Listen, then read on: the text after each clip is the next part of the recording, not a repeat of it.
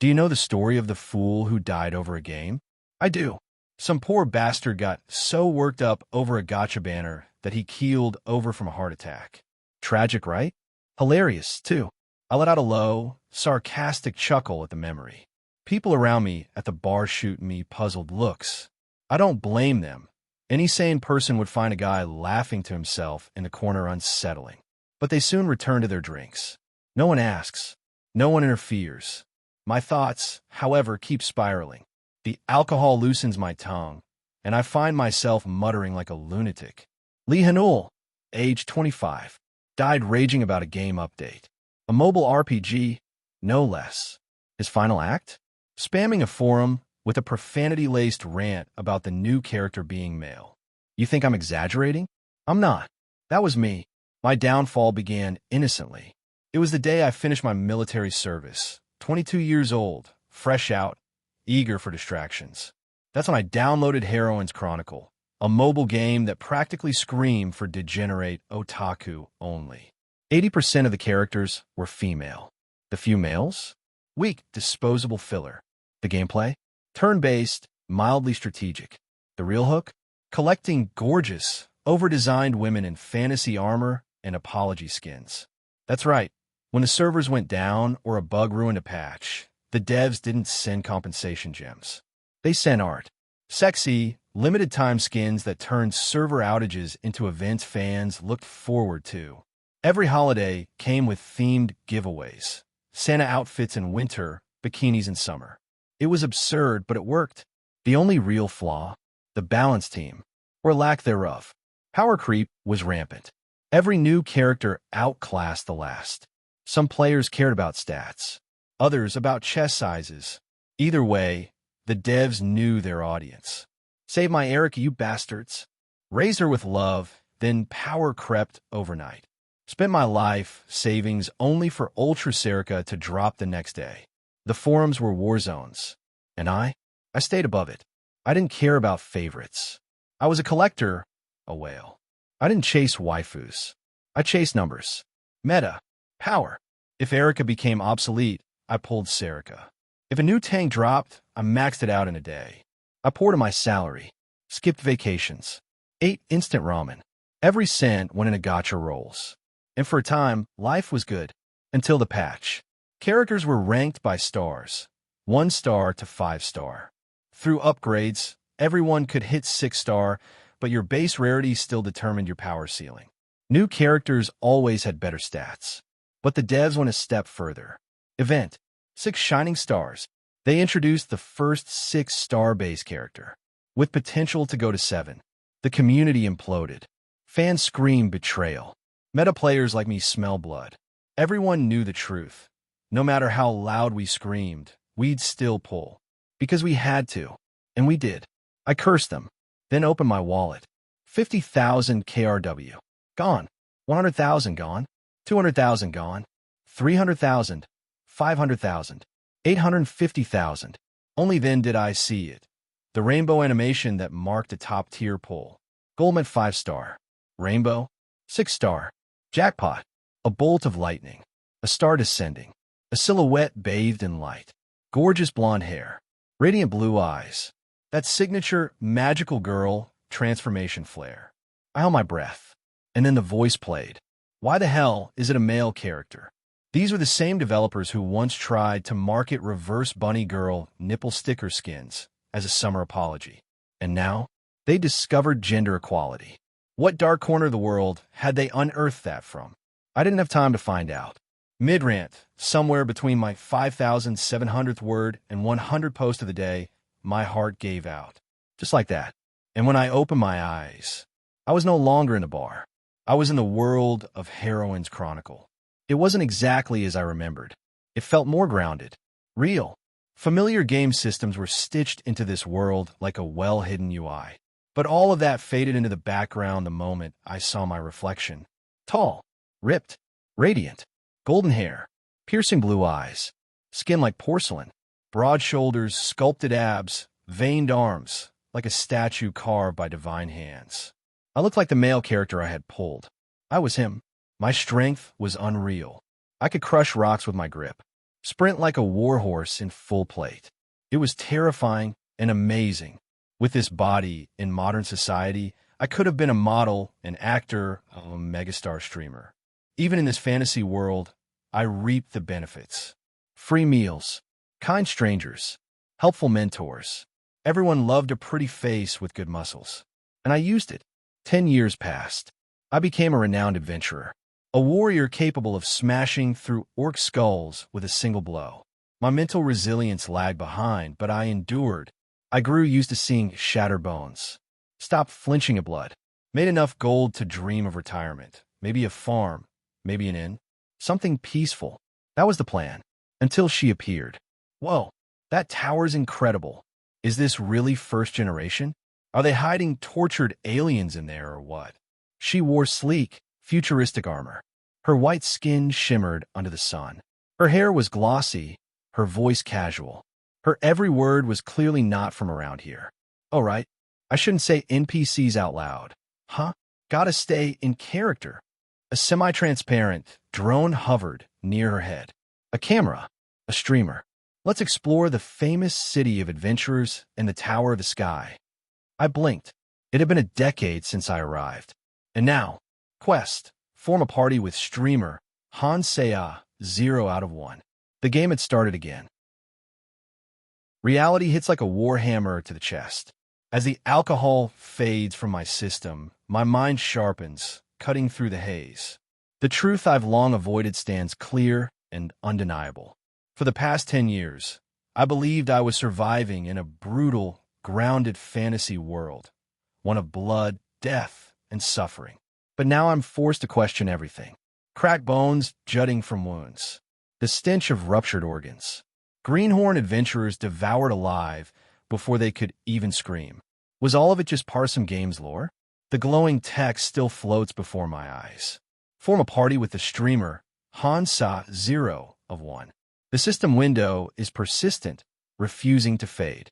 Just like the girl herself, Hansea, standing confidently under the midday sun, glaring playfully at a hovering, semi-transparent drone. She shouldn't be real, but she is.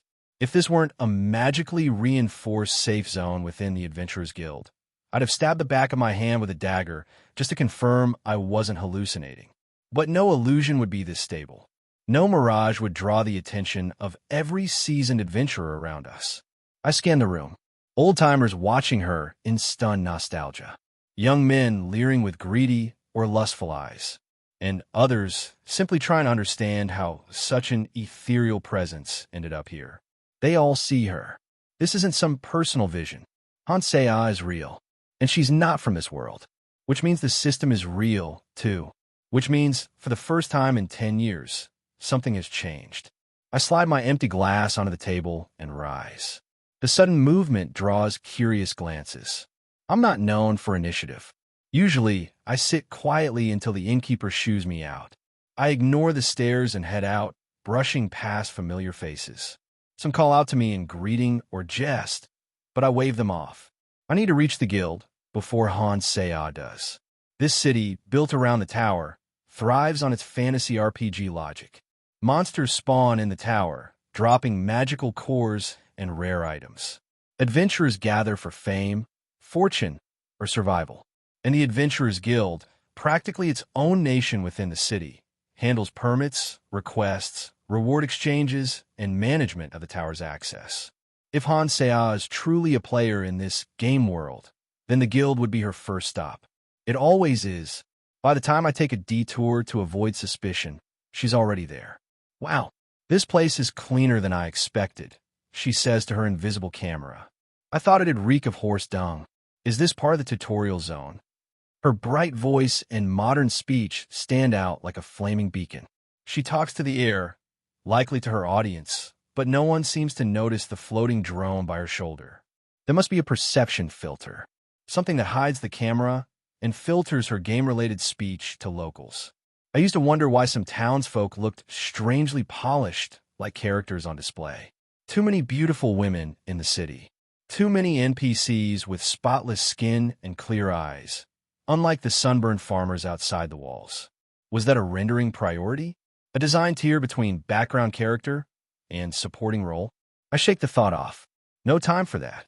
As I enter the guild, I approach the front desk where Ellis stands, blonde, elegant, and too perfect to be from a normal world. She looks up surprised. Oh, isn't today your day off? I shrug. A man can't just lounge around all the time. Even lazy warriors need a break from doing nothing. Her lips curve into a faint smirk. Well, the guild master will be thrilled. As long as you're not here to gamble again. Please, if I needed coin, I'd take a bulletin board quest. Her laughter draws attention, and so do I. The guild's senior receptionist, the so-called blonde beauty, rarely jokes around. But I've known her for years. I'm not just another adventurer. I'm a 10-year survivor. Even so, the gazes from the surrounding newbies feel different today. Sharper. They're reading the room. Watching me banter with a woman most of them are too scared to even greet. That alone paints me as someone important. You're here early, she says again. The sun's already up. If it's not setting, it's early. I chuckle. Fair enough. Truth is, I was bored.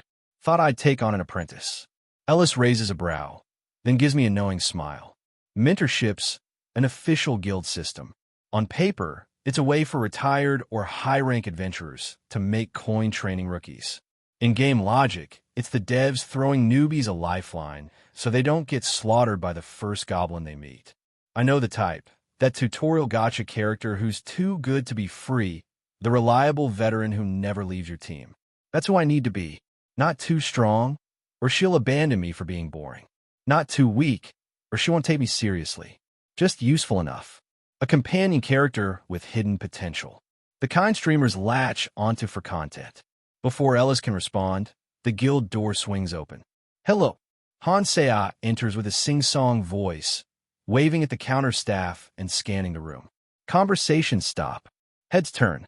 Even Ellis, the ever-poised receptionist, blinks at the girl in strange armor with silky black hair and a disarming smile. Is this your first time at the guild? Ellis asks, adjusting her tone with polite curiosity. Yes. Yeah, I just got here today. You're not here to apply as a receptionist, are you? Ellis jokes. Nope. I want to climb the tower. Perfect. She took the bait. Ellis gives me a sidelong glance. Well then, Roland, she says smoothly. What do you think? Hansea tilts her head. Roland, Ellis hums. Think you're up to mentoring someone this cute? I offer a casual smile, suppressing the flood of thoughts screaming in my head. The streamer has entered the guild. The tutorial quest is active, and I've been cast in the role I was born for. Well, I say, locking eyes with Hansea. She's got good eyes. I think we'll get along just fine. Hey, everyone. If you enjoy my quantum audiobooks, you can support me by becoming a Patreon member. Your support helps me keep creating, and you'll get exclusive perks. You can also access my audiobooks directly through Google Drive. Check out the link in the description. Now, let's get started. To fulfill the quest and accompany Hansea, I had to consider her situation. The game began with boarding a carriage, traveling, and entering the city gates, which marked the start of the tutorial. Unlike the uncomfortable carriage and rural scenery outside the carriage window, the adventurer's city had a subtle, modern, and sophisticated atmosphere. Hansea wandered around, comparing outfits of citizens and adventurers, conversing on camera to engage viewers' interest. Naturally, she made her way into the guild. It was impossible not to recognize this colossal building. Adventurers gathered around well-worn tables, a bulletin board laden with request forms, and a neatly arranged, pristine counter. The beautiful blonde woman behind the counter, Ellis, undoubtedly drew explosive reactions from the viewers. Even after 10 years in this fantasy world, men's reactions remained the same in both my past and present lives. Few people would refuse a beautiful woman with delicate skin, a small face, and a large chest who smiled warmly and recommended a senior adventurer. Even other women would struggle to speak ill of her in the presence of that charming smile. Neither the gamer Hansea nor the streamer Hansea could refuse. Well, despite the grand explanation, the logic was simple. If an unknown man approaches her, it's suspicious. But if the stunning receptionist introduces him, there's credibility. The viewers would prefer that. The predominantly male audience, with ulterior motives, would favor my approach through the beautiful receptionist, Ellis. Senior adventurer Roland. Yes. I'd like to sit at the reception counter with you, but you mentioned you're dreaming of becoming an adventurer. At Ellis's gentle words, Hansea's eyes scanned me. More precisely, it seemed as if she was looking at the air below my chin on my chest. Was she expecting a hologram as a gamer? Her eyes widened as if she witnessed something extraordinary. Misinterpreting her reaction, Ellis chuckled and reached over the counter to poke my side. She must have thought that my name, Roland, had become well known enough that even a country girl would be surprised. It was slightly different. Her eyes unmistakably shifted from my chin down to my waist. With my superhuman physique and 10 years of combat experience, I could effortlessly discern the movement of someone's eyes. From under the chin to the navel, her eyes repeatedly moved from left to right, then down to the lower left. She was undoubtedly reading a text box from top to bottom. If this hadn't been a game world, I might have considered her a novice adventurer who couldn't make eye contact because of my reputation. Form a party with streamer Han Sea 0/1. Based on her eye movement, it seemed the hologram in front of me was wide. Was it a quest window? Was she reading a character information window? Curiosity suddenly overwhelmed me. The astonishing thing she was looking at might be the stat window of Roland, more precisely 6 Great Paladin Roland. If you disregard the critical disadvantage of being a male character, the stats and skill window would only make you think that the management team went all out to showcase the monstrous numbers. Of course, I couldn't recall every single detail from the status window I had seen 10 years ago for about 5 seconds, but I could at least remember the difference in the numbers. For example, if a tier 1 main tanker with 5 stars at level 1 had around 10,000 health points, Roland with 6 stars at level 1 had over 20,000. Even at a pure level 1 without leveling, awakening, or skill enhancements, my character could effortlessly crush those with 4 stars or fewer. If she saw that, there's no way Han Sea would refuse me. Wow, really? Yes, it's an opportunity to adventure with Paladin Roland. Really? With me? You're forming a party. She seemed to have been shocked by my information window, as she stumbled over her words. She'd been talking non-stop in front of the camera drone, surely to dozens of viewers. Her eyes frequently shifted to the right, revealing that she was checking the chat window. The setup seemed similar to the online streams I knew, with the status window in the center and the chat window on the right. A beautiful blonde woman recommended a handsome blonde character. As a streamer, Han Sea had no choice but to accept. She nodded vigorously as if agreeing with my thoughts, her black hair fluttering like a flag, reflecting her emotions. I came here for that, so it's fine. But it seems this junior hasn't registered yet. Oh, right. I'll register you as an adventurer first. As Han Sea approached the counter, her eyes were fixed on Ellis, who was rummaging through a shelf behind the counter. Ellis pulled out a crystal ball the size of a human head. It was an identifier I had often seen in fantasy novels. When touched, it would reveal a person's rank. I couldn't fathom the magic behind it, as I was a magic layman. It could read a person's abilities just by touching their palm? Of course, now that I knew this world was a game, it made sense. Place your hands on it, like you're wrapping them around it. Like this. Yes, please wait a moment. As the two beauties faced each other across the counter, the attention of those around intensified. Their curiosity about the newcomer's first steps added to the attention. The guild's crystal ball, which assessed human abilities, informed the results in a very simple way. It didn't project illusions inside or show various colors to indicate ranks. It merely emitted a bright white light proportional to the latent abilities. My doubts about why it read latent power instead of the magic flowing in the skin were resolved thanks to the game system. Users using the crystal ball with the status window will make it easier when forming parties. This city, filled with adventurers from all over the world, was built around the tower. Dozens of new adventurers arrived daily, and there was no way to check each one's status window individually. Not bad. Really. The crystal ball didn't emit a dazzling light that would blind a person. Instead, it only emitted a bright light that illuminated the hand holding the ball. I wondered if this measured Han Sea's individual talent or if all playable characters ranked fairly high. Would my character, Paladin Roland, exist in other people's games too? Yes. If the crystal ball doesn't shine and remains dark, it means the person isn't suited for battle. If it was just a little darker here, I would have suggested you become my junior instead of an adventurer. Does that mean the process is over? There's usually a basic training for novice adventurers, but I'll leave that for you, my bored senior adventurer. Isn't it more like you're passing the responsibility to me? No, it's a task to strengthen the bond between senior and junior. Although her giggling was somewhat annoying, her looks made it difficult to get angry. Besides, I had offered to train a beginner because I was bored, so I had no choice but to become a tutorial guide. Meanwhile, I heard Han Sea muttering to herself, "Is this a tutorial?" Could others not hear her? If something related to the game had been visible to others besides me, there would have been a commotion by now. The semi-transparent camera drone floating above her head was too advanced for the people of this medieval fantasy world to understand. If people saw that, rumors would spread that the new recruit was a steel spirit mage or a witch who controlled ghosts. I look forward to working with you, senior. While secretly watching the camera drone that was filming the inside of the guild, Han Sea approached me after hearing the explanation about basic training. The drone moved smoothly above her head, so it must have been filming me from the front. I couldn't make eye contact with the drone, so I lowered my gaze and looked into Han Sea's jet black eyes. A rare beauty with black hair and black eyes in this Western-themed world. Alright, I look forward to working with you too. What's your name, Junior?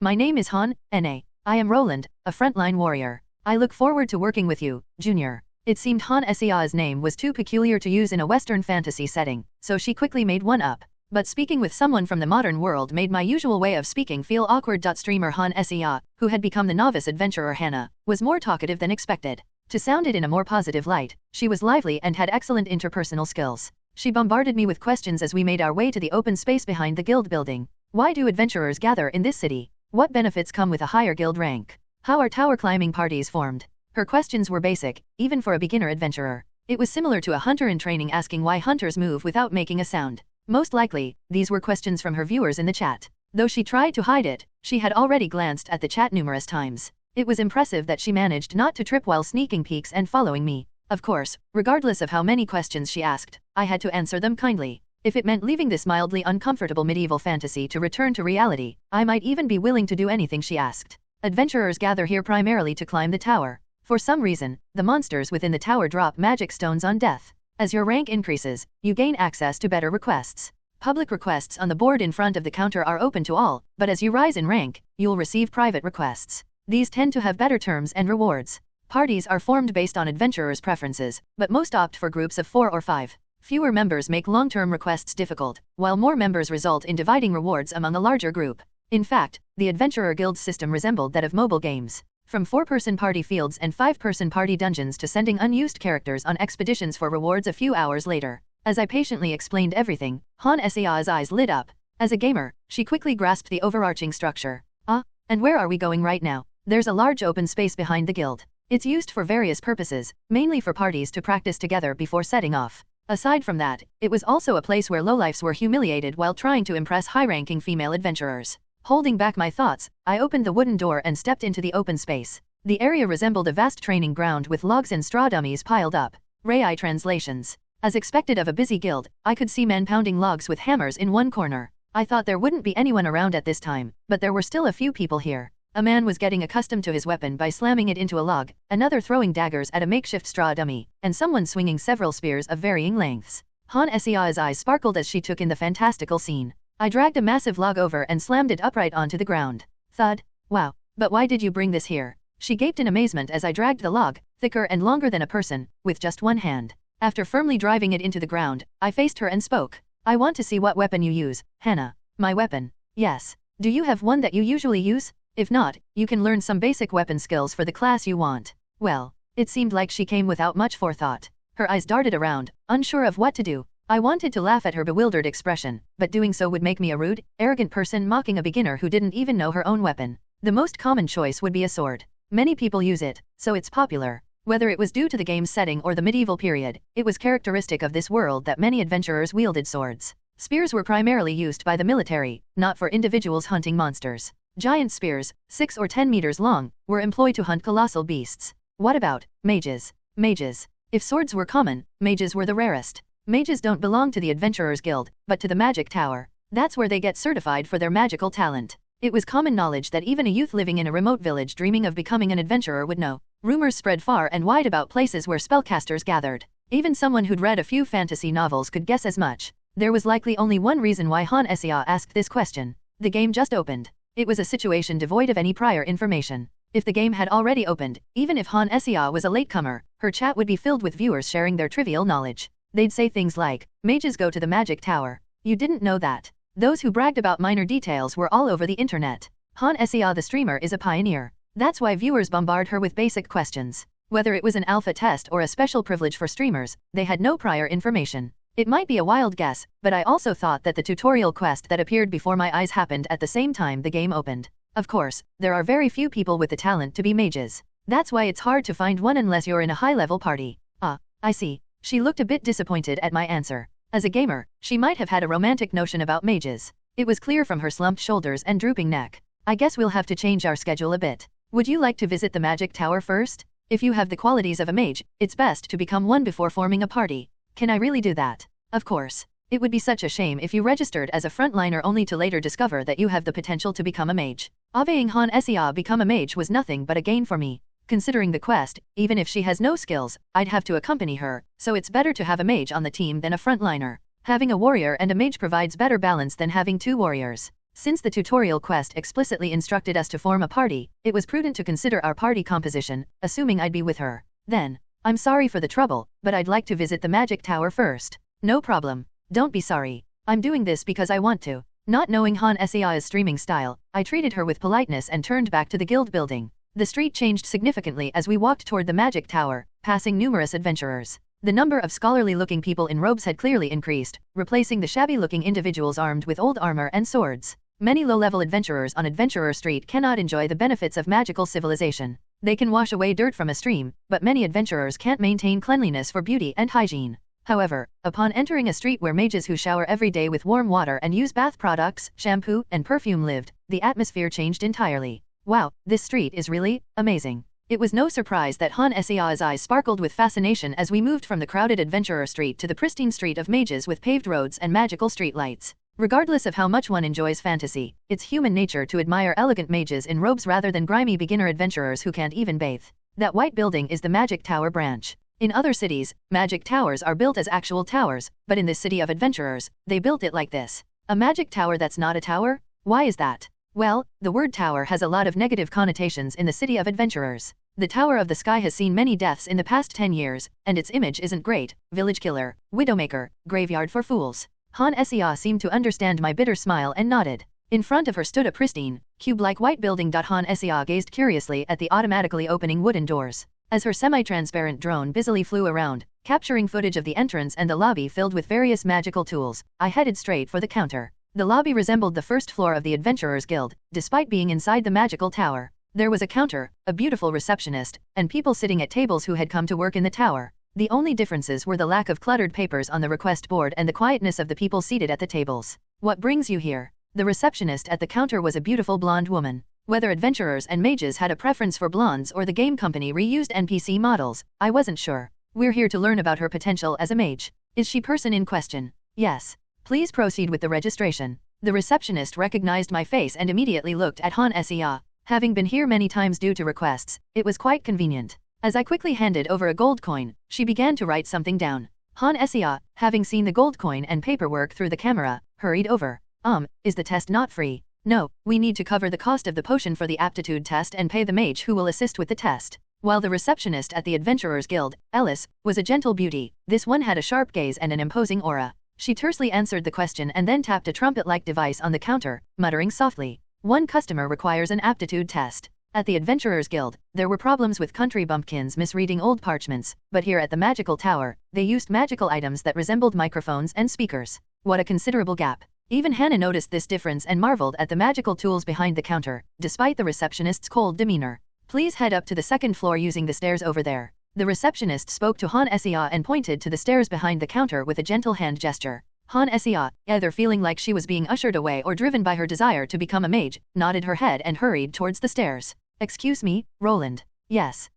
About the test fee. Han Sea, who had been leading the way up the stairs, slowed down and spoke to me. Although the amount was a trifle to a high-level adventurer like myself, it was an unreachable fortune for a novice adventurer. Even if she didn't know much about the game, a large gold coin would still seem expensive. Don't worry about paying me back. Can I really do that? Won't it be a bother? Her expression darkened after starting the game only 30 minutes ago and feeling burdened by the debt. I slightly smiled in the direction of the drone filming her and answered. There's no loss here. If Hannah has the qualities of a wizard, then the cost is recruiting talent. If she doesn't, she can become a senior adventurer like me and help out beginners later on. Thank you. As I accepted her gratitude and ascended the stairs, the sight that greeted me was a tidy corridor with elegant wooden doors. One door was open, and it was easy to figure out where to go. When I entered the open door, I found a very simple room. In the center of the completely empty room, there was only one desk and 2 chairs. A mage with glasses sat behind the desk, a silver tray placed before him.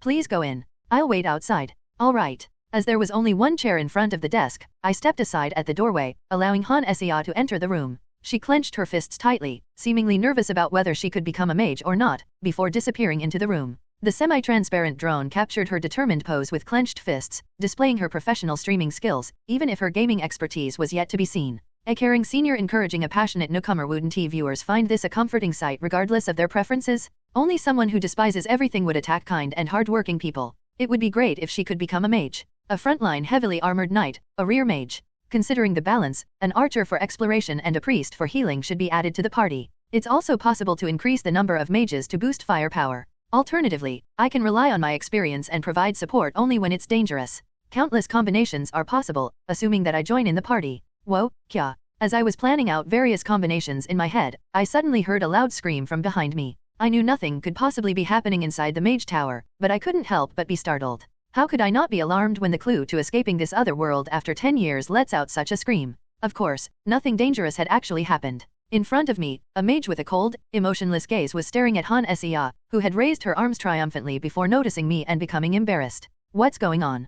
Congratulations, Miss Hannah. It turns out you have exceptional potential as a mage. Ah, I see. Thank you. Yes, with this, the examination is complete. If you ever wish to walk the path of a mage instead of being an adventurer, please visit the mage tower anytime. I'm sorry. Han Seah finally understood the situation and apologized to the mage, who had maintained a businesslike demeanor despite her dolphin-like scream. It's all right. I've dealt with so many tantrums from people who couldn't accept that they didn't have the aptitude to become mages. Your scream of joy is quite cute, actually. She seemed to realize that she had become a nuisance like a disgruntled Karen in a grocery store, her cheeks flushed red. Judging by her eyes darting to the side and her lips fidgeting, she seemed to be getting an earful from her viewers. The notoriously grumpy tower mage only gave her a single glare, which seemed to be the end of it. Perhaps it was all thanks to Han Seah's appearance. Leaving behind the disappointed mage, a blushing Han Seah hurried down the stairs and even dashed out of the tower's branch office. Rai translations. There are two paths for those with the potential to be a mage. 2. After catching up to her and matching my pace with hers, I began to kindly explain to her still flushed face, making sure we were both caught by the camera drone.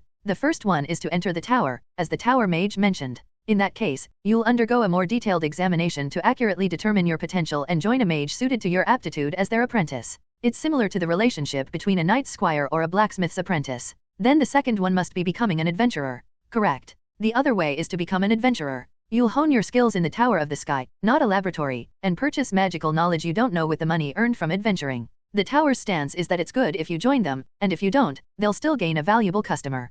People with exceptional mage potential inevitably become VIP customers due to their rapid growth, even if they don't join. On the other hand, those with less potential will either become mere office slaves in the mage tower or adventurers with little purchasing power. The reason the tower lets people with potential go so easily is for monetary gain. The tower's approach seems more about pursuing profit to the bone rather than the pursuit of knowledge. So, Hannah, what will you do? Me? Oh, of course, I'll be an adventurer. That's why I came to this city. She fanned her flushed cheeks and looked at me with a small smile. It was a pointless question if I knew she was a streamer. As she smiled at my obvious question, she spoke again. How about you let go of the formal speech? Since you're my senior. She held out her hand. All right, I got it. Was this an invitation for a handshake? As our hands clasped, a message window appeared before me. Form a party with streamer Han Seah 1/1 clear. Reward, access to Han Seah's forum. Forum access. What is this? After shaking hands with Han Seah, I completed the quest and received an unusual reward. Form a party with streamer Han Seah 1/1 clear.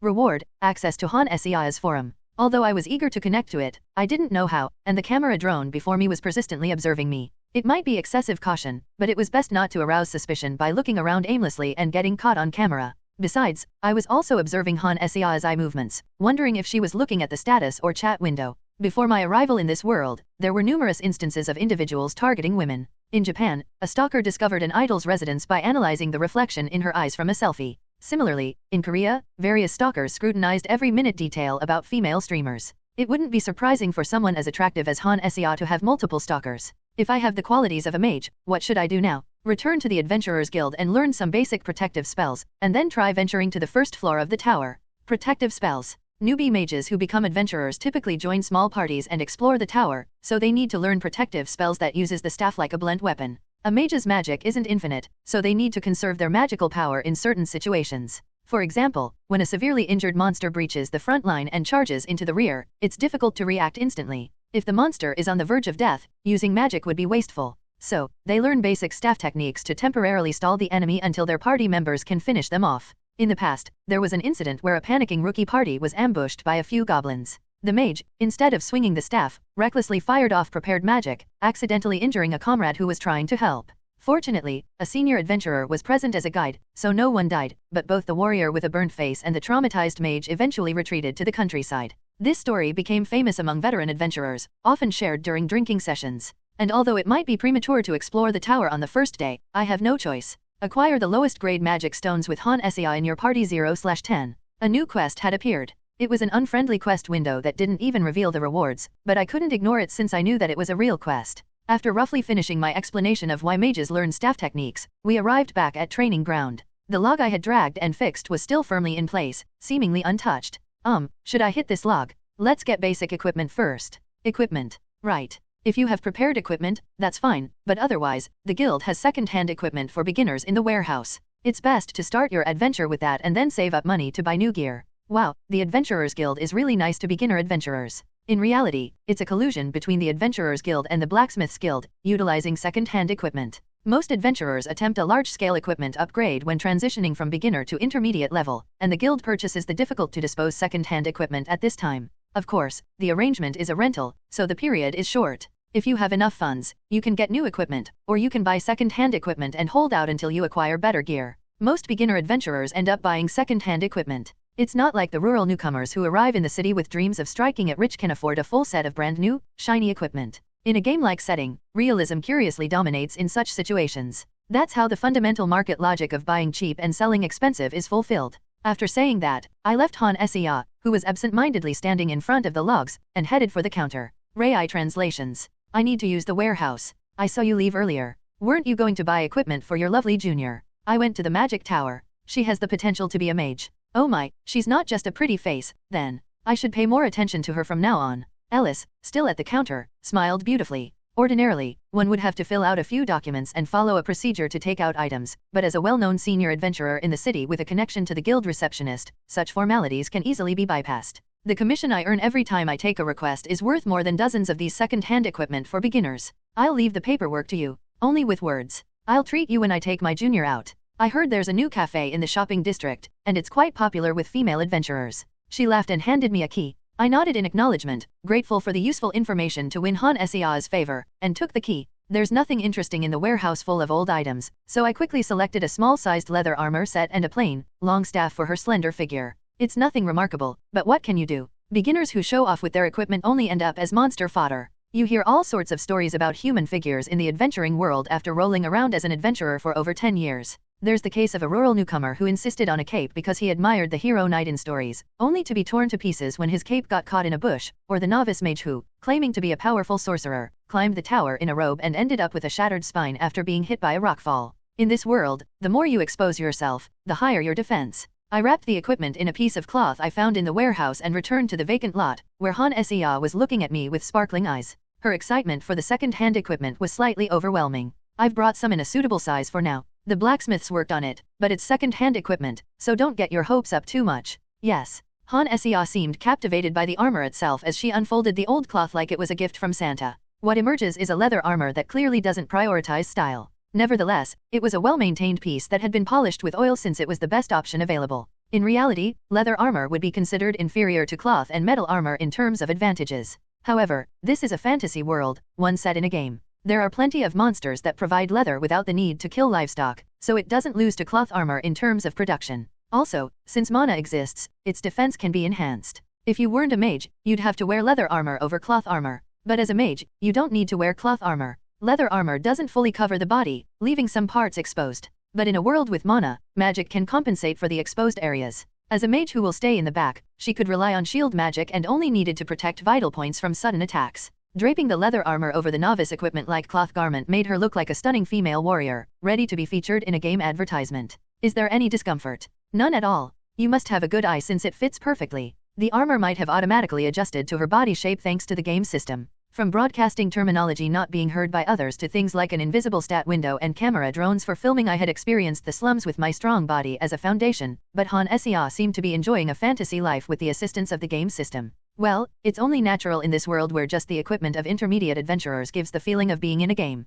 Novices have to wear cloth armor and helmets, fearing goblin poison stingers and stone throwing, while fighting dehydration. However, starting from intermediate levels, they use cool and attractive equipment. Take my armor and shield, for example. They are dazzling with their high-quality engraved patterns, and the magic imbued within them. I'm not an expert in staff techniques, so let's learn the correct posture later when we hire an intermediate adventurer. First, let's get used to our weapons and armor, and then enter the tower. Okay, understood. Excuse me? A bald warrior with a hammer, who had been staring intensely at us for some time, started to talk. I heard that you're looking for a staff technique instructor, Sir Roland. One hand held a blunt weapon and a large shield, while the other was covered in clanking plate armor. His fierce appearance contrasted with his shy expression. I'd like to help. What do you think? Oh, I'm not asking for any compensation. Is he a fan of mine? Just as some beginner adventurers cling to capes out of admiration for the knights in stories, people tend to admire those who are more exceptional than themselves. Naturally, the targets of admiration for most adventurers are the senior ones. Senior adventurers conquer the tower by assaulting the unimaginable upper floors that ordinary people can't even dream of.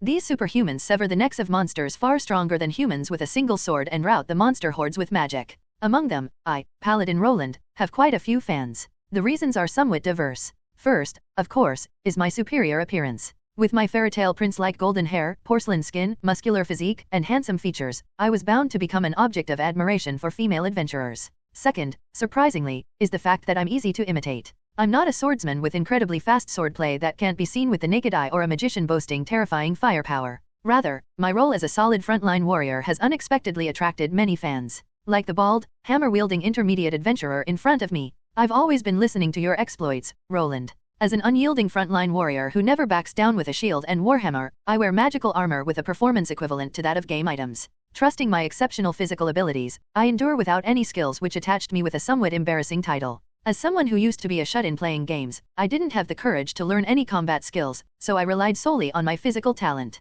This appealed to many men who admired my straightforwardness. For a decade in this medieval age where human rights were forsaken, I've never once abandoned my party members and fled, resulting in the fans I have now. That's because, back when I didn't know this world was a game, I didn't want to risk my life on reckless challenges. I only hunted with temporary party members within safe boundaries and didn't venture into dangerous areas where I might need to flee. I didn't have any certainty that reaching the top of the tower would allow me to return to my original world, so I didn't want to gamble with my life. Then, please teach me. Yes? Since you're a mage, I'll teach you the basics of holding a staff and how to thrust and push. Were you listening? Hehe. Well, I admire you so much. His face lights up when I pat his shoulder and ask for help. Even if I didn't pay him for his lessons, he could still see it as a benefit. After all, he received a request from me, Paladin Roland, and became the staff fighting teacher for a beautiful adventurer. For a while, he could talk about meeting me during my break, or how I was mentoring a beginner adventurer, or that this beginner adventurer was a stunning beauty. These stories would provide enough material for at least 3 months of free drinks at the tavern.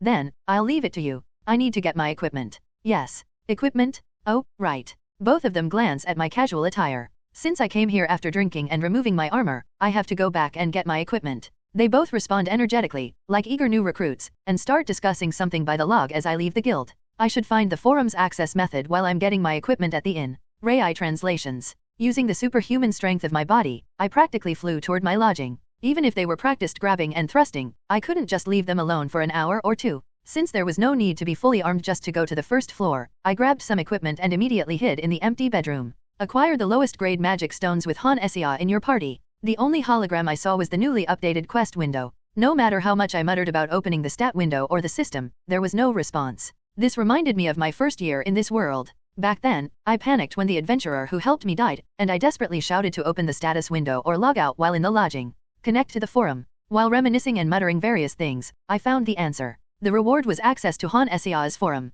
I just had to say connect to the forum. I want to be Han Sia when I grow up. How much do you have to spend to start with a 6 NPC? Han Sia Legend.jpg. Isn't she the top in our country by now? Is there any meaning in riding a carriage and resetting? Instead of the simple quest window, I saw a list of dizzying titles. It seemed like a place where people post stories related to Han Sia in a forum. As I awkwardly pressed the empty space, the hologram changed as if I had clicked with a mouse. How much do you have to spend to start with a 6 NPC? 4 NPC stat window.jpg. I know that when you ride a carriage into the city, you meet your first companion at the Adventurers Guild, but why don't I get that kind of guy and instead get a weird man? It's a scam, so I don't recommend it. You should bow and be grateful for a 4. Really, 70% of the people in the forum start with a 3. Not jealous since it's not a blonde female knight. The screenshot the author posted with frustration showed a familiar-looking man. It was a fuzzy memory from 10 years ago, but it was a character who had been recommended as a beginner tank but was ignored because it was a male character. That person isn't someone who also fell into the game like me, right? Anyway, after putting on some light armor and browsing the forum, I was able to gather more information than I expected.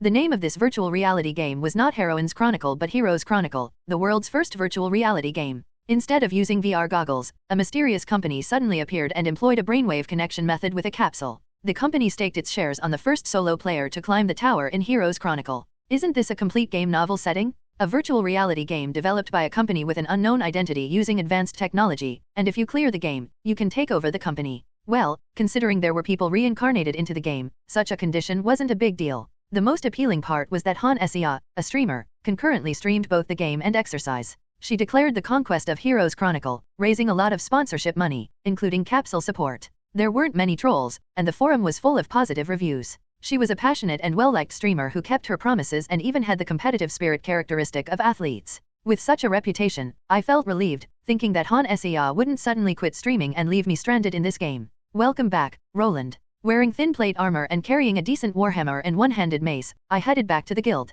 Although my load had increased, my steps felt much lighter. Hannah seems to have exceptional basic skills. If she weren't a mage, she could easily make it to the 5th floor as a frontline warrior. Thank you. Great job teaching her. I don't know anything about staves. Haha, I only know the basics myself, so I didn't teach her much. Han Sea was fixing her hair that had stuck to her forehead due to sweat, while the bald warrior laughed heartily. Feeling good thanks to the forum, I forced the one-handed mace I had brought with me into the man's hand. What's this? It's a mace I brought as a backup weapon for the middle floors. The mace had a somewhat long handle for one-handed use and a large white head. It was closer in size to a warhammer than a mace, but an intermediate adventurer should be able to swing it one-handed using magic power. I impulsively bought it because it looked cool, but there was no need to mention that I had never used this backup weapon, as the warhammer I received when I entered this world was too powerful, and it had been sitting in storage. Thank you. You saved me some time, so I'm giving it to you. You know how valuable a high-level adventurer's time is. The man glared at the mace in his hand, his menacing expression twisted to the point of grotesqueness. Han Sea, standing next to him, was also impressed by the mace's appearance. I had been captivated by its cool design and made an impulse purchase.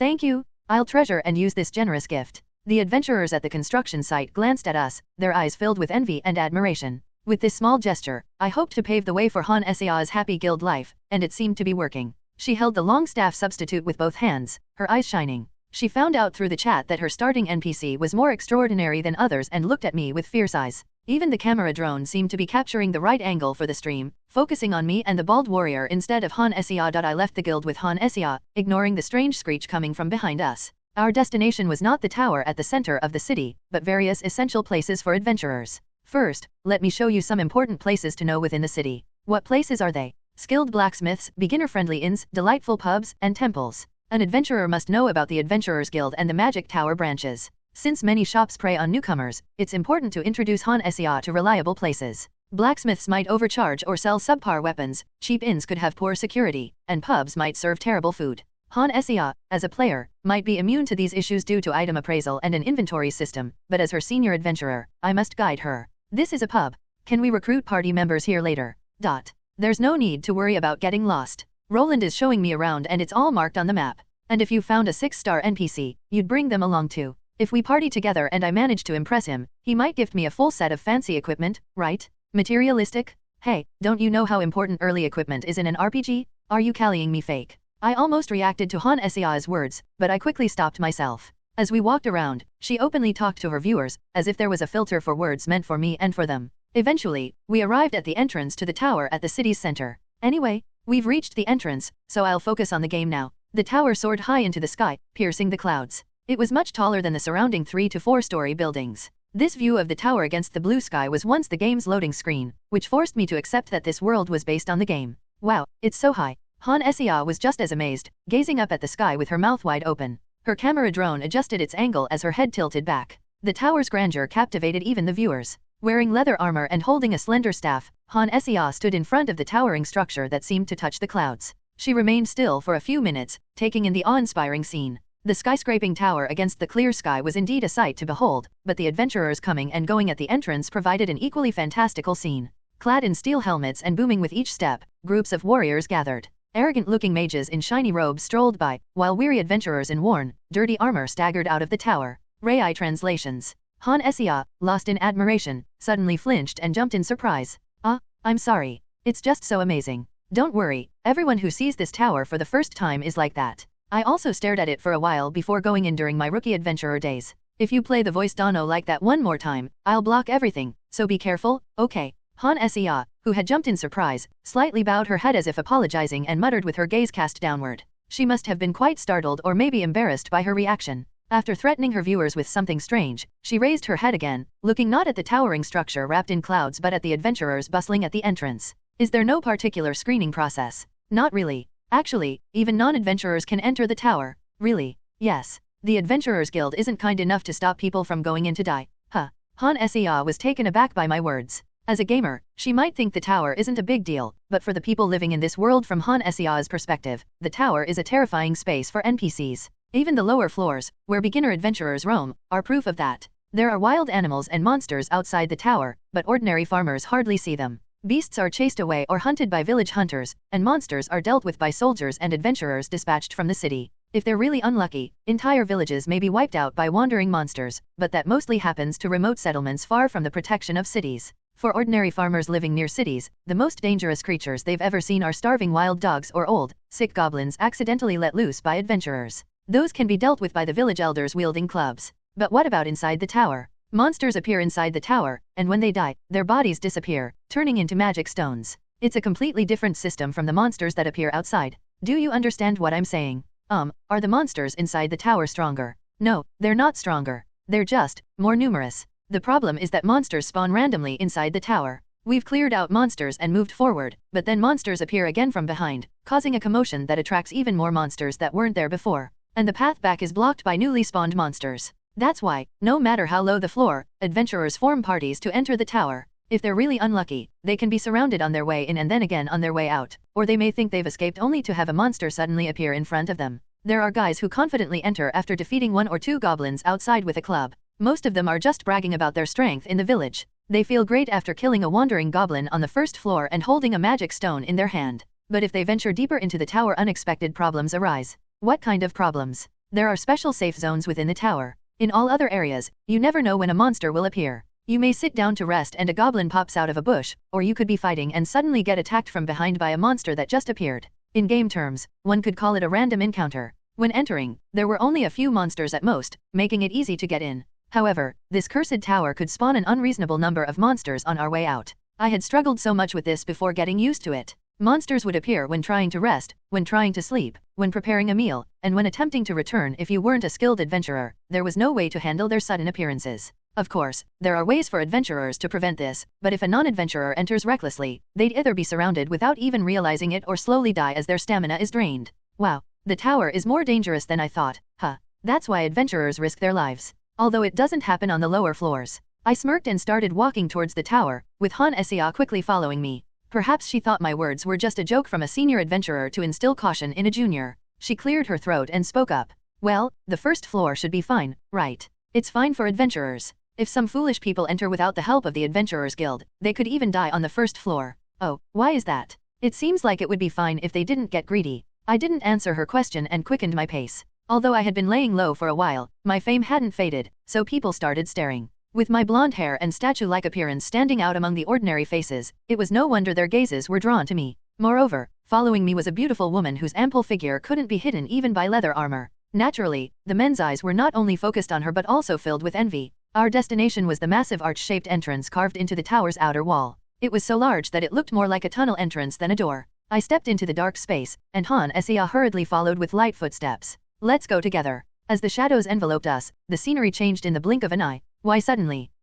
Because this is the first floor of the tower. A vast plain stretched out before us, so wide that it seemed endless. It was an expansive field where even encountering other adventurers was difficult. Bright blue sky with fluffy white clouds floating above. An endless stretch of green plains and diverse vegetation, from grass reaching up to the ankles to reed-like plants that tower around one's waist, filled the world. Wow, the view is truly amazing. A scenery reminiscent of a Windows desktop wallpaper unfolded endlessly before my eyes. This was the first floor of the Tower of the Sky, the Plains. Some pretentious bards and pompous fellows would call it the Infinite Plains or the Plains of Abundance, but most adventurers simply called it the Plains. As you climb higher, various terrains appear, and they are often shortened, like plains, caves, swamps, and snowfields. I relayed the answer to Han Sea's question, which I had heard outside the tower, as she looked around with wide-open eyes. That's why people who enter without the Adventurers Guild's help die. Why? Because there are no landmarks in the plains. Now that you mention it, how do we get out? Upon entering the dark tunnel, we found ourselves in the vast plains. The mysterious behavior of the tower, which ignored spatial constraints, was secondary. The real concern was the fact that the exit didn't look like a door. When we entered the tower, there was a door-like entrance, but once inside, there were no walls, trees, or rocks, just an endless expanse of plains. To return to the starting point, one would need some sort of tool or assistance. That's the scary part of the tower. To get back outside, we must return to the first floor, the plains, where we first entered. Specifically, right here. As I said that and pointed to the ground beneath my feet, Han Sea's head lowered. What entered her field of vision was a mysterious circle formed by the trampled grass on the plains. It was a small circle, barely big enough for one person to stand on, with a diameter of about 1 meter. Do we need to step on this platform? Yes. We have to wander the vast plains without any landmarks, find this platform hidden in the bushes again, and then we can leave the tower. Rai translations. The reason I don't risk my life climbing the tower is because of this inconvenient system. After entering the plains and climbing to the higher floors of the tower, one would hunt monsters, collect magic stones, and then return to the plains to find this tiny platform. Without the convenience of teleportation or minimaps like in a game, we had to rely on a magical compass provided by the Adventurers Guild and practically march our way around. It was simply too bothersome. On top of that, there was no inventory system, so as we climbed higher, we had to carry food and water, making the return journey a struggle for most adventurers, who would end up looking like homeless people. This was why many weary adventurers emerged from the tower. The journey back was even more challenging since monsters spawned randomly. At least they marked the points on the map for us. It seems to map only the places I've stepped on, like the city earlier. To the guy in chat who said that I was going to be defeated by a first-floor goblin, I'll remember your username. Han Sia finished her conversation with the viewers while looking at the pattern on the ground and then lifted her head. Her mischievous eyes were filled with curiosity mixed with competitiveness. She squinted with a burning desire to fight monsters right away, seemingly having a strong gamer's pride. Of course, I wanted to clear the quest for the 10 lowest grade magic stones as soon as possible today. So, I casually smiled and began walking in one direction. So, the Adventurers Guild is in charge. They charge quite a high fee, but without them, it would be impossible to conquer the tower. The Adventurer's Badge has a magic function that allows you to find the tower's exit. It says here in the instructions that the tower's minimap is activated when the Adventurer's Badge is in your inventory. Do you have an inventory, too? I suppressed an almost envious sigh. Since the tower's monsters turn into magic stones upon death, failing to calculate food supplies properly could result in eating grass and living rough on the plains. The most enviable ability is undoubtedly the inventory. Of course, the function I'm going to show is far from the game system like the inventory and the minimap.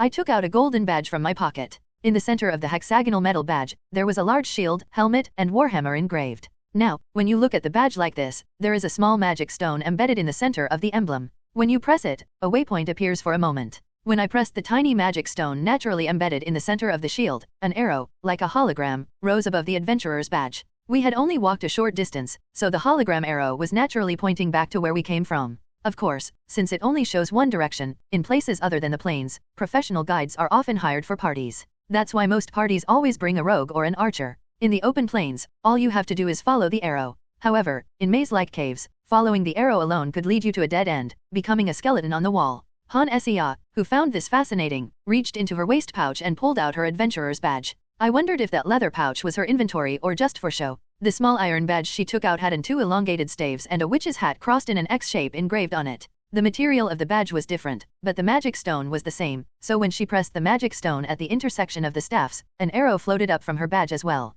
Mine has a different emblem. Well, the adventurer's badges also serve as a sort of identity proof. They prevent, for example, a mage from carrying a warrior's badge. In reality, the blacksmith who first made these badges just didn't like the plain design and added emblems on his own. Really, it's a famous story among adventurers. How could it be proof of identity by just engraving swords and staffs? It's not like there are names and identities written on them. In short, a blacksmith who received a large order from the Adventurers Guild engraved emblems on a whim, and it unexpectedly became a tradition. Since it wasn't made according to a template, the emblems vary greatly. Even among warriors, there are various arrangements, such as swords, warhammers, axes, helmets, shields, and armor. Because of this, influential senior adventurers in the Adventurers Guild often engrave their own weapons on their badges to show off. Like me. When I finally became a senior adventurer after much hardship, I was so moved that I requested to have my weapon engraved on my badge. It's a bit embarrassing to explain, but at that time, most senior adventurers were making their own unique badges. Since we've checked the badge, let's look for monsters. The plains look the same everywhere, so just walk in any direction you'd like. Oh, just anywhere. Wherever your heart desires. Nodding, Han Sia walks forward with her arms crossed, swallowing her saliva. She appears to be quite tense as she firmly grips her staff with both hands. The lush green plains seems to only have rabbits at first glance. However, it's only natural for there to be monsters since this is the first floor of a fantasy games tower. Of course, there are no dangerous monsters on the first floor since it's similar to a tutorial, but Han Sia, who is playing for the first time, wouldn't know that. Monsters like soft slimes that can be killed with a kick, rabbits, and foxes with tiny horns the size of a finger joint, and weak, old goblins. Slimes are so weak that they sometimes don't even drop magic stones, making their presence in the game somewhat puzzling. Neither the bites nor the horn stabs of the rabbits and foxes can pierce even the thickest cotton armor, let alone leather armor. The only real threat is the goblin, wielding a crude weapon like a stone or a wooden club. Even then, as long as one doesn't panic, anyone can easily defeat a single goblin. Is that a goblin? Yes, we found one sooner than I expected. It's extremely weak. The goblin is much smaller than the ones you can find on the upper floors, with a frail, skinny body and a bent waist, giving it a small and weak appearance. Kayak? Ah, it's coming. We didn't hide our presence while walking through the plains, so the goblin must have noticed us a while ago. A green, squat creature rushes at us, pushing through the rustling bushes. Its ragged loincloth barely covers its repulsive form. From goblins to trolls, I guess the reason they wear underwear is that this is a game world. While I'm having an odd realization, Han Essia and the goblin charge at each other. Naturally, Han Essia has a much longer reach. No matter how petite she is, her body is still much bigger than the tiny, bent goblin. Moreover, there's a difference in their weapons, a rock versus a staff. Han Essia has learned well in that short time, thrusting her staff like a spear. With a powerful lunge, she twists her waist and stabs with the staff. It's quite impressive. What?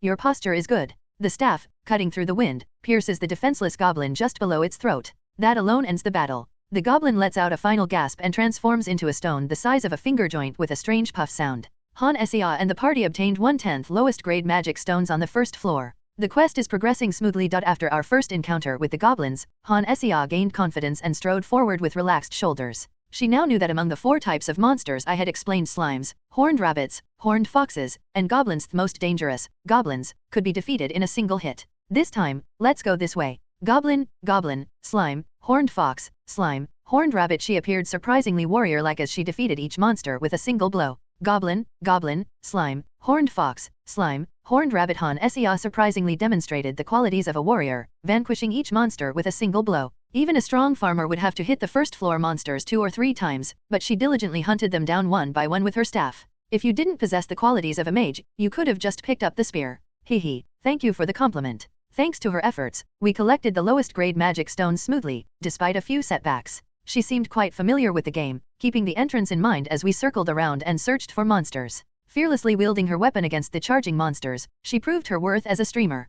Considering she was doing more than her fair share in battling the first floor goblins, I couldn't be more grateful. Since it's our first day, let's just gather about 10 magic stones and then head back. 10, got it. Han Essia's confident stride suddenly halted due to the reason I had explained earlier about why inexperienced players might die. 2 goblins in front, 1 behind. As she approached a single goblin, another emerged from the bushes beside her, and while we hesitated, yet another appeared behind us and began to sneak up. Facing a 3:1 numerical disadvantage seemed inevitable, even though she could defeat them one at a time. There are 3 goblins. Although I was by her side, she exhaled a deep breath to calm herself. She still didn't ask me for help and slowly sidestepped, pointing her staff at the goblins. Perhaps her plan was to confront all 3 head-on rather than being surrounded. Win a 3:1 without getting hit for 100,000 won? Are you an investor? You hit the jackpot. You just wait. Wait a second, if senior intervenes, it doesn't count, right? I just need to not show any signs of anxiety? Easier said than done. She murmured to the viewers about the mission she received and then immediately stepped forward.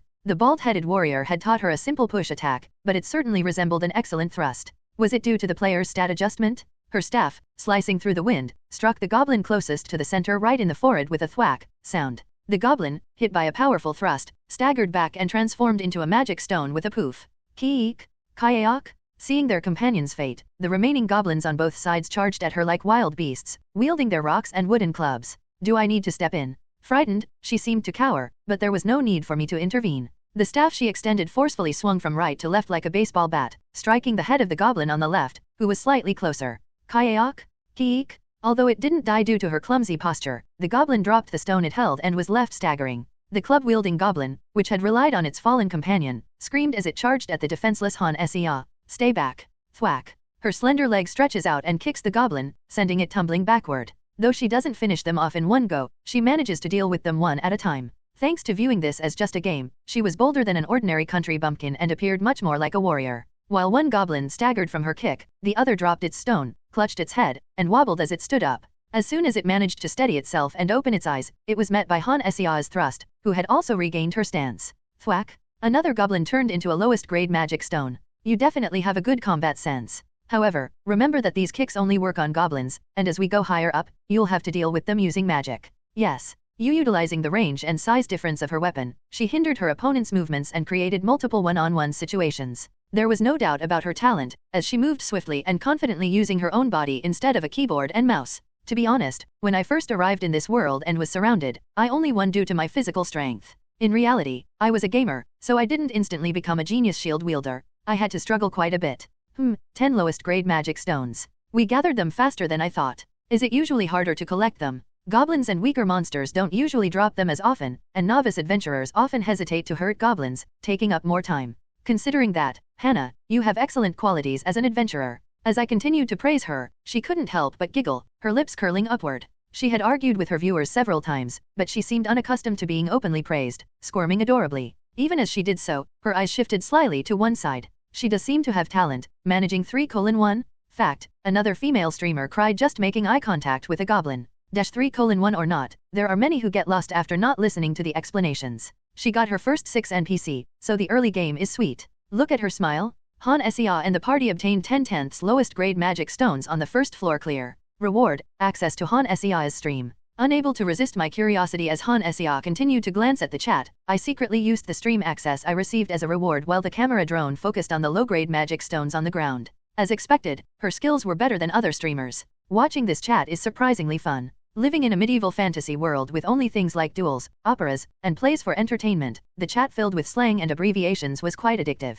It had been 10 years since I last saw a forum and chat window, so even the pointless laughing and chatting was amusing. After browsing the chat for a while, I spoke to Han Sia, who was diligently looking back and forth between the magic stones and the chat as the camera turned back to me. We shouldn't overdo it on our first day. Let's gather the magic stones and head back. Okay, Senior Roland. Yes. I'm curious about how strong you are. Can you show me? She playfully squinted her eyes and laughed awkwardly. I wondered what she was talking about, but I noticed her eyes kept sneaking glances to the side. Was there some kind of request in the chat? Han Sia seemed a little embarrassed and hesitant to ask me to demonstrate my strength, but I saw no reason to refuse. If I could show off in front of the viewers and Han Sia, my chances of being taken along as a party member would increase. I knew that they wouldn't abandon an NPC with such unique performance as a 6, but it's better to be certain about everything in a quest opportunity that I finally obtained after 10 years. But what should I show? The problem was that I was a tank, not a mage or a swordsman. If I were a rogue, I could demonstrate invisibility or stealth techniques. If I were an archer, I could show off the skill of hitting an arrow shot first with a later arrow.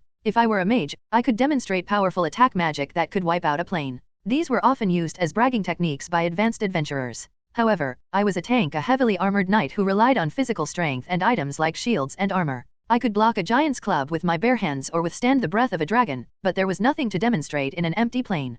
To demonstrate. Oh, I'm sorry if I came across as rude. It's not a rude request. Adventurers usually love to show off their skills. I'm just not sure what to demonstrate in an empty plane. I quickly comforted the darkening Han Sia and continued pondering. I could easily crush a goblin with a single blow, but would that look impressive? Han Sia herself could kill one with a single swing of her staff. As I looked at the message board and chat window, I could feel my own adventurer's vanity rising. I wanted to impress Han Sia with my strength and prove my might in a way that would pique the viewer's interest. With that in mind, I fiddled with my adventurer's badge while pretending to look at the waypoint, taking a peek at the chat window. I'll donate 300,001 if Roland gives a strength demo. There must be something to show off, right? Not some grass-pulling show. Bro, can't you just take off your armor and show off your body? But wouldn't it be embarrassing to show off your strength against a goblin that falls unconscious from Sia's kick? What can a high-ranking adventurer show off on the first floor? Some odd chats were mixed in, but the contents were similar to my thoughts. I noticed one opinion that quickly passed by. Han Sia and the other viewers may not have noticed it, but it definitely caught my eye.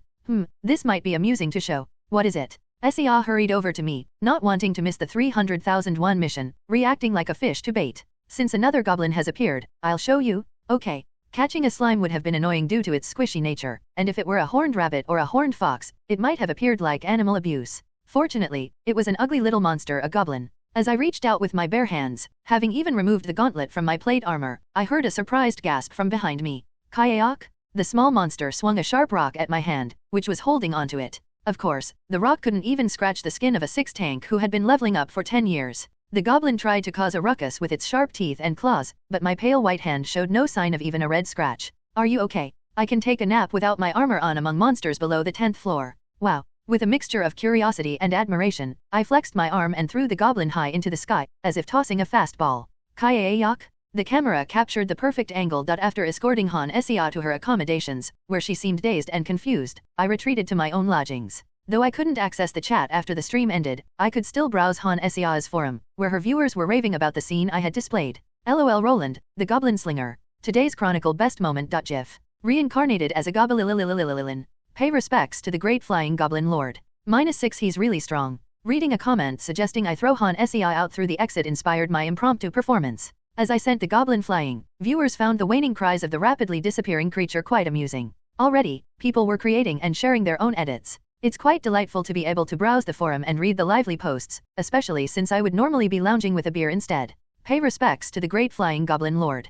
-goblinflying.gif. -goblinsmemorialphoto.jpg. The only good goblin is a flying goblin. Shouldn't it be a dead goblin? Yeah, that one's as good as dead. If it survived after flying 100 meters, it wouldn't be a goblin. Scrolling through the crudely edited photos and various jokes, it seems hurling a small creature weighing around 30 kilograms out of sight with one hand made quite an impact. Chuckling at the various posts, I realized that the virtual reality world created by the capsule in this alternate dimension shared similarities with the modern world I left behind 10 years ago. Time flew as I lay on the bed, browsing the forum and indulging in stories about myself, until darkness enveloped the night. Tomorrow, I should teach basic magic and find party members. Upon obtaining 10 lowest grade magic stones and leaving the tower, the quest was finally updated. When forming a party, you had to shake hands, and obtaining 10 lowest grade magic stones required safely exiting the tower, as if there was some sort of criterion.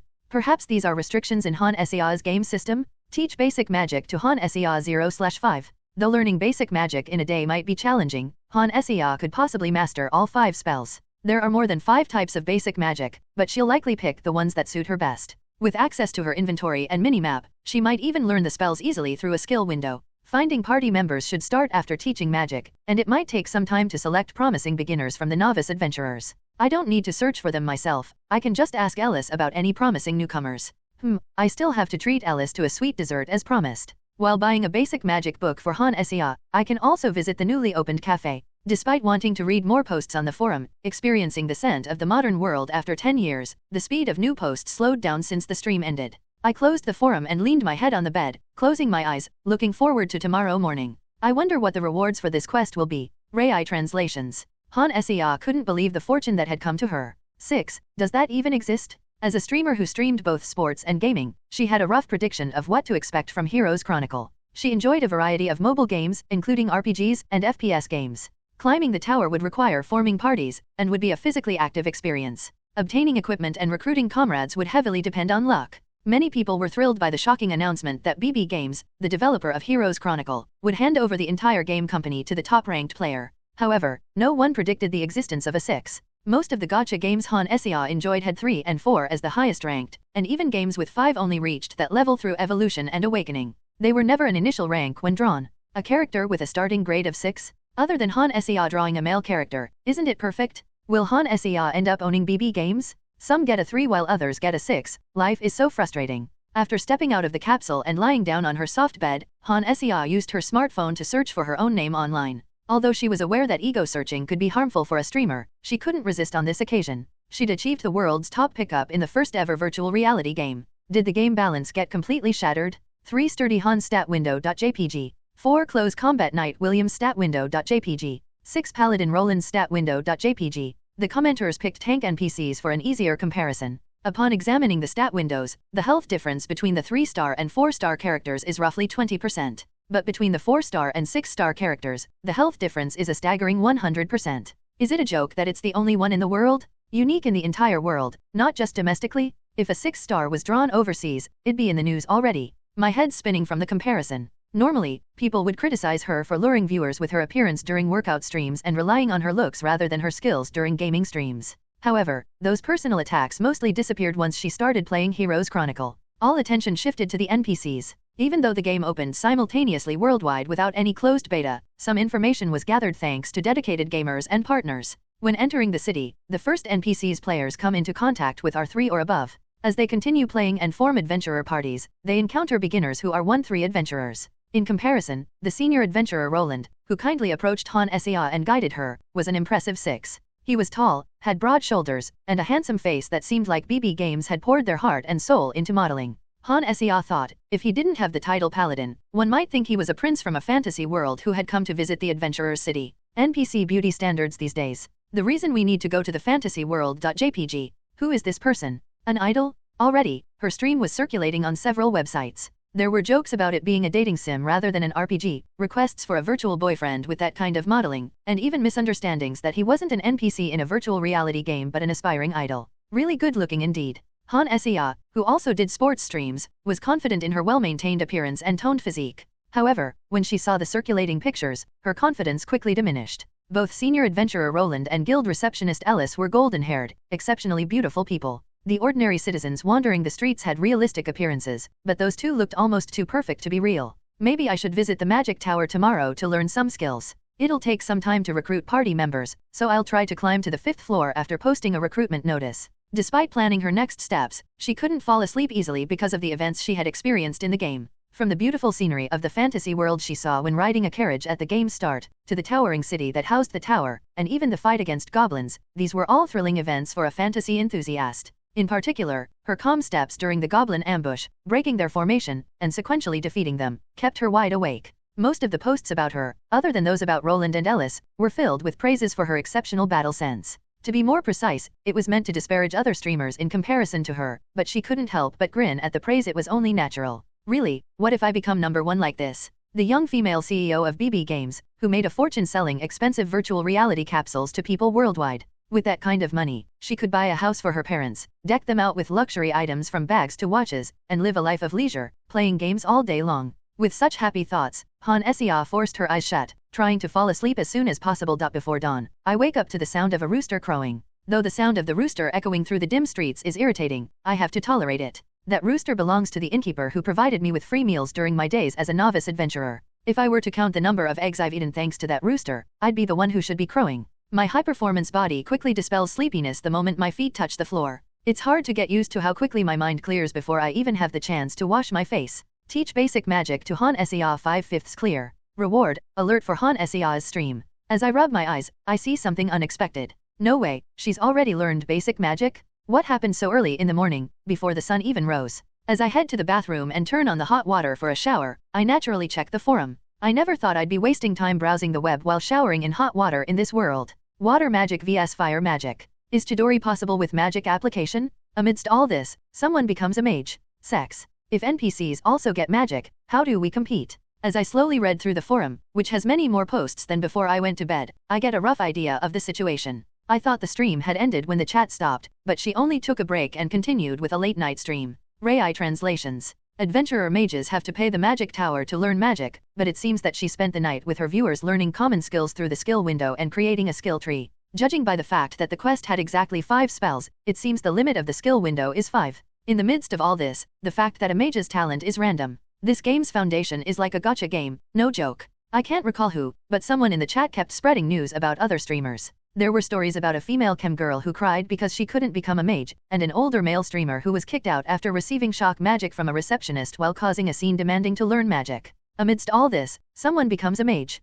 This post has been reported and blocked. If NPCs also get magic, how do we compete? It seems like going to the guild is the way to meet Master Roland. If BB Games is bought, will she give apartments to subscribers? The forum remains active even as I wash my hair. Since the chat isn't active, she probably went to sleep after choosing basic magic. After an afternoon stream and a late-night one, she likely sleeps in the morning. I wonder if Han Seah will come to the Adventurers Guild in the afternoon. I used to rush to the guild as soon as the sun rose to secure cost-effective missions during my days as a novice adventurer living from hand to mouth, but that's an old story. My bank account is stacked with gold coins since I chose a stable life instead of climbing the tower, so I can take my time. I have enough gold coins to raise Han Seah into a high-ranking adventurer. After enjoying the convenience of hot water showers and hair dryers provided by the magic civilization, I head outside and make my way to my regular inn. It's a bit dated for a lodging, but the food is great, and I owe a debt of gratitude to the innkeeper. Usually, I'd be drunk and sprawled out at this time, but instead, I came out for breakfast, surprising the busy innkeeper. What brings you here for breakfast? I plan to train a junior, so I'll be showing my face in the morning for a while. The plump, small-statured landlady, with a generous spirit to match, greeted me cheerfully. Some glanced at me briefly, but most stared blankly at my face, mouths agape. She shared various stories, such as how I ate there as a novice adventurer or how I couldn't forget the taste of her food even after becoming a mid-ranking adventurer. Her generous servings attracted novice adventurers with thin wallets. Stories of high-ranking adventurers were also effective in attracting customers. Training a junior? Time flies, from a novice adventurer who didn't even know the guild's location to someone nurturing juniors. Hehe, that's an old story. I had come to the inn as a novice adventurer, introduced by a senior adventurer. This was the only inn and restaurant where one could eat their fill for a few coins. The quality of the food was also much better than other inns, so it was no surprise that it was popular. I endured the gazes of people who looked like novice adventurers as I warmed my insides with a steaming stew in a corner seat. Han Sea's stream has started. Han Sea, getting homework checked by senior. A hologram appeared in the air, catching his attention. So this is the alert function. Just as notifications appeared on his smartphone for new videos from his favorite streamers in the real world, the hologram informed him of Han Sea's stream starting. It was the reward for the previous quest. He wished he could argue about the quality of such a reward, but it was actually quite useful. After all, he had to follow Han Sea around like a stalker. Judging by the live stream, time flowed at a 1:1 ratio with the real world. Despite learning magic until dawn, she's already logged back in? There's no way she's running a crazy schedule of 3 hours of sleep and 21 hours of streaming, right? Are you leaving already? The meat will be ready soon. Give that to the hungry ones over there. Who throws a gold coin for a bowl of stew? As part of image management and returning favors, I handed the innkeeper a gold coin before quickly leaving the inn. It might seem a bit materialistic, but leaving a good impression like this would bring in more personal requests. In a world without IDs or CCTV, where you have to rely solely on personal trust to get requests, living kindly enough to be spread through word of mouth brings rewards. And it's even more important if it's with someone in the same industry. I'm not the world's strongest hero, so it's not like I don't have to work with lower-ranking adventurers. When accepting requests, I occasionally form temporary parties with intermediate or experienced beginner adventurers. Roland. As I leisurely stroll down the street, I hear someone call my name from a distance. Han Sea, standing in front of the Adventurers Guild, waves her staff in one hand and energetically waves her other hand. She captures the attention of the beginner adventurers who look exhausted and worn out from life. Intermediate adventurers don't usually line up at the guild door as soon as it opens since their income increases significantly, and they start receiving personal requests. I learned some magic. Let's go inside and talk. A neat and clean, although second-hand, equipped beauty who has learned magic. The gazes of some people, especially female beginner adventurers, turn fierce. In a world without rights or welfare, many women become adventurers to survive, and those without talent end up dead or as prostitutes, so they can't help but envy the well-established Han Sea. We enter the guild, receiving the full attention of the onlookers. At the counter, a female staff member other than Ellis is sorting paperwork with sleepy eyes. I glance at her briefly and head to an empty table. Beginner adventurers with empty pockets crowd around the request board, so I pass on taking a request. It doesn't look good to steal a few coins from those who have nothing. You've learned magic since we last met. After we parted ways yesterday, I wanted to train more, so I learned some magic. As she sits down opposite me and takes a quick look around, she smiles brightly. She must be confident in the 5 magic skills she developed with her viewers until dawn. She seems eager to show off her newfound abilities. First, I learned a shield spell. Good, I was worried you might have learned something impractical. Impractical. I had already checked what magic Han Sea learned through the forum, but I pretended not to know in order to tell stories about adventurers on her stream. As one of the first to play this game, stories shared by a 6 NPC would be popular among viewers. I can't count how many times I've experienced nonsensical things in a world without basic education like elementary school in my 10 years here. Dying due to a cape is a relatively mild case. I organized my thoughts on the various misguided adventurers I had encountered. There was a guy who claimed to be skilled at archery, only learned elemental arrows, and then chose a crossbow as his weapon. He always ended up struggling with mana depletion and was eventually kicked out of the party. The one who aspired to be a magic swordsman but neglected to learn any offensive magic spells couldn't even join a party. Another learned only one spell with the intention of becoming the strongest, but his growth as an adventurer stagnated at a floor with monsters of the opposite element.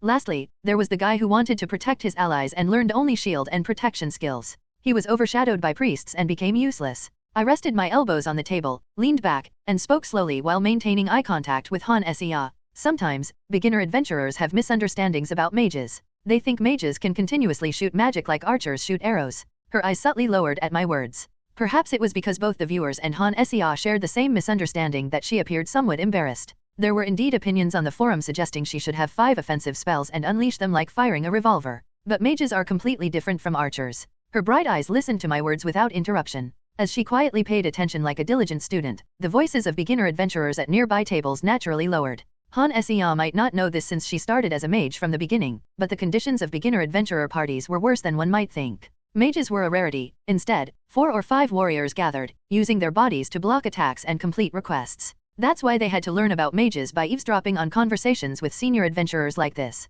Of course, a skilled mage can maintain a shield spell for self-defense, but even the most exceptional mages struggle to manage more than 2 or 3 offensive spells when starting out. I suppose that's typical for a high-damage glass cannon character. From my experience playing the game a decade ago, most mages shared these traits. Their skill cooldowns were twice as long, and skill costs were 3 times higher, but in exchange, their damage and range were about 5 times greater. They epitomized high risk, high return. Regrettably, there's no way for mages in this world to continuously cast magic missiles and become an unstoppable force. It might be possible for a player who received a buff from the game system, but I can only speak to the common knowledge of this world. If Han Sia eventually evolves into a multicasting magical powerhouse, I'll be astonished and commend her while taking the bus. So, if a beginner adventurer learns basic magic, the first thing they should learn is a shield spell. As I mentioned before, it's to prepare for when monsters reach the back line. Yes, and what about the remaining 4? 1 offensive spell and 3 support spells to assist party members would be fitting. After all, there are no tough guys who can take repeated magic hits and survive in the lower parts of the tower. 1 shield spell for self-defense, 3 support spells for regular party assistance, and 1 offensive spell for dealing with unexpectedly strong opponents. My words elicited expressions of awe from those seated nearby. Simultaneously, Han Sia lifted her head slightly, her face radiating pride. I've only learned Magic Missile as my offensive magic, after the shield spell. The other 3 are light, spark, and water magic. Why did you choose them? First of all, I chose Magic Missile because it doesn't have any elemental weaknesses. It would be difficult if an enemy with a disadvantageous elemental affinity appeared. And the other 3 magic. Well, I chose light because I thought it would be important to secure our vision at night. From what I've heard, it seems like we'll be spending quite some time in the tower as we head to higher floors, so we'll probably have to be active at night. I had some trouble deciding on spark, but it could be used as a substitute for a flint and could potentially distract the enemy, so I chose it. I thought water would be helpful when we need to rest. Good. That's excellent. Actually, the fact that she chose only 1 offensive spell is already a pass. The other spells will inevitably change depending on the party composition or the location. For example, light is preferred in caves, while spark is preferred in snowy areas. It may seem like she just copied what other streamers did, but it doesn't matter since I'm not really her magic teacher anyway. From now on, gain experience and earn money while being active on the lower floors, and learn a few more spells for convenience. You can change to a new offensive spell when you reach a point where Magic Missile becomes ineffective. So, you're saying that expanding the range of spells to respond to various situations is the priority. Exactly. A mage's role in a party is not only to deliver powerful blows but also to overcome situations that cannot be handled by mere skill or ingenuity, like using light magic in a sealed room where torches are unusable or using water magic in a polluted swamp where clean water is unavailable. In the first place, magic is meant to be learned and used, so there's no limitation on how many spells a mage can use. Because of this, there's no need to repeatedly use one magic to become its ultimate master. Instead, it's common to learn utility magic whenever they have the money to buy spell books and swap them out as needed. Thankfully, this aspect is different from the game. It's nice not being forced to use 1 passive, 2 skills, and 1 ultimate like a game character. So, mages aren't just about offensive power. That's why they're mages. Magic is more like advanced technology, not merely a substitute for guns or bombs. Hannah nodded at my words and asked me again. So, what should we do now? You've never used magic after learning it, right? Practice a few times and then let's head back into the tower. The only answer I could give her was practice. Since the process of learning magic was skipped, she needed some practice before facing real combat. After that, we'll visit the cafe that Ellis told us about. We need to drop by the cafe quickly, or there's a high chance she'll get upset. As I thought about this and stood up from the table, I could hear the disappointed sighs around us. Ignoring those reactions, we headed to the open space behind the guild. Rai translations. First, want to try casting the shield spell? Yes, shield. Holding her staff with both hands, she cast the spell. Perhaps she found it embarrassing to say the skill name out loud, as she lowered her head slightly. Nonetheless, the skill worked, and a hazy semicircle enveloped her. I pressed my finger against it and felt a weak resistance. This should be enough to easily block a goblin's pebble throw. Good. With this, you'll be able to block most attacks on the lower floors. It seems like there's a crack. Did I use the magic correctly? That was my mistake in adjusting my strength. The magic worked properly. Han Sia was surprised by the crack that started from where my finger penetrated, but it didn't matter since my finger was much stronger than a goblin's stone projectile. Her eyes darted about. The viewers must very surprised. It wasn't intentional, but it ended up appearing as a show of strength. So now, Roland. I was about to ask her to demonstrate an offensive spell, but she spoke first. Curious about what she had to say, I nodded for her to continue. With sparkling eyes, she looked at me and asked, Roland, as a senior adventurer, you must be quite strong. How many floors of the tower have you reached? Han Sia was curious about my record. A 6 NPC who commands respect even from intermediate adventurers. She believed my achievements as an adventurer would be extraordinary. I understand her expectations, but it's a bit of a pity. First, let me say, I haven't climbed very high up the tower. What? But you're a senior adventurer. That's a slightly different story from my abilities. Now that I've met Han Sia, I'm compelled to enter the tower. However, in the past, I chose a wealthy and comfortable life instead of climbing the tower. The reason was very simple. Unlike gamers, ordinary adventurers didn't have access to convenient features. There was no teleportation, minimap, inventory, or reality bending functions like save and load. The party aiming for the top floor is currently on the 43rd floor. I gave up climbing at around the 37th floor and descended.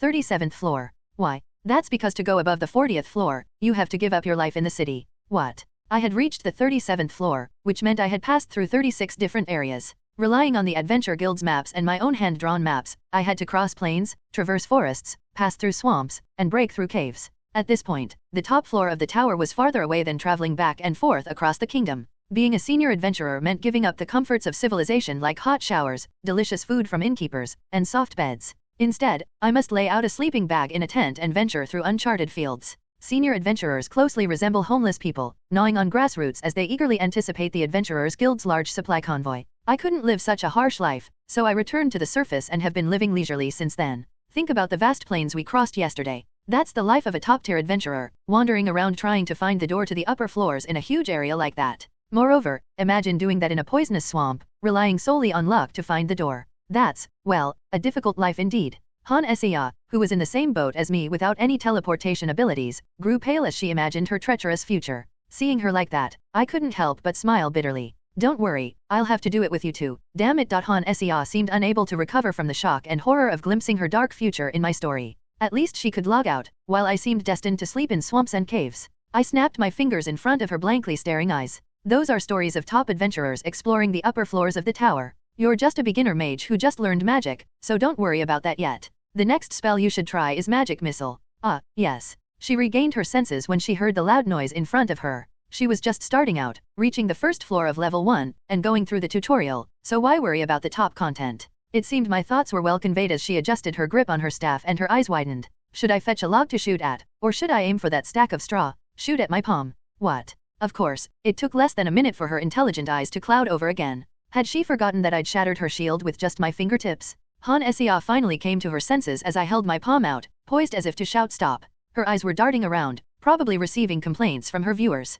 Alright, here I go. Magic Missile. With the help of her viewers nagging, she swallowed hard, aimed her staff at me, and chanted the spell. A translucent fist-sized sphere appeared at the tip of her staff, as if out of thin air. She swung her staff through the air like a fishing rod, and the magic missile accurately shot toward my palm. She was pretty good at using both the shield and the magic missile for her first time, probably thanks to her skill window. Wham! A heavy sensation and slight push on my palm accompanied the impact. It was a stronger shock than a beginner warrior's strike, but nowhere near as powerful as a goblin's stone sling. Of course, it didn't even redden my skin, let alone bruise it. Did you aim for my palm? Yes. You told me to shoot at your palm. Your casting is fast, and your accuracy is good. You're incredibly proficient with both the shield and the magic missile. At least you won't accidentally hit an ally. That are there stories about. Right. Inexperienced mages sometimes accidentally attack allies. It's not just mages, though. Unskilled archers and rogues who aren't familiar with their weapons can also hit their teammates. There's no system assist to prevent team kills or friendly fire in this world. Whether it's a party member or a monster shooting an arrow, getting hit hurts and can kill. Naturally, there are beginner adventurer parties that almost get wiped out because a mage accidentally hits an ally while trying to help the front line. That's why basic non-offensive spells like Spark, which Han Sia learned, are unexpectedly useful. Most monsters aren't wearing armor, so if you burn sensitive areas like their armpits or groin with a flame, you can't deal as much damage as an offensive spell, but you can disrupt their stance. Imagine someone trying to throw a punch while having their armpit hair set on fire with a lighter. In the midst of urgency, even if I accidentally struck an ally, they were wearing armor, so there was no need to be alarmed by the sparks. Unless I really had a ghost-like talent for hitting the ally's neck between their armor and helmet. Try using the rest of the spells just aiming at the ground. The light magic, a sphere of light that appeared on the staff like a magic missile and floated gently above it. The spark magic that created a small flame on the ground aimed by the staff and left only a scorch mark before disappearing. And the water magic that produced a droplet of water just enough to cover the scorch mark. I couldn't tell if Han Sia had exceptional talent as a mage or if it was the power of the skill window, but all three spells passed. The power would naturally grow as she increased her stats and leveled up, so the important thing was control. If her aim was accurate when casting magic for the first time in a virtual reality game she'd never played before, then it was a pass. Her shoulders straightened as she seemed to notice I wasn't just flattering her with words. Considering that she wasn't scared of goblins and could accurately cast magic, we could probably make it to the 5th floor. Of course, even if it was the 5th floor, it would take quite some time to wander the vast plains 4 times. The magic is a pass. Now let's request to gather some party members and make a quick visit to the tower. Gather party members. Her eyes sparkled as if she'd been hoping for party members. Clutching her staff, she followed me like a chick as I headed toward the counter where I casually greeted a receptionist who, although not as close to me as Ellis, was still a familiar face. Rai translations. I'd like to recruit novice adventurer party members. Yes, Roland.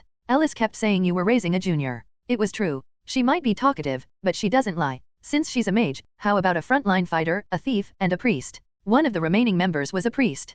Priest climbed the tower due to their beliefs. To the point everyone treats them with respect. As I nodded my head in agreement, Han Sia nodded along. While the camera was facing the other way, I quickly opened the chat window. Please priest here, please priest here, please priest here. Normal thieves can't even find party members, lol. Waiting for a bikini armor female warrior to appear, holding my breath. No, I heard she died from a rock. What bikini armor, lol. Looking at the leather armor Han Sia is wearing, sexy female warriors don't exist here. Why did a competition to expose their fantasy desires suddenly start? I closed the chat window without even thinking of properly reading the dizzying contents. As expected, is the forum more useful than the chat window? With superhuman vision, I saw other streamer stories mixed in between, but they weren't very informative. Judging by the reference to thief, they seemed to have chosen the rogue class, but the rogues here weren't dual-wielding damage dealers. They were the pathfinders of the party in charge of exploration and trap removal. If they didn't have proficiency in lockpicking, trap removal, and tracking various skills from day one of gameplay, they'd be shunned. Without those skills, they wouldn't be any different from local farmer A. Since I'm here, I'd prefer a frontline fighter with a balance of offense and defense. If possible, we should have an archer for scouting rather than a thief. I handed another gold coin to the nodding receptionist. Although it was a large sum for a service fee, it was necessary for smooth social interactions, especially in a medieval world where professional ethics and human rights were virtually non-existent. Han Sia, who had been closely following me, was once again surprised. If she had logged in yesterday and discussed the magic skill tree with her viewers, she would have learned the price of the lowest grade magic stones. The currencies in this typical fantasy game were copper coins, silver coins, and gold coins. Is it really that expensive to form a party? She asked, concerned about already spending 2 gold coins, which were hard to obtain even by gathering hundreds of lowest grade magic stones. No, forming a party is usually free. Then why did you give her the gold coin? So the receptionist finds us competent people. If we go by the rules, novice adventurers would only group with other novices. A farmer who sold his entire property to buy a single sword and became a frontliner, an archer who learned how to shoot a bow from his hunter father but knows nothing about monsters, or a mage who accidentally hits allies with their spells. It's common to form such dreadful parties, though mages aren't that frequent. Han Sia quickly understood my point. Even though the Adventurers Guild sorts adventurers into novice, intermediate, senior, and top tiers, it's still a medieval guild where documents are handwritten. This world doesn't classify levels and ranks through a game system. As a result, even among novice adventurers, there are those like Han Sia who are talented mages, and those who can't even kill a goblin due to fear. The gold coin serves as a fee to filter out such individuals. The receptionist, having received a gold coin tip worth more than her monthly salary, would surely filter out the worst adventurers. At the very least, she would gather people who had entered the tower alone and has exchanged lowest grade magic stones. That's the most common way for novice adventurers to prove their abilities. What about the priest? Priests are even rarer than mages when it comes to climbing the tower. Mages become adventurers to directly acquire magic stones and study the phenomena inside the tower, while priests only become adventurers because of their faith. Because of their faith. There are temples in the city to heal the sick and injured, but since temples can't be built in the tower, they decide to go there themselves. So they climb the tower to help injured people. They must be remarkable individuals. That's why you should never quarrel with a priest in the city. Simply being involved in a dispute with a priest can severely damage your reputation. Fortunately, these priests were truly devout individuals. Corrupt priests who disregarded human lives for money, like in dark fantasy stories, didn't exist in this world. After all, the existence of gods was proven through divine power, so who would dare to act that way? I hope Han Sia doesn't encounter any strange stories or locked content while playing the game, such as dealing with corrupt churches or troublesome nobles. Han Sia seemed excited about using magic. Her steps toward the tower were light. It was nice to see her enthusiasm. Thankfully, it didn't seem like she would give up, even after learning about the harsh realities of conquering the tower. Roland, do you plan to return to the tower? Of course. If you don't go, I'll have to beg you to come with me. Suppressing my pitiful thoughts, I said what she and her viewers would want to hear. Well, it would be great if I could be on the front line while you show off your skills as a mage. Really, it's hard to find excellent mages in the higher floors. Most of them end up in the magic tower for research.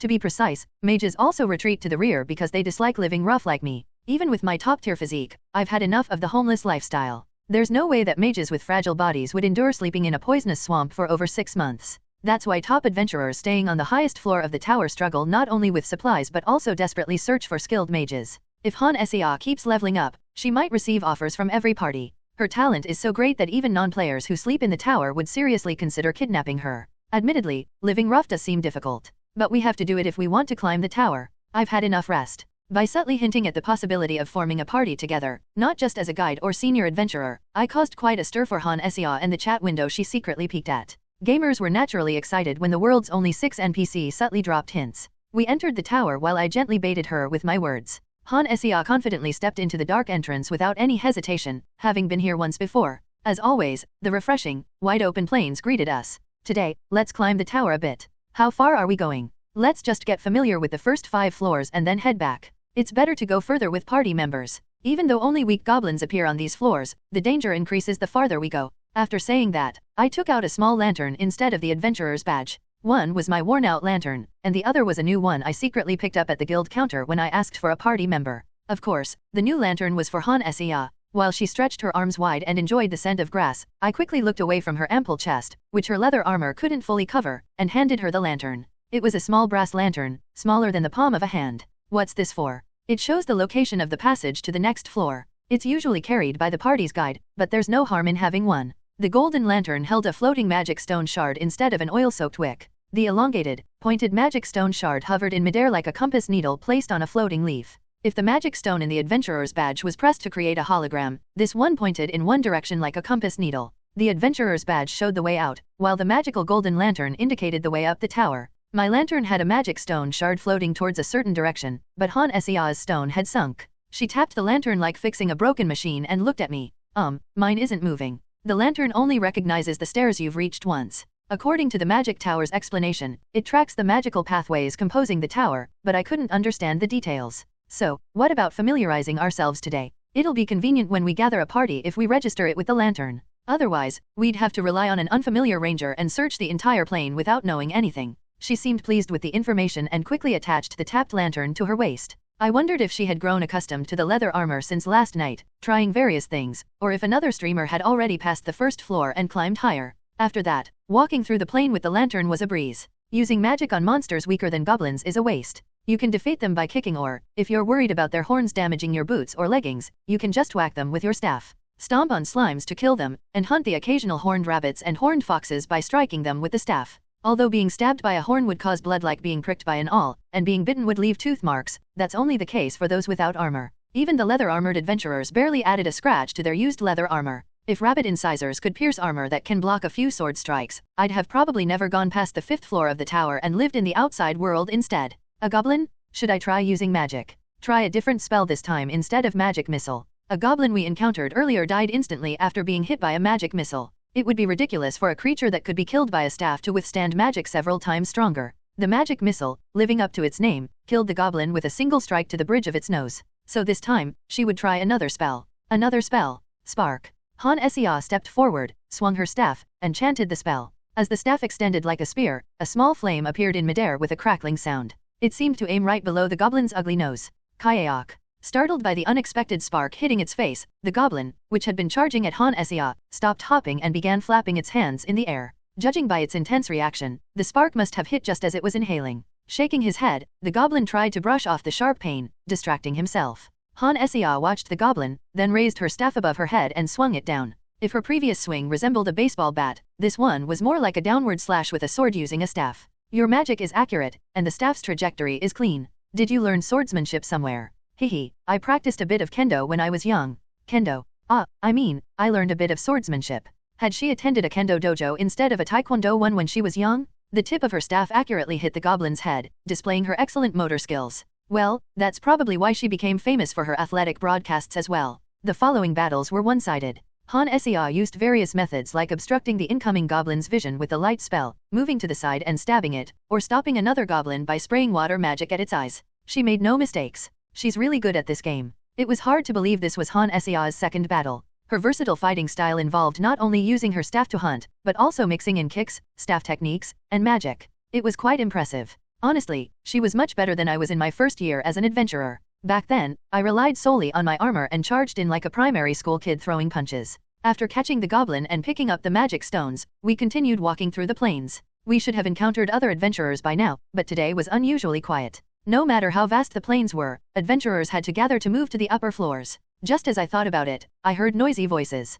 Are those other adventurer parties? We're heading toward the passage, so it's about time we met them. I couldn't understand what they were saying, but it certainly wasn't the cackling of a goblin. As we followed the lantern-lit path, the dots in the distance started looking like people. Of course, only someone with extraordinary physical abilities like me could see them like that. Han Sea's camera still showed them as dots. The party consisted of 2 male frontliners, 1 female frontliner, and 1 female ranger. It was a fairly common beginner adventurer composition with 3 frontliners and 1 ranger. Frontliners were numerous since even those without formal swordsmanship training could wield a sword and shield and be considered a frontliner. Is this my fault? Then it's my fault. As Han Sea could finally see the 4 novice adventurers, their voices became clearer. Judging by the well-maintained armor worn by the frontliners, this wasn't a bottom-tier party struggling below the 5th floor. So, without fear of a goblin ambush, they were arguing loudly. The 2 women in the group, the female warrior and female ranger, were shouting and red-faced, while an older man and a younger man stepped back, not even trying to intervene. From their lack of intervention, it seemed the party leader was one of the women.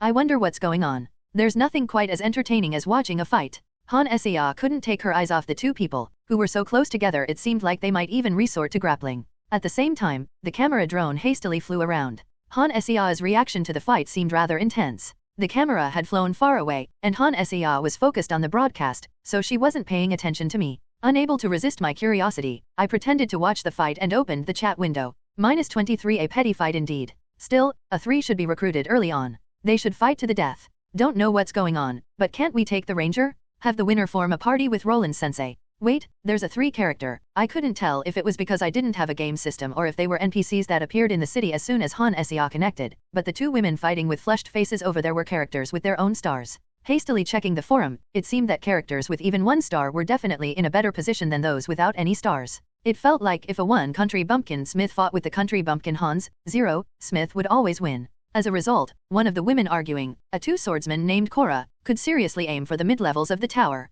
If the 2 men without stars were just ordinary adventurers who take on odd jobs outside the lower floors of the tower, Cora could become a promising female swordsman by honing her swordsmanship and breaking through the middle floors. This conclusion came from secretly peeking at the forum while pretending to look at the beginner party from afar. Other streamers had fought their first party battles alongside 2 party members, but they were all carried by the NPCs. What do you know, if you just joined the party? From what I could gather, it seemed that the 2 female swordsmen, who was the party's leader, and the 3 apprentice ranger, who had just joined the party, were fighting over a difference of opinion. The 2 female swordsmen had fewer stars but had experience in the lower levels, while the 3 apprentice ranger had just entered the lower levels. In short, it was an evenly matched fight between a 2 high-level and a 3 low-level character. That's why the viewers were saying it was probably a petty fight. Of course, this was just an assumption based on their stat windows. I'd have to hear their stories to know why they were actually fighting. The experienced female swordsman could have been rude to the novice female ranger, or conversely, the novice female ranger might have done something unreasonable, relying solely on her talent. We have some good teaching materials here. Let's go and listen to their story. Can we do that? It'll be good to know why such fights happen before we form our party. Han Sea, who couldn't take her eyes off the scene, gave me a bright smile as I sneakily suggested the idea. The viewers also enthusiastically praised me, calling me big brother and sensei. No matter how well Han Sea fought, her opponents were merely goblins. The viewers must have been getting tired of her fighting goblin after goblin. As we slowly approached, the 2 vanguards who had been uncomfortably watching the verbal fight raised their swords in our direction. It was a natural defensive posture since, in a world without CCTV, many adventurers doubled as thieves. In such cases, it was easier and faster to reveal one's identity rather than talking. Hey, don't be so defensive. I'm not poor enough to steal a few coins from you, senior adventurer. The 2 men immediately lowered their swords when I, who had been casually strolling through the plains without proper armor, pulled out a senior adventurer's badge from my pocket. It was only natural for them to think that someone who could earn a lot of gold by going to the mid-levels and living a homeless life wouldn't resort to thievery just for some second-hand armor. In fact, a senior adventurer could easily subdue all 4 of them, armed or not.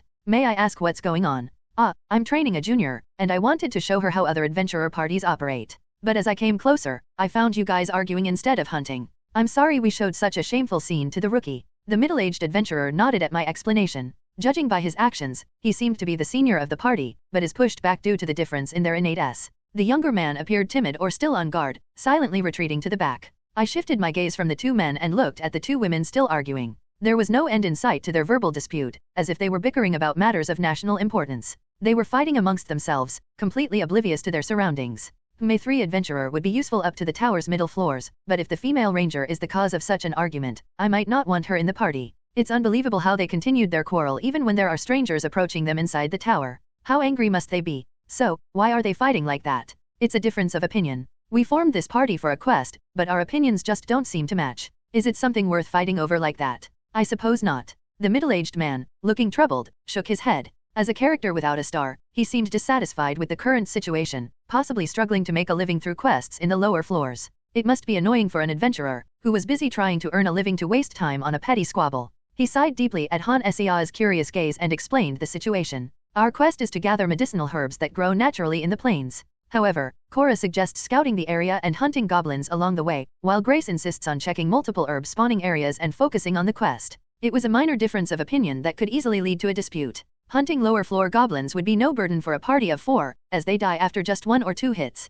However, searching for goblins in the tower where monsters spawn randomly could lead to wasted effort. Some people lose their lives encountering unexpected monsters, while others can't even find monsters when they're desperately searching for them. It's tiring searching for unpredictable goblins in the hot plains while wearing armor. In summary, it was a disagreement between a certain but small reward and an uncertain but slightly larger reward. The dispute wouldn't have escalated if it had stopped there, but the problem was what came next. The first outburst I heard was probably, "Is that my fault? Is it my fault, then?" I clearly suggested focusing on the spawning areas for the herbs. If the failure in monster exploration isn't the fault of the party's only scout, then whose fault is it? The one getting angry was Cora, the 2 female swordsmen. She had a sharp appearance with her brown hair, upturned eyes, and thin lips. On the other hand, the 3 apprentice Ranger Grays spoke softly, appearing gentle due to her drooping eyes, which were almost slits. So, both were beauties. Is this a characteristic of gacha characters? Could it be because the foundation of this world, Heroes Chronicle, is based on the gacha game Heroines Chronicle that I used to play? After Han Sea's appearance, the first 2 gacha characters I meet were beauties rarely seen in the Adventurer's Street.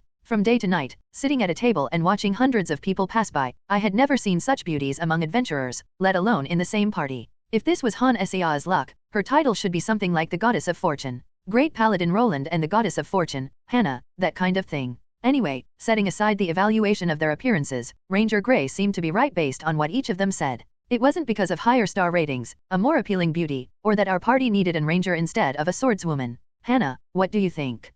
Me? Well, I think Grace is right. What? Swordswoman Cora finally looked our way. Ignoring the gazes of the 2 women, I asked Han Sea another question. How did you come to that conclusion? Swordswoman Cora glared as if demanding her to answer my question properly, while Grace curiously examined us. The 2 male adventurers, who hadn't even introduced themselves, quietly closed their mouths, seemingly relieved that this boring argument might finally end. Despite the stares of the 5 people, she confidently opened her mouth to speak. After all, she had nearly 10,000 viewers, 5 people wouldn't matter. She was famous for her looks, gaming skills, and athletic abilities. She reached an average of 10,000 viewers due to the appearance of a 6 NPC. Cora, aren't you the party leader? Yeah, so what? I think that if the leader made a suggestion and the party members followed it, the leader should also be responsible for the outcome. If we had encountered many goblins and earned lots of magic stones, it would have been thanks to you, Cora. On the other hand, if we ended up empty-handed like now, it's also Cora's fault. That's what a party leader is, in my opinion. Han Sea's clear-cut, logical explanation made Cora's face turn red and then pale.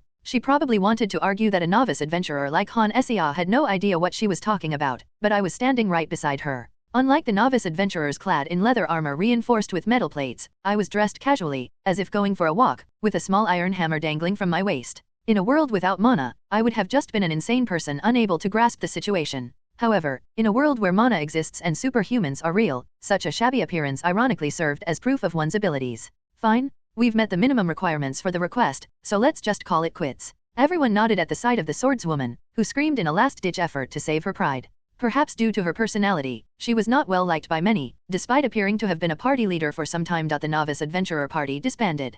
Considering they barely completed the herb gathering mission, they likely earned very little. Since the first floor wasn't dangerous to low-level veterans, they could move separately without much risk. It seemed like an unspoken agreement to keep their distance from one another as they headed in the same direction. Indeed, it was amusing to see the 4 of them leave after the party leader and their scout fought. With the disheartened men behind her, the female ranger Grace approached me discreetly. Excuse me, I heard you're training novice adventurers. Yes. If you haven't found party members yet, how about me? I'm a scout trained by my father as a ranger. I'm confident that my skills are better than most hunters.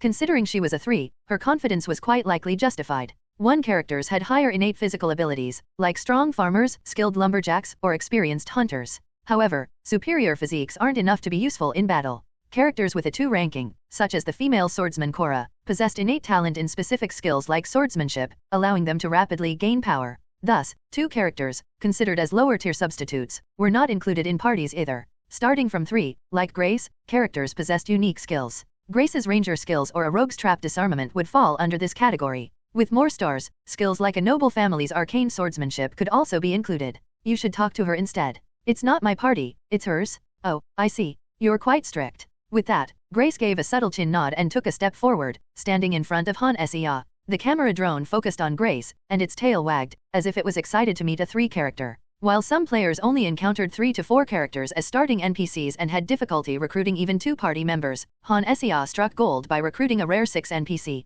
She received personalized one-on-one training from this powerful character, and even had a 3-character approach her in the field. No wonder she was thrilled with her progress. However, viewers in the chat window, though partly in jest, couldn't help but feel envious and a tinge of resentment towards her good fortune. So, what do you think? If you want, I can join you for a bit to show you my skills. I'd love that, but... Han Sia responded with a wide smile before glancing my way. She seemed to think she needed my permission since I was currently leading the party and providing training. Do as you wish. I'm not the party leader right now. You are, and I'm just helping. And as a leader you are responsible for the outcome. That's what being a party leader is. Let's go then. As I recited Han Sia's words like a well-known proverb, she coughed loudly and spun around abruptly, caught off guard. Mischievous viewers in the chat quickly seized the opportunity to tease her. Although her words were typical of a fantasy role-playing game, the clip, when viewed without full context, could be quite amusing. The beautiful woman in leather armor nodded, saying, "Well, that's what a leader is." Of course, the viewers wouldn't let that go. Even though this is a parallel world where virtual reality games have emerged, the humor and memes seem quite similar. Suddenly, I became very curious about the outside world, or rather the reality where Han Sia's virtual reality game was released. It would be great if, after clearing all the quests, I could wake up in a capsule just like in a typical modern game fantasy novel's opening. We're heading up to the next floor, so I'll let you know if I see any monster tracks on the way. Monster tracks. While I silently watched the chat, the two finished their introductions and began discussing how to proceed. Han Sia knew very little about the tower, so the slightly more experienced Grace took the lead in explaining. You know that monsters just suddenly appear in the tower, right? Monsters in the outside world make nests or dig tunnels to breed, but in the tower, they just appear. Yes, I know that. As a result, tower monsters don't have a home. They just wander around aimlessly after appearing. Pathfinder party members find monsters by looking for their tracks. It's more efficient to track them by looking for footprints rather than just wandering around the tower hoping for a monster to appear. Han Sia nodded at Grace's kind explanation. On the first day, she had experienced wandering around the exit zone while looking at the minimap, hoping to find a monster. She couldn't help but understand the importance of pathfinders. It's one thing for the plains to be wide open, but both pathfinders and mages are equally important in the limited visibility of the tower's upper floors. In dense forests filled with trees or cave floors where you can't see without a light spell, you'd lose money on equipment repairs if you just wandered around without a trace. A rookie ranger who had only been active on the lower floors was now eagerly guiding a newbie mage on her second entry to the tower. The sight of the two beauties was quite pleasing to the eye. My fans, who are mostly intermediate adventurers, sometimes offer to help or buy me a drink, but most of them are muscular, hairy men. Since being an adventurer is a life-risking profession, there are naturally more men. It's heartwarming to see two beautiful women chatting and laughing rather than being surrounded by grubby men who would rather spend their money on alcohol than bathing. Then, I'll take the lead. Okay. Grace, who had just spoken, glanced at me and slowly began to walk. Naturally, she headed in a different direction than the previous party members. While she wasn't quite at the level of the female swordsman Cora, she seemed to have some experience as she took a lantern from her waist and checked the direction, looking much more skilled than Han Sia. I remember reading somewhere in my past life, on an internet article, that people can't walk in a straight line. If you get lost in a desert, you'll wander in circles and be found near where you started. I'm not sure if that's accurate, but it did have some credibility. The lantern, if not constantly checked, could lead you to believe you were going straight when you had actually changed direction. Moving your body in reality is different from pressing arrow keys to make a game character move straight forward. There are no signs of goblins, but there are some horned foxes. What should we do? Are there footprints or something? With the two of them walking ahead, Ranger Grace suddenly lowered her head, her gray hair almost touching the ground. She carefully examined the lower parts of the grass. Han Sia, curious about Grace's actions, approached her with the camera drone. There aren't any footprints, but if you look closely at the short grass, there are subtle traces. These are traces. They look like tiny roots, but they're actually horned fox fur. It seems the fox was lying down here, scratching its body with its hind legs. Grace found a few strands of fox fur clinging to the clumped grass. Considering the fox's red color, finding such small strands of fur was impressive. Her vision must be better than mine. To be honest, watching Pathfinders search for traces like this feels more magical than actual magic. With magic spells and the game system in place, such ghostly tracking must be a type of skill. I can see why you're a Pathfinder. I wanted to be an ranger if I didn't have magical talent. How did you find this? Doesn't the camera have trouble picking it up too? Even if I hold it close to my face, I can barely see it. Not only I was amazed by her keen observation and excellent vision, but Han Sia started chattering non-stop as well. Grace didn't react, seemingly unable to hear her talking to her chat while she searched for more traces of the horned fox. She continued combing through the bushes, unaffected by Han Sea's conversation about recruiting a ranger sister. After chatting with the viewers for a moment, Han Sea asked Grace another question. Do horned rabbits and horned foxes not drop magic stones often? That's right. They're also more agile than goblins, so they're not easy to track. Then let's ignore them and move on. Despite not receiving any magic stones, both Han Sea and Grace couldn't help but grin with amusement.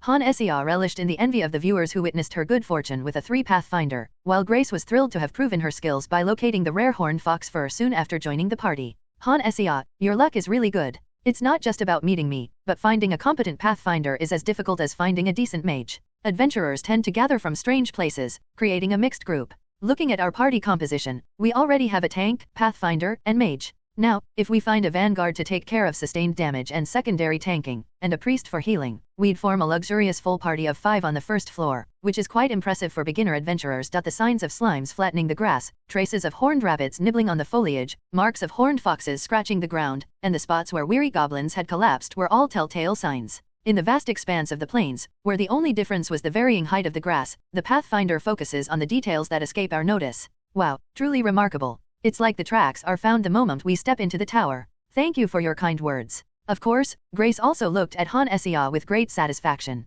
After tracking a goblin that had been dragging its feet, Han Sea had effortlessly dealt with it alone. Her unwavering incantations, swift magic missiles, and precise control targeting vital points were all exemplary. Having met a few inadequate mages, Grace's eyes practically dripped with honey when looking at Han Sea. Naturally, she would be thrilled to have such an talented mage be in the same party. A talented pathfinder had encountered a promising mage. If their relationship didn't crumble due to personal issues, the two could potentially climb the tower together to the highest levels. I think we've tested ourselves enough. Let's head to the path leading to the second floor. Shall we take a break and have lunch first? Lunch, you say? She seemed puzzled by Han Sea's suggestion. We didn't bring any porters, and she wasn't carrying a backpack.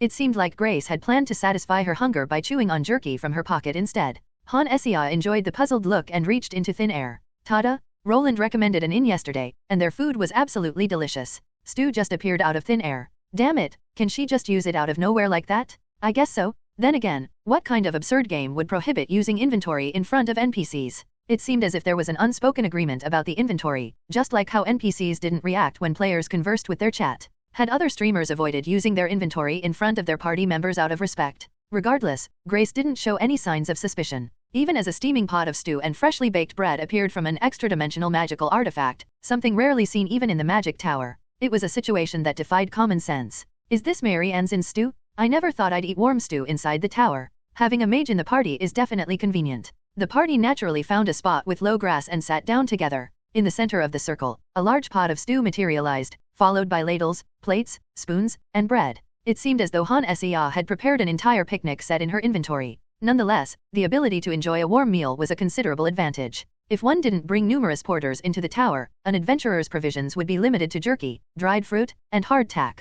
While water could be procured through magic or magical artifacts, there wasn't a spell capable of conjuring delicious bread from thin air. Thanks to that, the gaze in Grace's eyes as she looked at Han Sea transformed from honey dripping to that of a lioness stalking her prey. She seemed to be scheming to sink her teeth the party as she chewed on the beans in the stew, perhaps more invested in the meal than one normally would be. This inn must be quite famous. Yes, it's essential for novice adventurers. I heard that Mary Ann, the owner, had a husband who was also a renowned adventurer, but he never made it back from the tower. It was a rather heavy topic for a pleasant mealtime, but Grace, no stranger to death, casually mentioned it while dipping her bread into the stew. It wasn't uncommon for adventurers to never return from the tower. Of course, death was surprisingly common in the outside world as well. With shepherds being bitten by wolves, herb gatherers accidentally disturbing goblin dens, or settlers and merchants being swept away by monster waves, such incidents occurred almost monthly. In this world, it was more natural to assume someone had died if they lost contact. Many inns take advantage of novice adventurers, you see. Since wealthy, intermediate adventurers wouldn't come anyway, they prey on the inexperienced or the poor who know little of the world. It's a place no one would visit if they knew better. While I provided Han Sea with a beginner adventurer's guide from a senior adventurer to a novice, Grace shared everyday stories from one beginner adventurer to another. As the content and viewpoints differed, Han Sea focused on the conversation, forgetting to even chew her bread. Although time had passed long enough for them to scrape their plates clean with bread, the food on their plates hardly diminished. It was said that when 3 women gathered, plates would break, but here, 2 beauties had cooled their stew instead. I think we talked too much. Han Sea, who had been listening to the conversation while absent-mindedly holding her plate, suddenly stuffed bread into her mouth in surprise. She glanced vaguely upward, perhaps the chat had a comment to make. Was it a donation notification? It seemed like someone had donated to scold her. No matter how absurd Han Sea's actions were, NPCs wouldn't notice due to the game system's assistance. However, her actions were often too conspicuous. It was easy to identify when she was staring into space or talking to herself. She appeared a little embarrassed as she gave an awkward smile. She was obviously getting an earful from both paying and non-paying viewers. Right, let's head to the second floor. Do you have a lantern? Yes. It's a new one, though. She took out a lantern from thin air. It seemed like she had put it in her inventory while it had been hanging from her waist. The new lantern, with its magic stone fragments still settled, was in Han Sea's hands. Grace nodded at the sight of the lantern and continued her explanation. It was convenient to have someone else explain the role of a pathfinder. Was this why college professors employed graduate students and teaching assistants? It's best for each party member to carry a lantern and an adventurer's badge so as not to lose them.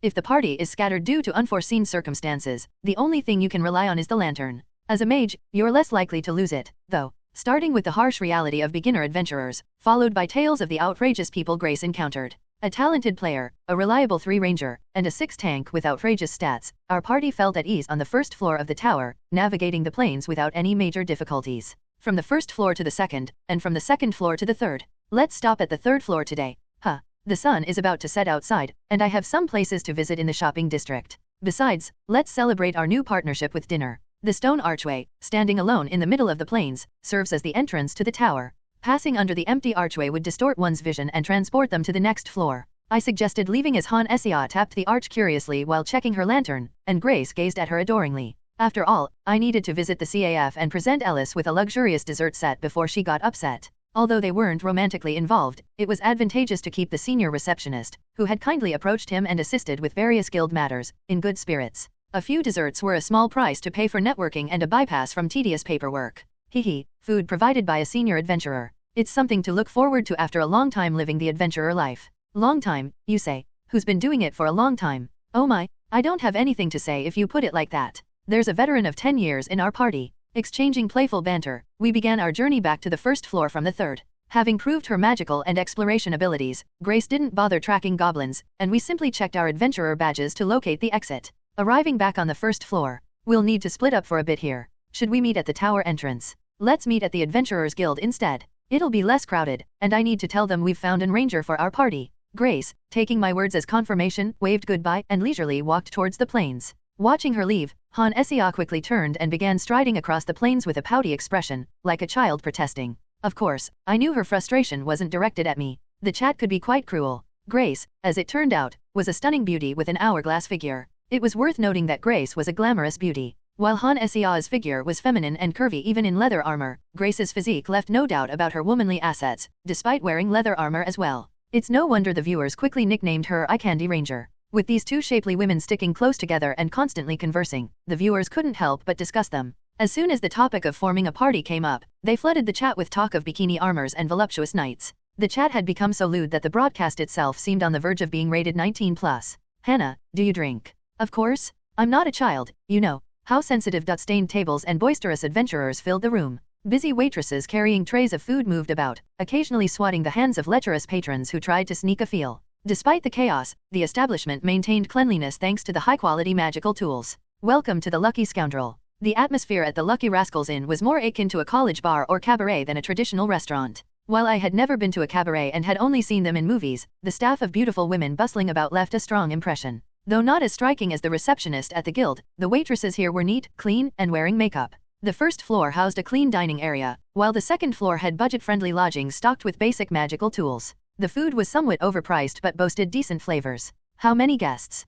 3 for dinner, 2 for lodging. I shouted at a waitress wearing a uniform similar to the guild's attire and slapped a gold coin on her exposed collarbone. A gold coin in this adventurer-filled area was like a business card. Intermediate adventurers could earn gold coins, but it was uncommon for them to tip gold coins for drinks or entertainment. Thus, displaying a gold coin like this was a way to assert one's status. Flashing an adventurer's badge in the dining area would be tacky. It wasn't just me asserting this, it was a cultural norm in this area. I figured I could show off a bit since Han Sea and Grace hadn't arrived yet. A man with my appearance in this world had no reason to maintain innocence. The waitress, who had been eyeing me appreciatively, licked her plump lips as she noticed the gold coin on her collarbone. Your table is this way. Are your companions female? I'll be leaving the ladies at the lodging. I see. I had taken off my armor, leaving only a shirt on, while the 2 women were running a bit late as they had things to tend to. I asked about the inn's closing time from the waitress before taking a seat. Rai translations. Shortly after, I spotted Han Sia and Grace entering and looking around. Over here. As I raised my arm and called out to them, I heard a few disappointed sighs from the surrounding patrons. Both women had removed their armor, revealing their feminine figures clad in plain cloth. The exotic, spirited beauty with black hair proudly showcased her alluring curves, while the gray-haired beauty with her large, undulating chest. Was it a bit too big? It was only natural for the lewd gazes of the drunken men to be drawn to them. The two women ignored the intrusive stares and joined me at the table. Why is this inn called Lucky Scoundrel? Grace didn't know either. I've been to the tower often, but I'm not familiar with places like this. On the way here, the two women seemed to have struck up a conversation and become fast friends. Just an hour ago, they'd been addressing each other as Miss Hannah and Miss Grace, but now they seemed as close as sisters. It was only natural for Grace to be unfamiliar with this kind of inn, even though she had shown more expertise in the tower than Han Sia. The inn was unmistakably a place targeting male adventurers, evident from the glamorous waitresses with their low-cut attire and the magical tools used to maintain cleanliness. Quite literally, it's a place where lucky scoundrels from the tower come. Lucky. Those who become intermediate adventurers without dying and rookies who score rare materials for a big payday come here. The way to entice the waitresses here was simple, generous tips accompanied by thrilling tales of adventure. They would cling to the patrons, listening intently. Of course, this wasn't a seedy establishment that only sold women's bodies. It was also a place where lucky patrons could enjoy luxurious food good enough to relieve their stress. This wasn't some run-of-the-mill tavern serving ordinary stew and watered-down beer. Rather, it was a high-end restaurant where patrons could savor dishes prepared by renowned chefs from the kingdom's capital, accompanied by certified top-quality liquor. The cheapest item on the menu was priced in silver coins, not copper, making it a place where only the luckiest of beginners and intermediate adventurers could afford to set foot. And there were the adventurers getting slapped on the back of their hands. They had money but lacked exciting tales, so they were rejected. Is it expensive? The price of a steak you'd eat would be about the same as 350 goblins. Heavens. After deducting lodging expenses, food, and equipment repair fees from the money earned through low-level magic stone and herb gathering quests, such a luxurious meal would be beyond one's wildest dreams. Thus, the patrons of this establishment fell into two categories: lucky novices who came into a large sum of money and sought to relieve the stress of life or death battles, or those who had consistently ventured into the tower without dying and rose from beginners to intermediates. While skill played a part, most adventurers believed that fortune was the key to surviving and thriving in the tower. With monsters appearing so randomly, it seemed fitting to attribute success to luck. If it weren't for my high-stat body, I'd have ended up as a corpse hidden in some cave. Of course, it's only expensive for rookie adventurers. Intermediate adventurers can afford to come here once or twice a month. Is the income gap that big? Rookie adventurers are abundant, so low-level magic stones are as well. But from intermediate rank onwards, there are fewer adventurers. Setting aside the difference between low and intermediate magic stones, the fees for alchemy materials or herbs from the middle levels are of a different order of magnitude.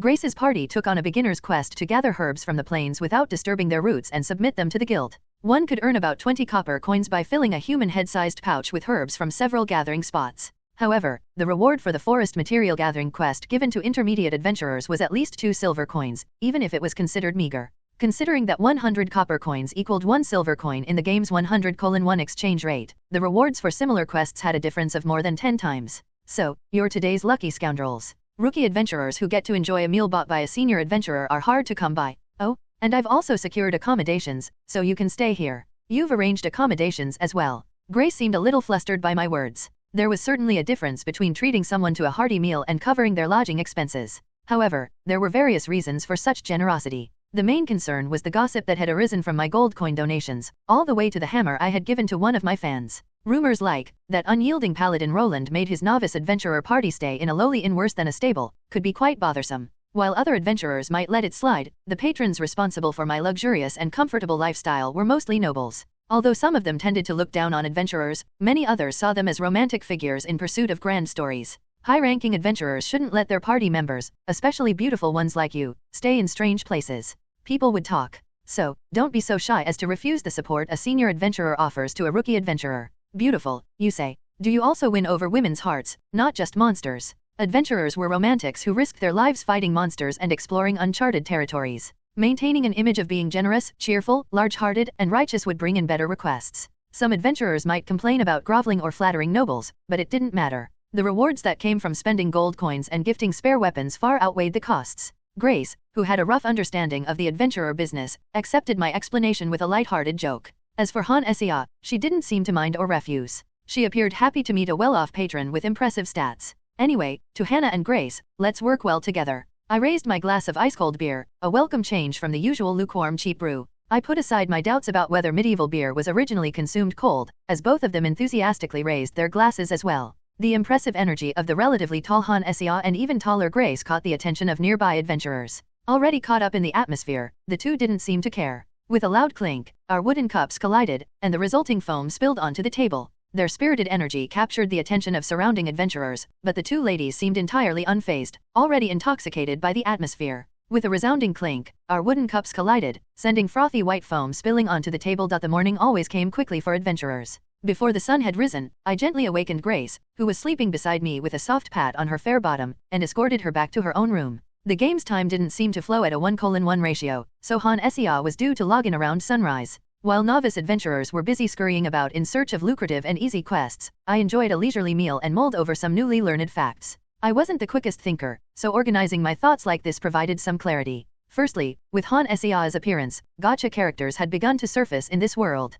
Grace, who claimed to be a girl I had rescued from a village under siege, likely represented a collectible element. In most otaku games, collecting characters, leveling them up, or raising their affection would unlock sub-stories. If the Sixth Great Paladin Roland's sub-story was a decade-long epic, then the Three Apprentice Ranger Grace's sub-story would be something like, she became an adventurer after admiring the paladin who saved her as a child. Of course, leaving out the part where she spent her first night with the very paladin she idolized. But the real issue was Han Xia. Han Xia's stream has begun. Han Xia, a new companion, 3 pretty ranger sister. Her stream started like clockwork just as the sun began to rise. While it was difficult to predict how things would go in the tower, in the inns, it always seemed to be morning when she logged in. In a typical RPG, choosing to rest at an inn would cause the screen to darken and then suddenly become morning, so it made sense. In real time, she would start streaming in the afternoon, playing the game for half a day before ending both the stream and the game late at night. In game time, she would wake up in the inn in the morning, play for half a day, and then log out at the inn in the evening. But was this a viable way to climb the tower?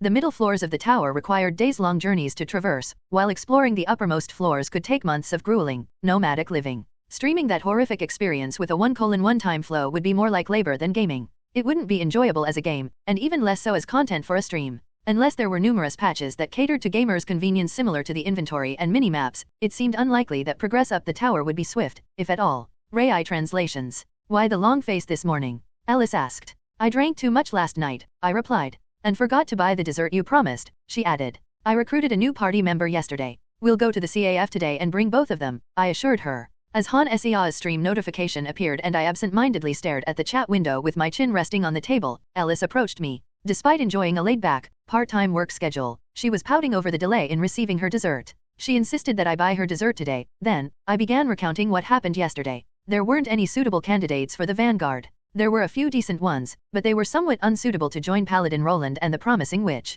There's no one yet volunteering for the priest position to climb the tower, so we might have to wait. However, there was one quite capable person from the ranger class. A ranger, of all things. They used to be a hunter and roamed around with adventurers outside the tower. They were skilled enough to complete material collection quests by themselves up to the 7th floor. All right, I get it. I'm sorry for leaving the party member search to you. I raised both hands in surrender, playfully stretching out the words as I spoke with Ellis. Although my words were light-hearted, I had been a nuisance nonetheless. Perhaps the 7th floor ranger was someone Ellis had been keeping an eye on. She must have already brought up the topic of joining my party. It would be annoying if I'd gone and found myself a ranger while she was in the middle of persuading someone else. By the way, where did you find such a beautiful young lady? Bring some junior receptionists to the Adventurers Guild later. I didn't bring her, she came looking for me. As we exchanged casual conversation, the doors of the Adventurers Guild opened, and Han Xia and Grace entered. After nodding slightly to greet Ellis, they sat at an empty table. I beckoned them over, and the two joined me, sitting side by side. Grace, acting as though nothing had happened the night before, seemed as if the events were but a fleeting dream. However, one thing had undoubtedly changed. That armor must have cost a fortune. I used all the funds I'd saved when I left the village to get this equipment. Grace's once plain leather armor had been transformed into a fitted, waist-cinching armor that emphasized her femininity. The tight waist and protruding chest area captured people's gaze like gravity. No wonder the chat window was plastered with nonsense like eye candy. Unfortunately, we couldn't find a vanguard or a priest. So I'll temporarily serve as the vanguard, and after we get in sync on the 5th floor, we'll head straight to the 10th floor. The 10th floor. Yes, understood. At my words, Grace nodded immediately, while Han Xia asked in surprise. Any novice unfamiliar with the tower's circumstances would be shocked by our rapid progress from the 1st to the 3rd floor, and then from the 3rd to the 10th floor. Grace, who was now glued to Han Xia's side, began to explain kindly. Though I'm not sure about the 11th floor onwards, there's not much difference between the 1st and 10th floors. It's true that monsters become stronger as the floors get higher, but horned rabbits and horned foxes only grow slightly larger in size. The same goes for the skinny goblins that appear. So we're only going up to the 10th floor.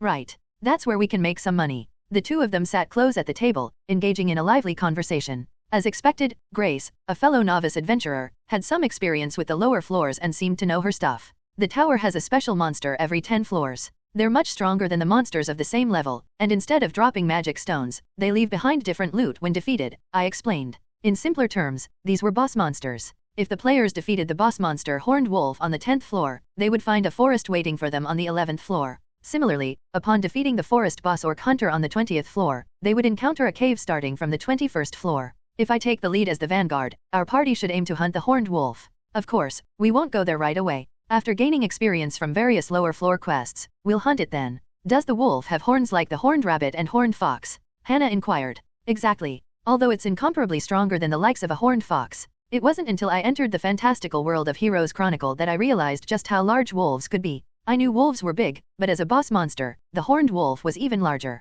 The real-life wolf photos and GIFs I had seen on the internet depicted wolves only just larger than humans. When they stood on their hind legs, they towered over us, and their heads were about 2 or 3 times larger. The boss monster Horned Wolf was even bigger than the ones in those images. Unlike the horned fox, the horned wolf's horns can pierce leather armor. Its mouth is large enough to bite off an inexperienced adventurer's arm along with their small shield if they don't handle the shield properly. That's why, up to the 9th floor, adventurers can rely on their individual abilities, but on the 10th floor, they must always stick together as a party. Although the horned wolves could pierce leather armor, they couldn't penetrate steel armor. The conventional growth path for adventurers involved saving up money from lower floor quests to purchase steel armor and shields before challenging the 10th floor. I, however, had equipment exclusive to my gacha character, which was incomparable to steel armor. Therefore, all the money earned from quests and adventures would be invested in Han Esia's and Grace's gear. Let's leave the explanation at that and check out some quests. I rose from the table and headed towards the quest board in the corner. Industrious adventurers had already picked off the easy, well-paying tasks, leaving the board looking rather sparse.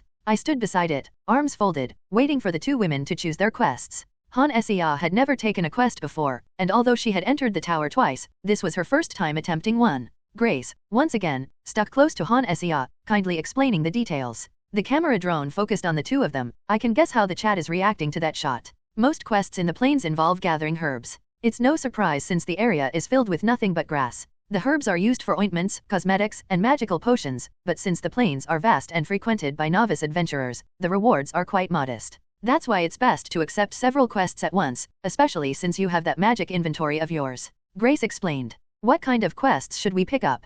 Well, you need to know a bit about herbology for that golden foxtail often grows alongside cotton tuft grass, and where the golden foxtail flourishes, you'll likely find horned rabbits hiding. These rabbits frequently drop lowest grade magic stones. Grace, who had trained with her father, a former ranger and hunter, seemed to have a decent understanding of herbs. When we first met, she was already completing herb-related quests. Catching my gaze, she sent a sly smile over Han Esia's shoulder. The camera drone captured her relaxed demeanor, a stark contrast to the night before. Grace was a masterpiece, a result of the artwork team's utmost dedication. She was a beautiful girl from a rural village where even a proper bath was a luxury. Her beauty was astonishing. It was hard to believe that the small girl from the village could grow up to be so stunning. It was no wonder the viewers couldn't help but react to her charming smile. Perhaps because of this, Han Esia, who was on her way to the tower after receiving a request, continued to chat with her viewers. Is Grace trying to seduce Roland? They do look good together. And mods, please ban that person who made the NTR joke. I'm getting along well with Grace, don't spoil the mood. If Han Esia were a male player, it might have been an issue. However, she was a tactician more interested in NPCs who could assist her in climbing the tower than in attractive ones. Unaware of the camera, Grace was subtly signaling to me, which Han Esia brushed off. Well, that's the normal reaction. Who would genuinely fall in love with an NPC they had only met 3 days ago in a virtual reality game? Right now, all that occupied her mind must be how to deal with the horned wolf on the 10th floor, not the peculiar atmosphere between me and Grace. What? Getting married and retiring? If a 6 NPC disappears like that, users will gather in front of BB Games headquarters and create a tent village. At this point, I became curious about the chat conversation, but what concerned me more was Grace, who had stealthily approached me, rather than Han Esia, who was looking directly at the camera drone. Grace, who had pretended to be drunk to gather courage last night, was acting as if nothing had happened and was behaving like a party member. Well, if she blatantly clung to me, it could become troublesome. I was genuinely grateful that a beauty like Grace had developed feelings for me because I saved her a few years ago, but I didn't want to ruin the quest that had begun after 10 years because of that. Is that a terrible thought? Well, pretending to be innocent while flirting with multiple women is laughable. What are you thinking about? I'm calculating how much protection I should provide when we hunt the horned wolf. Do you have to calculate that too? If I use too much force, it could be dangerous. Are the horned wolves that strong? No, it's not that they're strong. Last time I encountered one, I deflected its horn with my shield when it tried to stab me, but I misjudged my strength and ended up breaking both its horn and neck. It's a situation where a max-level warrior is tanking in front of the tutorial zone's boss monster for a beginner. Even a regular attack, not to mention a skill, could result in the boss dropping dead if it goes wrong. Grace, who perhaps hadn't expected my answer, stops walking for a moment. She mutters something akin to admiration and touched my arm before retreating slightly and moving back to Han Sea's side. Hannah, what were you thinking about that made you fall behind? Are you organizing your inventory? Something like that. Today's lunch is Mary Ann's stew, sis. Usually, novice adventurers fill their stomachs with her stew for almost 2-3 years. Does it take that long? Han Sea, who had abruptly cut off her conversation with her viewers, begins to talk with Grace. Naturally, their topic is on the life of a novice adventurer. As a player, Han Sea is ignorant about the life of commoners in this world. Therefore, Grace seems to view her as a young witch overflowing with talent but lacking in experience. It also appears that Grace's maternal instinct is triggered by Han Sea's lack of real-world knowledge, which is why she always sticks close and takes care of various things. While I watch them, I clap my hands loudly at the entrance of the tower, causing the two to look at me. Now, we're going to enter the tower. I've prepared lanterns for the two of you that record up to the 10th floor. You're giving us lanterns. There are explorers who carry multiple lanterns and sell the ones that have been engraved. As mentioned at the guild, it's almost a waste of time for you to gain battle experience below the 10th floor. So today, we're going to experience gathering medicinal herbs. Understood. Grace takes the lantern I hand out and hangs it on her waist, while Han Sea swiftly tucks it into thin air. Since I ordered this lantern from Ellis, under the pretext of mentoring juniors, I have to make sure to visit the cafe today. Therefore, the goal for today is not battle but gathering medicinal herbs and other low-level material collection requests. It will be a stage to witness Grace's abilities since she just joined the party. I will be on the front line, Grace will be the pathfinder, and Hannah will be the party leader. Our goal is to complete material collection requests, starting with gathering medicinal herbs. Once we enter the tower, Hannah will have the authority to command. I will. Me. I told you from the day we met Grace, this isn't Roland's party, it's Hannah's. You need to take the lead to climb the tower. The leader of the party is Han Sea, and I need to make it clear that I'm just following her. It was the plan ever since I approached her with the pretext of mentoring her. It might not seem like a big deal, but it's an important point considering Han Sea is a gamer. There's a psychological difference between joining a high-level party by luck when starting a game and starting a game with a party full of good characters. At least, that's what I think as a former gamer. Han Sea might not think much of it. Then, shall we start moving now? Grace, could you lead the way and scout ahead? And Roland, could you take care of the rear? She gripped her staff tightly and issued a timid command as she stepped onto the plains. Of course, neither Grace nor I had any reason to critique her attitude, so we simply nodded and started walking. With a kind smile, Grace responded to Han Sea's words. After examining the grass and lantern a few times, she set a direction and began walking. Han Sea and I slowly followed. Naturally, the monsters of the plains were no match for us. They couldn't even interrupt our leisurely walk. Horned rabbits and foxes might charge at Grace with enthusiasm, but they would fall with a bake. Sound even before their small, sharp horns could pierce her. Sis, you can throw stones accurately as well. Those creatures return a loss if caught with arrows. It doesn't matter much to you, as you are a mage, but for an archer, it costs a lot when the arrowhead is damaged. The intelligent but weak goblins from the lower floors sometimes targeted Han Sea in the middle, but she was a proven gamer. A goblin that suddenly sprang out of the bushes was pushed away by the tip of her staff before it could even approach her, falling to the ground and turning into stone. Cutting golden foxtail, gently gathering cotton tuft grass, and occasionally picking up a few of the lowest grade magic stones was a peaceful time. The only time we faced any sort of danger was when Han Sea almost spilled the stew she was distributing. Hannah, what's our goal for today? Collecting golden foxtail and cotton tuft grass, checking the snake root habitat near the passageway to the 2nd floor, eradicating the dream lantern grass habitat on the 5th floor. Grace, why do we have to dig up the roots and eradicate the dream lantern grass, unlike other herbs? Most herbs, like the golden foxtail and cotton tuft grass, exist in a symbiotic relationship. However, dream lantern grass absorbs so much magic in its buds that it dries up and kills the other herbs around it. She answered calmly amid the tranquil atmosphere, taking a brief pause in her chewing to glance at me as she responded. Perhaps she also has a quest window. Thus, the tower request was resolved flawlessly without any particular incidents. Rai translations. What do you think, leader? It turned out to be more manageable than you expected, right? Indeed, the lower floors are quite welcoming to newcomers. As evening approached, our pouch of herbs grew heavy, and the lowest grade magic stones we had acquired were exchanged for coins. I thought about taking Han Sea and Grace to a CAF to treat them to something sweet then call it a day. Let's head to the CAF today. I'll treat you both. A CAF. Surprisingly, it was not Han Sia but Grace who showed interest. After all, Han Sia, being a modern-day person, could visit a CAF whenever she wanted. However, Grace was a hunter who had recently lived in a rural village. It was understandable that she would be intrigued by the mention of a CAF. This world, constructed upon the foundation of a mobile game, was an intriguing blend of RPG elements and inconsistencies. Mary Ann's Inn served a mixed stew while the neighboring establishment offered flavorless fried chicken. Despite being a fantasy medieval era, modern cafes were in operation, and a masterful baker meticulously sold perfectly baked macarons, resulting in a world setting that seemed somewhat absurd. Before realizing that this was all designed as content for the players, I used to view this world as nothing short of ridiculous. We're going to buy desserts to bribe Ellis, the receptionist. I thought I'd treat you guys while I'm at it. Ah, the blonde. Remember her face? She's quite influential among the receptionists, and it'll be convenient if we're friends. We headed to a peculiar CAF that served espresso despite the absence of Italy and iced Americano despite the absence of America. The item to purchase was a box of 24 macarons to bribe Ellis. Once I give these to Ellis, she distributes them among the receptionists, creating a positive cycle of sorts. In this world, it's amusing to see macarons being sold. They were considered luxury items. This single item is equivalent to 5 of Aunt Mary Ann's stews. With a gift set box, you could indulge in sliced steak and a glass of wine at the Lucky Scoundrel. Sweet. They actually sell these? And they taste just right. Han Sia exclaims in disbelief, engaging in a conversation with her viewers about the macarons she discovered in this fantasy world. Meanwhile, Grace, thoroughly enjoying the delightful flavor, bids me farewell with a cheerful wave as she strolls away. Coming from a rural village, Grace looked incredibly happy.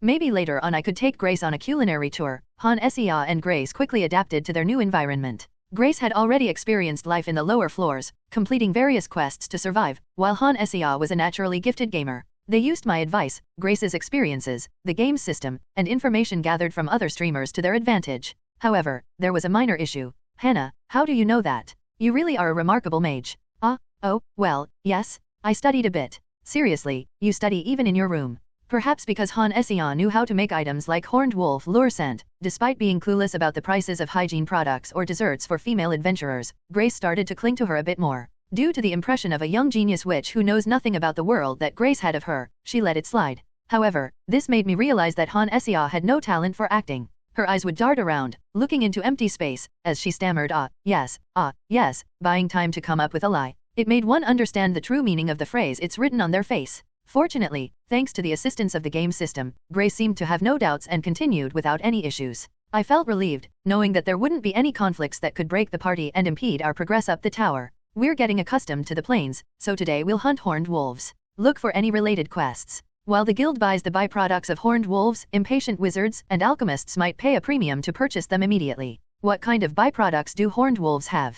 Horns, eyeballs, fangs, skin, and claws. Oh, they really are byproducts. Even though they're animal byproducts, they contain as much magic as magic stones, so alchemists buy them in large quantities. Due to that, there's a significant difference in income between adventurers on the 9th floor and those on the 10th floor. Grace explained the details to Han Sia, who was asking about horned wolf byproducts for the first time. It seemed that it was about time for players to start encountering bosses. Grace and Han Sia eagerly examined the quest board. Herb gathering requests are highly sought after, but for something like the horned wolf, there is less competition, allowing them to leisurely browse and choose. This one involves delivering materials to an alchemist's workshop, but the price difference from the guild's purchase is negligible, so it's not worth it. Eyeballs are a rare find among the byproducts, so we'll skip this request too. Grace skillfully navigates through the requests, disregarding those that don't offer enough payment for the effort or those that require hunting more horned wolves than manageable. She may not have hunted a horned wolf before, but she seems to have a good eye for selecting requests. Did she memorize the prices of materials up to the 10th floor?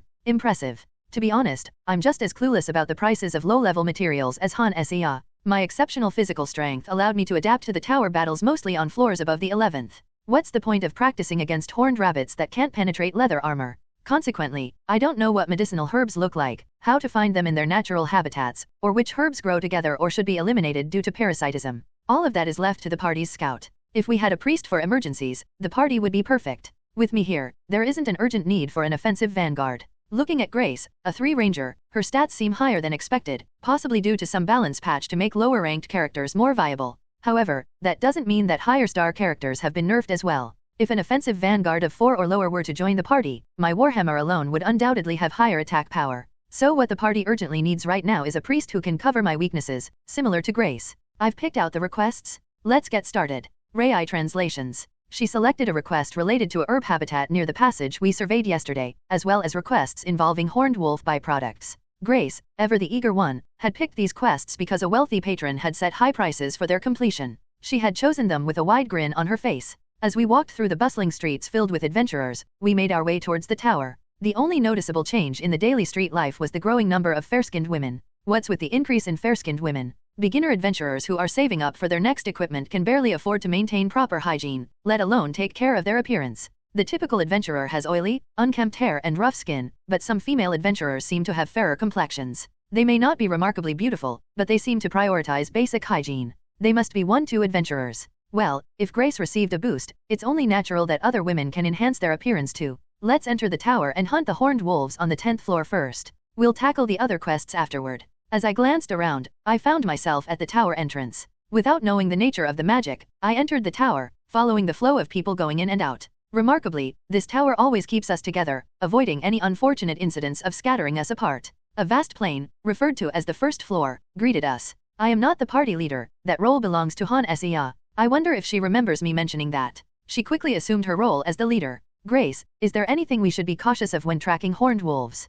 Horned wolves have an excellent sense of smell. When we're pursuing them, they sometimes ambush us instead. So always be ready with your shield spell when we are near a tall tuft of grass. Of course, whether a horned wolf can manage to break through our front line and reach the rear is a different story. The two of them glanced at me, their faces full of faith in my ability to prevent any such breach. I nodded my head slightly, and they resumed walking, maintaining a formation with a bit of distance between each of us. Our journey to the 10th floor was nothing but peaceful. We occasionally encountered other adventurer parties, but we kept a respectful distance as there was no need for conversation. The tower was vast, filled with numerous adventurers, making it difficult to spot familiar faces on the lower floors. The friends I was acquainted with were all camping out in a forward base above the 30th floor of the tower. Once we reached the 10th floor, Han Sia asked Grace, "What's the best way to track horned wolves?" Just like searching for signs left by a horned fox in the grass, we look for tall grass where a horned wolf might be hiding. If we find any, great. If not, we follow their tracks and use the lure scent you prepared. So you'll be carrying this wolf lure scent. As Han Sia conversed with Grace, she produced something out of thin air.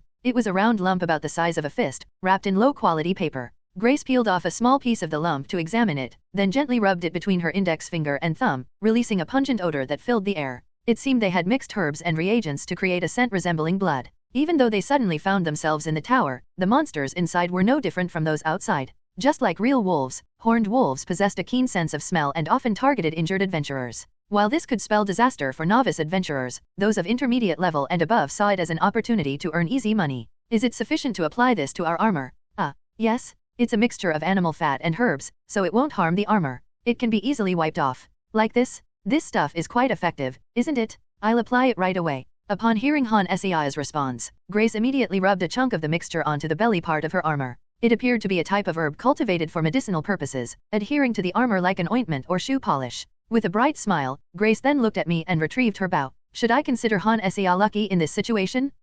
What? Get your act together. As the bewildered Han Sia swiftly turned around, a horned wolf that had been lying in wait lunged forward with its head lowered. It wasn't just a mere wolf, it charged fiercely, akin to a goat or deer using its horns to impale a human. The charge that should have pierced Han Sia's back and shattered her spine was naturally intercepted by my hand. I suppose I'll have to postpone combat training for later. Is it really dead? Han Sia asked, still in shock. Wow, that was close. Grace, quick as a cowboy, swiftly drew her bow and had an arrow ready on the bowstring. However, the wolf had long ceased breathing before she could even release the arrow. I had grabbed its head in case Han Sia couldn't use her shield spell in time, but it seemed the counterforce had crushed its skull. Fortunately, my palms weren't soaked in the wolf's blood and brain matter. Grace, it's good that you trust me, but next time, make sure to give clear instructions that Hannah can understand too. And Hannah, your magic was quite fast considering you were caught off guard. However, in a situation where the vanguard can block like just now, use an offensive spell instead of a shield. Displaying the horned wolf, now transformed into a lower-grade magic stone, in my hand, I nagged them a bit, while Han Sia stared blankly at me. Is this really the boss monster of the 10th floor? I thought I'd be cooperating with Grace to hunt wolves using arrows and magic. But does this mean the mission is accomplished? Even if you killed it, our party ultimately succeeded, right? She seemed lost in thought, perhaps due to receiving a viewer mission related to the horned wolf. Han Sia gazed at me, her eyes filled with countless emotions. More specifically, she was fixated on the low-grade magic stone resting silently in my hand. It was slightly larger and more vibrant than the lowest-grade magic stones obtained from goblins. While the lowest-grade ones resembled flawed glass beads with muted colors, this particular stone emitted a faint blue glow. She had been preoccupied with the viewer's mission, startled by my sudden shout, and feeling a bit dejected. However, as the scolding came to an end and words of praise for her magic followed, she finally blinked and let out a laugh. I had intended to nag her some more, but her shield spell was so fast that she didn't need my protection. Wow, so this was the boss of the 10th floor. I used too much force since it's been so long since I've been on the lower floors. I'll have to find another monster. You said that even blocking with a shield could result in death? Blocking with bare hands is just as deadly, she questioned. Well, my grip strength actually is stronger than the shield's rebound force. Han Xia knew in her mind that my stats were far superior to those of other NPCs, but she still struggled to grasp the reality of it. She blinked her eyes, deep in thought, and only snapped out of it when she overheard the conversation between Grace and me. You can kill it by blocking with your shield, she asked, surprised. Didn't you hear earlier? Last time, when I blocked with my shield, a slight deflection snapped the neck of the horned wolf, killing it. But let's first take care of the leftover items. After briefly explaining the situation to Han Xia, I collected the magic stones while Grace picked up the items that had fallen to the ground. Observing the two of them, I glanced down at my palm, focusing on the sensation of opening and closing it. I had used minimal force to block, so why did the monster die? No matter how strong my grip may be, it shouldn't make a difference if I don't exert any pressure. Otherwise, the women I've encountered would have already suffered broken waists, and their limbs would have been severely damaged. It's truly abnormal for a mere block to cause a monster's skull to be crushed by recoil. After 10 years, I still couldn't control my strength. Although I may not know how to use skills, I am confident in my application of magic to augment my physical abilities, like a knight from a typical fantasy world.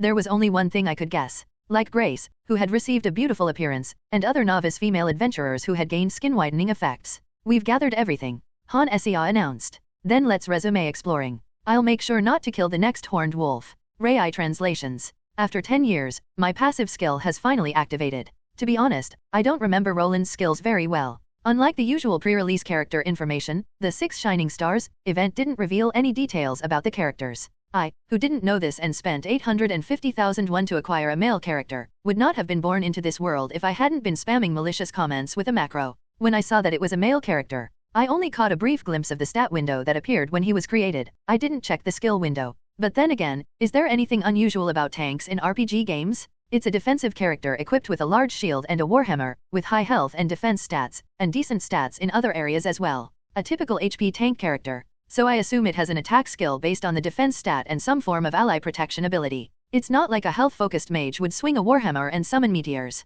So, was my passive skill damage reflection? It's a fitting skill for a tank. Are we lucky today? We found the horned wolf right away and even obtained its eye. Grace, carefully collecting the byproducts, held up a fist-sized gem from Han Xia's inventory. The eye of the horned wolf wasn't an actual eyeball dripping with bodily fluids, it was a round, red gem that resembled a magic stone. Han Xia, after receiving the horned wolf's eye, didn't store it in her inventory. Instead, she lifted it up to the sunlight, examining it like a banknote. The claws and fangs appeared to be made of jade, and the skin wasn't rawhide but could be used as a blanket or cloak. It was quite remarkable. Is this the eye? Yes, it's my first time seeing a horned wolf, so it's the first time I've seen the real thing. With all the other byproducts gathered, Grace and Han Xia examined the horned wolf's eye and then turned their attention to me. Their curious eyes sparkled, and it seemed the viewers were equally intrigued. Well, it was their first time witnessing a player hunt a boss. Since it's a material infused with magic, it's like a magic stone. Most of the byproducts found in the tower look like this. Otherwise, adventurers coming out of the tower would be covered in all sorts of messy fluids.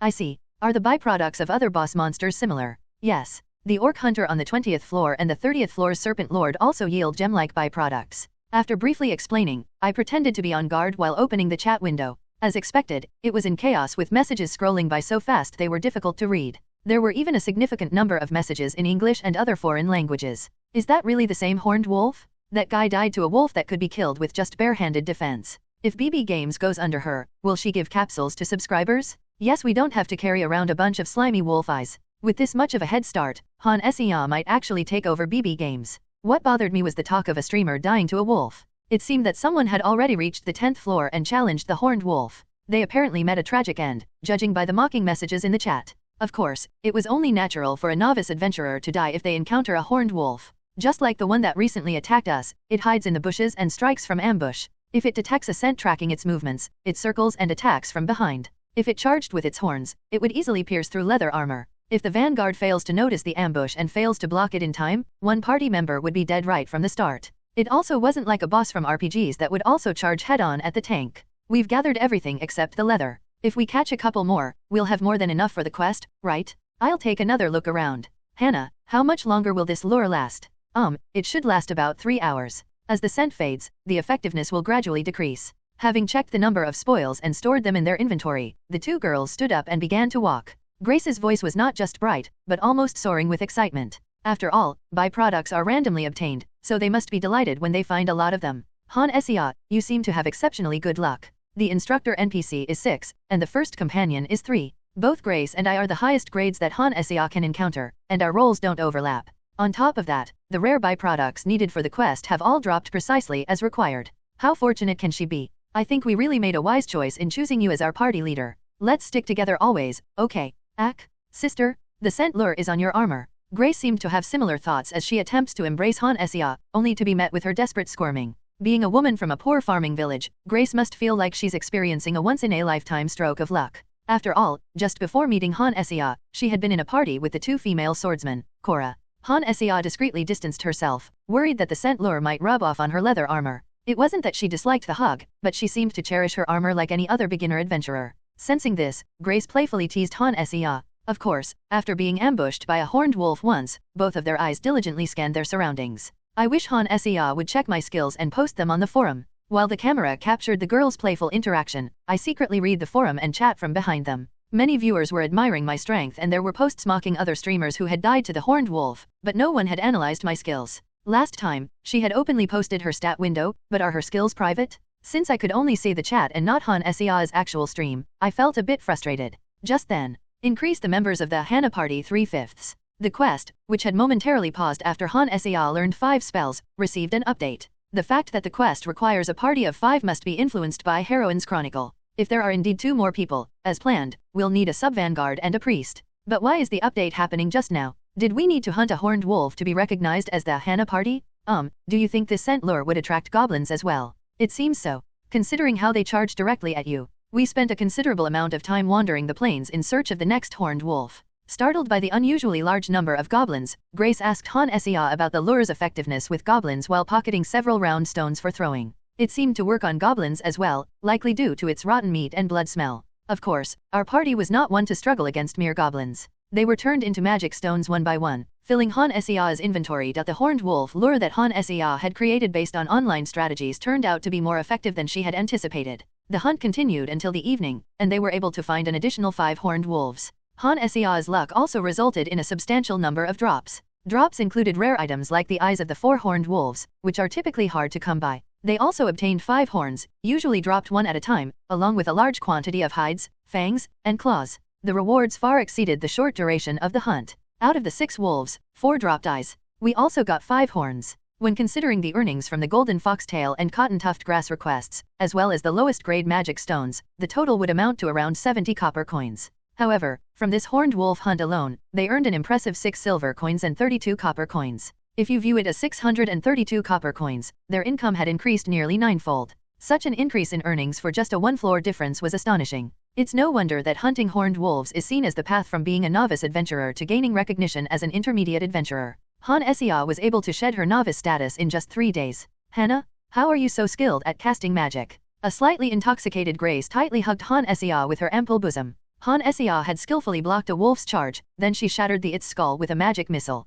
Grace, too, was able to hit the heart of a horned wolf with an arrow after Han Seah startled it by zapping its nose with a spark spell. She had also used the light spell to temporarily blind a charging horned wolf, causing it to stumble. Her ability to apply magic in combat was extraordinary for someone only on their 3rd day. We obtained so many drops, all thanks to our fortunate leader. Hey, you're the one who tracked the horned wolf, so it's thanks to you as well. You're too kind. After leaving the tower and dividing the spoils, Grace's earnings amounted to 2 silver coins. After deducting my share and dividing it, I was left with approximately 3 silver coins and 15 copper coins. When we went herb gathering, our highest earnings were usually around 40 to 50 copper coins, so our daily income had increased 6-fold. Grace, who had come to the city of adventurers hoping to see me again, came from a poor rural village. Considering her financial situation, wouldn't Han Seah be the most lovable person in the world to her? If you meet a new colleague at work and your income increases 6-fold thanks to them, anyone in the world would like them. For our genius witch, Hannah. Oh, sis, please. Grace's shout echoed loudly.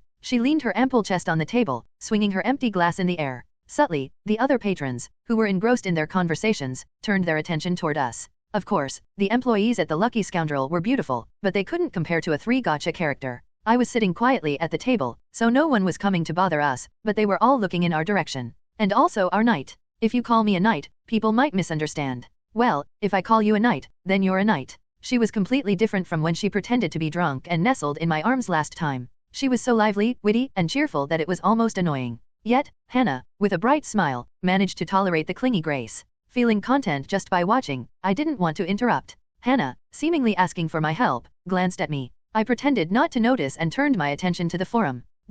Heroes Chronicle is a really challenging game. It looks intense on camera. Drunk Grace meme.gif. Why is this game rated 19+? So, what is Roland's skill? The most talked about person was a male streamer. He had been killed by a horned wolf and was currently being ridiculed, but no one was mentioning his name. XXX, and other nicknames like Wolf Food and Dog Food were used to refer to him. It seems he was someone who closely followed in Han Sea's footsteps and is a person with amazing gaming skills. Of course, the comments were not meant to be serious, but rather, his scream when he died was so amusing that it became a meme. Among the chaotic posts, I clicked on a title that caught my attention. So, what is Roland's skill? Horned wolf victim.jpg.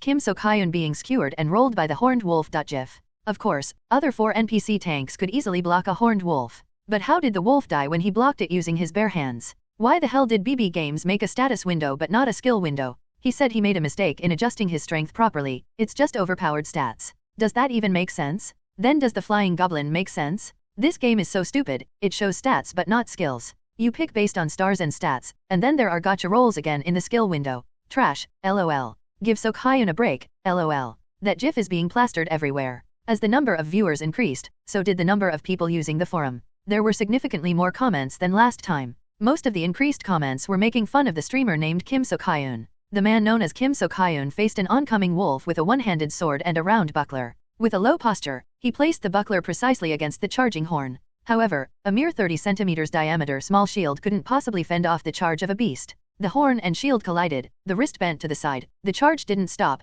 and the man was impaled through the abdomen. To protect the player, the screen turned black as he turned into dust, just like a monster, marking the end of the video clip. So when a player dies, does the game reset to that morning? That's valuable information. Anyway, it's absurd that the skills are random. I'm not sure if the players still don't know how to check the NPC skills, or if BB Games hasn't patched it, or if they never intend to show it. What's certain is that neither I, Han Sea, nor the viewers watching know what my skills are. Roland, your glass is empty. While I was leaning on the table, engrossed in the forum, a glass of alcohol was suddenly placed in front of my eyes. Grace, having left a spiritless Han Sea, now clung to my side. Judging by Han Sea muttering sexual harassment, ban, lawsuit, NPC among the noisy crowd, it seems the increased viewership has resulted in a lot of inappropriate comments about Grace. She's so busy the camera is no longer moving. Or do you need a woman by your side for the alcohol to go down? Our lecherous knight. She was swaying drunkenly, leaning on me, trying to pour me a drink with an empty glass. From the empty glass she held came a sweet yet strong smell of alcohol. With her thickened wallet, did she order expensive liquor out of curiosity instead of the cheap, bland one? A lifetime beer and soju drinker drinking 40-proof liquor like beer, of course she would get this drunk. She pulled a chair next to me and sat down, but her upper body was swaying as if she would fall off the chair. She might have some stability if she put her heavy chest on the table, but she kept raising her glass in her drunken state, which was the problem. As she raised her glass, her upper body leaned back, and there was no way she could maintain balance while drunk. Wrapping my arm around Grace's waist, who was about to fall backward again, I supported her so she wouldn't fall. Wooden chairs without backrests were uncomfortable at times like these. Hannah, if you're drunk too, why don't we all head back to our rooms? What? With my left hand still around Grace's waist, I snapped my right fingers to grab Han Sea's attention. While I didn't mind her drinking to celebrate, I had no intention of dealing with a fully wasted drunk. If she was moderately drunk, I might considered going back together, but she was too drunk. Hannah, your glass is empty. What are the employees doing? Stumbling out of my embrace, Grace turned back to Han Sea. Apparently, Grace's drunk tendencies leaned towards hugging anyone and everyone. Han Sea's face, clearly taken aback by such an unabashed display of friendliness, was comically flustered. But perhaps the alcohol had finally hit, as Grace quieted, her head resting on Han Sea's arm. Han Sea quietly placed her drink down. Just because we've succeeded in hunting the horned wolves doesn't mean we'll immediately go to the 11th floor. We need to stay on the 10th floor for a while, hunt horned wolves, and gather materials. Given Grace's condition, we might even need a day of rest. Is the 11th floor much more dangerous? It's not just about the danger, but also about establishing our party's reputation. By consistently providing the byproducts of horned wolves, we can build a name for ourselves. Once we start receiving personal requests, it will show that we are recognized as intermediate adventurers. Like how I generously tip with gold coins and present valuable weapons to fans who have shown me kindness, Han Sea's party also needs to establish their own reputation. Right now, they're known more as a novice party fostered by Paladin Roland, rather than as the party of Mage Hannah. A party of adventurers capable of consistently hunting horned wolves would be more reliable than a novice party that has caught the interest of Paladin Roland. The reason I gave you the lantern for up to the 10th floor is the same. With my abilities, I could take you directly to the 43rd floor exploration camp. But doing so would make your journey as adventurers meaningless. This is my opinion as a gamer from my previous life and as a warrior who has been fighting for the past 10 years. There's no point in skipping ahead and dropping Han Sea at the top of the tower like a boosted character. My role should stop at helping them skip the lower floors, and from the 11th floor onwards, they should grow just like everyone else. Later on, when undiscovered bosses appear in the tower, it will be player Han Sea's role to respond. So, while establishing our guild's reputation by hunting horned wolves, you should also save the rewards to prepare for buying intermediate adventurer's gear. This applies to Grace's gear and yours, which is second-hand from the guild. Will we attract better companions if we make a name for our party by hunting horned wolves? Of course. The difference in caliber between those who apply to a party whose main activity is herb gathering and one whose main activity is hunting horned wolves is enormous. Han Sea, who had a strong competitive spirit, seemed to have found a goal in my words, her eyes sparkling with determination. It's fortunate that she didn't insist on some ridiculous plan like starting from the 43rd floor. There was no drastic change in our daily routine. I focused on controlling my strength to avoid accidentally killing the horned wolves and understanding the reflective damage. Meanwhile, Grace and Han Sea practiced dealing damage from behind me. As discussed at the Lucky Scoundrel, we farmed horned wolves until both Grace and Han Sea could equip intermediate adventurer gear. Judging by the chat and forum, some of the players following in Han Sea's footsteps had only just found a vanguard to block the wolves for them. Clearly, Han Sea was half a step ahead. I wasn't well versed in the game system, but I wondered if levels and skill proficiency would rapidly increase for her as well. Today as well. Yes, today too.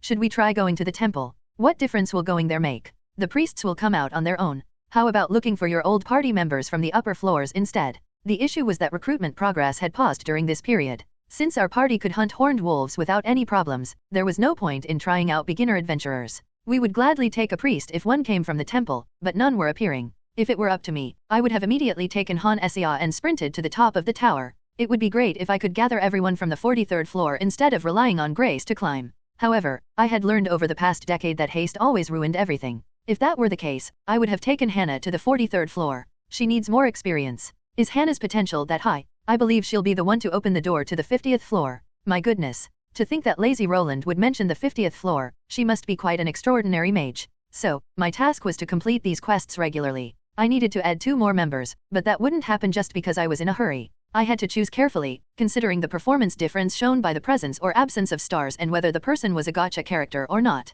To be honest, if the NPCs made it up to the 43rd floor, it would be unimaginable for the tower to end at the 50th floor. Considering it's a game, wouldn't there instead be a major event on the 50th floor and the 100th floor would serve as the ending? While we were having our usual morning conversation, contemplating such matters, a notification sound interrupted us. Han Sea's stream has started. Han Sea_tutorial over. The real game starts now. What's starting now? Han Sea had a talent for giving straightforward titles to her streams. Once she learned her skills, she titled it Homework Review, and after meeting Grace, she labeled it 3 Pretty Ranger Sister. She chose these titles so that viewers could get a general idea just by reading them. That's why I couldn't understand what game was starting. After all, she had to hunt horned wolves today, just like yesterday. The schedule was no different, so I couldn't grasp what tutorial had ended and what game had begun. Anyway, since the stream had started, the guild's door would open soon, and Han Sea and Grace would enter. Rai translations. With that in mind, I leaned on the table, and suddenly, the door swung open. Hey, receptionist. If you're injured, you should go to the temple, not the guild.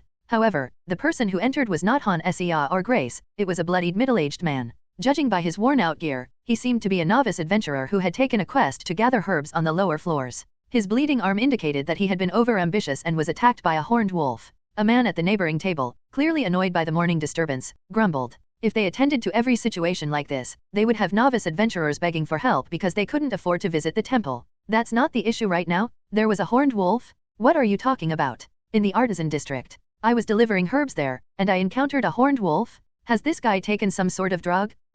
If an adventurer makes false reports to the guild, it could cause problems with receiving requests. Despite the mocking remarks from the intermediate adventurer and Ellis's concerned advice, the novice adventurer raised his voice, feeling wronged. Due to blood loss, his words were jumbled and incoherent, but we could make out the general meaning. He wandered through the intricate alleys of the artisan district, searching for the alchemist's workshop where he received a request. Suddenly, a horned wolf leaped out from a pile of junk in the narrow alley and attacked him. Unable to jump away due to the bundle of herbs he was holding, his arm had been pierced, and he had fled to the guild. I thought we cleared out those drug dealers last time. The intermediate adventurer clicked his tongue disapprovingly, as if the injured novice had taken drugs. However, I couldn't dismiss the man's words like Ellis and the intermediate adventurer did. After all, Han Sea's stream title mentioned the real game. Would climbing a tower in a game be enjoyable without anything else? Or would it be more exciting if main scenario events unfolded as you ascended? If there are status screens, inventories, and quest windows organizing accepted requests, wouldn't the game have prepared main scenario events? You mentioned the artisan district. Yes, I swear it's true. My lantern doesn't even record the 10th floor. And the most telling sign was that Han Sea hadn't arrived. Even after Ellis bandaged the wound, there was still no sign of Han Sea and Grace. There was ample time to hear the novice adventurer's story and wrap the bandage, more than enough time for them to come from the inn to the guild. What triggered this? Why is there a field boss in the village? LOL. This is exciting. Can you hunt wolves without Roland-sensei? But if you die, the stream will be forced to stop. Please survive. Checking the chat, my suspicions quickly turned into certainty. It seemed Han Sea had encountered a horned wolf near the inn while on her way to the guild. Without even taking a moment to grab the warhammer leaning against the table, I kicked open the guild door and rushed out. As I stepped forward, the magic I had honed for 10 years enveloped me. Although I was a tank-type character without teleportation magic, my formidable stats and accumulated mana surpassed that of any average skill. What are you doing, Roland? Alice's scream echoed behind me as I propelled myself forward, the sound of the wind splitting filling my ears and my vision expanding. The road shatters beneath my first step, and my second step leaves a mark on the familiar roof of the inn. From the road to the roof, from the roof to the open air. FLYYYYYYY. I shout as I exert my power, releasing the breath I had been holding in my chest. The adventurers hurrying towards the tower and the bustling citizens all turn their attention towards me, surprise evident on their faces. As I leap high and survey the surroundings, I spot large furry figures lurking in a few alleys. But now, my task isn't to confront the horned wolf alone. It's time to rally other adventurers.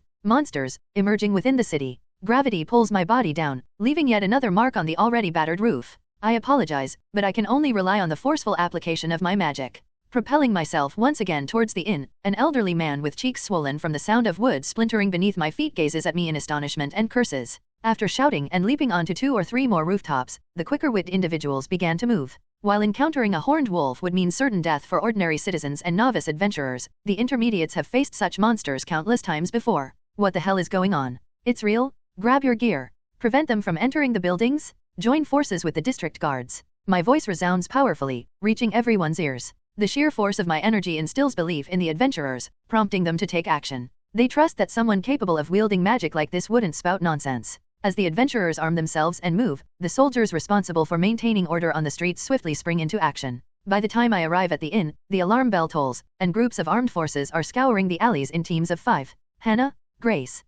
Sir Roland. Although it was morning, the Lucky Scoundrel Inn was far from quiet. Han Sea stood at the entrance, her face twisted in horror. And it was easy to understand why. The area near the entrance resembled a scene straight out of a horror movie, soaked in blood. What happened here? A horned wolf suddenly appeared, and an adventurer from the inn tried to handle it. Han Sea subtly gestured with her eyes, and I followed her gaze to see a dead adventurer slumped against the wall. His young face contorted in pain, tears streaking his cheeks, and his blood-covered hands clutched his stomach. A single longsword lay discarded on the ground near his lifeless body. An inexperienced adventurer, unaware of the danger posed by a horned wolf, must have recklessly rushed in while still recovering from a hangover. Are you and Grace injured? No, we're fine. The other adventurers in the inn blocked the entrance. Hannah and I attacked, as it tried to get inside. As I listened to Han Sea and Grace's account, the guards arrived and removed the body, carrying the young adventurer away on a stretcher. Judging by the grumbling voices, it seemed that more than a dozen people had already fallen victim to the beast. Han Sea, looking a little pale, muttered softly. I thought this was an adult game because of the romantic encounters with NPCs, but they show it so explicitly. Even with the mosaic, it's a bit. Hannah, are you alright? Do you want to rest today? Don't worry about me, sis. I'll be fine. Grace, who hailed from a farming village and worked as a hunter, was accustomed to the sight of gore and corpses. However, Han Sea was not. Witnessing Han Sea's pallid complexion, Grace attempted to guide her gently back into the inn, but Han Sea shrugged off her hand and approached me. Sir Roland? I tried to detect and track the, magic of the horned wolf. Her eyes moved subtly, fixating on the same spot in the air next to my chest as when discussing quests. She must be reading a quest window. Lead the way. I think we need to go over there. Yes. She's really not good at lying. As always, Han Sea wasn't good at lying. Everyone was panicking over the unprecedented phenomenon of horned wolves appearing in the city, but her face was a mess for a different reason. Grace, who walked alongside her, tried to comfort her by stroking her forehead several times. Grace seemed to think that Han Sea's twisted expression was due to the trauma of a novice adventurer witnessing death for the first time. Of course, having read the chat, I knew her expression was twisted because of the pressure to fabricate a story. Somehow, the city and the tower became connected. Not bad, right? My lips curled into a grin as I read the plausible opinion among countless opinions posted in the chat. Following Han Sea's guidance through the alleyways, I couldn't laugh while looking at the bloody injured and dead citizens, so I desperately held back. Neither slimes, horned rabbits, horned foxes, nor goblins appeared in the city, only horned wolves. That meant the city and the 10th floor of the tower were connected, and perhaps a gate-like function would open. As soon as I read the long chat suggesting that, I wanted to cheer. Many people had died, but it was none of my business. Frankly, more people would die inside the tower than this. Han Sea's burdened face was the same. No one would feel guilty about game NPCs dying because of a quest scenario. She was just racking her brain to make up a story. I'd play along even if her story wasn't perfect. It's this way. I feel a strong magical presence here. The artisan district was as complex as a maze. It was a slum-like area where apprentice blacksmiths and poor alchemists who couldn't afford a decent shop on the main street gathered.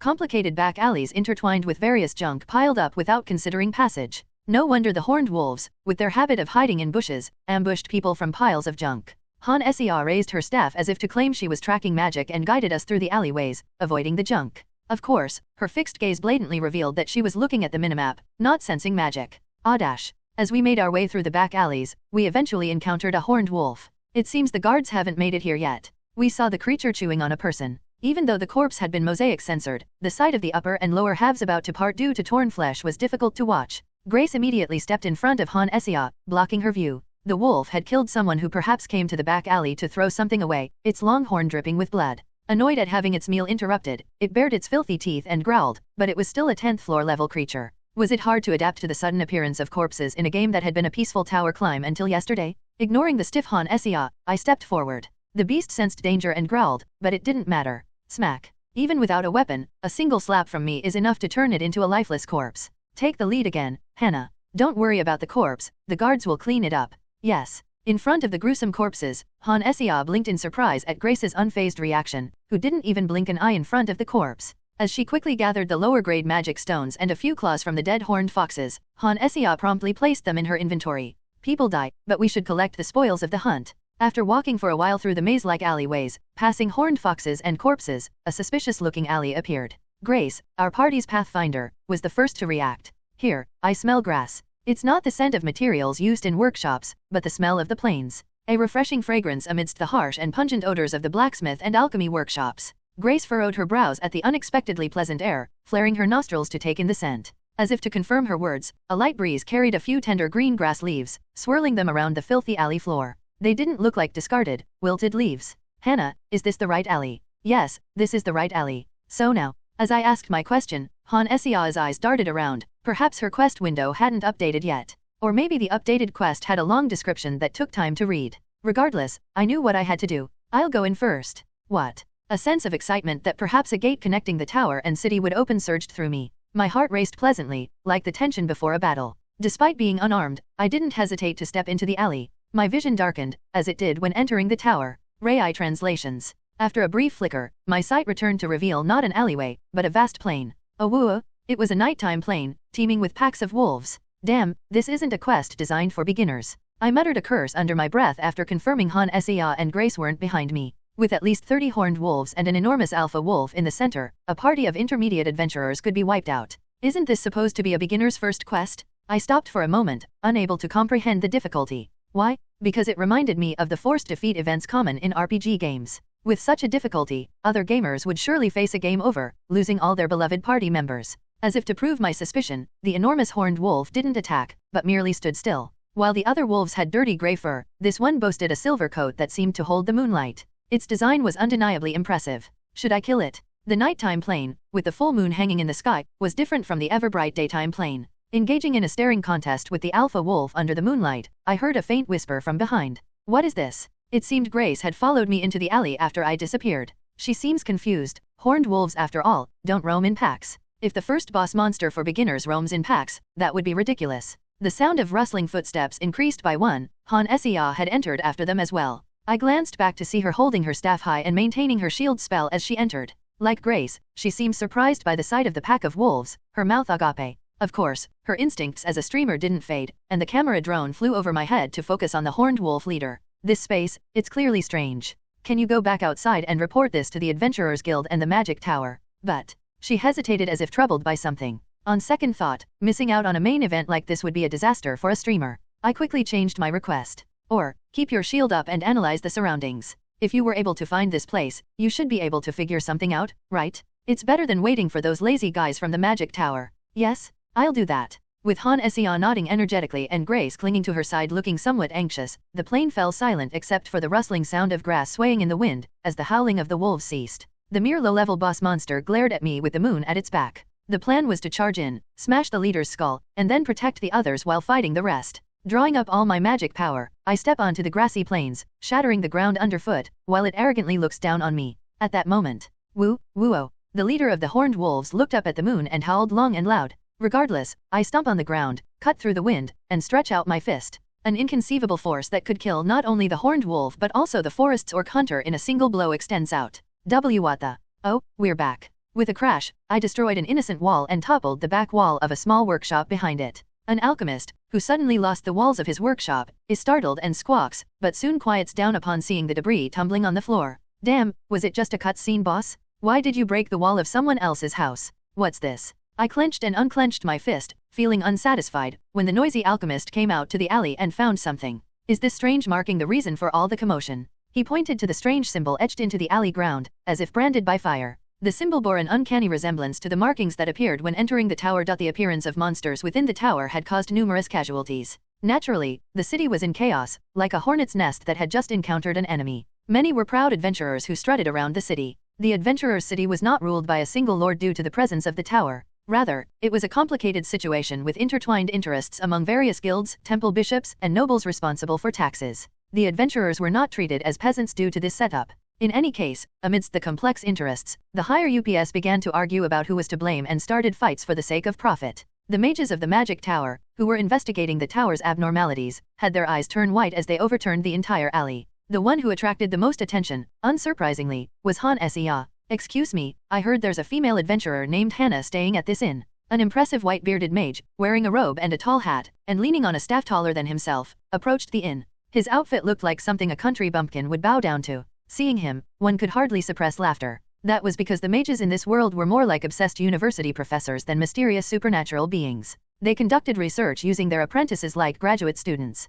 To me, who had witnessed their true nature several times due to high-level adventurer requests, their attire was a laughing matter. What brings you here? Still, I couldn't outright speak rudely to an elderly mage. Even though adventurers lived a rough life, we had to maintain our image to attract personal requests, especially when dealing with a mage who could potentially provide work. I have some questions about the recent incident. Do you know her personally? I examined the mage standing in front of the inn's entrance. His elaborate and clean robe and hat must have cost a fortune. His polite speech towards me, who looked much younger, was also noteworthy. He was easily within the top 1% of mage personalities. Yes, I am adventuring with her. There are other mages inside, do you mind waiting alongside them? A well-mannered and wealthy mage was allowed in. Grace would see the unmistakable mage guest and bring Han Sia. I filtered out the arrogant mages at the entrance, only allowing in the more respectable ones. How rude. I have something to ask her. I'm afraid she's already engaged in a prior arrangement. I blocked the entrance with my large frame. A noisy man, who seemed to be from some noble family, yelled at me. However, when I slammed my shield on the ground, he flinched and returned to the Magic Tower. Due to the incident with the horned wolves, the inn's business was temporarily halted. As a result, there were no complaints when I blocked the entrance. The innkeeper, who had just received a gold coin, bowed his head in gratitude. Hearing the loud noise, Grace peeked out from behind me. Is it okay to treat mages like this? Rai translations. Grace seemed slightly uncomfortable with the superstitions unique to country girls who grew up in rural villages. However, her trust in me, a senior adventurer, seemed to outweigh her superstitions about mages. When I smiled at her, she nodded her head. How's Hannah? She's been talking with the mages, but honestly, I can't understand a thing. Indeed, most of the mages I'd introduced were elderly people. There were some eccentric seniors, but I had primarily allowed in those with both skills and money. It might be burdensome for someone who wasn't a mage to be there. Grace, who was peeking out at me, stepped out of the room and stood beside me. I could see her lips twitching as if she had something to say. I know we haven't been a party for very long, but can't I call you more comfortably? I nodded subtly in response to her unexpectedly bold words. I understood that she didn't want to use formal address with someone she'd spent an intimate night with, especially if we were going to climb the tower together in Han Sia's party. Grace took a step closer to me, smiling cheekily, and changed the subject. She'd achieved her goal and didn't seem to want to push things too far. After all, she'd been quite bold last time and ended up in a precarious situation. Anyway, it's strange that the tower's monsters appeared in the city. What's going on? Well, the tower is an unknown space that thousands of mages have been unable to uncover. That's true. An unknown space that even thousands of mages can't decipher. Grace gazed up at the towering structure, visible even from the entrance of the inn. Her profile, looking up at the seemingly endless tower, was striking. As she continued to look up, I sensed movement behind us. The well-mannered and wealthy mages I had invited stepped out of the inn. There were no loud voices or petty squabbles, indicating that I'd chosen the right people. It was an enlightening time, Miss Hannah. If you ever want to retire from adventuring, please visit the Magic Tower. Some of the mages even tried to scout Han Essia, clearly impressed by her. However, she had a tower to climb, so she wouldn't be confined to the Magic Tower. With the mages gone, the inn fell silent. The innkeeper had given his employees a holiday after receiving a gold coin, so we were the only ones left in the quiet building. Grace cheerfully entered and clung to Han Essia's side. Hannah, what were you talking about? I couldn't understand a thing, even though I was right there. We were discussing the symbols we found in the alley, the silver-horned wolf we encountered, and various other things. Honestly, I couldn't understand much either, sis. Two people were engaged in a lively conversation when a knock echoed through the room. I opened the door in place of the chatting duo and saw a cascade of golden hair. This time, it wasn't Han Essia but my own guest. What's the matter, Ellis? Sigh, what do you think I'm here for at this time? Is it okay to treat the city's hero like this? I'm talking to a public property vandalism, not the city's hero, so it doesn't matter. Alice waved some documents she was holding in front of me. If Han Essia had attracted a horde of guests by detecting a magical anomaly in the tower, I had drawn a crowd for a different reason. I had become both the city's hero and a public property vandal, albeit as a joke. The problem was that I had stormed out after hearing some ridiculous testimony from a novice adventurer. Apparently, I had slammed the door so hard that it cracked, and a puddle shaped like my footprint had formed near the entrance. There were other issues too, destroying the wooden roof of an inn, leaving my footprints on the stone roof of a merchant's shop, and punching a hole in the back of a novice alchemist's store. Fortunately, my overflowing savings allowed me to compensate for the damages without any issues. However, due to the number of buildings I had stepped on and jumped off, many people had come to the guild to complain.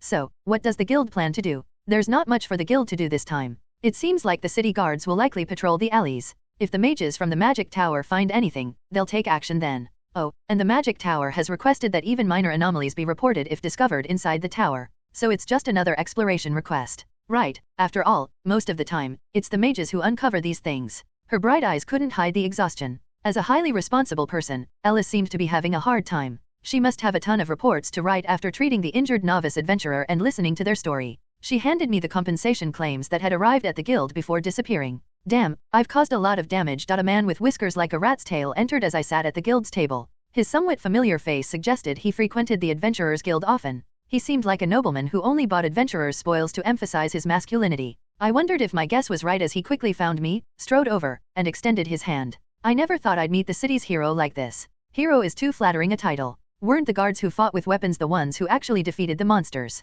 He pretended our meeting was a coincidence. Haha, so humble too. If only other adventurers were as modest as Sir Roland. Sir, I'm just an adventurer without any knighthood. But who would question Sir Roland's honor after you saved the citizens? After praising me for a while, the man requested a handshake, handed me something in the palm of my hand, and disappeared outside the guild with a sly smile. He left me with a silk pouch containing 6 gold coins. The pouch itself was worth at least 3 silver coins. Is that man the last one? Yes. He's the last nobleman officially coming to express gratitude. Your pouch must be quite hefty now. Please use that to fix the damage from before. All right, I understand. I'm living comfortably thanks to the guild. It's not the guild, it's me. To me, the guild is you. Not even 2 gold coins would cover the cost of repairing the building and doors, but each nobleman I met gave me 5 gold coins to save face. They wanted to say, I personally commended the adventurer who saved the city this time, in social gatherings, using excuses like the city's hero had to pay for the repair of the buildings destroyed in the aftermath or he saved my servant. Anyway, these noblemen. Just to make a talking point, they throw around gold coins like that.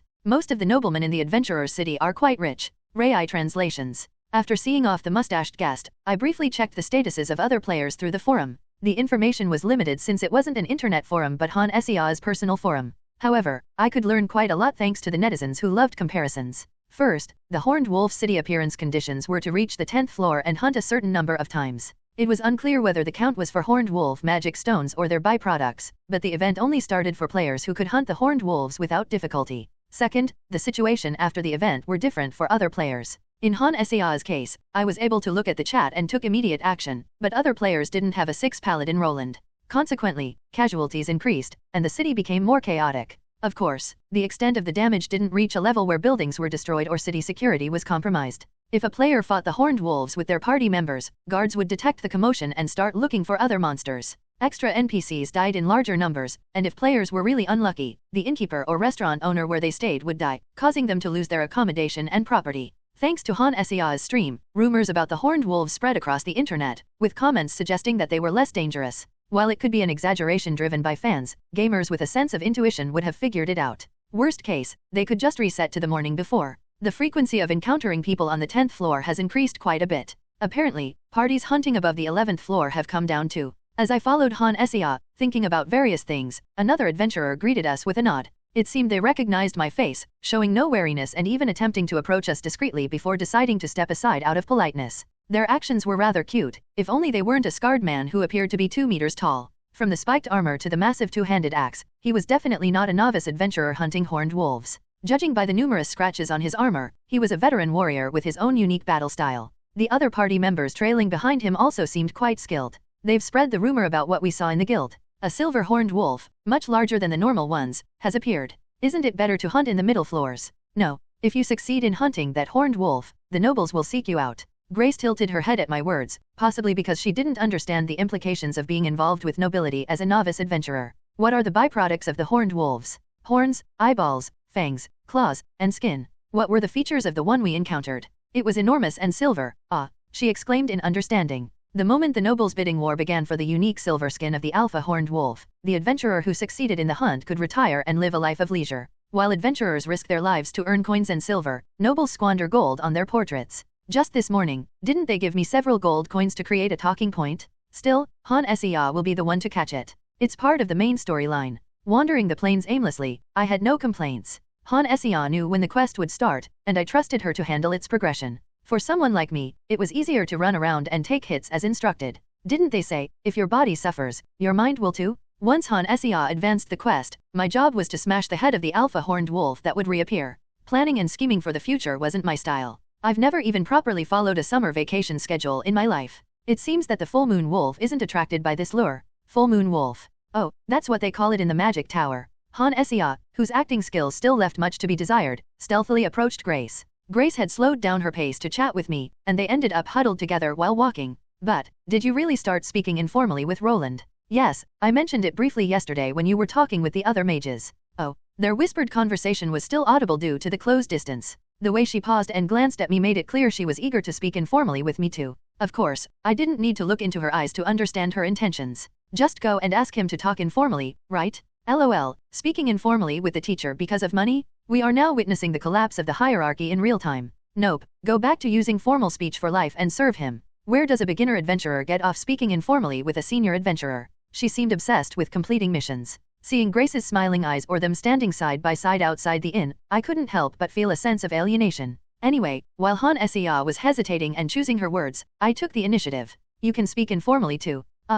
Really? Yes. It's ridiculous for a party leader to speak formally with their companions. That's true, Omaya. Is it difficult to switch right away? Her eyes glistened happily when I naturally granted permission. The success of the mission probably contributed to her delight as well. With the warm atmosphere, we began preparing our meal. Since we had already gathered, we decided to eat something simple. Grace blankly watched Han Sea take a mat from her inventory. It's fascinating every time I see it. If I had something like that, hunting would be so much easier. Hunting. It would be convenient for preserving the freshness of our game. Not inside the tower, but outside. Grace looked at Han Sea, who could only think of hunting inside the tower, with amusement. As they talked, the image of an innocent genius witch unaware of the world's ways grew more and more solid. I savored the steaming stew. It was fortunate that the horned wolf hadn't appeared at Mary Ann's inn. The food at other beginner adventurer inns was so bad that we'd rather spend silver coins on buying proper meals. As we quickly finished the hearty stew, a scream reached our ears. Ah, help. The sound was faint, so it was hard to tell, but Grace, with her keen senses, also put down her stew bowl and looked in the same direction as me. Sandwiched between extraordinary physical abilities and a sensitive scout,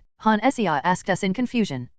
What's going on? Someone's screaming, right? Still not used to speaking informally. I left explaining to Grace and immediately sprang up from my seat. My first step was a smooth leap, followed by a launch up that tore through the grassy plains. Find your way back. Yes. With Grace's confident reply, I rushed towards the screams. I couldn't hear shrieks from the peculiar creatures of the plains. Therefore, R.O. Roland. Bandits. It was possible that the troublemakers were not horned wolves but bandits preying on the influx of adventurers on the 10th floor. A distinctively ugly man with a hooked nose aimed his weapon at me as I charged towards him, tearing through the earth. A party of 4 men in armor were pinning down 2 women. The 2 women might have come to hunt horned wolves, but one man's sledgehammer was covered in blood, and a pair of legs protruded from the tall bushes. A group of inexperienced adventurers consisting of 1 man and 2 women had been caught by a party of intermediate-level adventurers. Ah, damn it. Help us, please. One of the women, covered in dirt from being pressed on the ground, reached out to me, sobbing. A tear rolled down her cheek, revealing her fair skin beneath. Judging by the fact that the 3 of them had reached the 10th floor, the woman must be a 2 adventurer.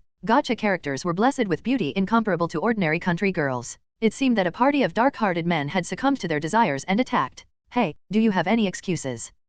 One of them, seemingly unaware of who I was, charged at me with a sword drawn. The other 3 shivered without showing any intention to resist. They must have been overwhelmed by my charge, tearing through the earth. No matter how kind and polite I may be, I am not so benevolent as to catch criminals gently and hand them over to the guards. The panicked man knew this as soon as our eyes met. But as an intermediate adventurer, his thrust was well executed. He aimed for the gaps in my armor, his blade piercing through as if he was more experienced in killing humans than monsters. The sword penetrated the seams of my lightweight armor, accurately stabbing my armpit. Ouch, damn. This isn't the skill of someone who's only tried it once or twice. What? The sword that pierced my skin crumpled and broke as if smashed by a hydraulic press, from the tip of the blade to the hilt, and even the hand of the man holding it. With a gruesome crunching sound, everything below his elbow twisted grotesquely. It was the reflective damage that could even shatter the skull of the 10th floor boss. A mere human body could not withstand it. Come to think of it, was Roland designed as a PvP character? Reflective damage wouldn't be as significant against boss monsters. In 10 years, even rivers and mountains change, and after a decade in the world of adventurers, I've developed a keen eye.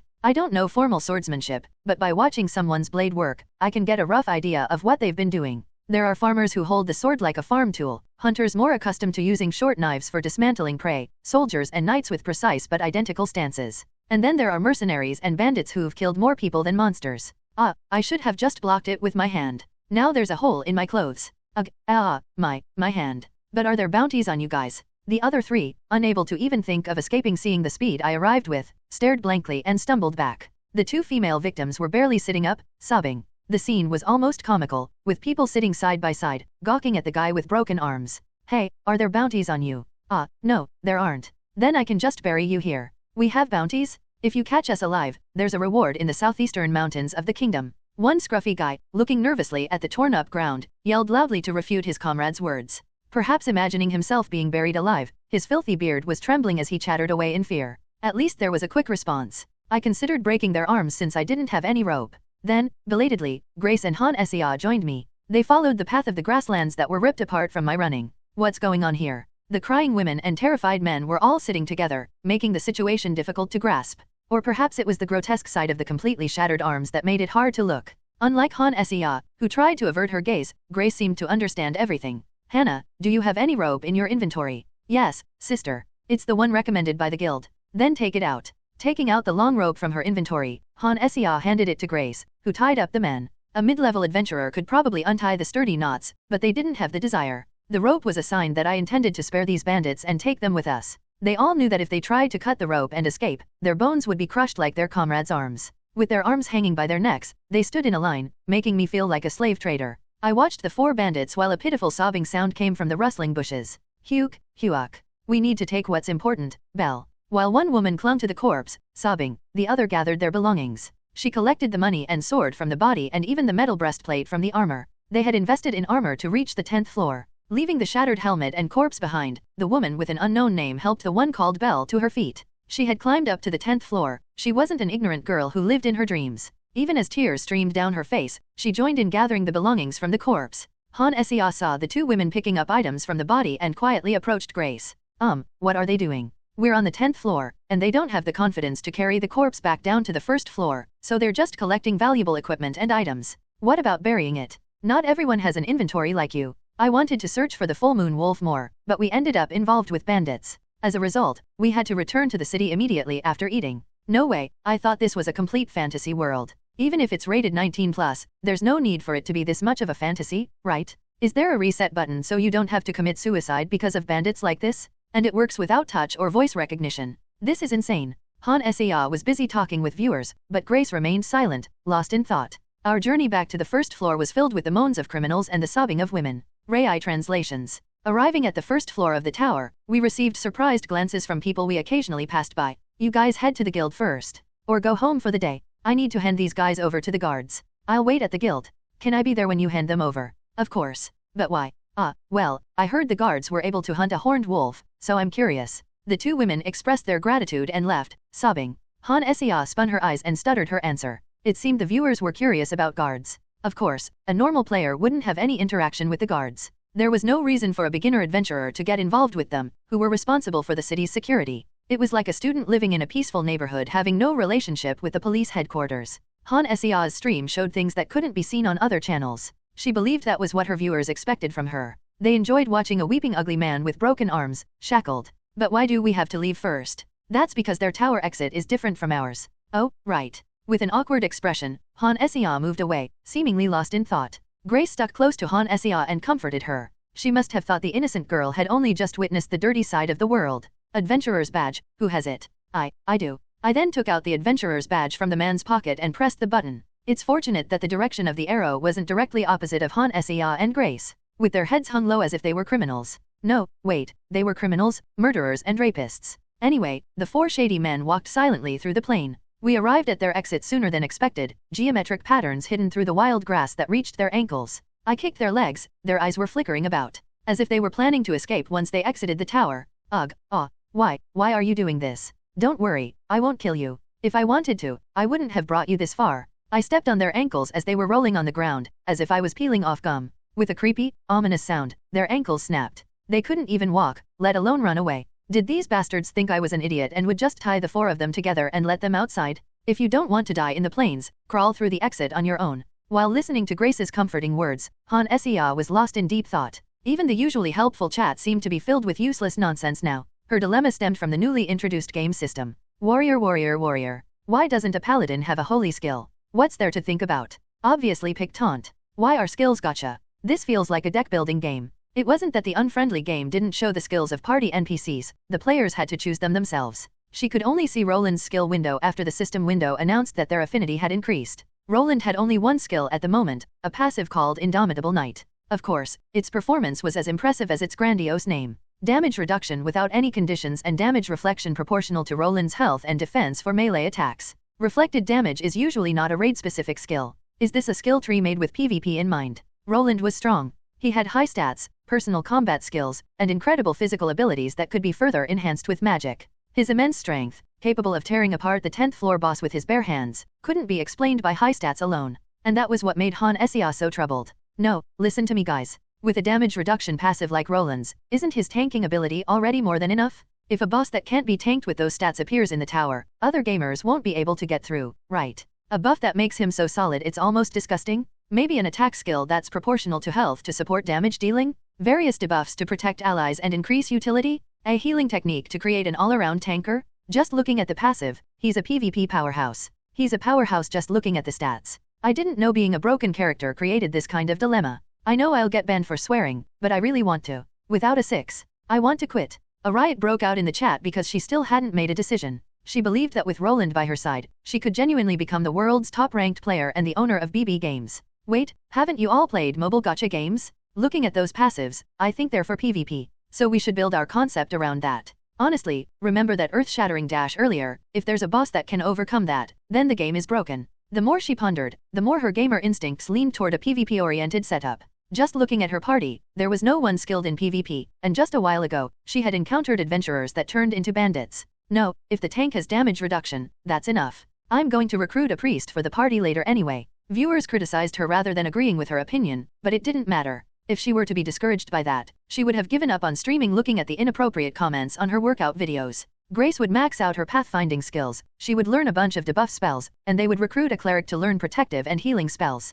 Then, the 6th paladin Roland would solve everything else. With that in mind, Han Sea pressed the button on the hologram, ignoring the protest of the viewers. Click. I left the 4 with broken ankles behind and ran through the plains, eventually making my way out of the tower. My body felt strangely rejuvenated, but it must be my imagination. There's no way I'd feel better after beating up smelly old men. I don't have that kind of taste. After that, everything went smoothly. The incident wrapped up so quickly that I felt sorry for Han Sia. We didn't even need to go to the guards. With broken ankles, they were squirming at the entrance of the tower when patrolling guards approached. Ah, Roland. We owe you from the last incident. But who are these guys? They're bandits who killed adventurers in the tower. They said they have bounties on their heads. Ah, I see. We'll confirm the bounties and send them to the guild. There should have been tedious procedures. After all, it's a violent incident that is related to the city. However, all of that was neatly handled by the guards' goodwill. If the Horned Wolf incident didn't get resolved quickly, the guards would naturally take the blame. They're the organization responsible for maintaining security within the city, and I've saved them from the wrath of their superiors. I was also hot talk among the nobility, so there was more protection around me. My reputation as an adventurer also made it easy for them to overlook the rights of mere bandits. Player Han Sia has chosen the first skill for 6 Paladin Roland. First skill, Shield Mastery is activated. But what is this? Han Sia choosing my skill? What does that mean? After handing over the bandits, I took a detour into an alley to check the forum. The chat and the forum were in chaos after she revealed my skills to the viewers and let them choose. The viewers were discussing my skills, which even I hadn't known about. There was already a document similar to a wiki page created about it. The passive skill that activated on the day I encountered the Horned Wolf was called Indomitable Knight. Its effects were twofold. It reduced all damage taken by 50% without any conditions, and it reflected damage to nearby enemies based on my health and defense. Didn't I spend 850,000 won for one draw? It was worth it. No wonder the expected value for a single draw was 1 million won. I couldn't help but remember my trembling fingers as I pressed the gacha button 10 years ago. Were the developers of Heroine's Chronicle blinded by money, or did they have terrible balancing skills? Probably both. The next skill Han Sia chose was my first skill, Shield Mastery. From the name alone, it seems like a passive skill, but there's a friendly note explaining that it's an active skill. The effect states that when the skill is used, all attacks are countered for a short duration. How does that work? What does it mean to counter all attacks? It probably counters ranged attacks too. Then it's a seriously overpowered skill. Han Sia got criticized because his other skills were too good as well. For real, no matter what she picked, she would have been criticized. Just looking at the skill list makes me cry. Is this really a 6? I didn't learn it from anyone. I just mastered shield techniques through trial and error. What can I do about it? Dozens of comments echoed my doubts. Of course, until I met Han Sia, I didn't have any skills like counterattacks or reflecting damage. Whether a goblin threw a stone at me or a dragon spewed its breath, all I could do was block and endure. I had no idea how to counter ranged attacks with a shield. After reading all the relevant information, I left the alleyway and slowly headed toward the guild. I found information about my skill, and while killing time, I browsed popular posts.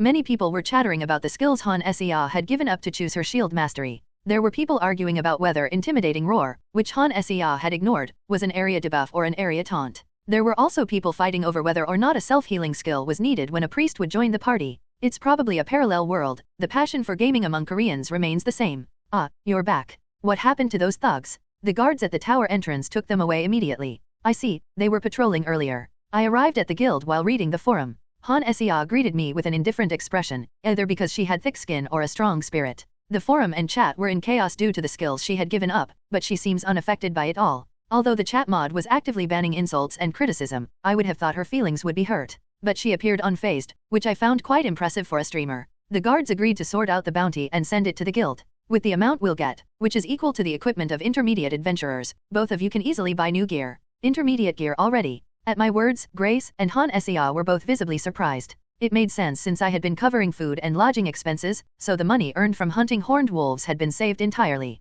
We were earning a few silver coins a day, but the only expenses were Grace's arrow purchases and the cost of the horned wolf lure Han Sia created. As a result, our party's savings were incomparable to ordinary parties. If we sold the byproducts of the full moon wolves, both of them could afford to fully equip themselves with intermediate gear. But the full moon wolves won't bring in that much money. I had told Grace that the full moon wolf's hide was worth tens of gold coins, close to 100 gold, but I doubted we would actually get that amount. It seemed problematic from a game balance perspective. If it were another player instead of Han Sia, a day's worth of income would be just 1 or 2 silver coins from field grinding. 1,000 times that amount from the first boss drop? In reality, it would be like finding a winning lottery ticket on the street. Within the game, it would shatter the balance. Perhaps we would only receive magic stones, and those stones would open a gate for direct access to the 10th floor. Why were you so curious about the guards? No, sis. I was only a bit curious, but it's fine. There's no need to be shy. If you're curious, go and see for yourself. It's not like the guards area is off limits. Caught up in my happy delusions about game balancing and shortcuts, I had missed the sudden progression of their conversation. The sun was still high in the sky, too early for dinner and goodbyes. We could make up for a day's worth of income with the bounty, but there was no way to fill Han Sia's lack of tower content for her stream. Han Sea's eyes sparkled as she looked at me, seemingly calmed by Grace's soothing words. She probably thought it was inappropriate to go without a purpose since it was a place responsible for maintaining security, like a police station. Grace sent me a pleading glance from Han Sea's side. If we tell them we need to verify something with the bandits we captured earlier, they should let us in. What do we need to verify? Well, we can make up a reason. Ellis, we caught some mid-level adventurers who were committing robbery. Can you help us verify their badges? Not yet sunset, our party was occupying the table, and Ellis, who seemed to be interested, frowned slightly. Of course, due to her beautiful appearance, she looked cute rather than fierce, but I quickly added to avoid any backlash. I'll handle everything related to the guards. In addition to the compensation documents from last time, I'll buy a slice of cake from the cake shop. You're not just buying for me, right? Of course not. I'll buy for the other receptionists too. As soon as I promised a certain reward, she gave a beaming smile and took the adventurer's badge I had brought out.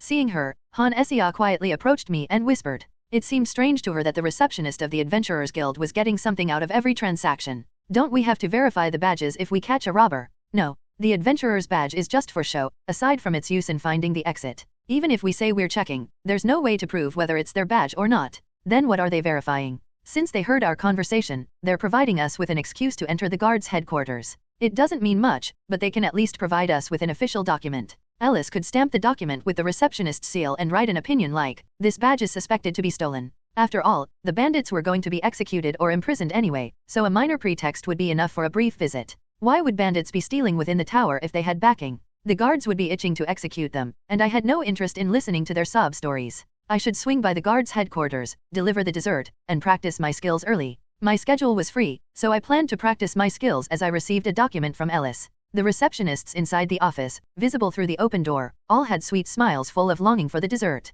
I had asked Ellis for so many favors that the equation Roland asks for something equals Roland buys snacks seemed to have been engraved in their minds. Still, all the receptionists inside the office were beautiful women, the faces of the guild. No man would dislike being kindly treated by a beauty. After exchanging a quick glance through the door, I opened the guild's door and stepped outside. Now, don't break the door. I won't, the repair costs are too scary. After responding to Ellis's playful comment, the two girls, Han Sea and Grace, subtly stuck close to me. Han Sea seemed curious about something, and Grace watched her with an amused expression. To Grace, Han Sea probably looked like a child begging to see the guards. The quiet streets still basked in daylight. It was the time when adventurers would be busy exploring the tower, so the streets were empty. Walking down the empty street, Han Sea began to speak. Although I asked for a favor, is it okay for Ellis to just create documents like that? She appeared to be more comfortable with casual speech now. Her eyes darted around, seemingly worried about the guild documents in my possession. After all, forging official documents is a criminal act punishable by imprisonment in modern society. However, this world was based on a medieval fantasy setting from a mobile game with broken balance. Most documents aren't an issue unless they're really strange. The guild is an organization formed by merchants, craftsmen, and others for profit in free cities without lords. In other words, the Adventurers Guild is a group of adventurers who have come together for mutual benefit. As a result, the guild is not a dictatorship under a single person's control. The city's power is divided among various guilds, temples, and nobles, and the Adventurers Guild is similarly distributed among the guild master and other key figures. Ellis is one of them. Receptionists who were hired for their looks often receive training and support for other tasks. She has the most seniority among them, so her authority within the guild is quite substantial. The executives of the Adventurers Guild include retired famous adventurers, accountants, and the older sister of the receptionists, Ellis. As a group formed for profit, their internal voices cannot be ignored. If you become close with her, you will benefit greatly. She tends to overly pamper beautiful people. All the receptionists are beauties, and Ellis is incredibly kind to them. Perhaps it's due to her kindness and incredible social skills that the guild's influence has reached this level.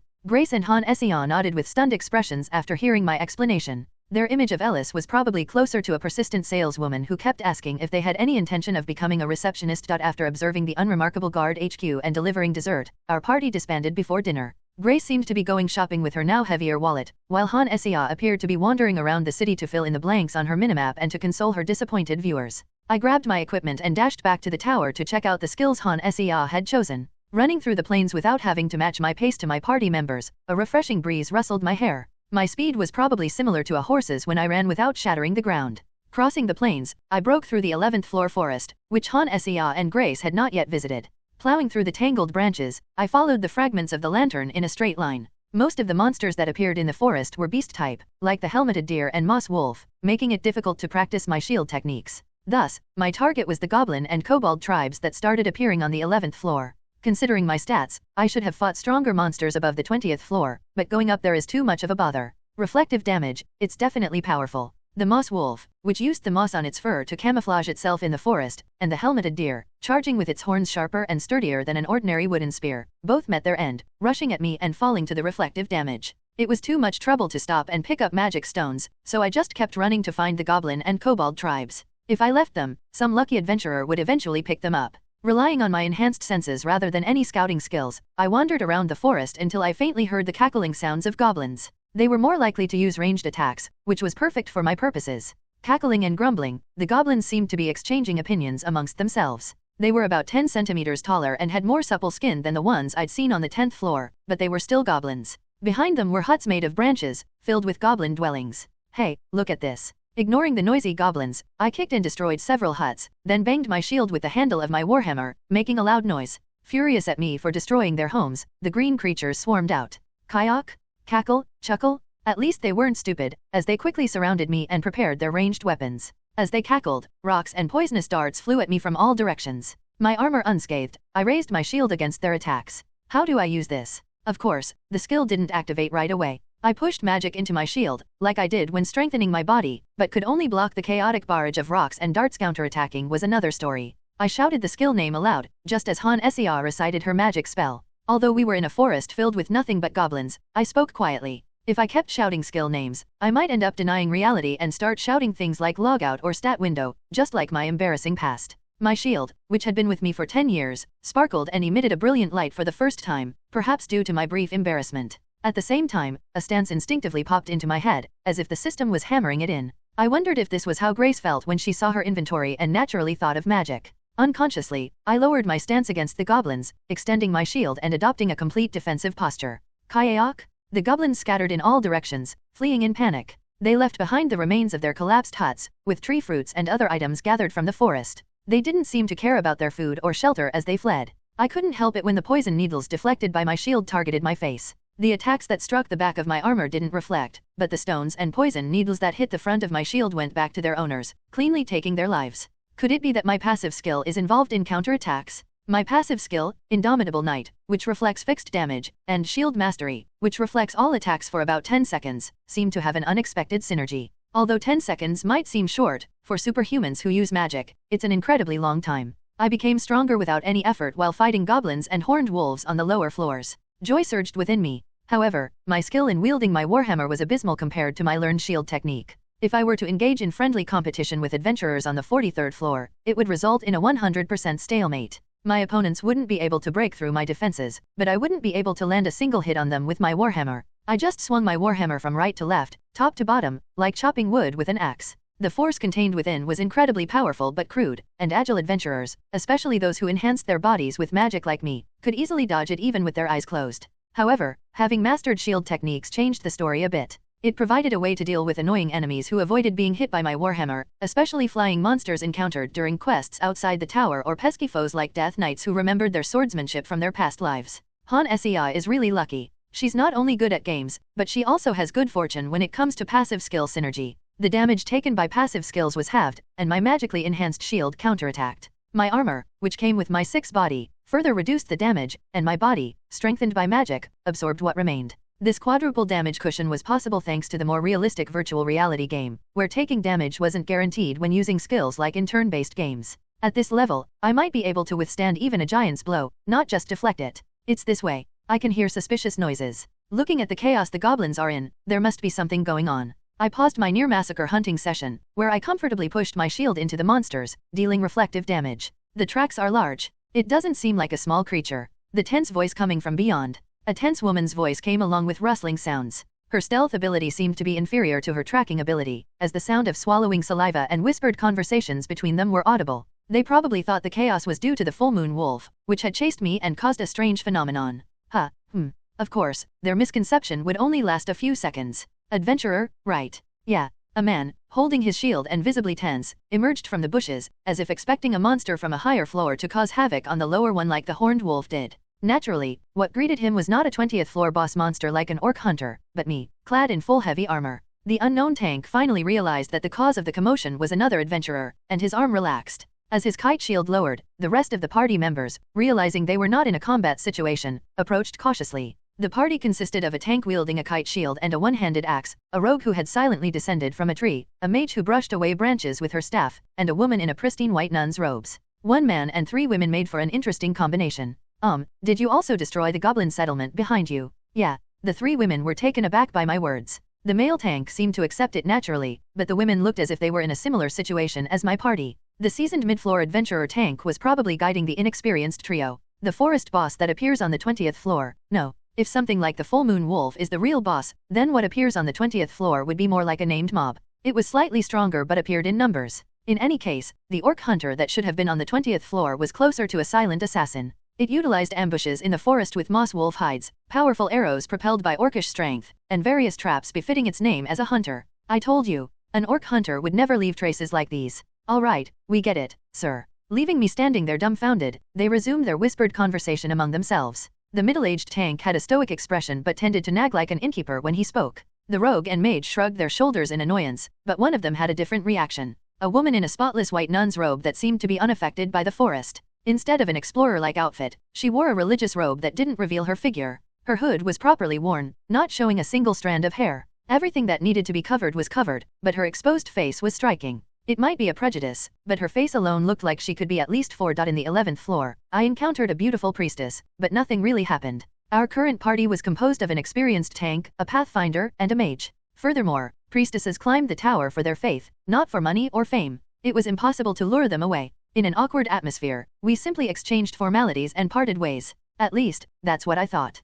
Roland? We received a party request from the temple. Isn't that a good thing? Why are you reacting so nervously? To be precise, a priestess who was already adventuring requested to join your party. In the morning at the Adventurers Guild, Alice came to our party's table and shared some odd news. Priests serving the goddess, the only god and the creator, regarded the suddenly appeared tower as a blasphemous space. They believed that venturing into the tower to aid injured or dying adventurers was a form of asceticism. This meant that once a priest joined a party, they rarely switched parties. They willingly took on this hardship for the sake of adventurers, not for wealth or fame. Did their party disband due to issues? No, it's a party led by a veteran tank who descended from the 24th floor. Alice, as a guild receptionist, seemed a bit flustered, as if this was her first time encountering such a situation. As we discussed, the priestess, Han Sia, and Grace naturally joined our table. The 3 women began to chat immediately. Sister, what's going on? A priestess wants to join your party. During their free time yesterday, Han Sia and Grace had somehow managed to win Alice over, and Alice now regarded them as sisters. I stepped back and listened to their lively conversation, which naturally led to Alice explaining the situation.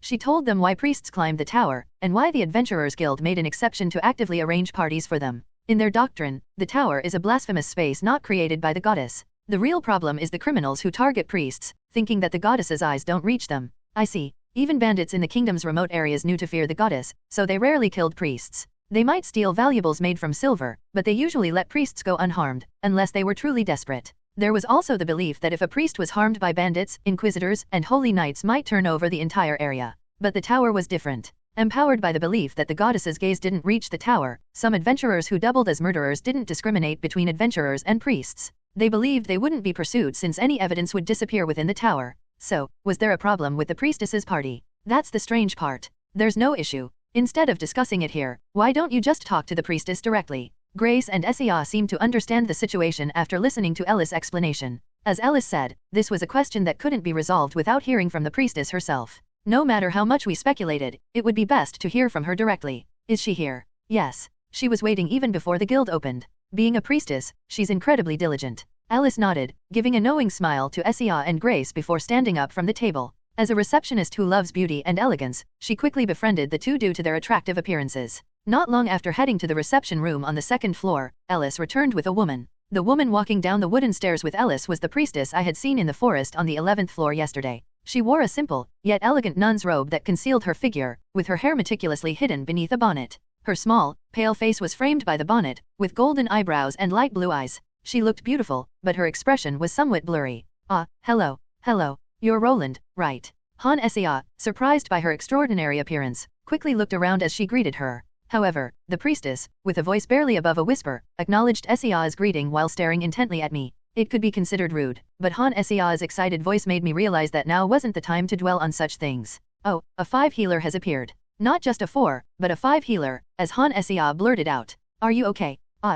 Yes. I just got a cramp in my leg. The priestess whispered worriedly, looking at Han Seah who had abruptly jumped up from her chair. I took a quick glance at the chat window as the excited camera focused on the priestess. Of course, with the priestess gaze locked on me, I couldn't openly read the chat, just sneak a peek. As expected, the chat was going wild, flowing like a waterfall. If it weren't for my magically enhanced vision, I wouldn't have been able to read the frenzied messages. Our party was already strong, with 3 Grace leaning more towards being a guide than a combatant, but still above average. Add a 5 healer, and our party would become disgustingly powerful. May I ask why you sought out our party? Isn't it Roland's party? Hannah is the leader of our party. The priestess tilted her head, seemingly puzzled. Finally, her gaze shifted from me to Han Seah. She must know that to join the party, she needed the permission of the party leader, Han Seah, who had come looking for me. I wondered why she had sought me out after only seeing my face on the 11th floor. The drone camera buzzed busily in front of the priestess, and Han Seah's eyes spun as she conversed. She must be reading the stat and skill windows while talking about recruitment. The chat moved too quickly, so I headed to the forum instead. With the influx of people, several users were watching the live stream and summarizing it in real time on the forum. Does coming to find Roland mean you want to join our party? Are there any issues with the party you're already part of? No, there were no problems with my party members. They were all very kind. Han Seah leaned forward, seemingly to hear the priestess's whisper better. Grace glanced at me, unable to grasp the situation from Han Seah's intense reaction, but I couldn't help but have a similar response. 5 Saint Candidate Irene. A priestess with significantly higher magic power than health, indicating she was purely support-based rather than a monk or paladin. However, her impressive stats as a 5 weren't the important part. The title before her name was more crucial. Saint Candidate. The temples in this world were governed by a pope who established temples in various cities, dispatching archbishops and priests, all with a Christian-based appearance. That made sense, as Heroine's Chronicle had designed characters based on Christianity. A priestess wearing revealing nun attire with garter belts or a paladin with a crucifix necklace on exposed cleavage. Anyway, being in Saint Candidate likely held considerable influence. Frankly, wouldn't she be just below the archbishop overseeing the adventurer city's temple? If she became a saint, even the city's nobles would have to bow to her. Of course, I had never seen her before. Not in this world, nor in Heroine's Chronicle. I would have remembered a 5 Saint Candidate character. Why are you climbing the tower, priestess? Because the goddess's will is there. The goddess's will. Focusing on the conversation, she elegantly grasped the emblem of the goddess hanging from her necklace. It was absurd that a crucifix was engraved in the center of the emblem without a depiction of Jesus Christ. The lack of foundation in this world was astonishing. Was it okay to use a crucifix so casually in a virtual reality game? Would virtual reality games be banned in certain countries? Such irrelevant thoughts crossed my mind as Irene continued speaking after kissing the emblem softly. I have many shortcomings compared to the other sisters. What are you talking about? What's lacking about a 5? Han Seah probably had the same thought. The greatest change that occurred when Heroine's Chronicle became Hero's Chronicle was undoubtedly the balance. A prime example of this is 3 Grace. In Heroine's Chronicle, 3 characters were known as good-looking mascots, meant to be more of a collector's item. They possessed pitiful abilities that were unsuitable for actual combat. However, in Hero's Chronicle, Grace had a level of exploration skill that could be useful in the forest and even had the potential to reach the upper floors of the tower if she grew. My divine magic is a bit more extreme compared to the others, Irene whispered, lowering her already quiet voice and blushing as if revealing her weakness. The divine magic of a priestess was typically composed of healing, purification, shields, and various buffs, like what you'd find in an average fantasy novel. However, according to Irene, her talent was a bit more skewed to the extreme. It's difficult to heal anything but residual wounds immediately, and my shields are a bit exaggerated compared to others. To summarize, her heals healed over time rather than instantly. Her purification also granted immunity buffs. She can cast powerful shields that consumed a lot of magic. And finally, she lacked stat buffs that were typical of priests' characters. Isn't this more of a mage-type tank? From a gamer's perspective, the lack of buff skills was a bit disappointing, but considering her 5 stats, she was a top-tier healer. Moreover, if Han Seah were to provide her with a skill, she might gain access to previously unavailable buffs. However, when viewed from the perspective of the temple, Irene's divine magic had many disappointing aspects. That's why I must ascend the tower to convey the goddess's will. One of the temple's duties was to help the injured within the city, acting as a sort of emergency room. What was needed in such a place was a powerful healing spell that could immediately revive patients on the brink of death, not slow, continuous healing. As a shield-specialized priestess, her low healing efficiency made her unsuitable for helping the general populace. Other priests were much better at healing, and it was impossible to just force more magic into her spells. Unless a plague swept through the city, there was no need for immunity buffs from her purification skills. Although she was a priestess with the title of Saint Candidate, she seemed more ashamed of her low healing ability than proud of her powerful purification and shields. To her, Han Seah asked a question. Then, why did you choose our party? Not to mean that I dislike it or anything. Yesterday, I saw Sir Roland training alone on the 11th floor. When I asked the leader of the party, I learned of your name. You broke through up to the 37th floor of the tower without a single scratch and saved countless people outside the tower as well. So, the tanker with the kite shield knew who I was. Well, adventurers around the middle floors tend to know most of the higher-ranking adventurers. It's similar to how people working on a film set would know the faces of actors and famous directors. It was common to meet them while taking requests outside the tower or when sending supplies to the top floor. Anyway, I did save a lot of people outside the tower. After all, I solved quests that others avoided even though the rewards were little. As for me, I've been working hard to achieve my dream of having my own home, but for those devoted to the temple, it must have seemed like I was leading by example in doing dirty and troublesome tasks. No wonder the priests I met during quests were quite friendly. I'm embarrassed to say this, but I thought I could spread the will of the goddess even with my humble divine abilities if I were with someone like you, the priestess said, her cheeks turning red. She wanted to accompany someone who wouldn't get hurt since her healing abilities were lacking. Han Sea was busy trying to comfort the priestess, who seemed to be feeling guilty. Everyone has their strengths, and finding ways to serve your faith despite your limitations is commendable. If you think it's not shameful in the eyes of the goddess, then what's the problem? Han Sea, who usually stutters when speaking informally or lying, speaks as eloquently as a politician starting their election campaign. The priestess appeared quite timid, as her voice and gestures indicated that she felt guilty by requesting to join the party. Naturally, it's not a crime or a bad thing for priests to request a party transfer. After all, adventurers often fight and break up. If it's a decision made for religious reasons, it's even more understandable. There were cases where people embezzled party funds or had extramarital affairs with other party members. Thank you for saying that. Of course, recognizing one's own shortcomings is better than not knowing them at all. Oh, did I say that right? I liked the idea of having her join our party, specializing in protective shields. If no one gets hurt, healing abilities become useless. It would be much more convenient for her to stick close to Han Sea and hold out with her protective shield while I go wild on my own. Anyway, Irene seemed to feel the sincerity in Han Sea's messy words, gently smiled, nodding her head. I want to accept the transfer request right away. Alice, it's okay for her to join our party, right? Of course. The priestess herself wanted it, and there's no reason to disqualify her. Asking for consent from previous party members isn't exactly mandatory either. I explained it to them yesterday. Her previous party members reluctantly agreed while respecting her wishes. After all, no one would forcibly retain a priestess who wanted to move on her own accord. It seemed like they unintentionally lost a talented individual, but I wasn't concerned with their situation. Han Sea sat on the left, Grace on the right, and Ellis behind. Irene, buried between the women, whispered in a small voice, and the three enthusiastically responded. Han Sea was captivated by the 5 stars, Ellis was smitten with Irene's beauty, and Grace was heavily superstitious and God-fearing. Then, since we're all together, can we check your divine abilities? I gently cut off their conversation. It's always a welcome event when a priest joins a party, but we can't just blindly head to the tower without checking our compatibility first. Han Sea vigorously nodded at my words. She seemed eager to see the power of a 5, with an excited and curious look in her eyes. Given Irene's seemingly passive personality, this kind of attention might be burdensome, but she confidently nodded her head. Let's head to the open area behind and check your protective barrier. Sure. How will you test it? Despite the fact that her healing didn't help the citizens, she had a strange confidence that her protective barrier would work inside the tower. If she didn't have at least that much self-esteem, she wouldn't have decided to climb the tower. Ellis and the rest of the party headed to the guild's open area. It was a rare sight to see 4 beautiful women gathered together, causing some men in the area to flex their muscles in an attempt to impress them, but they failed to draw any attention. Can the barrier only be used for yourself? Yes, it can protect a certain range centered around me. With a clearer, yet still small voice, she raised her short staff. It was slightly shorter than a mage's staff and had a religious symbol instead of a magic stone at the top. O light, grant us protection. The symbol flashed, and a different kind of shield from a mage's formed. A brilliant white curtain of light enveloped the women. The shield was large enough to protect Grace, Han Sea, and Ellis, even as they maintained some distance from Irene. It was much more intense and expansive than Han Sea's shield. This is quite impressive. In fact, it was an incomparable light to any other priest's protective barrier. It wasn't an exaggeration to say that it was more radiant and beautiful than any barrier I had seen in my various quests. I reached out my hand to the shining barrier.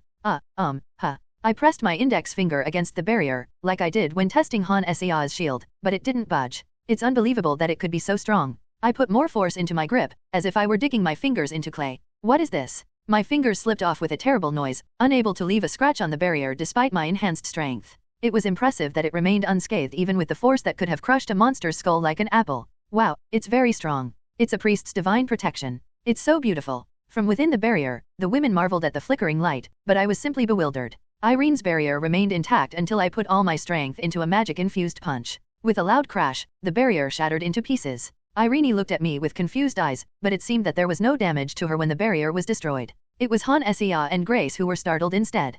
Kaie? What is it? Ah, I just wanted to test something. You're not hurt, right? No, breaking the barrier doesn't hurt me. Although I hadn't seen the character Irene, the saint candidate, before, I had an idea of what her passive ability might be. It seemed that characters with 5 or higher had a passive ability from the start, like me. This was the same protective barrier passive that the Steel Saintess, Johanna, had. In Heroine's Chronicle, Johanna completely nullified damage over time effects such as poison, burns, and bleeding. Complete negation of damage below a certain value. The protective shield could only be shattered by my punch. Han Sea's lips curled into a mischievous grin. I think she recalls how her own shield had been punctured with a simple press of a finger. Why did Irene seek me out? Frankly, there were plenty of sturdy warriors who never get hurt on the 43rd floor. Only Han Sea and I knew about my 6 status. Objectively speaking, although I was well known, I didn't think I was at a level where someone would seek me out after seeing me just once. Wouldn't it be more appropriate for her to seek out the top adventurer on the 43rd floor? Choosing someone who had given up on the 37th floor and descended, rather than an adventurer who persevered and reached the 43rd floor, seemed strange. This shield is really sturdy. Thank you for the compliment. She never revealed her position as a saint candidate, and it doesn't seem like she gave the exact reason for seeking me out either. Of course, she came from the temple and was a system-certified saint candidate, so she wouldn't have malicious intentions. I was simply curious about whether it was related to the temple's circumstances or the sub-story of a gacha character. It was common knowledge in this world that a priest who emerged from the temple, especially one who could cast such beautiful divine magic, wouldn't be a villain. Any corrupted priests would have been buried underground in the temple by the inquisitors in the name of justice. Rai translations. Although we had a 5-priest join our party, the search on the 10th floor remained unchanged. After all, a character specialized in protective spells couldn't help with a clue-searching quest. Still, seeing Han Sea's smile, it seemed like the quest was going smoothly. Or was it just because of the 5? Anyway, our party became incredibly powerful, more than capable of handling horned wolves. Even if I was absent, they could easily hunt them down as long as they had a decent vanguard. Thanks to Grace's scouting ability, we continued hunting horned wolves as part of our daily routine. Just as I wondered if the viewers would become bored, Han Sea, who was collecting the byproducts, let out a joyful scream. Look at this! Look at this! She raised one hand triumphantly, as if she had just won a gold medal. The others stared at her, puzzled, as the horned wolf's byproducts rolled around on the ground. In her hand was a small, shimmering silver fur that gleamed in the sunlight. It belonged to the full moon wolf, not a horned wolf. A full moon wolf's trace from a horned wolf's byproduct. The tower is indeed a mysterious place. Is this the fur of a full moon wolf? Its color is truly beautiful. Grace and Irene admired the silver fur. It was so delicate and shiny that it could be mistaken for real silver. The fur's beauty only added credibility to the claim that a full moon wolf's hide would fetch at least 100 gold coins at an auction. As the two girls marveled at the beautiful color, Han Sea clenched her fist in excitement, perhaps because the quest had advanced to the next stage. Hunting horned wolves and finding traces of the full moon wolf, then handing those traces over to the magic tower to track the full moon wolf. It reminded me of a hunting game I played in my previous life. Collecting traces of a giant monster to track it. Shall we end today's hunt here? Yes? Let's head straight to the magic tower. Han Sea immediately agreed with my suggestion. With no one opposing the party leader's proposal, everyone nodded and turned around. Han Sea held the full moon wolf's fur tightly in her hand as if it were a winning lottery ticket, while the other byproducts were just shoved into her inventory. Was the silver fur that beautiful, or was she simply overjoyed by obtaining a quest item right after recruiting a new party member? Either way, her clenched fist seemed to be full of strength. We left the plains before sunset and arrived at the magic tower. Should we wait here? Yeah, I think I can go up alone. There were some magicians I talked to at the inn. As Irene curiously looked around the magic tower, with Grace sticking close by and explaining various things, Han Sea headed to the 2nd floor alone. It seemed that she had received something like a business card from the magicians who had visited the inn during the horned wolf commotion. As soon as she showed it, she was immediately guided in. Grace, with her unique affability and craftiness, linked arms with Irene and began strolling around the lobby of the magic tower branch. She seemed to be quite energetic. She did drink a lot earlier. Oh my, Irene, I didn't expect to see you here. Hello, Charlotte. As I tried to check what Han Sea was up to through the chat, a familiar voice reached my ears. I straightened my slumped head to look at Irene and saw a familiar face. Well-maintained pink hair, expensive-looking attire, and servants carrying her luggage. The mage from Irene's party that I met on the 11th floor. From her bejeweled hair ornaments to her ribbon and dress adorned with frills, she was a woman who seemed to scream, "I'm a noble lady," with her entire being. I hadn't noticed this while she was wearing her adventurer gear in the tower. I was sad to hear you left the party, but it's nice to see you here. Are you just visiting? Yes, we were fortunate enough to find traces of the full moon wolf. Oh my, you must be with some very skilled party members. It seems you made a great choice by climbing the tower for your noble cause. Upon closer inspection, there was a maid among the servants carrying her luggage, who had been the rogue in her party. A noble lady mage and a maid rogue, an impressive combination. According to Ellis, the tank had come down from the 24th floor. So, the noble lady hired an experienced tank with money to achieve her goals as a mage, and she entered the tower with her maid. It's very rare, but not impossible. Just as nobles give me money for their prestige and honor, noble children also dabble on the lower floors of the tower. It's similar to how fox hunting was a sport for British nobles. So, that must be Sir Roland. Yes, he saved the city from the horned wolves and didn't turn a blind eye to the people's suffering. It seemed the compensation I provided through the guild reached not only the nobles but also the temple. My face flushed as I listened to the two women praising me in hushed tones. Grace seemed like she wanted to join in on praising me but couldn't muster the courage to approach the noble lady. As they continued to praise me, the two naturally approached our table. May we join you? Of course. The lady delicately sat on the chair pulled out by one of her servants. The maid, dressed as a rogue, naturally took her seat beside her. She was beautiful, but her talent seemed to be lacking, probably around 1 to 2. The noble lady, who seemed to have misinterpreted my gaze, straightened her back and spoke up. My name is Charlotte Cavendish. My father, Lord Cavendish, has always admired Sir Roland's adventures, and told me that he was delighted to have met you earlier. A noble who bestows the title of Sir upon an adventurer who isn't even a knight. I believe it was the curly-bearded old man I met last time. I kept the silk pouch, thinking it might come in handy, and gratefully accepted the 6 gold coins, which I used to buy a cake for Ellis later on. The man, who only cared about using me as a talking point, handed me the gold coins without introducing himself and disappeared. Recalling him vaguely, Charlotte doesn't seem to care about my lukewarm reaction and starts chatting. I became an adventurer to achieve greatness as a mage, but this unprecedented event happened, and I met all of you. It feels like fate, arranged by the goddess herself. The goddess embraces everyone. Grace seems a bit taken aback. I don't think she expected her to be this talkative. She treated Grace as if she didn't exist, and I was treated like a scarecrow made for listening. Her chatter would match nobles at social events. From her constant mentions of the goddess and of fate, she seems very into mysticism and the like. She wasn't arrogant, but she did seem a little self-absorbed. In fairness, she does look like she grew up in a greenhouse. Even in my previous life, there were plenty of kids with superpowers, even without the existence of magic. Who would stop the Chuyunibu of a noble lady with actual magic abilities? She was born into nobility, raised under the care of her servants, and had powerful magic.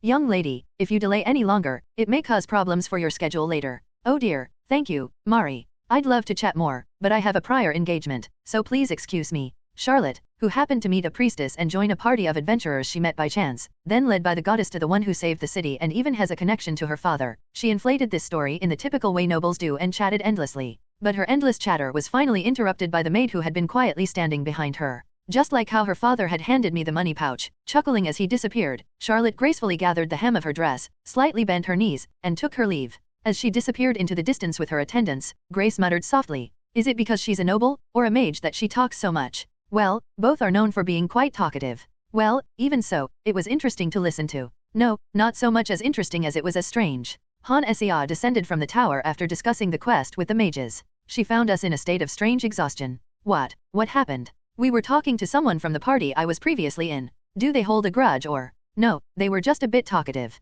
Despite Irene's explanation, Han Sia seemed lost. Unless you experienced it for yourself, it would be hard to understand how talkative a young noble lady could be. It was an ability that could mentally tire out a 6 tank after all. Han Sia sat down at the table with us, still looking puzzled, and shared her talk with the mages. They're extracting magic from the full moon wolf's traces. All the mages of the magic tower are on it, making a magical tool to trace the extracted magic. It's likely a compass that tracks the full moon wolf like a beacon. Are we certain it's on the 10th floor? Her eyes shifted subtly. The planes we saw that night is likely hidden on the 10th floor. We need traces of the full moon wolf to unlock the entryway to the hidden space. It looks like this information came from the quest window. The extraction process just started. How could they be so sure about the hidden space? Grace and Irene seemed to accept that the mages had figured it out. There also weren't any reasons to claim otherwise. Grace, finding Han Sia's animated expression adorable, approached her and crossed her arms. I wonder when they became so close. You want to see the full moon wolf that much? You can't stop grinning. Well, it's fascinating. As a mage, it's very intriguing. So, are we calling it a day? At Irene's question, the girls exchanged uncertain glances. This was the issue with the Tower of the Sky. It took a considerable amount of time going up and down. It made re-entering after an early departure awkward. Of course, if we were camping inside the tower, there would be no problem going back in now, but the timing was tricky. Today was Irene's first day in the party, and we had just given a trace of the full moon wolf to the magic tower. If we're short on money, we would roam the plains until late at night, but our party had me for a generous sponsor. If we have time, could we visit the temple? The temple. Sensing their hesitation, Irene still murmured in her small voice. Han Sia, preoccupied with thoughts about the stream, welcomed the idea enthusiastically. It looked like Grace was curious about the large temple in the city as well. I've been hearing about Roland's party, so I talked to the priests at the temple. One of them wants to thank the person who rescued them from the horned wolves, and another is thankful that you accepted my insistence. Hey, insistence? We were looking for a priest to recruit in the guild anyway. Seeing none of us respond negatively, Irene continued speaking, with Han Sea reassuring her precious five. It might be due to her title as saint candidate, which she has not yet revealed, or because she's religious and has a natural interest in others, but she's eager to introduce us to the temple. The party members don't seem to mind, and there's no reason to refuse when they're this welcoming of us. We should go visit them. Rai translations. If the magic tower makes a variety of magical tools and alchemists process herbs to create potions for sale, the temple, naturally, sells holy water. It's not a panacea that solves everything, it's water imbued with divine power and blessings. It's a healing potion that also purifies and buffs. It's very useful to have when taking requests without a priest. Irene, it's almost dinner time. How about we buy something from the market for the children at the temple? Could we do that? If it's Roland sharing food, the children will be really happy. At my suggestion, Irene clapped her hands joyfully. Since the temple also looks after orphans, buying food for the children is the easiest way to gain the temple's favor. The ladies who take care of the orphans wouldn't dislike a person who buys food for the children. After deciding to go to the market, not just Irene's, but also the gazes of the other two fixed on me. Because the clergy aren't corrupt, the temple's finances are tight. The children can only eat so much, and how expensive could it be to buy food for orphan children? It's not like I'm going to buy a ton of steak costing several silver pieces each. Even though I only plan to share something just a notch above the typical in fair decent homemade bread and vegetable stew, their eyes look like they're dripping with warmth. I feel a little guilty. I guess I'll grab a few more food ingredients. Hannah, do you have room in your inventory? There's plenty of space. This is a good opportunity to show some goodwill to the temple. Sure, it's using Roland's wallet and not mine, but I'll be providing the inventory. Plus, we now have a 5 priest in our party, so volunteering for half a day won't hurt, right? Then let's head to the market and buy some bread, flour, vegetables, and meat. There's a shop frequented by the temple's novice priests. Shall I lead the way? The market street in the late afternoon is fairly quiet. It's not the hour when adventurers spill out, nor the time for industrious citizens to shop. The air is filled with the solicitations of merchants, each vying for an extra penny. Unsurprisingly, the most popular figure on the street was Irene. People stare wide-eyed at the extraordinary appearances of the 3 women. But at the sight of Irene, they quickly regain composure. No one would dare ogle a nun, unlike an adventurer flaunting their physique. As we stroll down the street, we come across a peculiarly bustling area. Oh my, the nun is here. What brings you around this time? Do you need something? At the sight of priestly garb, a plump middle-aged woman greets us familiarly. Despite her considerable size and chubby cheeks, she didn't seem to be an ordinary citizen. Intrigued, I open the chat while dodging the drone camera, and it's flooded with S. Among the waves of, I spot the name One Kind Baker Johanna. So even non-combat characters get stars. After encountering the paladin, the saint candidate, and the novice ranger, the next gacha character turns out to be a baker. I can understand why the viewers are laughing. As I'm mulling over this, I notice small children waving wooden sticks, shouting as they run past the bakery. The area had seemed unusually noisy since earlier, and now it was clear why. All the kids were playing in this alley. Hello, Aunt Johanna. We came to buy dinner for the children at the temple. Dinner at this time? Is something happening at the temple? Nothing of concern. A visitor at the temple wants to purchase food for the children. Oh, what noble souls! The goddess will be pleased. The baker enters her shop with a hearty laugh. As I stand by the open door, the pleasant aroma of baking bread wafting out, Han Sea quietly moves beside me. Just as I'm wondering what's going on, all the children running about in the street suddenly converge in front of the bakery. Around 10 children encircled us, their stance bordering on threatening. I move to shield Han Sea, suspecting these seemingly innocent children might be troublemakers. I wasn't particularly worried about pickpockets with our inventory, though.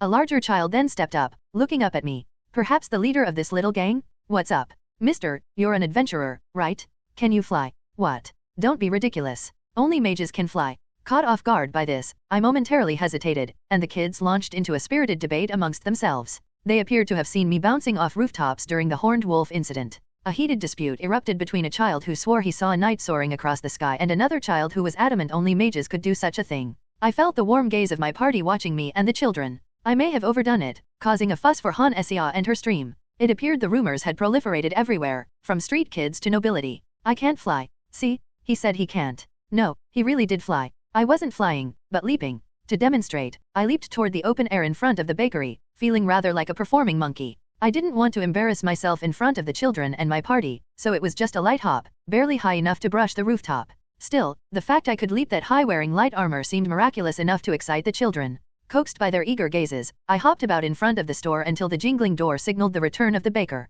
Oh my, what are you doing? She was startled to find a perfectly normal man vaulting as high as her rooftop. Shock replaced her usual casual speech, making her use an honorific. I heard someone stifle a laugh from behind. I'll definitely have words with Grace later over drinks. Nevertheless, the children excitedly explained the situation, and she appeared to understand right away. It seemed I'd garnered some favor for humoring the children. Although, I didn't exactly need the approval of a woman who wasn't a charming young maiden. This much should be manageable for you folks to carry. That young man seems to be very strong, right? I think we could fit in about 5 more loaves. We're not just having bread. We need to pack some ingredients for stew too. Oh, that's right. Thanks to Han Sia placing the bag of bread into her inventory, attention diverted to her, which was a relief. With bread, vegetables, and chunks of meat stowed in Han Sia's inventory, we ambled down the street as dusk cloaked the surroundings. The street was far from silent. Youngsters frolicking in front of the bakery were now scurrying towards the temple, likely orphans entrusted to the temple's care. Unsurprisingly, their focus was entirely on Han Sia. More fascinating than the man who leaps up high was the attractive magician who seemingly tucked countless loaves of bread and vegetables into nothingness. Sister, are you a magician? Fool, women aren't magicians, they're witches. But witches in tales are wicked magicians? This sister doesn't look like a hag with a hooked nose or a granny with a hump. Considering these were orphans navigating between the temple and the back alleys, their fascination with magic was normal. Han Sia seemed slightly vexed, but, considering her audience, she couldn't dismiss the children. Instead, she offered an awkward smile and engaged with them. Thanks to Grace and Irene, who understood the situation and stepped in, she managed to dodge the torrent of questions. The cacophony of children's voices echoed around them until they reached the back door of the temple, where the priests responsible for child care awaited their arrival. Unlike Irene's pristine white nun attire, they sported black priestly robes. A man, who was counting the children one by one, approached Irene and greeted her. I heard you were heading to the tower, but you're back rather early, Miss Irene. Are these people behind you your party members? Yes, they are my party members. Despite Irene's status as a saint candidate, he seemed remarkably courteous towards her. The man, who seemed to have heard about me from Irene, extended his hand, beaming. His excitement matched that of the children, as though he was a novice who just joined the temple. With a youthful visage, dedicated to his faith yet unable to abandon his fascination for adventure, he looked ready to head straight for the tower the moment he mastered some holy magic. I clasped the hand of the novice priest. Adventurer Roland? News of your noble deed of saving innocent lives from the horned wolf has reached even my ears, here, amidst my duties at the temple. Haha, you're humble. You truly seem like one who'd prioritize the salvation of the impoverished souls in the alleyway, even before the city guards. Indeed, we hunted the horned wolf, but saving innocent lives? What was he referring to? I paused, puzzled for a moment, but the chatty priest carried on. The back alley where we confronted the horned wolf was a hub for destitute alchemists and blacksmiths, those lacking skills and wealth. It was a place where the penniless erected rundown homes. Naturally, it became a refuge for the city's poor. While stalking the horned wolves, I hadn't detected any anomalies. Maybe the impoverished alley dwellers were adept at hiding themselves. After all, had they lacked such instincts, they would have died even before the horned wolves showed up. First, we should head to the kitchen to offload these food supplies. Oh, I've been keeping you too long. But food supplies. Irene came to my rescue, cutting off the surprisingly talkative priest. Despite Irene's softer tone compared to the priest's, he understood her words instantly, stepping back to scan us. Given that all of us, from Han Sia to myself, appeared empty-handed, it must have been confusing for him to hear the mention of food supplies. Nonetheless, he turned and led us toward the kitchen. The children who had accompanied us were already being ushered away by other priests. The kitchen, responsible for feeding all the priests and children, was surprisingly expansive. We have flour, vegetables, and some meat. Where should we put them? The meat can be hung in the warehouse over there, the rest can be left here. What? Han Sia bit her lip as the bustling priests and nuns in the kitchen gaped in astonishment. It seems she enjoys pretending to be a genius mage with her inventory. Maybe it was due to Grace, who never ceases to praise the inventory. My goodness, so much flour appearing out of nowhere. That magic would be very handy while shopping. Aren't you Irene's guests? The goddess will undoubtedly bless you. Having exchanged greetings with the kitchen staff, Irene gently tugged my arm, leading us elsewhere. Rai translations. As we walked past religious murals adorning the walls, we reached a sizable room. A wave of cold sweat trickled down my back, even before Irene swung the door open. Grace, ever perceptive, seemed to share my sentiments, chuckling awkwardly and retreating, sneakily shoving Han Sia forward. She tried to slip away on her own. The goblins that sprang up were thwarted by Mari. She's an skilled maid and a talented rogue. Back then, with monsters swarming from all directions, pushing through the bushes, the voice echoing beyond the door was unmistakably Charlotte Cavendish's, whom we had met earlier. Her relentless storytelling, leaving no room for respite, was indeed unique. Had she not been a noblewoman, she might have carved out a successful career as a street bard with such talent. Irene, detecting my reluctance, gently tugs at my sleeve, whispering. Her touch was so natural that I didn't think to question why she had grabbed my sleeve. The children of the temple have been eager to meet you, Roland. When the orphans leave the temple, they occasionally find employment in shops owned by generous patrons of the temple, but when jobs are scarce, they are compelled to become adventurers. I apologize if this imposes upon you. Her head dips in a gesture of apology, her long lashes quivering. I couldn't bring myself to respond harshly. Despite my principle to act solely in my own interest, the sight of such a woman displaying her vulnerability naturally tugs at a man's heartstrings. Besides, I had already planned to visit the temple at least once for the sake of managing my reputation. If sharing my adventures can enhance the temple's favorability towards me, it's a win. Interacting with the talkative noblewoman might be a bit tiring, but what goes around comes around. To reassure Irene, I flash her a faint smile and then push the door open. So after we repelled the goblins and scoured the hut, guess what? We found loads of fruit. The monsters in the tower materialize out of thin air, but they still require sustenance and rest, just like us. That's why you'd see the horned foxes hunting the horned rabbits on the lower levels. But in the tower, the carcasses of the monsters vanish, so they can't be consumed. This is why the famished horned foxes attack adventurers. Oh, and the recent sightings of the horned wolves in the streets also. The spacious room was packed with a sizable number of children. The audience wasn't limited to just boys intrigued by adventures, a few girls clutching their dolls were present too. Seated in the midst of these children, chattering non-stop, was the pink-haired noblewoman, Charlotte. Her blue-haired maid Mari was absent from the room, she must have been assisting with the chores. The story of decimating a goblin tribe on the 11th floor and seizing the spoils from their huts. At most, it was a tale of hunting down a dozen goblins and rummaging through their huts as a 4-member party prior to Irene's transfer. In essence, it was a tale that could be condensed into a single sentence, but she had been spinning the yarn for over 5 minutes now, an impressive feat in itself. Back in college, filling a 3-minute slot for a presentation had been challenging enough, so how was she able to carry on such a lengthy monologue without a script? Perhaps her status would read Chatterbox Charlotte. That's Sir Roland, the valiant hero who hunted down the horned wolves and cleaned up the city's back alleys. Whoa. As Charlotte, effortlessly engaging the children, steers the conversation towards me, all eyes turn in my direction. They didn't swarm me. Seems like they've been taught basic manners. The children within the temple demonstrate more restraint and decorum than those out playing in the street. It's as if a division exists between the ones venturing outdoors and those residing within. Still led by Irene, who maintains her grip on my sleeve, we weave our way through the sea of children. Han Sia and Grace trail behind, their expressions awkward. It's funny watching the two, seemingly unacquainted with children, recoil under the scrutiny of wide-eyed gazes. Where did we leave off yesterday? When Sir Roland was on the 11th floor all by himself. Irene begins narrating once we're comfortably settled. Despite her soft-spoken nature, her clear tone and precise pronunciation captivate the children. Irene, curious about adventures in the tower, was joined by Charlotte, a noble lady mage who frequented the temple to prove her piety. Charlotte's devoted maid, Mari, is also a part of the narrative.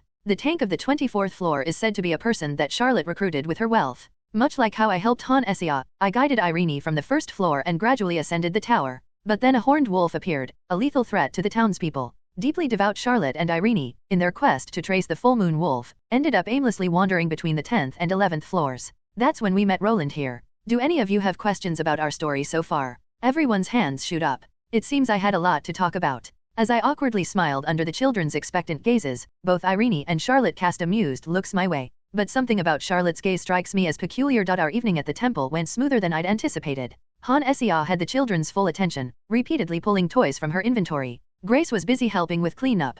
Meanwhile, I regaled the children with the tale of an orc subjugation, a request from a nobleman. While sharing the story, I glossed over the scheming and high civilian casualties. What the children heard was a classic adventure, with me blocking a narrow valley path giving the knights an opportunity to take down the orcs. Alright, see you tomorrow at the Adventurers Guild. Be careful out there. The money we'd splurged on fresh, high-end ingredients had definitely paid off in our meal, which was a clear step up from what the inn served. We bid Irene farewell, each of us holding a temple emblem. Being a nun, she stayed at the temple. Her emblem was slightly larger than the one around her neck. Not pure gold, but it shone with an uplifting, golden hue. Han Sia inspected it up close in front of her camera drone, asking, "What's the purpose of this? Is it like an adventurer's badge? Something like that. It's handy for external quests. It's an overly generous thank you for just half a day's babysitting." The temple must have seen our actions with the full moon wolves as similar to saving the children. Alternatively, Irene, the saint candidate, might have had a hand in it. In a world lacking ID cards or surveillance cameras, verifying an outsider's identity can be challenging.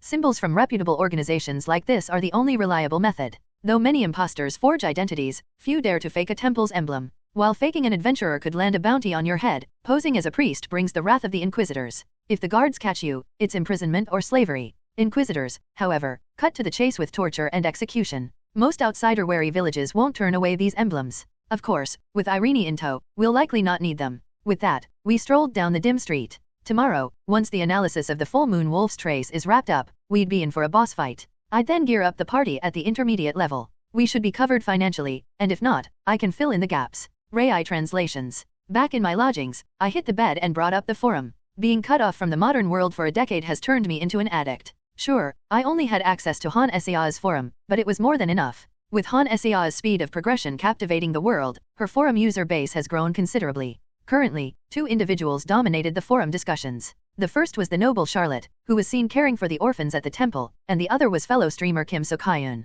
This maid. Why is she so good with the dagger? The pink princess has appeared. This guy Carrot seems to have read some novels. The logic in this game does not make sense. The introduction of a new beauty naturally drew the audience's attention. The classic pairing of a young lady and her maid was simply too enticing. While no one proposed adding 2 ambitious Charlotte and 1 maid Mari to the party, they nonetheless filled half the forum's discussions. After all, who can resist the cuteness of children and the charm of beauties? A beauty caring for children in a temple was bound to leave an impression on viewers. Charlotte's ambitious title likely tied in with her adventuring activities and service at the temple. As a noble lady, she aimed to be an active noblewoman, not a trophy, so she sought the temple's power. Noble young ladies seldom turn adventurers. In mobile games, even nobles, princesses, and noble ladies scale the tower. However, this world strived for utmost realism. If the Northern Duke, ruling the vast northern lands, became a 5 Northern Duke character and set off on adventures, who'd manage the paperwork and politics?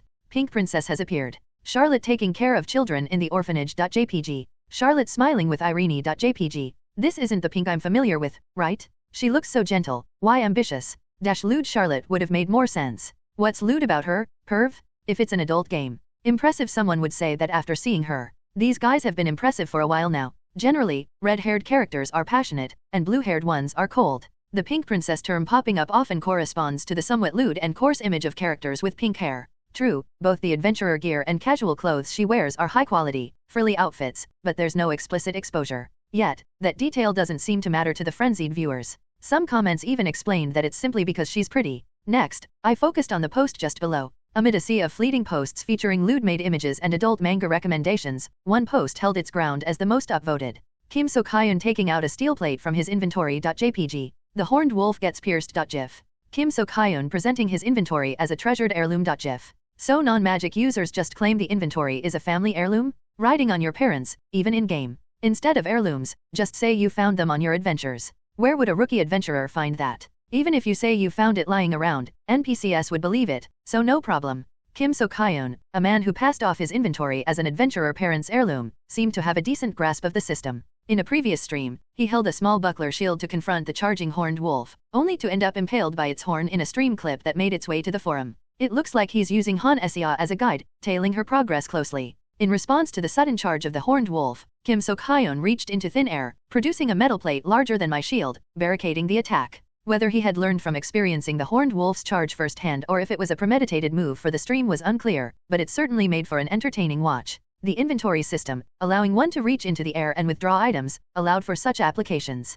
According to the forum posts, a majority of players use their inventories as weapon storage. Users who favored great swords or hammers would stow these enormous, cumbersome weapons in their inventories, conjuring them out of nowhere as battle commenced. There were also stories of players fumbling over their weapons after a surprise horned wolf attack, only to be met with a game over. After some time lying down, I noticed the moon slowly receding outside the window. If I shut my eyes now, I could squeeze in a couple of hours of sleep. While my former self would have been wiped out from being awake since dawn, Roland's superhuman physique could maintain near-optimal condition with just 2 hours of sleep daily. It felt strange to use this superhuman body for forum browsing. It didn't seem like 2 hours had passed when I awoke to the sound of a rooster crowing. Despite the extremely brief sleep, a quick stretch in bed was all it took to shake off any drowsiness. With a sense of awe at how a superhuman physique could enhance life's simple comforts, I freshened up and made my way to the Adventurers Guild. Unfortunately, there weren't any notable requests posted. Ah, you're here. You're up quite early. The temple starts its day early. I completed my prayers and came straight here. Typically, I was the first to arrive and wait for my party members each day. However, today, Irene was already seated at the guild table, waiting. In retrospect, Ellis had mentioned that Irene had arrived even before the guild doors were open to request a party transfer. I initially assumed her early arrival was due to eagerness, but looks like she was simply a dutiful individual. Irene, who had been lively and talkative the day before, greeted me with a broad smile. If a mere half day of volunteering at the temple improved my relationship with such a stunning beauty, it was one hell of a deal. So, are we heading to the tower after meeting up here? We'll head to the magic tower to receive the analysis. Ah, I see. Will the results be ready in just a day? They should be, considering they're mages. Strictly speaking, it was a matter of quest progression. Would they make us wait for 2 or possibly 3 days after uncovering the boss monster's traces? I responded to Irene, who nodded understandingly, her petite head bobbing. She seemed to be preparing herself internally, licking her lips. The guild's door abruptly swung open. Wow, you're really early today. Hello, Irene. Since we're all here, let's go to the magic tower. Grace strode in, her usual lively self, closely followed by Han Sia. Seeing how confident Han Sia was, even proposing heading straight for the magic tower, there must have been some progress with the quest. Han Sia proposed we head straight to the magic tower as soon as the morning sun rose. If it had been anyone else, they would have likely suggested waiting for a message from the guild. However, Grace, who viewed Han Sia as a genius witch, and Irene, who was always compliant, readily agreed. Being aware that she was both a player and a streamer, I also stood up from my seat. Breaking away from the flow of adventurers heading to the tower, we moved towards the magic tower. A few mages milled about. They were likely apprentices, enjoying their scarce holiday before coming to work in the morning. Why do you think the traces of a full moon wolf appear on a horned wolf? When we first saw it, the full moon wolf was moving in a pack with the horned wolves. While horned wolves do have some wolf-like similarities, they aren't monsters known to move in packs. Grace began to softly explain, sticking closely to Irene, who didn't know the situation as well as we do. Irene has a somewhat timid character with a soft voice, while Grace, on the other hand, is quite eloquent and relaxed, so they match well together. Han Sia was chatting lively with her viewers. Thanks to her explaining the progress of the quest to them, I was able to overhear and keep track of the situation. We'll probably get a shortcut to the 10th floor if we receive a quest to track the full moon wolf at the magic tower. Tell Roland to invest in real estate? Wah, you're quite clever. Judging by the realism, you could probably make some money if you set up shop next to the gate. Once a player reaches the 10th floor and begins hunting horned wolves, Chapter 1 of the main scenario opens. The quest is to hunt a certain number of horned wolves. Following this, Chapter 3 involves hunting horned wolves on the 10th floor and tracking down a horned wolf of the full moon wolf's pack among the countless horned wolves. This is the content of the main scenario our party has progressed through. It wasn't particularly difficult to understand, so it seems the viewers understood perfectly. Of course, you would need to know the location of the gate. I wonder if any viewers will succeed in setting up shop after watching my stream. But can you buy land and buildings with the money from hunting horned wolves on the 10th floor? How much grinding would it take to get that kind of gear? We eventually arrived at the magic tower. Today's receptionist, who seems to have received advance notice of our arrival, approached us as soon as we entered. Are you the mage Hannah and her party? Yes, I'm Hannah. Like last time, Han Sia was led upstairs after receiving the guide's instructions. As for Grace and Irene, the two of them sat at a table, continuing their discussion about the full moon wolf. Grace's voice, eloquently explaining various aspects, captivated Irene, who was hanging on to her every word with her small mouth slightly ajar. My goodness, you really experienced something amazing. Charlotte. Next to Irene, who was listening to Grace's eloquent storytelling, sat the pink-haired young lady, Charlotte. She knew that Charlotte was both a mage and an adventurer, but we didn't expect to cross paths with her at this hour. Her maid Mari, with her dark blue hair, pulled out a chair and swiftly sat down as well, naturally joining the conversation between Irene and Grace. The social gap between Grace, an adventurer from a rural village, and Charlotte, a noble young lady, was bridged by Irene, who acted as a buffer between the two. But Charlotte, what brings you here? It's because of the full moon wolf you were discussing. Oh, you're already here. As the conversation was winding down, Han Sia descended the stairs with perfect timing. Seeing Charlotte sitting at the table didn't seem to surprise her. Maybe the mages had something discussed among themselves already. Just as I was thinking about it, Han Sia, who joined the table, went straight to the conclusion. When we go hunting the full moon wolf, Charlotte here will join us. What? Why? Why would Charlotte, who already has a hired tank and a maid rogue, join our party? With such questions in their eyes, Grace and Irene turned to Han Sia, who continued to explain. Charlotte isn't joining our party alone. A few parties of mages designated by the magic tower will also join us. There was a pack of horned wolves present when the full moon wolf showed up, and the mages wanted to investigate the anomaly themselves, explained Han Sia. The statement that the mages desired to conduct the research themselves made the pair nod their heads in agreement. Generally, mages are seen as eccentrics, so their willingness to venture into the tower was easily accepted. Charlotte Cavendish took over from Han Sia, adding to the explanation, monsters escaping from the tower is an unprecedented event. Not only the city's nobles but also the temple, which declared the tower a sacred space, have a keen interest in this. The city of adventurers was created because of the tower, and it exists in its peculiar form due to the tower. Typically, a city is born out of commercial development. Unlike a fief where peasants labor under a lord, a city comes into existence with the growth of trade and markets. The guild is also a cooperative of merchants created for profit, including blacksmiths, carpenters, bakers, and innkeepers. However, this world is a fantasy realm where mana exists and monsters roam. Before blacksmiths, carpenters, or bakers, it was the adventurers who gathered first for profit. Through mana, they possess direct power and can voice their opinions louder and faster than anyone else. Adventurers gather at the tower, and merchants flock to the money spent by these adventurers. The magic tower and the temple joined for research on the tower, but the rest of the city's population is there because of the adventurers, or more precisely, because of the magic stones and byproducts from the tower. The tower, although religiously declared as an unholy space, paradoxically plays the role of a mine that feeds the city's citizens. If a mining city's vein dries up, all the miners become unemployed, and the city becomes a ruin. Similarly, in the city of adventurers, if something goes wrong with the tower, all the adventurers become unemployed. The economic impact would inevitably shake the lives of the citizens. The magic tower is trying to learn the full moon wolf's abilities. It's the only monster so far that has the power to cross the tower's boundary, and it can even create a special field called the Night Plains. The magic tower plans to use this to create a teleport gate inside the tower. Wow, a gate. Yes. There were requests from some of the mages at the top of the tower. To send supplies up, a large expedition is needed, but an expedition. There's the problem of experimental materials and reagents getting ruined if they're not stored properly in time. Adventurers would benefit from easily conquering the tower and quickly transferring the spoils. The magic tower, once it opened the gate, could make a profit from the fees and receive the steadfast support of the mages. Although the stance of the temples was unknown, there was ample reason for the Adventurers Guild and the magic tower to join hands. When the shortcut appears, the players will simply think, ah, this is convenient. However, for those living in the city, it's nothing short of a revolution. It's like having a highway connecting cities. So, what's the schedule? Analysis is mostly done, so an expedition is said to leave at noon today. That leaves some time, then. They had gathered early in the morning, so there was time to kill before noon. One might wonder why they couldn't just set off immediately, but it was quite impressive that they managed to complete the analysis and recruit an expedition team within a day. Of course, it's not as grand as it sounds when you say expedition. It's merely a group going to the 10th floor, made up of individual wizards hired or recruited by someone like Charlotte.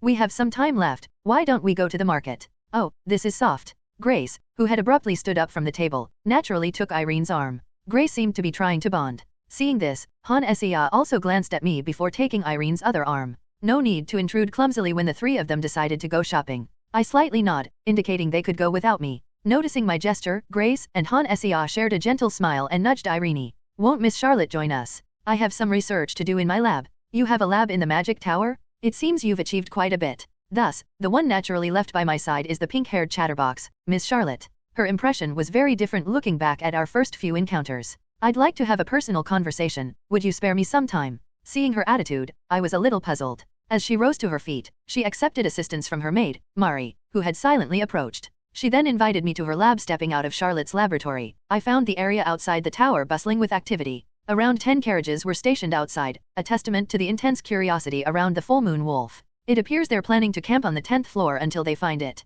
The plains of the 10th floor were free of venomous bugs. If you could disregard the monsters, the area could rival the most luxurious campgrounds that people would pay top dollar to visit. Normally, each floor of the tower has a safe zone where monsters do not appear. However, it seems like they're planning to completely disregard these safe zones to pursue the full moon wolf. This would deviate from the usual supply routes and paths, but it's only to the 10th floor, so it shouldn't be an issue. As I was studying the carriages, Han Sia, leading Grace and Irene, approached me. Irene, seemingly curious about the larger-than-expected operation, voiced a question. All of this is going into the tower. Most of them likely carry items required by the mages. They're probably doing their research inside the tower as well. Mages were keen on observing unique creatures firsthand, hence their decision to enter the tower. Would they stop their research on the tower while they were busy chasing the full moon wolf? I would bet my armor that at least half of those carriages were filled with experimental magic tools. As if to confirm my speculation, a group of apprentices, mage assistants more accurately described as slaves, poured out from the magic tower. They began to unpack boxes, revealing flasks, reagents, and other items unrelated to the expedition.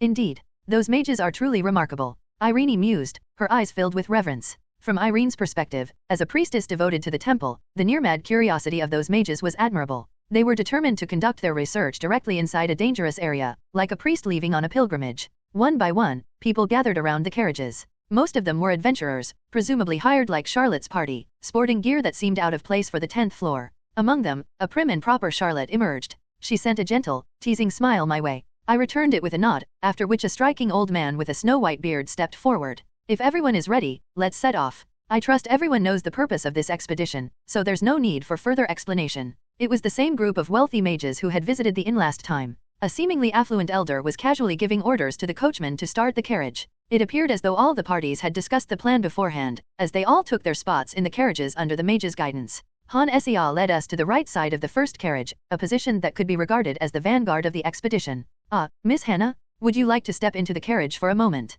Please, do come in. What on earth was happening? The lead carriage wasn't a cargo cart, but rather a luxurious one capable of accommodating several people. I was curious about the reason, and upon seeing the faces inside, I understood. The carriage was packed with elderly men, each of them with grey beards as a standard feature and faces filled with deep wrinkles. These were men who'd struggled to walk from the magic tower to the entrance of the tower, let alone up to its 10th floor. These affluent, high-ranking mages all beamed widely, calling Han Xia as if she were a beloved grandchild. Really, what on earth was happening? This old man couldn't sleep at night because of our last conversation. Don't be too shy and come in for a moment.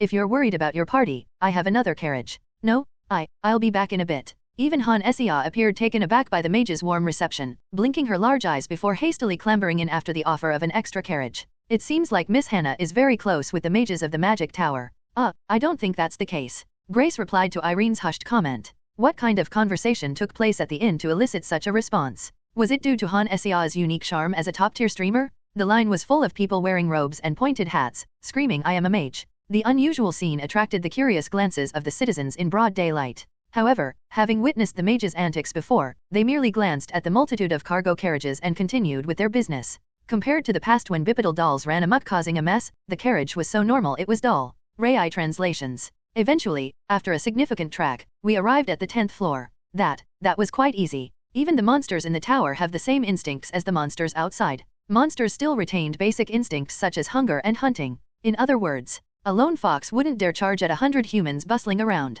Grace muttered in apparent disappointment, possibly having fancied the term expedition to mean something more thrilling. Irene, standing by her side, was subtly nodding, seemingly sharing the same sentiment. Beside the strangely disappointed duo, a visibly drained Han Xia descended from the carriage and approached them. I briefly checked the chat and forum. It looks like modern knowledge had piqued the curiosity of the mages. What was the conversation in the carriage about? Just magic-related topics. It seemed to be due to a mission from the chat. The act of pulling a metal plate from the inventory as a shield left a deep impression, as the chat began asking about various applications of magic itself. Like combining high-level water magic with lightning magic. How about the use of wind and fire magic simultaneously to produce destructive firepower? Is there something like double casting for these magical combinations? Could you use magic tools with your hands while simultaneously reciting spells with your mouth? Her viewers, who could hardly dream of an encounter with the Magic Tower's high-ranking mages, had the chance to ask through Han Xia dozens of questions about the various applications of magic, each of which cost tens of thousands of won. Han Xia transformed into the personification of curiosity, which resonated deeply with the old folks of the Magic Tower. All this is your doing. Well, of course, the money was sweet. I feel like I might end up climbing the Magic Tower instead of the Adventurer's Tower. The result was what you see now. Among the old folks with enough curiosity to visit the tower themselves, it was endearing to see a young person relentlessly questioning magic and testing it with all sorts of unique ideas. You seem quite exhausted. Are you okay? Would you like me to cast a healing spell? Yes, could you, please? Irene, who was worried about how much energy had been drained inside the carriage, was ready to cast a healing spell. It looked like Han Xia herself had pulled the carriage instead of the horse. There was a white glow from Irene's fingertips, gently wrapping around Han Xia like a soft light. Thanks to the effects of the holy power, she closed her eyes, looking blissfully relaxed as if receiving a massage. While she relaxed in this way, the hired adventurers start to form a barricade with their carriages and set up tents. So, they're creating a base right away. Seems like it, since the mages just need to be inside the tower. Right. They're setting up here to save on research time, and letting the adventurers do the exploring. Han Xia explained what she had learned inside the carriage. As if affirming her words, a few mages approached the adventurers who set up the tents and hand them something. It's neither an adventurer's badge nor a tower-climbing lantern, but a fist-sized crystal ball. Han Xia pulls out a similar-looking item from her inventory. Inside the transparent glass orb, the silvery fur of the full moon wolf floats, moving like a compass needle. They said it's a magic detection item using the byproduct of the full moon wolf. The explanation for the item was too complicated for me to understand. But we can use this to explore the plains. Everyone's scattering in different directions. The device seems to respond to horned wolves, which are relatives of the full moon wolf. A small reaction means it's a horned wolf, and a large one, probably a full moon wolf. That's why everyone is scattering. They're unsure of the exact direction. Even as she says this, Han Xia confidently heads in one direction. Seeing this, Grace accepts the crystal ball from Han Xia and followed suit. The quest window seems to be showing the destination on her minimap. It'd be a headache if the boss monster was a random spawn on such a large floor. Adventurers were scattering in every direction, and mages moved various items into the tents. It feels more like a research base crowded with scientists than an expedition camp. So, we just need to follow where the fur is pointing. Yes, but remember, it only aids in detecting traces of the full moon wolf. We'll have to check any lurking horned wolves. There's one in the bushes ahead. Grace falls back as a horned wolf leaps out, its skull crushed in a single strike. Word was that the Magic Tower would also buy all byproducts from the horned wolves gathered on this expedition. They'll finally earn enough money to buy real equipment. Holding the crystal orb, Grace stops and glances around, as if something is wrong.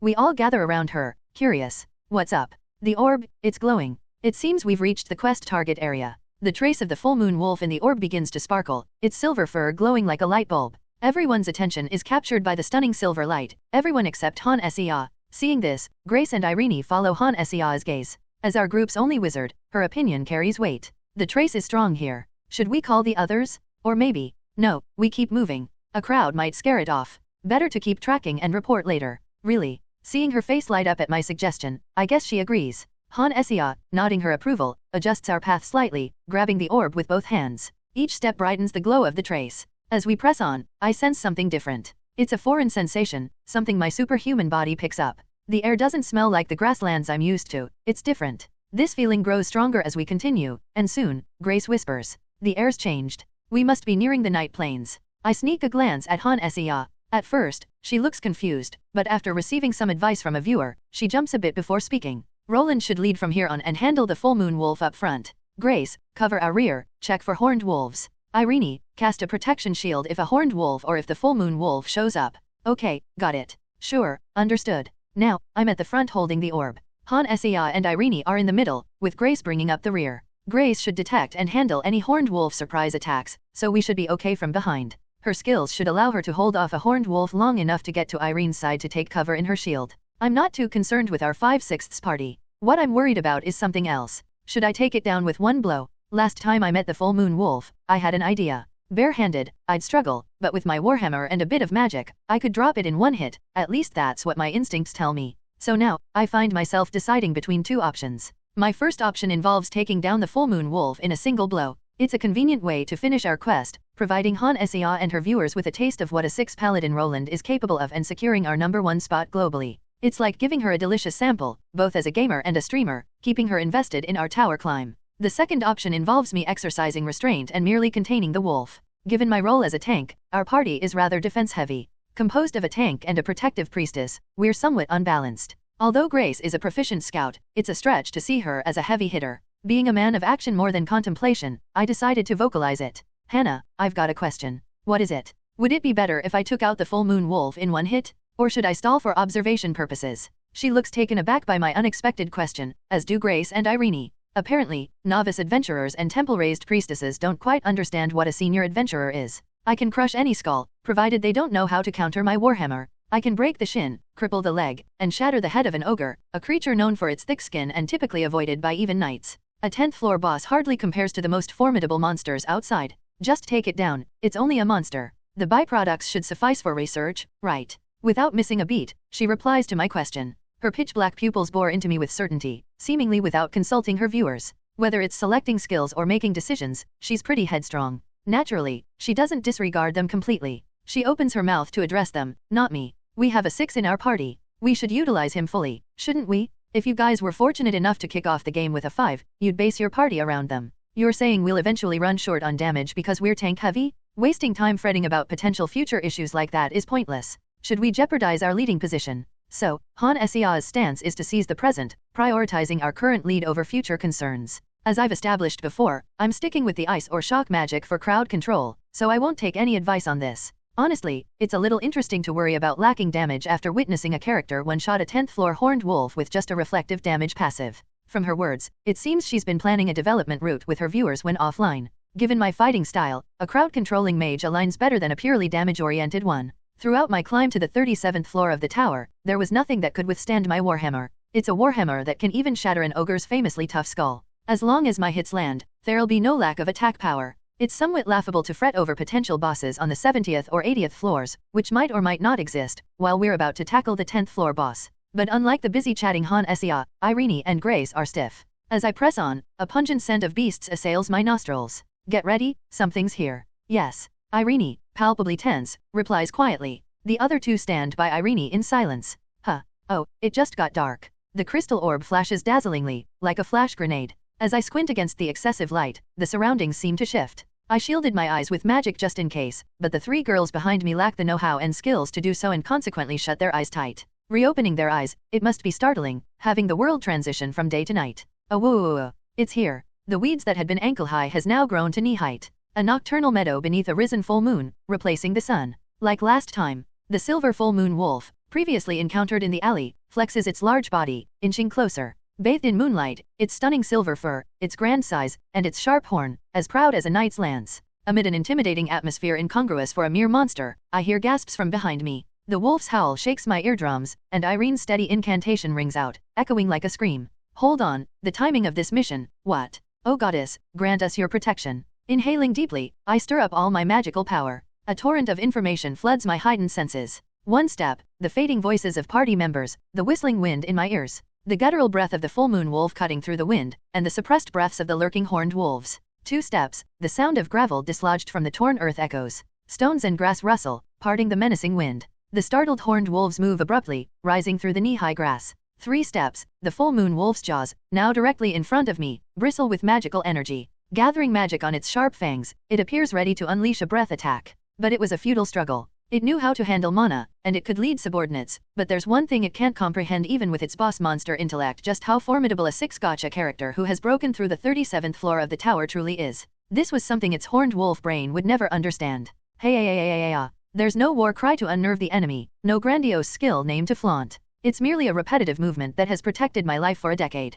Swinging the magic-filled hammer down with brutal force, disregarding magical efficiency and physical overstrain. I raise my arm high above my head and strike down like a whip. My elbow felt as if it was about to dislocate due to the centrifugal force. I can hear my wrist bones grinding from the rotational stress. So, the full moon wolf, just one hit. No refunds for this mission. As my hammer, undiminished in power even after smashing through the horn and obliterating its skull, strikes the ground, I hear the sound of dislodged dirt hitting Irene's protective barrier. The tower is a considerate place. After a creature's death, no bloodied bodies remain. Well, anyhow, the 10th floor boss, the full moon wolf, is cleared. Yes. The landscape where the full moon wolf once stood now lies vacant. No one, save for Han Essia, uttered a single word. In the plains where the full moon wolf vanished, only the sorrowful howls of the horned wolves echoed through the air. As the sun replaced the full moon, adventurers from every corner began to gather around the scarred clearing where the horned wolves remained. They were hired by mages and effectively dealt with the horned wolves in the field, tearing them apart brutally. Their numbers may have been great, but there was no chance they could bridge the significant difference in ability.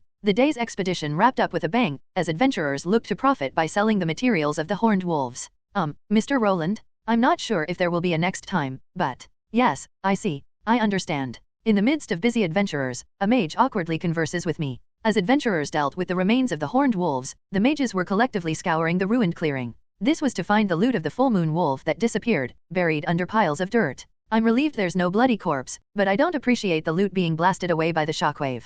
I admit I struck down too hard because I was fighting a boss monster, but I didn't expect the loot to end up hidden in the dirt. I found one. Me too. No, wait, this just looks like one from a regular horned wolf. While the novice mages, much like graduate students, crawl on the dirt floor looking for loot, Irene also lends a hand, sifting through the soil. How can I just watch while a party member, and a saint candidate at that, lend a hand? Irene's protective shield easily blocked the dirt explosion, but sadly, nearby horned wolves died from flying gravel. This mixed the loot of the full moon wolf and the horned wolves. In this ridiculous situation where digging the ground is like looking for buried treasure, Han Essia's face turns a shade darker. As expected, all the full moon wolf loot seem like unsellable quest items. If the tower takes them all to construct the 10th floor gate, there'll be nothing left. You guys should quit dreaming about slaying a full moon wolf and buying gear with the money. Of course, they wouldn't give players loot that could easily bring in hundreds of gold coins. She dreamt of striking it rich, mumbling to her viewers with a pout on her face. The sound might not reach us, but the actions are visible, leading Irene to address Han Essia as she walks by. Sister Hannah, if you're tired, why don't you head back to the carriage and rest? No, I'm fine. It's not that I'm tired, I was just surprised. I was thinking about when I could become as strong as that, hehe. Han Essia desperately made excuses, surprised to be singled out by the 5 nun. Grace, who has unearthed a fair number of horned wolf loot from the dirt, silently passes some items to Han Essia. Leaving Irene and Han Essia, Grace walks over to me. Roland. Were you always this strong? I got my job as a monster hunter because of my strength. I didn't know you were this strong. You seem much stronger than the knights who occasionally come to the village to help with subjugations. Her grumbling felt like it came not from the ranger Grace, but from the village girl Grace. A hint of embarrassment mixed in her eyes, and I had a hunch about what was going on. Why? Did you think that I risked my life in a desperate, hard-fought battle to protect your village?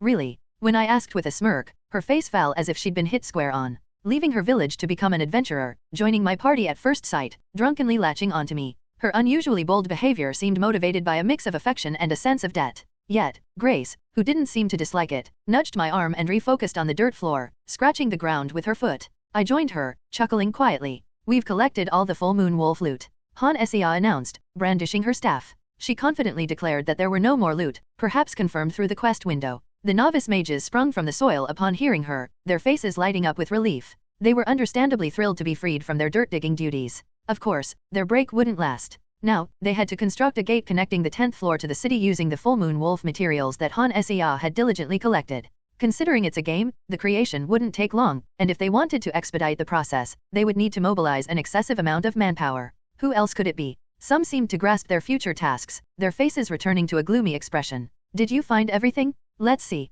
Yes, sis. The tower will take all of it for research, but I suppose we can have a look before handing it over. Grace moves closer, brimming with curiosity. The nearby mages and adventurers also subtly shift our way. The worth of the loot doesn't diminish just because you show it to others, so Han Xia pulls it out of her inventory with a flourish. Pieces of horns as large as a human arm, eyeballs resembling crystals, foot-long fangs, and even larger claws. If the loot of a horned wolf resembled shards of crystals, those of a full moon wolf were of such quality they could pass for luxury items in an upscale boutique. Their stunning appearance leaves onlookers agape. What are you all doing? Must Miss Hannah, who dealt with the full moon wolf, handle everything herself? No, sir. Exactly, Jansen. The expedition may have ended in a day, but our research isn't over. If you want your paper considered for submission to the association, you should start preparing now, right? And to the adventurers, the Mage's Tower intends to pay a premium for the byproducts from the horned wolves affected by the full moon wolf. However, they've no intention of overpaying for regular horned wolf byproducts. An elderly man who approached swiftly disperses everyone with a few words.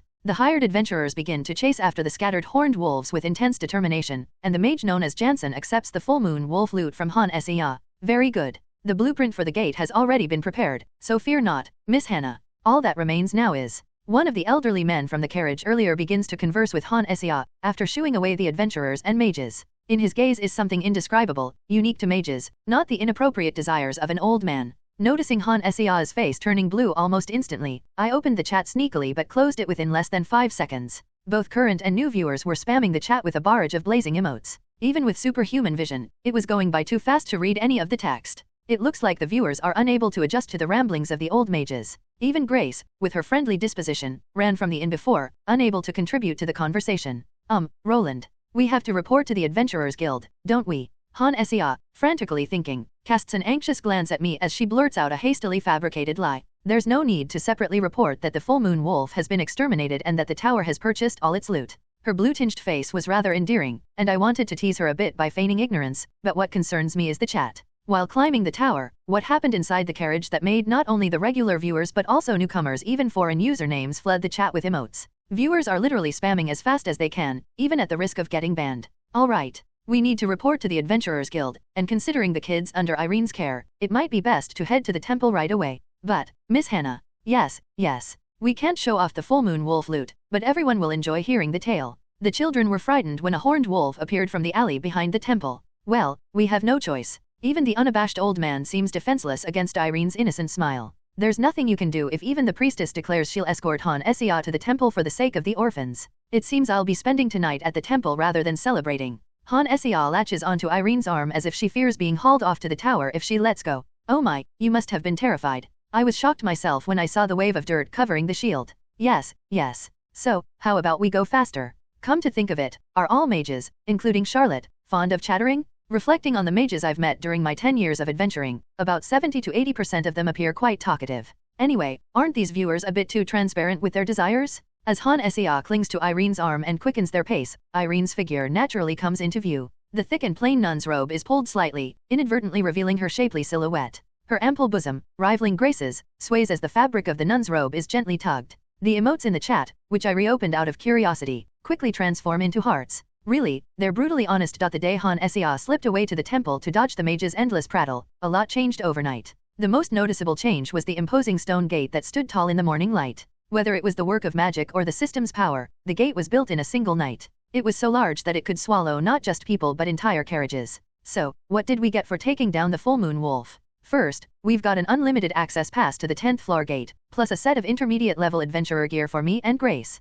Irene and Roland each get to pick a magic tool. They say they're out of cash since they used all the full moon wolf loot to build the gate. Magic tools? Sounds good. Han Sea got a mage's robe infused with magical power and a hefty staff with a magic stone embedded into it. Grace, on the other hand, received leather armor treated with a magical potion. Of course, Irene, who insists on sticking with her nun's robes while we're in the tower, and me, for whom intermediate level gear is no use, were given magic tools instead. I got a purifying gadget, like an air cleaner, and Irene received a device to keep the kids warm in winter. So, gear and skill upgrades instead of money? Not bad. It seemed like Han Sea, as a mage, got some extra skill points too. It felt like the game was rewarding us for killing the boss. And so, our party members gathered around a table in the cafe. I stole glances at the forum while engaging in conversation. Following Grace's suggestion to take a break, we rendezvoused on the bustling market street. After all, being an adventurer is a dangerous business. If you don't take time off when you need it, you could work yourself to death. From a gamer's point of view, if you log in and hunt every day, you end up working 7 days a week.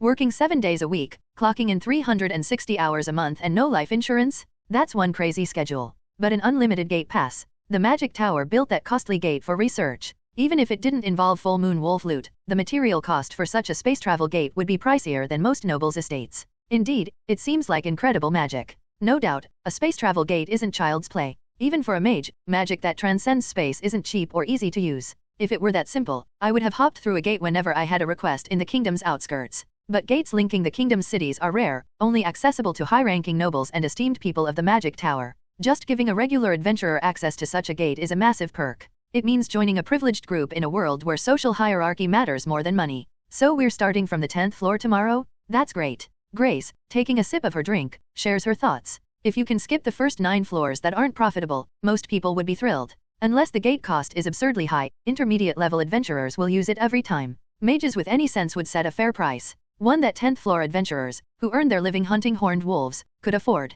It's more enticing to pay the Magic Tower to use the gate than to trudge through 9 floors, allowing more time to hunt more horned wolves. Of course, this didn't concern our party, who could use it for free. But what was up with that wolf?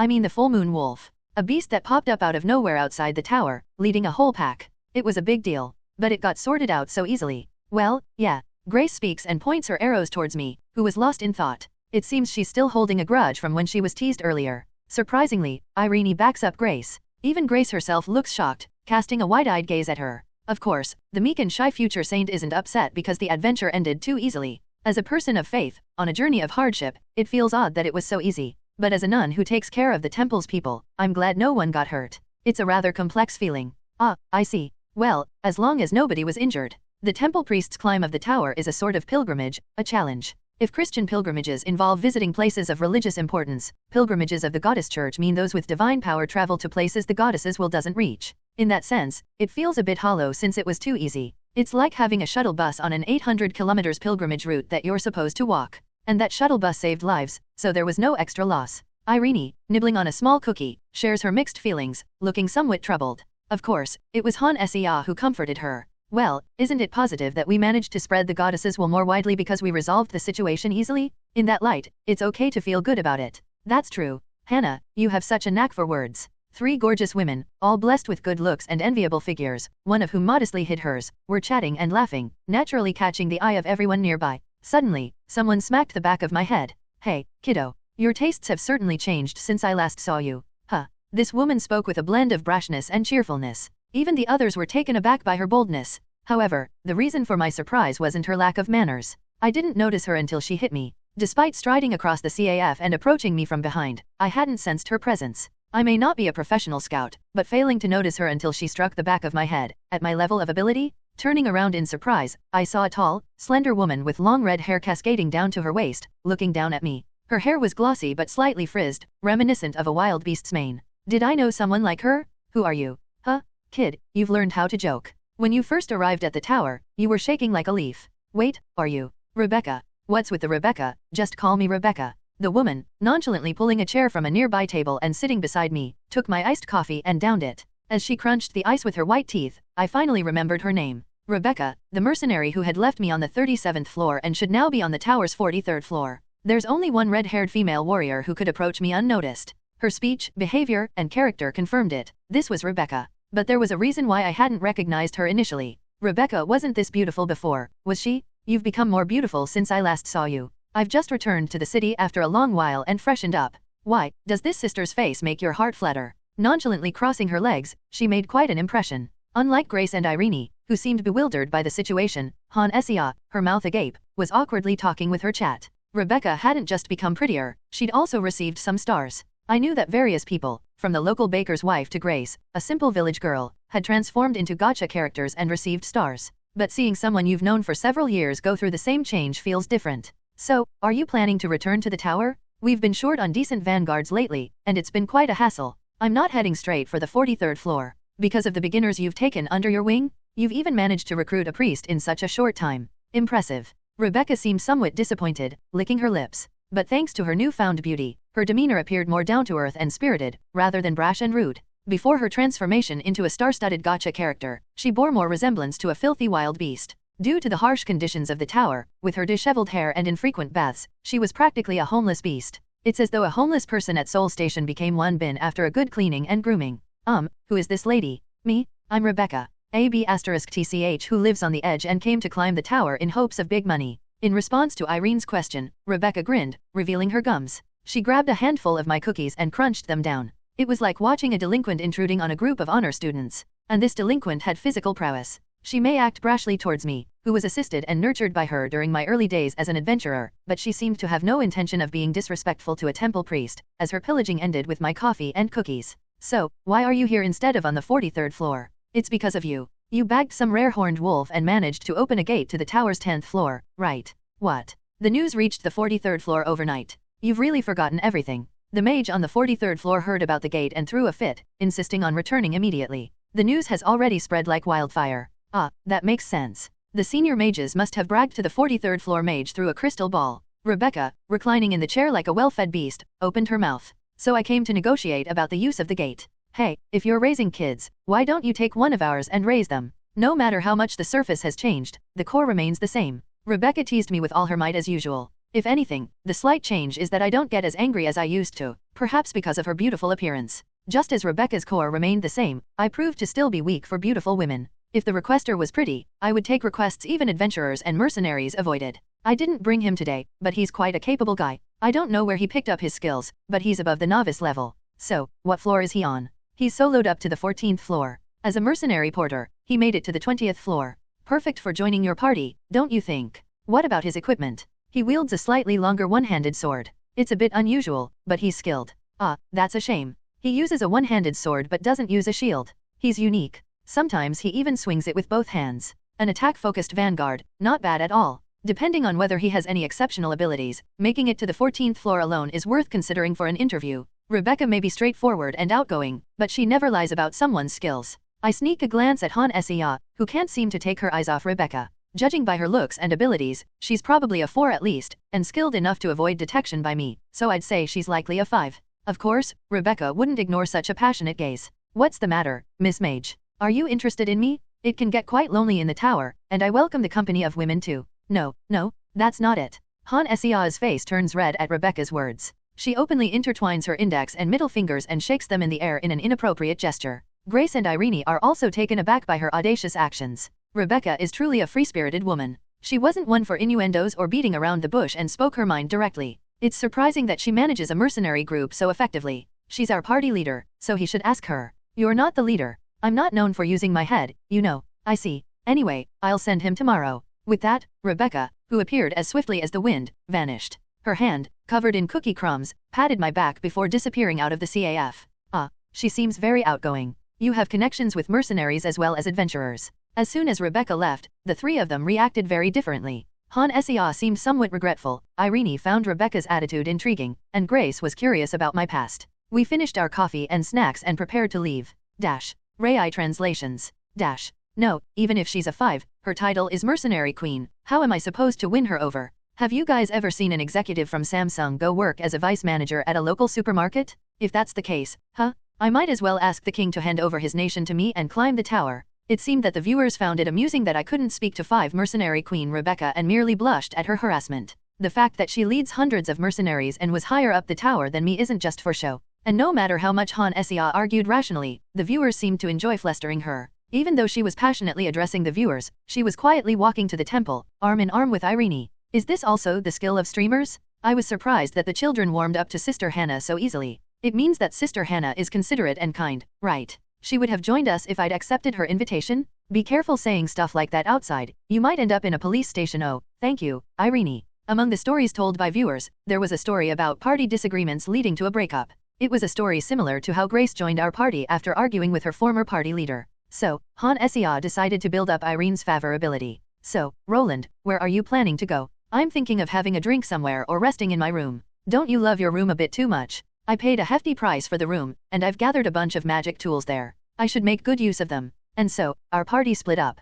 Han Sea planned to explore uncharted areas within the expansive temple with Irene and complete the mini-map, while Grace had no interest in venturing deeper into the temple, so we paired off accordingly. As for why Grace decided to come with me, well, it was obvious. I see no reason to play dumb, given that I'm not a lead in a sitcom. Do you have a place you'd like to visit?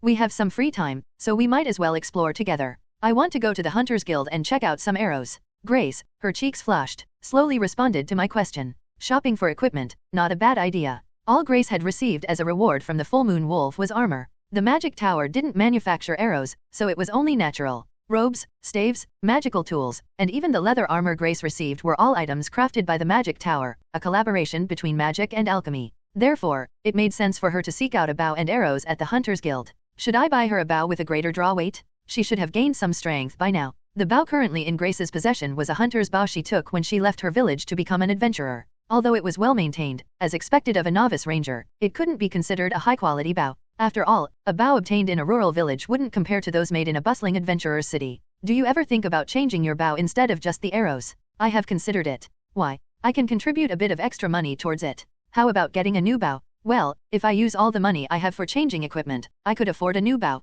Grace had fewer stars compared to Irene and me, but that didn't mean there were no solutions. This world wasn't like Heroine's Chronicle, where combat power was solely determined by stars. Irene and Rebecca were perfect examples of that. Despite both being 5, how could Irene, who dedicated herself to caring for orphans in the temple, fight on par with Rebecca, who had been training longer than even me? Of course, I wasn't expecting Grace to possess such advanced combat skills. There was another way to make up for her lack of combat power, and it was an area in which I had quite a bit of confidence. Money, or rather, funding. If we recruit a new vanguard this time, I'll be stepping back offensively from the 11th floor onwards. Are you planning to train him up? Not just him, but both you and Hannah as well. Considering our abilities, if I tank properly, the vanguard wielding a one-handed sword can strike from the flank while Han Sea and Grace provide support from a distance. It's a combination I've been planning since I first met Han Sea and she expressed her desire to visit the magic tower. The lowly horned rabbits and foxes that inhabit the lower floors are too weak to provide any meaningful combat experience. They're killed with a mere kick, so how could they possibly offer any chance to grow?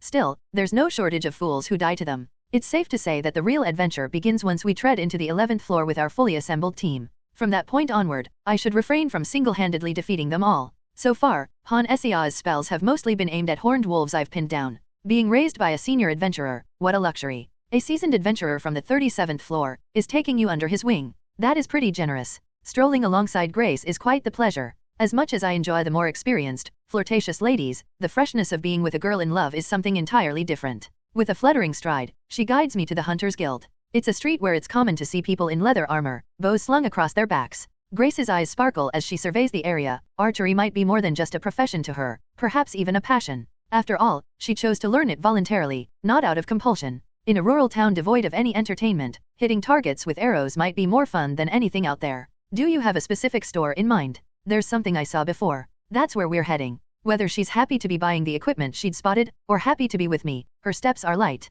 She casually strides into a narrow alley brimming with animal and monster hides, and slips into a small shop. Inside, a burly man with a square jaw greets us. His thick beard is tucked into his angular jawline, and his rough gloves, a red and black checkered shirt, and deep bronze leather overalls give him a rugged look. Excuse me, do you still have that compound bow from last time? That one? It hasn't been sold yet. He really looks like a lumberjack character you'd see in a cartoon. If Han Sea were here to assess him, he'd likely be a 2 lumberjack or something along those lines. Watching the shop owner pull back a leather curtain to reveal a longbow, I couldn't help but feel that the city was growing more and more enjoyable. The day after purchasing a composite bow made of Minotaur's horn from the rugged shop owner. Excuse me, is this Miss Hannah's party? Even the kind Irene hesitated at the sight of this character. Shrouded in his robe, the boy's face was nearly impossible to see because of his hood. His peculiar outfit would have warranted a call to the city guard if it hadn't been for his youthful voice. Adventurers usually don flashy equipment to showcase their physique and carve intricate designs on their gear. A striking appearance brings popularity, which in turn generates money through personal job requests. That's why a figure wrapped in a cloak like this in broad daylight draws suspicion. Did Rebecca send you here? Yes. Leading the conversation was Han Esia, the party's modern-minded leader. While the inhabitants of this fantasy world might associate his attire with wanted criminals or various types of outlaws, to Han Esia, it was simply another way to dress. Only after sitting at the empty seat at our table did the boy lift his hood. As his handsome face, adorned with curly brown hair and pale white skin, came into view, Han Esia's expression oddly changed. It was a peculiar look, displaying both delight and fluster, as if her facial muscles were malfunctioning. Observing her unusual reaction, the boy, who had been hiding beneath his hood, questioned Han Esia. Why are you making that face? Is there something wrong? Oh, no. I was just surprised because you look younger than I expected. I heard that you made it to the 14th floor all on your own. Han Esia, not the best liar, responded in a somewhat dubious manner. Glancing at the chat, I was surprised to see an unexpected uproar. The surprise wasn't because he was a surprising 4, but, haha, BB Games sure knows how to plot twist. Short hair, the classic disguise for a cross-dressing woman.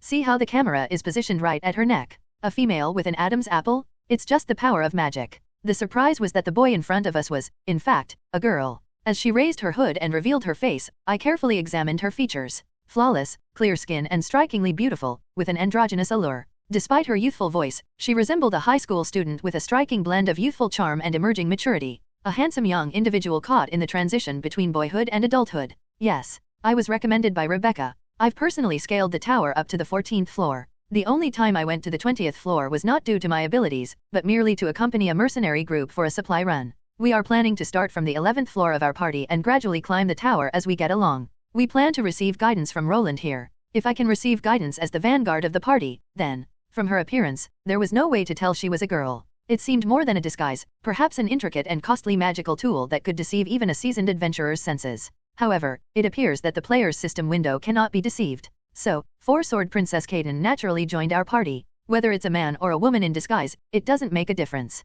Especially with the saint candidate among us, what's the big deal with a princess? Thinking that way made me feel a bit more comfortable. After all, this world is a game, the person in front of me is a player, and I am suddenly an NPC. Why would cross-dressing women be an issue? Starting today, we'll use the gate to the 10th floor to directly access the 11th floor. As I've mentioned before, unless we encounter a significant threat, I won't actively engage in battles. 4 pairs of eyes turned to me in an instant. The 3 party members to whom I had previously explained the plan and Kaden, introduced by Rebecca, all nodded in agreement without any objections. I had initially worried that her princess title might imply naivete, but perhaps due to her experience hiding her identity while surviving in a mercenary group, she seemed to adapt quite well. In case of medium-sized monsters like helmeted deer or moss wolves charging at us alone, I plan to hold them back moderately. I won't completely pin them down, I might let some slip, so don't let your guard down. After wrapping up the explanation, we got up from the guild table, grabbed a few requests that I had seen in advance, and headed for the tower. To be precise, it was towards the gate created by the tower.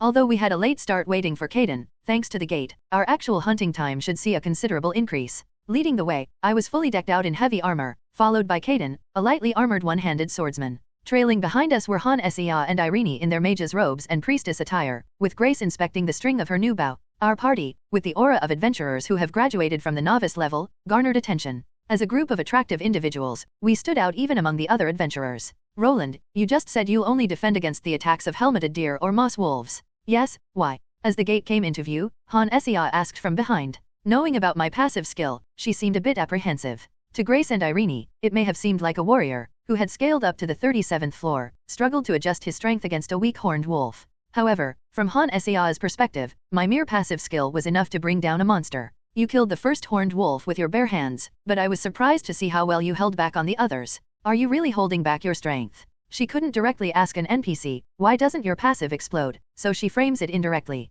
Her brows furrow slightly in frustration as she asks. Naturally, my ability to restrain a horned wolf while possessing a reflective damage passive would seem strange. So, to quell her curiosity, I also answered indirectly. At first, I defended like a wall, reinforced with magic, and it died due to the recoil. So, from then on, I started to handle them gently, like holding a baby. In truth, my passive triggers reflective damage when attacked. So, if there's no attack, there's no retaliatory damage. If I capture a charging horned wolf as if cradling an infant, I can subdue it without causing harm. Is that actually possible? It's just a horned wolf, what's the big deal? Even though it hailed from the 10th floor, the horned wolf's charge rivaled that of a motorcycle. A charge that could easily skewer a person to death, as those poor streamers turned into gifts discovered. If I, the front line, didn't stop it, Han Esia's shield wouldn't stand a chance. She must have found it peculiar that I could catch such a creature as if it were a dodgeball. Kaden, who was eavesdropping on our conversation, also seemed intrigued and subtly joined in. You catch a horned wolf with your bare hands. Are you surprised?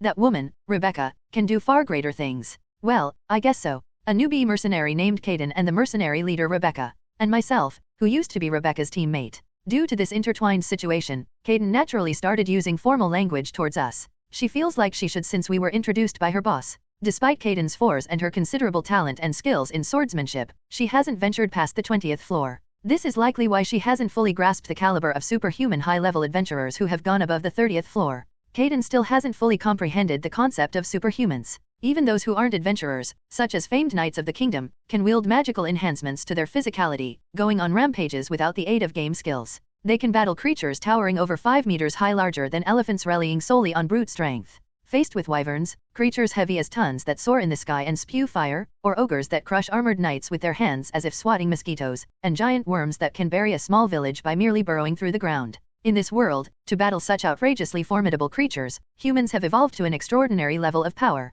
And with Han Sia and the players crossing over introducing us, our strength was likely enhanced even further. If you look at our party composition, it's the most ideal for adventurers. 2 vanguards handling attack and defense, a ranger to scout, a priest to protect our allies, and a mage providing varied support. Yes, indeed. A substantial crowd had gathered at the gate. It was unlike the tower's entrance, where entry is unrestricted. The congestion here is likely due to the requisite payment for passage. We're not exempt from waiting even though we're exempt from the fee, so I continue my explanation while we wait. So don't just focus on improving your individual skills, try focusing on coordinating with your teammates. Since we have an ideal combination, there's a high probability that we'll all stick together as we ascend the tower's upper floors. Han Sia wouldn't abandon me, a 6, and Irene, a 5. Kaden, a 4, given her unique background, is likely to stay with us for the meantime. The only potential change could be Grace, who stands at a mere 3. However, Grace was a scout, not a professional combatant. If we were able to designate Grace's skills, like how mine were assigned, there was a possibility that Grace would also accompany us until the end.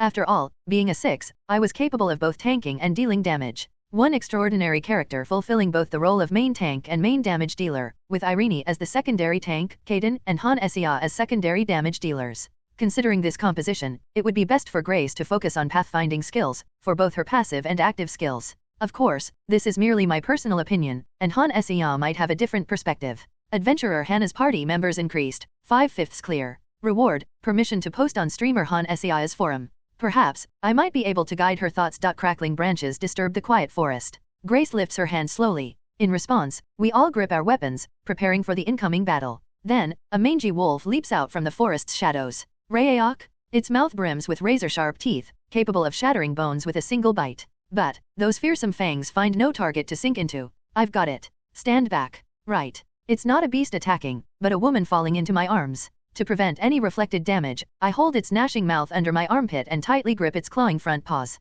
The wolf's hind legs kick the forest floor in desperation, but with its mouth secured, it's helpless. A thin one-handed sword cuts through the rising dust, swooping in. It pierces the wolf's front leg, scrapes a long line across its chest and belly, and moves past. At the same time, an arrow whizzes from behind, slicing through the air. The arrow pierces the moss wolf's nose right between my armpits. Following it, slower than an arrow but with unrivaled destructive force, Han Sia's magic missile streaks through the air. So, moss wolves are this easy to kill. As the magic slams into the moss wolf's side, it lets out a dying cry, leaves behind a mana stone, and vanishes from my arms. It's not much stronger than a horned wolf. It merely possesses superior stealth abilities and enhanced intelligence due to the moss on its fur. However, its combat prowess is not particularly high. If we target their weak spots and work together as we just did, we'll breeze through these forest monsters. I understand. With Grace's self-bought bow, Han Sia's staff, and additional skill points from the full moon wolf hunt, plus Kaden's skilled swordsmanship befitting a 4, their combined strength can topple a named monster, not just the normal mobs.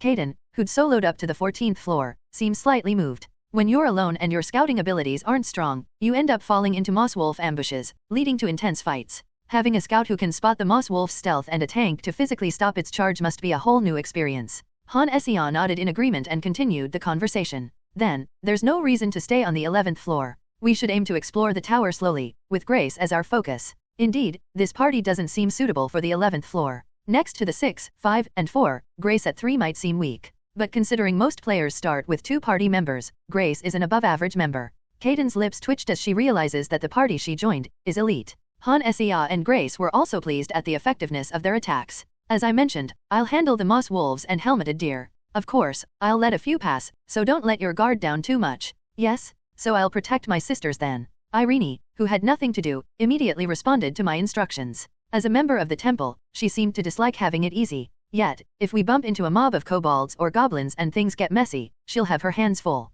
After collecting the magic stone from the moss wolf, we resumed our exploration of the dense forest, with Grace leading the way with her scouting skills. Unlike the plains, the forest's rugged terrain slows us down. Roots trip us up, and branches block our view. But it's not as steep as a mountain. Furthermore, in the shadowy parts of the dense forest, moss wolves with camouflage lurk silently, and in slightly open areas, helmeted deer charge forward like cavalry. Oh goddess, protect us. I'll cover the back. Of course, even if a monster manages to sneak behind us, the miraculous protective shield of a 5 priest is there to block it. Irene's divine shield, vastly stronger than Han Esia's, easily blocks the helmeted deer's sharp horns. Frustrated that its charge has been stopped midair, the helmeted deer snorts angrily, head-butting fiercely, its horns thrashing. Kaden seizes the opportunity to slice through its hind leg while it's distracted. The swift sword strike causes it to collapse, its large horns still swinging in the air. Without needing a follow-up strike from Kaden, an arrow finds its mark between its forelegs, hitting its heart. Ha, we took it down without even using magic this time. Grace, your arrows are stronger than I thought. I upgraded my bow and arrows when we reached the 11th floor. Since the magic tower provided armor, I spent all my savings on them. They're definitely worth it. Grace took the lead again. We don't have a lantern to guide us through the 11th floor and above, so we're relying solely on Grace's skills to find the way to the upper levels. No matter how thick the forest, Grace's skills as a ranger and as a scout shine. After successfully detecting multiple moss wolf ambushes and locating nearby goblin and kobold groups, she confidently strides off in a certain direction. As I trail behind, I glance at the 20th floor lantern I carry, noting that she's heading straight for the 12th floor. Could a scout possess a unique sense similar to a mage's mana sense? If we continue in this direction, I believe we'll soon come across the passage to the 12th floor. Then let's conclude today by marking that passage. 1 floor per day, or rather, 1 floor every half day. Grace, you're an even better scout than I thought. Grace blushes at Kaden's praise. Given the circumstances, a person she just met today sincerely admiring her skills without a trace of malice or hidden agenda, it's not surprising. However, to prove that her praise wasn't unfounded, after a few minutes of walking, we came across the tower passage nestled among dense trees.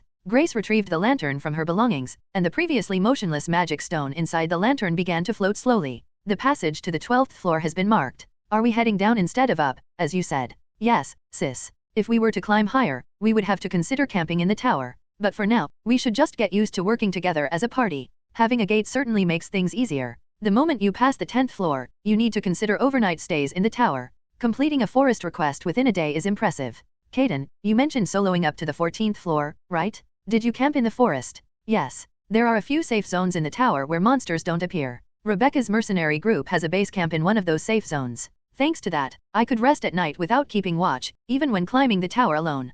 Kaden was referring to the existence of safe zones. These spaces serve as temporary bases for mercenary groups or expeditionary forces from the Adventurers Guild. Rookies who are unaware of these safe zones often get attacked at night. When I first learned about the tower, I thought it was like a game, from the randomly spawning monsters to the safe zones. Even though I kept yelling status and other commands, there was no response, so I moved on. Thankfully, I didn't embarrass myself by yelling in public, only in my room. Then let's call it a day and return to the 10th floor. Just as we can exit from the same location we entered on the 1st floor, we can now leave through the plains on the 10th floor. So convenient. I wonder if similar gates will be available on the 20th, 30th floors, and beyond.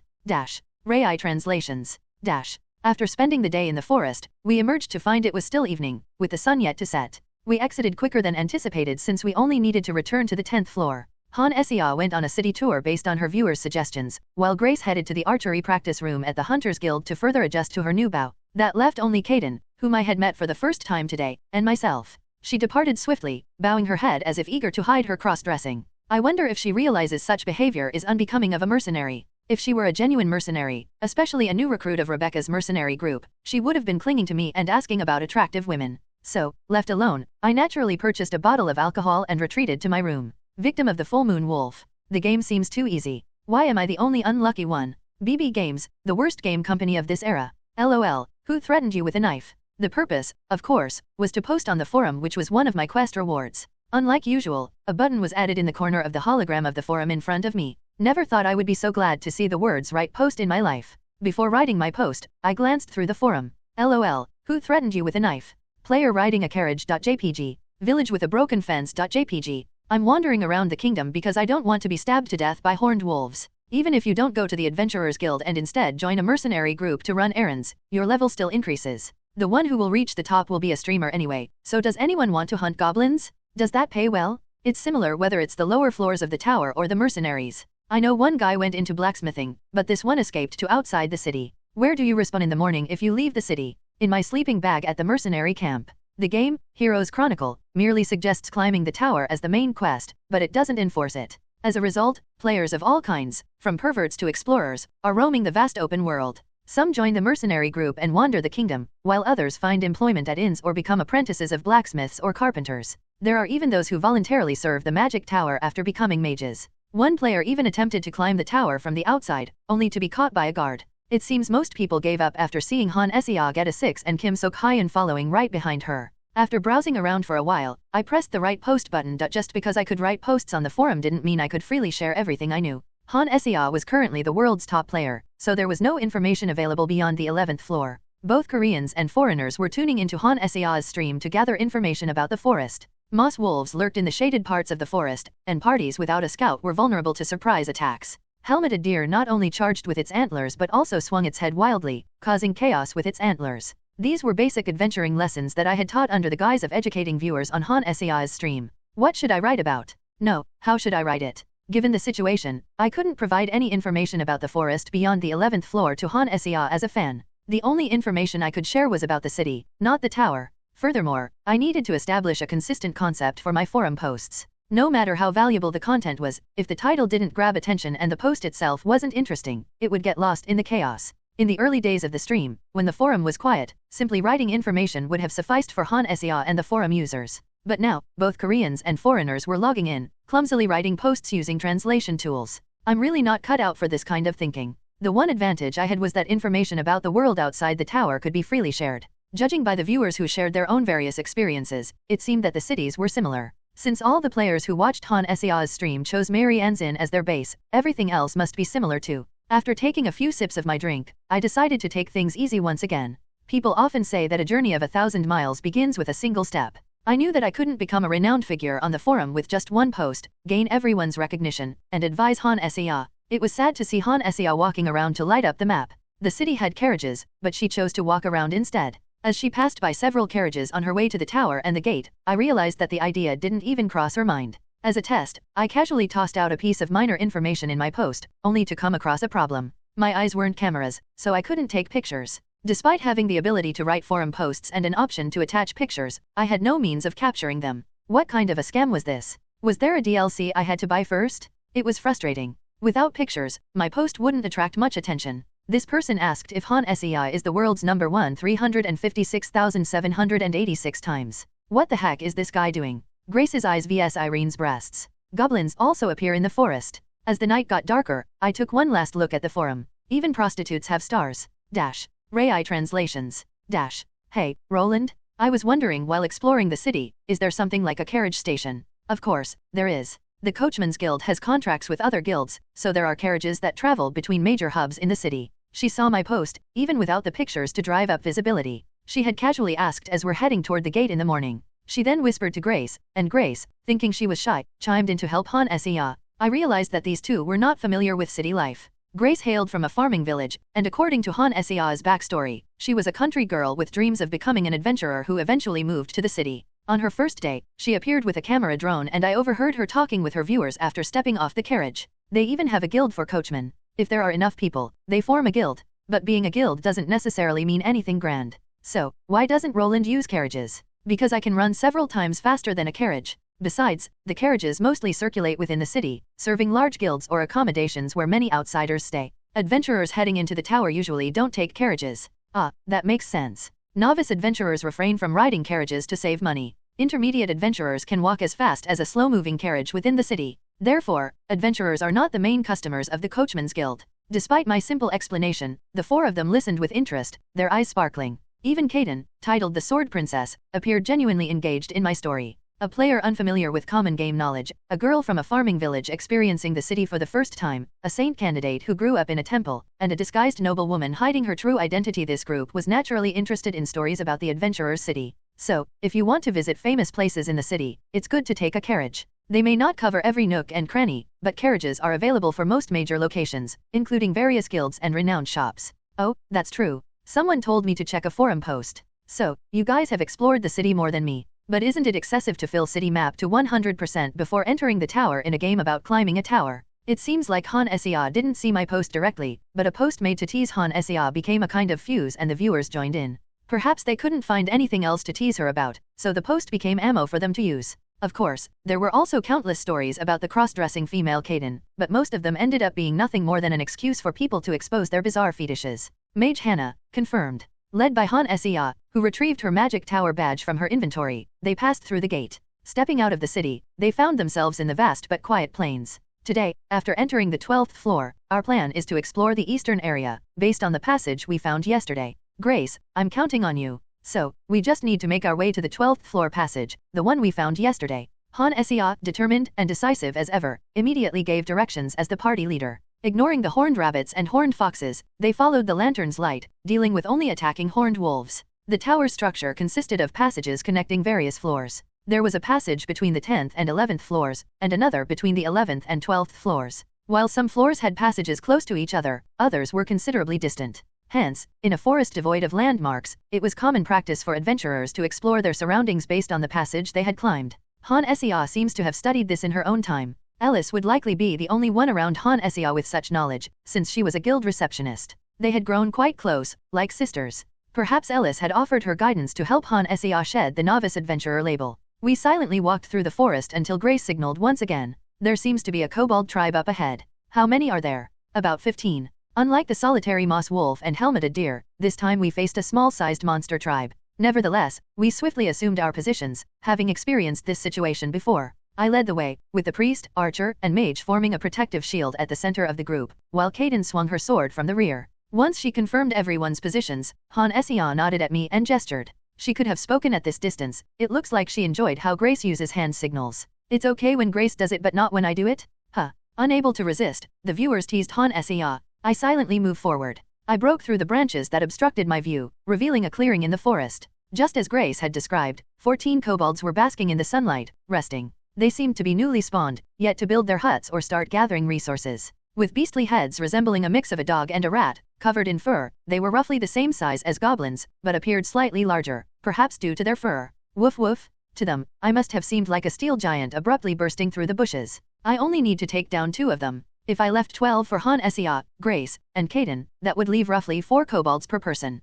I confidently strode forward and delivered a powerful kick to a kobold right in front of me. Stronger and sturdier than the goblins encountered on lower floors, the kobolds stood no chance against my kick. One of them was sent flying like a bouncy ball, soundlessly crashing into a tree, turning into a stone, and disappearing. Only then, squawking like scared birds, did the kobolds run away, towards the back. However, being monsters, they didn't flee. Instead, they headed toward the smaller framed women behind me. Having a mage in the party is so convenient. You're amazing, Hannah. All thanks to Irene's protective shield. Oh, no. Hannah's magic is so fast and precise. They were more than capable enough to deal with the kobolds, casually in conversation as they do so. The party felt completely at ease. There was nothing to worry about on a mere 12th floor. Grace's keen senses easily detected the lurking moss wolf, and even if I didn't step up for the helmeted deer's sudden charge, Irene's protective shield would take care of it. And when it came to goblins and kobolds, Kaden, an expert with the sword, easily took them down. Fortunately, she's not swinging a katana like some kind of samurai lady. Interestingly, she used a long one-handed sword and didn't carry a shield.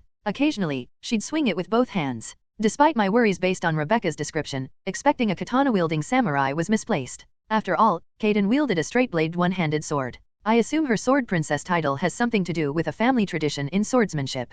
Her movements effortlessly deflected poisonous needles and stones slung from slingshots. She was a solid addition to the group. Even when a dozen monsters turned the battlefield into chaos and confusion, she remained unshaken. Kaden, behind. An arrow shot straight between the eyes of a goblin. This goblin had been hiding in the bushes, readying to throw a stone at the back of Kaden's head. Grace's ability to spot and handle threats was so impressive it was as if she had eyes in the back of her head. And her archery wasn't far behind. Whenever a monster flinched from Han Sea's magic, an arrow accurately hit its mark. Feels like we're getting the hang of this. We seem to be handling them faster than we did yesterday. I think it's because Kaden is herding the goblins well. It's easier to aim and hit when they move predictably. Like yesterday, I only needed to kick a couple of them to break their momentum. The team handled the remaining goblins with ease, reducing them to magic stones that found their way into Han Sea's inventory. Our battles flowed smoothly, with minor hiccups like an arrow hitting the same goblin Caden was striking down. Good. If we keep this up, we should easily reach the 20th floor. Really, if we're able to avoid surprise attacks from the moss wolves, we should be able to find the traps of the orc hunter too.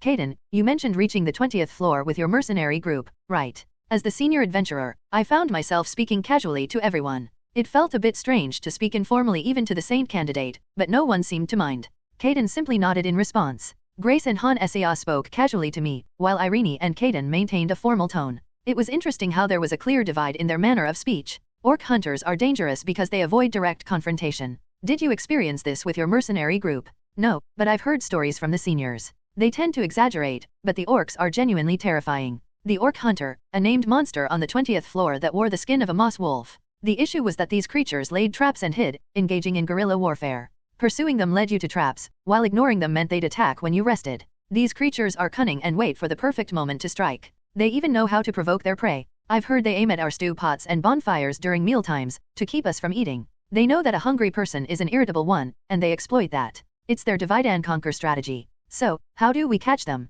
After gathering the magic stones and checking our equipment, Han Sia smoothly joined the conversation between Caden and me. The viewers were naturally curious about the 20th floor, a level they hadn't come close to reaching. So just continuous hunting until the 20th floor? -20th floor boss special move. Why are there so many hidden monsters like the horned wolf? That's why scouts are essential. Don't they have other quests in between? Chat messages poured in like debris from a collapsing mountain. They evaluated the game, the tower, and everything in between. It made sense watching us trek through the forest could get a bit monotonous. That's why Han Sia often talked with her viewers while walking through the forest. Forest traps aren't lethal. A tank has to break through and grab them, or the party's scout has to find them and disable them. Scouts are more important than I thought. Moreover, from the 21st floor, it's a cave setting with minimal visibility. From there, having a scout isn't just important, but essential. Our tower discussion sparked a wave of interest as questions flooded the chat. It seemed many wanted to hear my stories indirectly through Han Sia. Of course, she wouldn't respond to all the free questions. Even with the chat in slow mode, there were so many viewers that the questions disappeared before she could read them. Those who were serious about the game would ask paid questions, even if it cost 5,000 or 10,000 won. During the stream, Han Sia consistently referred to me as teacher, naturally progressing to talk about charging for lessons and tuition. If this was all a grand plan to make money, she might earn herself a title like Money Collector Han Sia, but I'm a bit worried. What will you guys see if we're streaming from a cave? If I accidentally extinguish the light spell while fighting, all you will see will be a pitch black screen. Questions? I'm always open to receiving lecture fees. Come to think of it, this damn system had separated the features like forum posting and camera functionality, and the chat functions and donation functions as well. I felt like a loyal fan shedding tears over a game company's malicious DLC sales, yet still buying them. Roland, there's something I'm curious about. What is it? The chat started spamming words like collection and money in emojis. Whether they were cursing at her for being a money hoarder or claiming she was shamelessly stealing from the poor, even the ones spamming probably didn't know for sure. Nonetheless, Han Sia, who received money from viewers disguised as lecture fees, nonchalantly posed a question to me.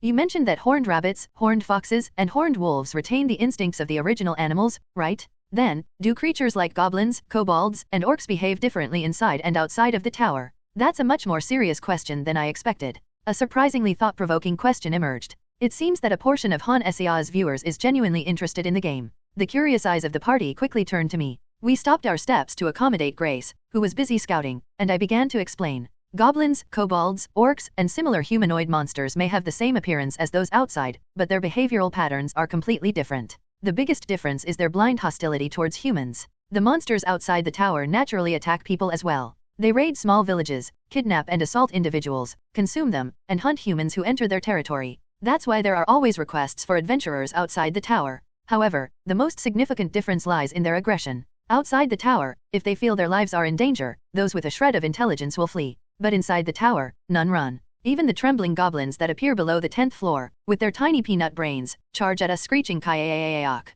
If there are many of us, orc hunters don't run away, they attack with guerrilla tactics. Why is that? I'm not sure. Even the monster ecologists in the magic tower might not know. There are mages who specialize in studying monsters. Many mages venturing into the tower do so for that exact reason. They come to directly observe the tower's flora and fauna, writing their theses based on their findings. That's what the mages in the magic tower are like. They wander from the most remote parts of the continent to the top of the tower like zombies, looking for research topics. Somehow, the explanation has shifted to the story of mages. With the explanation complete, I close my mouth, and Grace goes back to scouting. Rai translations. Watching Han Sia makes my heart sad. She dealt with the horned wolves and the full moon wolf and received a reward from the magic tower. But she didn't even consider going to the Adventurers Guild for a reward due to her low intelligence. It makes me truly sad. It's been a few days since I wrote a post with a trivial tip. Because of the posts I write, Han Sea's image is now that of someone blessed with good luck, but lacking in head. While Kim Sok-hyun is the opposite, burdened with bad luck, but is highly intelligent. Kim Sok-hyun learns from Han Sea's stream, considering it as a guide to the game. Like this, he appears much smarter than Han Sea, who has to learn as she goes. Not that it matters to the viewers who just want to tease her. Damn it. If it's not in the quest window, you might think there are no other rewards, right? Look at this, in every post they wrote, I'm a dumb human being. And there are no other posts? Every single post they just talk about how pitiful I am. Once I mentioned the carriage tip and got attention, I became famous for teasing Han Sea. Everything is going according to plan. Grace had gotten used to her new bow, Irene was content with steadily progressing up the tower, and Kaden still hid her face, probably to cover up her disguise. Meanwhile, I had successfully bestowed upon Han Sea the title of the sad streamer. Alice, is there anything from the guild for dealing with the full moon wolf? Of course. It's not upfront cash, but rather benefits like being able to purchase potions or medicinal herbs at a lower cost from alchemists who are allied with the Adventurers Guild. No one told you. Alice replied, ready to scold those who had neglected to inform her favorite novice mage about the guild's rewards. She then stomped off towards her office. The guild staff wouldn't keep this info from a party with a senior adventurer out of spite. They likely thought that Han Sea, being close with Alice, already knew and so didn't tell her sooner. Alice's footsteps seemed like a general marching off to battle. What's going on? It's nothing. The reward we should have received, Roland, you knew, right? Yeah. She turned the question back to me when I sat down at the table pretending not to know anything. A senior adventurer with 10 years of experience should know this, and she raised her eyebrows in doubt. I just chuckled and answered her. No matter how she scrunches her face, she's a pretty streamer. Then why? I've told you before, Yuri, the party's leader. In reality, the lower potion prices were a small reward that wouldn't even show up on Han Sea's quest window, so I left it for her to find out herself. She was momentarily speechless. She might have thought she failed as a group leader, but her furrowed brows slowly relaxed. I decided to add one more thing to that. I thought they'd told you. Looks like Alice is about to kick up a fuss. Oh, so I was supposed to get the message. Well, isn't that what the guild's for? It's a group created for adventurers' rights, so they should naturally tell you about any benefits. At my words, she finally relaxed and nodded. Hey, listen. Even Roland says it's not my fault. Should we restrict the chat to only those who have passed the 10th floor? She must have been teased quite a bit by the viewers, as she immediately echoed my words and threatened back. Pretty cute. As a beautiful streamer holding the title of the world's #1, she must have had to put up with quite a bit. With a self-satisfied Han Sea in one corner of my sight, using my mana-enhanced senses, I could hear Alice's loud voice coming from the office. The party started to assemble, one by one. Kaden was the first, honest, and diligent as ever.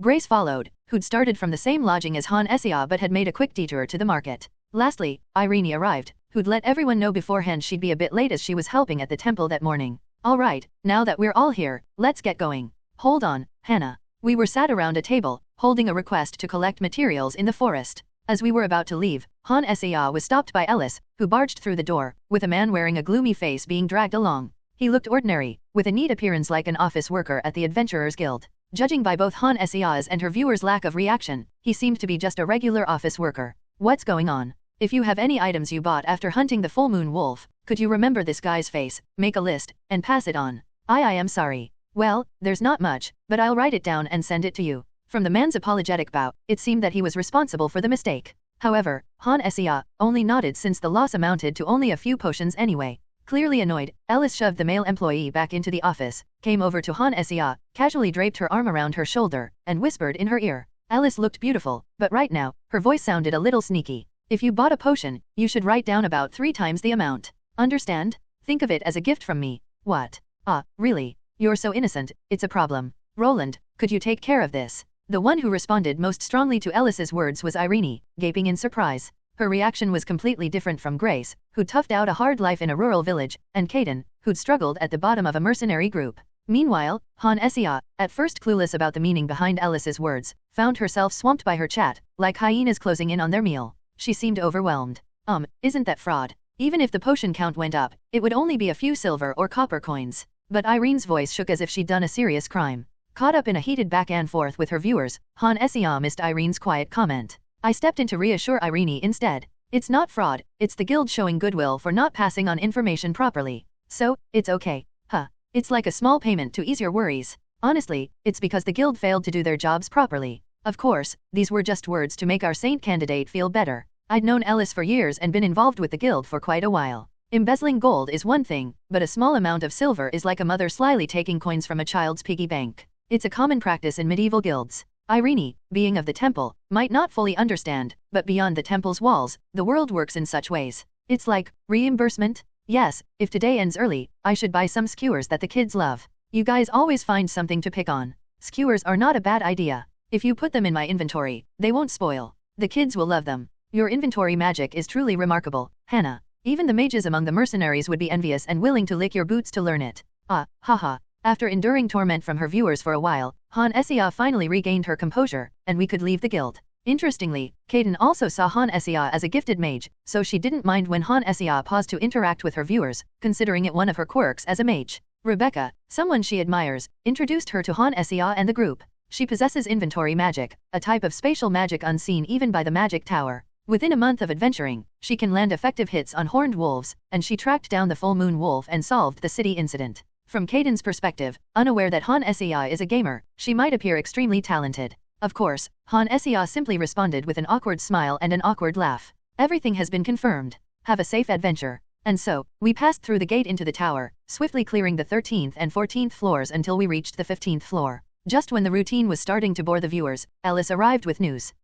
Hannah? Your party has received a named request. A named request, Ellis? Ellis approached us with unusual caution as we sat at a table discussing a gathering request. Han Essia looked at her with surprise, noticing the difference in her demeanor compared to her usual lively self. It's a request from a small village in the eastern part of the kingdom, close to Count Colmar's domain. To be precise, it's a request for the party Grace is in. Near Count Colmar's domain? That's where I'm from. The task is to get rid of the wandering orcs that have settled in the nearby mountain range. They've already injured several villagers. As Ellis continued to explain, Grace's expression darkened. Grace's village was a settlement established by hardy and skilled individuals. The village housed retired rangers like Grace's father and various craftsmen, but they wouldn't be fully equipped to repel monsters. I met Grace when I accepted a request to subjugate monsters that had settled near the village. The further one strays from the kingdom's capital, the more they suffer from monster attacks, a common plight in this world. The reward isn't much. Truthfully, the guild could easily reject this request. But because it's for you, Grace. Thank you so much. Ellis, who had a soft spot for attractive people, must have remembered Grace and decided to ask for confirmation.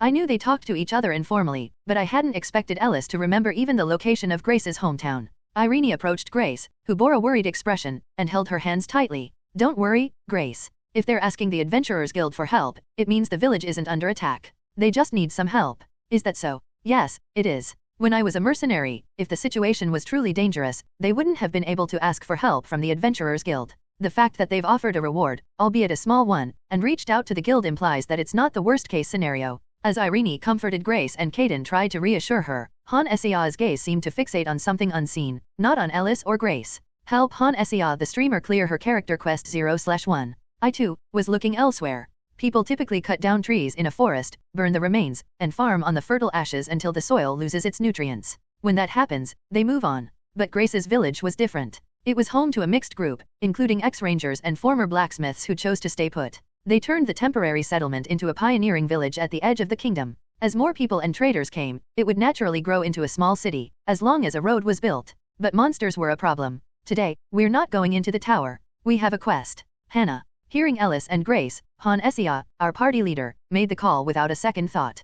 Kind-hearted Irene agreed at once, and even the usually quiet Kaden spoke out in favor of Han Essia's decision. I comforted Grace, who was on the verge of tears. I reassured her by gently stroking her short hair and spoke up. We can take the request and go. It's not too late. Remember, we've been through this before. That's right. All the party members, as well as Han Essia and even the viewers, were in agreement. Wow, outside the city? I can't stand seeing Grace cry. Don't just stay in the tower. Let's do something fun. Even 1 to 2-star characters have character quests. We're living in the era of Han Essia. No one was unhappy to break the routine hunting trips with a new character quest. Grace's nature made her very popular among the viewers. Grace, the charming ranger, Irene, the modest priest, and Kaden, the straightforward, cross-dressing girl. Everyone in the group was getting more and more popular, except for me. So, we decided to leave. We can go right now, but how do we get there? Grace, is there a carriage that heads there? I don't know if there's a carriage going to the village. Han Essia was keen to go, but this was her first task outside the tower. Alice smiled at her naivete. If you head east from the city, you'll find a merchant caravan going in the same direction as our guild. Just tell them I sent you and that you're joining the adventurers. Show them this paper, and they'll let you ride the carriage. But remember to say you're only going as far as Count Colmar's domain. She held some sway in the guild thanks to her skills, influencing both front desk staff and office workers. It looked like this document was ready ahead of time. Usually, they would sort out the guard details for a big caravan like this earlier. It was impressive that they were willing to wait until the day itself. Another impressive display of her abilities. The escort request was for an intermediate-level adventurer. But with a top-level adventurer like me, it would be a plus for the caravan. While I looked over the papers, Ellis gave Han Sia a large pouch. This is a new product the Inn Guild wants to sell to adventurers on long trips. Since you won't have time to visit a general store, take this and head straight to the East Gate. Han Sia looked stunned as Ellis explained. After a reassuring pat on her back, she finally snapped out of it and hurried out of the guild. Ellis watched us go, looking pleased. It had been some time since Ellis had got me moving like this, and old memories started to come back. But I had no time for reminiscing as I made my way to the city's East Gate.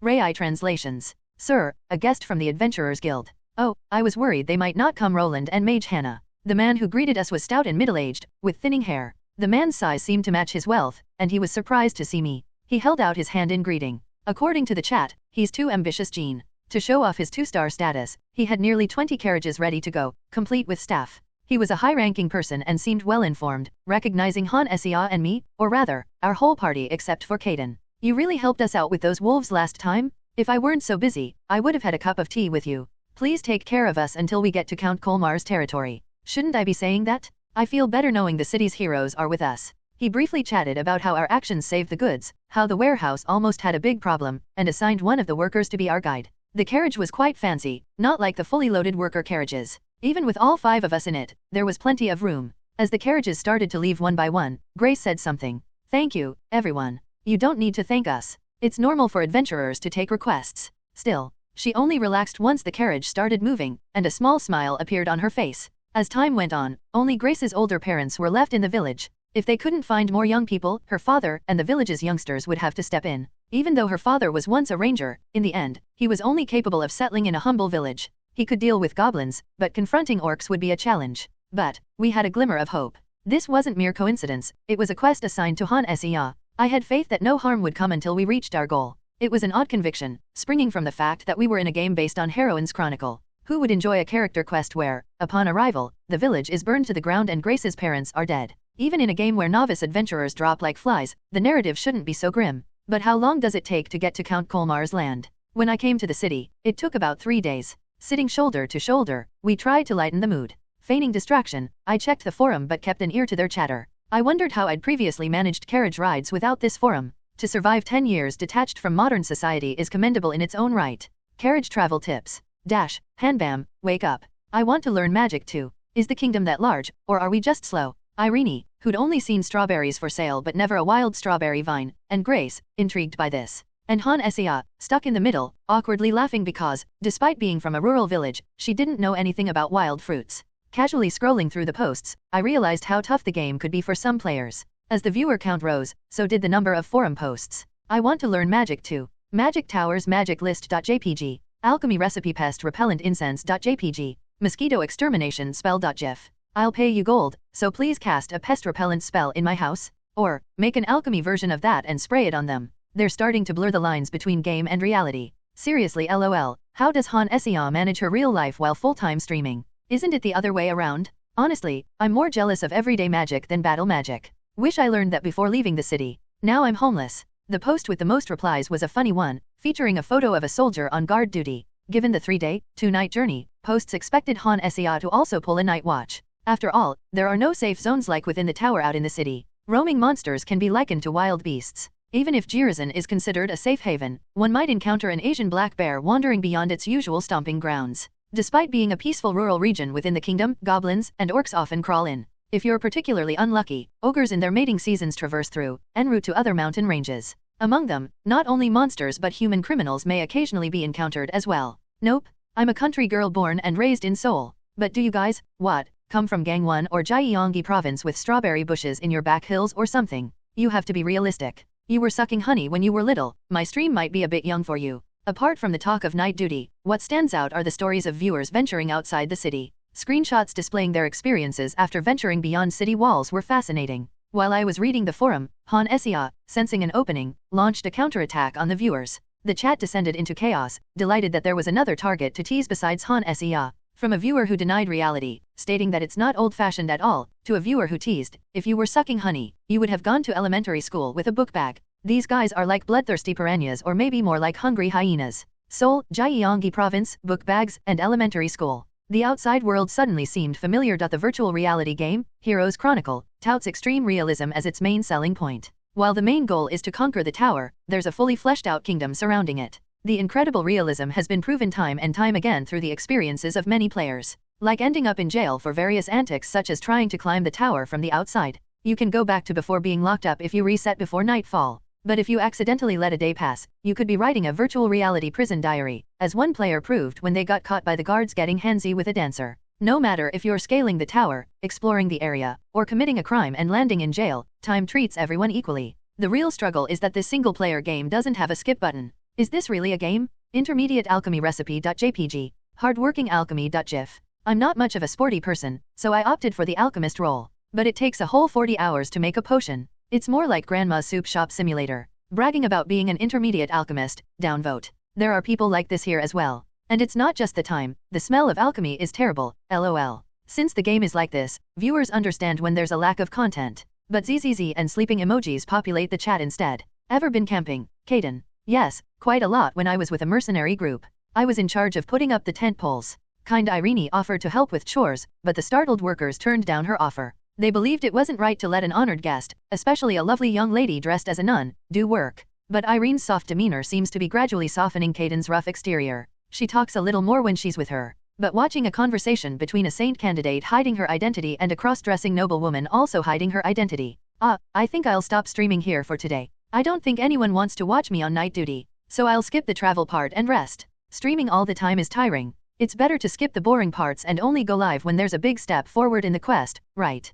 As Han Sea's voice came from behind, a weird sensation makes me shiver. It's an odd feeling, like being zapped and frozen at the same time. It's as if time has slowed down a lot, like a flashlight passing by in a life or death battle. The sparks jumping to start the campfire appear sluggish. The dust kicked up from setting up the tent, the leaves rustling as they're brushed aside, the murmurs of the merchant staff, and even the movements of our party members. Everything feels thick and slow, as if time is moving at a fraction of its normal speed. What was that? Surely enough, that odd feeling fades in less than a second. The sparks catch the kindling, leading to a roaring bonfire. The staff, skillfully working around the dust and leaves, bring a big pot and start making stew. It's my first time sleeping in a tent. It feels new. It's not as good as it looks. Kaden and Irene are still talking, while Grace, seemingly deep in thought, wanders away on her own. I blink, trying to understand what just occurred, and quickly open both the chat and the forum. Unless it's a case involving an ancient evil god or a sealed mage, it's certainly linked to Han Sea's stream. Backing up my suspicion, the forum and the chat are a complete contrast. There are dozens of unread popular posts on the forum, while the chat is completely empty.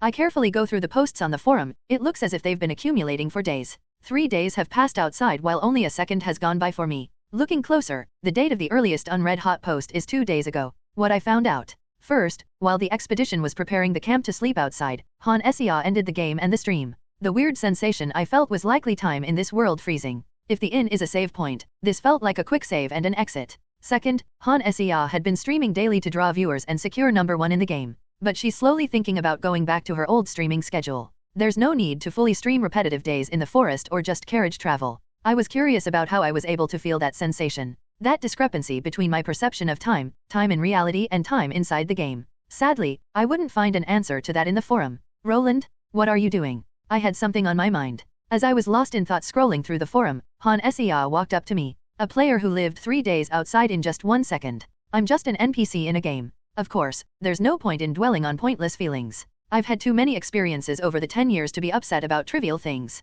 As long as my goal is clear, I won't waver. Is that so? Then I have something I'm curious about. Can I ask? Sure. I'm like a guide for the party after all. Han Sea gently approached and spoke. She must be eager to gather some knowledge off stream. She probably wants to show off to the viewers, given she's being teased for being ignorant. As I nodded, she asked her question. Could you explain the wandering orcs, our target for this request? Of course, I'll explain that. I'll tell everyone when we gather for dinner. Kaden, with his mercenary background, might already know, but Irene and Grace likely don't. As I spoke, Han Sea nodded. Her eyes sparkled with excitement. It's not a bad thing. I decided to give a more thorough explanation. She went over to Grace and Irene, grinning, perhaps excited to get one up over her viewers. While we spent time this way, the workers who had finished preparing for the night started on dinner. It's okay. I might not be able to do hard work, but I can manage this. But I've done lots of cooking at the temple, I'm really fine. This time, Irene shooed the workers away and took it upon herself to prepare our dinner. It wasn't a tough task, she wanted to help by cooking the food herself. One of the workers shuffled nervously back and forth, unable to stop her. It was funny to see the worker watch Irene, her sleeves rolled while peeling potatoes, with guilt written on their face. Although cooking only involved boiling beans, potatoes, and tough pieces of meat. Unaware of his gaze, Irene pulls Grace to her to start preparing the potatoes and beans. When the mind is troubled, simple tasks like this can help clear it. Peeling potatoes and beans, sitting by a fire, and watching the stars can help clear your thoughts. Just a little bit of the beans. I'm not really a fan of them in stew. Of course, I'll explain that. Grace, who had regained some strength thanks to Irene's soothing words, grudgingly set aside the bean peels. Watching this, Kaden wisely collected firewood and brought water for the pot. It appeared she took her role as the youngest member of the mercenary group seriously. Pieces of meat, peeled potatoes, and beans are added to the pot along with jerky and dried fruit Irene gathered from the provisions, resulting in a thick stew. The pleasant aroma coming from the pot proved that Irene wasn't lying about her frequent cooking at the temple. As I soaked in the smell of the stew and the warm heat of the bonfire, I began to speak. Let's discuss the wandering orcs we'll be facing. Kaden, are you familiar with them? Aren't they the ones who get banished from their tribes due to diseases or old age? I understand they're weaker than those living in groups. Her response was accurate but lacked that little extra bit needed. If I were grading it, I'd award her around 85 out of 100. There's a key characteristic of monsters that wander, both inside and outside the tower. Han Sea raised her hand subtly, as if she were in school, and asked me, you mentioned before that the main difference was in their aggression. What about that? You've got a good memory. However, what I'm about to discuss now relates to the unique traits of the ones labeled wandering by the guild. At my words, everyone turned to me. The difference between the monsters inside and outside the tower, particularly the wandering ones, naturally intrigued them. This categorization is somewhat arbitrary, of course, created by the guild for convenience. The creatures classified as wandering goblins, wandering orcs, and the like are crafty beings with frail bodies. They've been ostracized by their tribes due to physical disabilities. To draw an analogy, they are much like aged lions. Injured and ousted from their pack, they somehow endure in the wilderness, prowling around villages and preying on humans weaker than them. Their cunningness is the most troublesome aspect. The slightly smarter ones resort to holding children hostage or enslaving weaker monsters, even forming marauding groups. If an orc warrior is more like a raging murderer, charging head-on, a wandering orc is more like a psychopathic killer lurking in the night, kidnapping children. Grace's face darkened, and Irene shot me a glaring look. So, if the village puts up a strong fight, there's a chance they run before we arrive. I promptly added that wandering monsters are ruthless. They've turned cruel to survive, while those that couldn't were devoured. This wasn't the Korean peninsula where big predators have disappeared. It's full of wolves, cat-like creatures, and other beasts. New adventurers often meet their end outside the tower because they underestimate these wanderers' ruthlessness. You'd think starving creatures would be drawn towards humans, right? But this naive thinking often ended with belongings stolen or people picked off one by one. Of course, at the intermediate adventurer level, you could easily overpower them with just your physical abilities. Stay alert. Even though they're weaker than the moss wolves or helmeted deer we met in the tower, you never know what kind of tricks they might have up their sleeves. They might run and hide, or if they're clever, they might spring a surprise attack. They could also sense disadvantages and target the weakest among us. This often caused panic among new adventurers, resulting in many deaths. But don't worry too much. With our party's level, we can handle whatever they throw at us. So they might catch us off guard, but ultimately, they're not very strong. Is that what you're saying? Kaden nailed it. They're weaker but harder to predict. Even our weakest pair, Han Sea and Grace, can easily take down a few wandering orcs. The outskirts of the kingdom are just a backdrop for side quests. In gacha games, character quests are simple events that you can win with reasonably leveled characters. At Kaden's words, everyone felt a bit better. They knew that as long as they were careful, these monsters weren't a threat. In this lighter mood, Irene stood up and tasted the stew she had scooped into a small bowl. The delicious smell of the perfectly cooked stew filled the air, everyone's stomachs rumbled in response. Now that the explanations are done, should we eat? It looks just right. Ah, thank you. Han Sea took out a ladle and bowls from her inventory to serve the stew. The perfectly cooked beans, soft potatoes, and occasional meat chunks warmed our stomachs. It was easy to swallow. As we sat by the fire, enjoying the warmth, the sky turned dark and the sun started to set. One of the merchant workers came over to talk about the night watch. I'll stay up tonight, everyone else can get a good sleep. Are you sure? I can stay awake for 3 days and nights without any problems. We separated the tents by gender. Grace, Han Sea, and Irene don't seem to mind, but Kaden seemed a bit uncomfortable. I offered to keep watch to give her time to adjust. But I couldn't be the night watch on every trip. I was once the youngest in a mercenary group, so I'm used to sharing a tent. I even had to persuade Irene, who felt sorry and hesitated, to go rest for the night. Irene, please look after Grace. You can even help her go to sleep.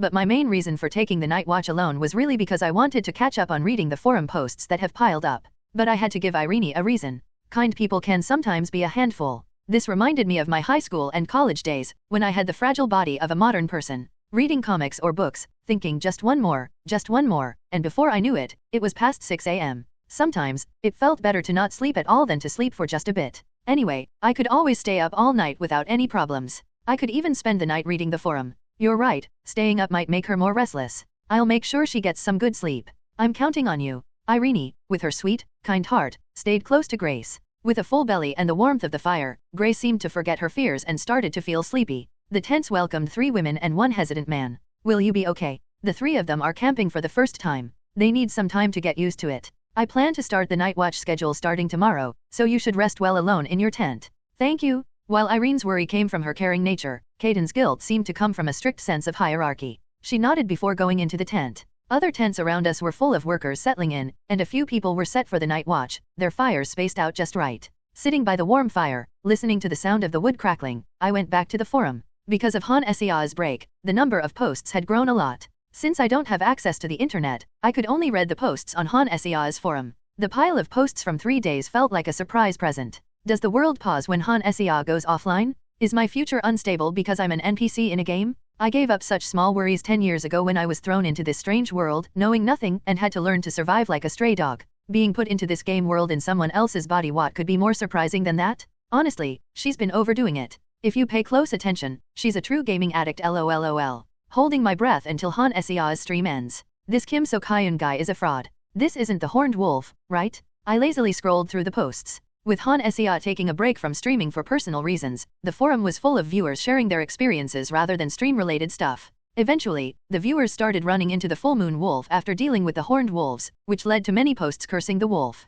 Han Sea had made it to the 15th floor, Kim So-kyun was on the 13th floor, and the average viewer seemed to be on the 10th floor. Among the posts, I quickly clicked on a post that seemed likely to be deleted in future for its language. 4 Forest Keeper Lewis.jpg, 4 Explorer Emit.jpg, 4 Devout Antonios.jpg, sh*t, there's number 5, but how the hell did he get a triple 4? My companions combined only have 5 stars, damn it. If your 3 companions only have 5 stars together, you should start over. Look closer, there's a reason he's following Han Sea. Whether it's 345 or 444, it doesn't matter sh*t lol. But Roland is basically the MC. It would be more accurate to change the stream's title to Roland. But aren't they all male characters? Is So-kyun gay? Kim So-kyun, who had been stabbed by the horned wolf and kicked by the full moon wolf before in earlier posts, managed to recruit some great companions. As I read the envious posts from viewers, all sorts of complaints and comments were made. It seemed that more people were climbing the tower than choosing production jobs or exploring the world outside the tower. Rai translations. Under the faint moonlight, as I read the posts and listened to the sounds of bugs in the grass, I heard the soft rustling of footsteps. It wasn't someone coming from outside the camp, but rather someone quietly coming out from our side. Roland. Grace? What's going on? Grace, who had quietly come over and sat next to me, took me by surprise. I thought Irene had taken her inside to get her to sleep, but Grace had snuck out of the tent. Through the slightly open tent, I could see Irene sleeping soundly and Han Sea pretending to sleep. What is she doing? Her acting might fool others, but to a senior adventurer able to detect an assassin hiding underground, it was clear as day. Her furrowed brow, as if she was focusing, was one thing, but her breathing was completely different from Irene's, who was actually sleeping next to her. While I was briefly distracted by Han Sea in the tent, Grace, who had been carefully observing the other night watches, came over to me. I can't sleep. She doesn't merely sit next to me, she leans into me. Without her leather armor on, the warmth radiating from her through my arm is different from the heat of the bonfire. If the stream were live, the chat would be bombarded with lewd comments. My body reacts instinctively. I extend my arm towards Grace, loop it around her shoulder, and draw her nearer. Soft. You should still try to sleep. It's okay. I just want to stay like this for a while before going inside. All right. If you feel uncomfortable, let me know. Grace rests her head on my shoulder, practically clinging to my arm. I shift my posture to make it more comfortable for her and gently stroke her arm with my free hand. Whether it's due to my large frame or the warmth from the bonfire, she seems to be enjoying it as her breathing gradually becomes more measured. What's troublesome is Han Sea, peering through the gap in the tent. Anyone would think she's a pervert. Like this, time passes under the dim glow of the moonlight. I somewhat understand Grace's actions. To her, I'm the knight in shining armor who saved her life, a big part of why she does what she does. I'm the hero to her village, her family, and the guy she fell for at first sight. So when she's scared and feels unsafe, I get why she wants to be near me. What I don't get is Han Sea's strong need to watch us through the hole in the tent. You're warm, Roland. Grace, sitting beside me, gradually moves closer and settles into my arm. She says she's cold sitting on the ground, and then she finds a spot on my lap. All the while, Han Xia watches us with great interest. Looking at those partially visible eyes through the fluttering tent flap, old memories come to mind. It reminds me of the way my younger sister used to look while watching a romantic scene in her favorite drama. It's a guess, but I can't think of any other reason. Han Xia knows that Grace's story is closely tied to mine. Given that sometimes relationships form between in-game characters, it's a reasonable possibility. She's not streaming right now, so she probably just wants to see what happens between Grace and me. Maybe she doesn't know that Grace came to me that night we drank, or maybe she just likes playing matchmaker. It must be like watching a live drama. It's strange, isn't it? I was so anxious before, but next to you, I feel at ease. Without saying a word, I hold Grace while she opens up to me bit by bit. While holding Grace, with Han Xia watching us, the night moves on. However, it appears she didn't plan on cuddling all night because she slowly rises and enters the tent. As a way of saying thanks, she quickly kisses my cheek before she goes into the tent. She smiles as she leaves, looking like she's back to normal. After that, nothing big really happened. However, Grace, who had regained her spirits, stayed closer to me than usual, and Han Xia continued to orbit around us. Rai translations.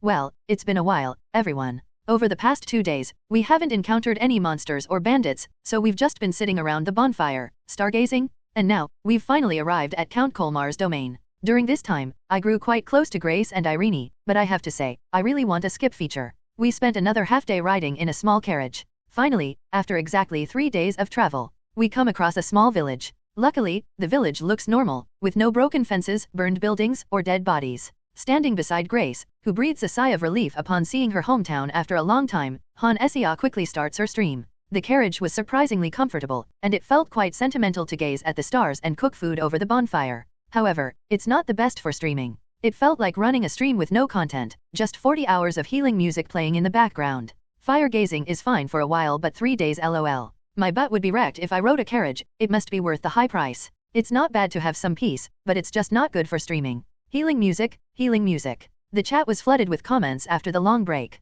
Grace leads us toward the village. At the entrance of the village, 2 men with stern expressions await us. Their unsightly faces and grimy skin indicate they are not gacha characters. Seeing us approach in a carriage, clearly not wandering monsters, they appear somewhat relieved. It looks like a lively village, with more than 20 homes close together, a strong community. It's been a while, gentlemen. Who are you? Hey, it's me, Grace. Huh? What? Grace lifts her hand high and greets the 2 men who appear to finally recognize her. The men, previously wearing grim expressions, comically drop their jaws, but they welcome her with warm smiles, showing no signs of doubt. They probably sought help, expecting the worst. But it's not just a timid adventurer girl who has returned. Gleaming leather armor, stacked with magical potions, and a composite bow crafted from monster materials, she is no novice adventurer. And she is not alone. By her side stands a robust knight clad in heavy armor, a swordsman exuding a charismatic aura, a priestess, and a mage, rare sights in rural villages. It's clear to anyone that they're experienced adventurers who have long left their newbie days behind. Your father should be with the village chief. No one has been injured so far, but the signs of danger are getting closer. I'm worried that the herbalists or fruit pickers might encounter them. It's fortunate that no one has been harmed. The conversation between the 2 men, whose furrowed brows smooth out as if steamed by an iron, continues without pause. Thanks to the 2 talkative men, who seem more like gossipy women, we quickly understood the situation. We found traces of suspicious activity, and upon investigation, they appear to be signs of roaming orcs. No one has directly encountered the orcs, and there are no victims so far, but the signs are increasing and approaching the village. If this keeps up, the villagers will run into them. So, the village put all their savings together to ask for help, is that right? As Han Xia summarizes, Irene and Grace nod in agreement. By phrasing it this way, the viewers can also grasp the gist of the situation. As expected, nothing significant has happened in the village. The information collected by Grace's father, a retired ranger, is unlikely to be wrong. The worst thing we can think of now is a bigger than expected group of orcs. A highly intelligent monster capable of evading a former ranger wouldn't appear in such a rural area, especially in the narrative of a mere 3 character. The same reasoning applies to the 10th floor of the tower, where a full moon wolf, not a full moon dragon, would be more likely. If we exclude gacha characters, these guys have a pretty well-balanced game. The game starts with horned rabbits, horned foxes, and goblins just moving targets to help players get used to virtual reality. Horned wolves, which are about as strong as players, highlight the importance of weapon techniques and skills. The full moon wolves teach how to fight a strong enemy with party members. Then come medium-sized monsters that need a well-coordinated party and small-sized monster groups that introduce hand-to-hand combat. The game's difficulty differs depending on the recruited gacha characters, but the overall design is carefully planned. Go ahead and get the details about the request. Huh? Roland, where are you planning to go? I'm fast on my feet, so I'm thinking of taking a look around. With that, I set off to look for even the slightest variables. It would be best for the party's overall experience to listen to the client's situation, locate traces, and have Grace meticulously track them. However, just in case, I head outside the village. As a gamer, I can tell from this point how the situation is going to go. As we follow the tracks of a wandering orc, we'll begin to discover things like bloodied scarves. I'm worried that there might be 1 or 2 victims, to add to the tension. Grace acts tough, but she has a tender heart. If a victim were to emerge, she wouldn't show it, but she would be deeply upset. Things like pain is part of growing up are honestly nonsense. Concepts such as pain being the fertilizer for growth, the idea that youth is synonymous with pain, that one learns by getting hurt. These are phrases that shouldn't be thrown around when you're comfortably riding in a luxurious 6-characters limousine taxi. My woman, who reveals her vulnerable side in my arms, shouldn't have to grow through pain. It's normal that she shouldn't be hurt in the name of growth. I'm the kind of man who would fight an ogre if a beauty shed a tear. Are you here with Grace? What happened? Which direction of the village were the orc traces found? There's a big rock under that mountain over there, and just below that, oof. With a resounding crash, I surge forward with great force. The advantage of such a rural village is that you can freely run around without concern for well-maintained roads. I don't make any attempt to conceal the sound as I charge into the mountain, shattering the ground beneath me. Orcs aren't particularly skilled at hiding. Only a named monster wearing moss wolf skin on the 20th floor stands out. The stealthiest thing orcs outside the tower do is hide in a cave. They don't try to erase signs of their presence eating, sleeping, and defecating. Even if you don't have the scouting abilities of a ranger or rogue, if you travel through the mountains, you'll eventually find them. A bonfire? It doesn't seem human-made. I can't ruin the mountain range that provides resources for the villagers, including Grace. So, carefully controlling my power as I run, I discover a extinguished bonfire. Next to the remnants, from which only a wisp of smoke rises, I spot the carcass of a rabbit, torn open and devoured. It's unlikely that a villager gathering herbs would cook a rabbit and eat it, fur and all, out of pure hunger. Starting at the bonfire, I follow the trail of broken branches. The party needs to have real battles, so I don't plan on wiping them out completely. If there are many, I'll leave a few and take care of the rest. If there are only a few, I'll give them a mana massage and mess up their joints a bit. Without bothering to hide my presence, I head toward a foul pig-like scent. There were no major twists in the quest. All I found were roaming orcs, so thin they looked starved. Following their footprints and the broken branches from their campfire, I discovered a small burrow. Perhaps they had taken it over from another creature. Given their state, I didn't need to do anything. These orcs were unlike any I'd seen before, horribly underfed. That might explain why they had been hanging around the village. Even the most savage monsters can sense danger. They didn't dare attack the village for food or risk going after the herb gatherers. The cunning nature of these wanderers made them anticipate the consequences if their hunting attempts failed. Of course, their intelligence only went so far. While they cautiously refrained from attacking humans, they carelessly devoured live rabbits and left behind traces of their presence, lighting bonfires in the wild. It's somewhat awkward. Is this it? I wasn't expecting to come across such weak creatures. At this point, the lack of a twist is more than disappointing. It's practically going to ruin the stream. I traveled for 3 days, only to encounter malnourished orcs, a mere 4 of them. All I can gain from this is Grace's favor and the completion of a quest. From a party member's perspective, it's not bad. Nothing horrible is happening in Grace's village. But it's a letdown when I think about Han Esia's stream. Still holding out hope for something more, I left the frightened orcs alone and continued. There must be a reason why the quest window instructed me to help Han Esia with her quest. I didn't expect the problem to be this easy. I rushed out, concerned about Grace's feelings, and now I'm running around, worried about Han Esia's live stream. It would have been better if there were dozens of orcs, and I could thin their numbers beforehand. But there are only 4 malnourished orcs barely clinging to life. If they're that starved, they're weak enough to be killed by moss wolves or helmeted deer. In terms of the hierarchy, they're roughly on par with weak goblins, weaker than horned wolves. I scoured the entire mountain range in case there was something else, but besides the 4 orcs, the area remains peaceful. I checked the mountain peaks and checked other mountains nearby just in case, but the outcome remained the same. Besides the 4 wandering orcs, there was only a newly matured bear. It's a peaceful place. Grace? She should be in that building. You're back already. At this point, I have no choice but to return to the village in disappointment. If there were an ogre or something similar, I could have incapacitated it and left it near the orc nest. One of the village guards looks at me, puzzled, then points me in the right direction. In front of me is a solid stone house, a standout among the mainly modest wooden homes in this charming village. At first glance, it seems like it belongs to someone important in the village. It's more impressive than the huts in a country village, but in the city, it would be just another simple craftsman's shop. As I head for the door, my teammates come out of the house together. Among them is a man dressed in leather garments. His disheveled chinbeard and keen eyes hint that he was quite the adventurer back in his day. Roland, did you find anything in the mountains? I don't remember an uncle's face from a few years back, but since Grace is by his side, he must be her father. Looks like he and the village chief have explained their quest, or should I say, their request. It was a wandering orc. Didn't find anything else strange. Did you see any children? What's that about? I noticed the worried looks on everyone's faces. I was wondering why we're talking about a kid in a conversation about hunting orcs when a thought crosses my mind. The story of the blood-stained scarf I'd thought of earlier. The disappearance of a village child would cause more of an uproar than an adult going missing. Maybe an adventurous child wandered into the off-limits mountain, which just so happens to have signs of orcs. It's an overused but possible story. I didn't see any signs. I searched the mountains top to bottom, but I didn't find any traces of a child or human footprints. Is that so? The follow-up confirmed my guess.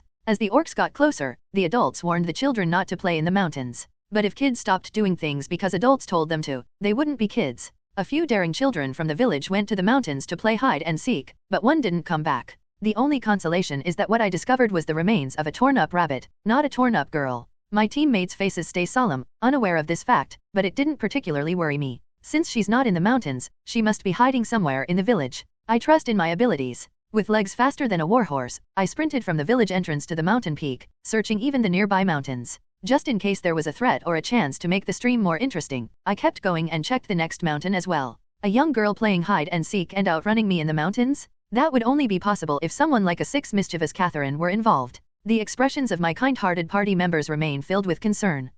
Roland? I have an idea. Tell me. With that, Han Essia stepped forward, her eyes darting between Grace and me. Her face reflected not just concern but also a strange desire. It was highly suspicious. Nevertheless, I encouraged her to speak up. The suggestion that came from Han Essia, as she shifted her gaze between Grace and me, was utterly nonsensical. Why don't you carry Grace and run?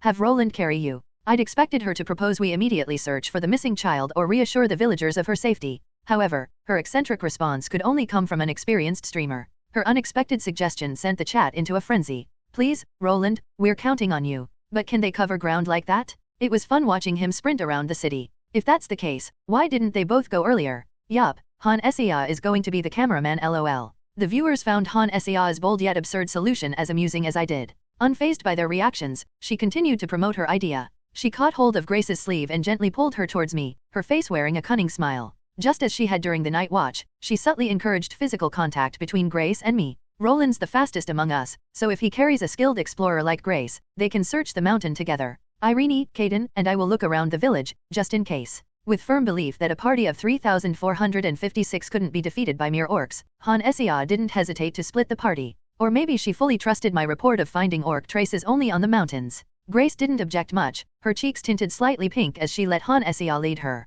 It seemed fitting to match their pace, so I stepped closer to Grace. Viewers would prefer watching NPCs flirting with each other rather than a beatdown of malnourished orcs. Not a bad idea. Not bad, right? When it's time to show off, do it with a bang. Without a moment's hesitation, I reached out and gently wrapped one arm around Grace's waist and the other across her shoulders. She gave a startled flutter as I lifted her, but to me, she felt lighter than a feather. I hoisted her up, and naturally, we fell into a princess carry position. Her outstretched arm shyly wrapped around my neck before bashfully tucking in, resting in front of my chest. I'm Roland, a senior adventurer and kind of a guide for the party. It's been a while, but let's focus on finishing the search first. I feel like a barbarian abducting a maiden in front of her father. Ignoring the surprised look on the old man's rugged face, I strode forward. I have enough self-control to avoid wreaking havoc in this delicate village. As I effortlessly leap over huts and fences, Grace's delighted screams echo in my ears. Kaya, careful, you could bite your tongue. Then run more smoothly. As I accelerated, I notice a hint of anxiety. Her neatly folded hands grip my neck like a safety handle.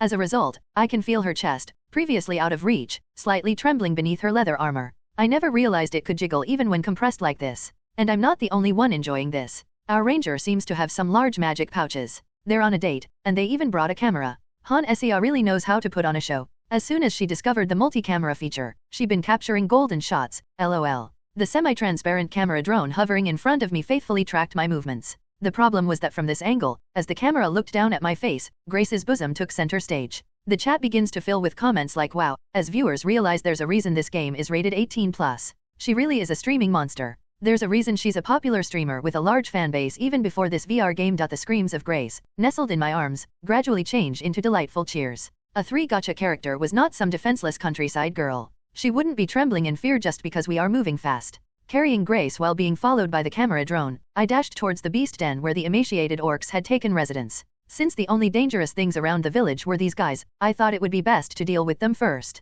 If I eliminate the orcs, any potential danger would vanish. With that in mind, I continued sprinting toward the den. Roland, are we going by the traces we saw earlier? I came across the orcs earlier. Really? Yes, but I didn't see the child. Kicking up dust, we raced through the mountains, my loud footsteps echoing. In less than 10 minutes, we had reached the beast's den. The 4 emaciated orcs, clutching old and rusted weapons, were on high alert, alerted by our noisy approach. Are those wandering orcs? You see why I said they were weak. There were no muscular, well-built warriors. What was there were only starving, frail bodies. The fact that a monster's arm was thinner than that of a local farmer's spoke volumes. The camera circled around the orcs, capturing their ragged appearance. Thin arms, lifeless eyes, filthy skin, rusted and worthless weapons, and battered, tattered leather armor. It would be more fitting to call them homeless orcs rather than wandering ones. Even orcs are dieting these days. With those arms, they probably couldn't even break Han Sea's shield. They must be lighter than even Han Sea?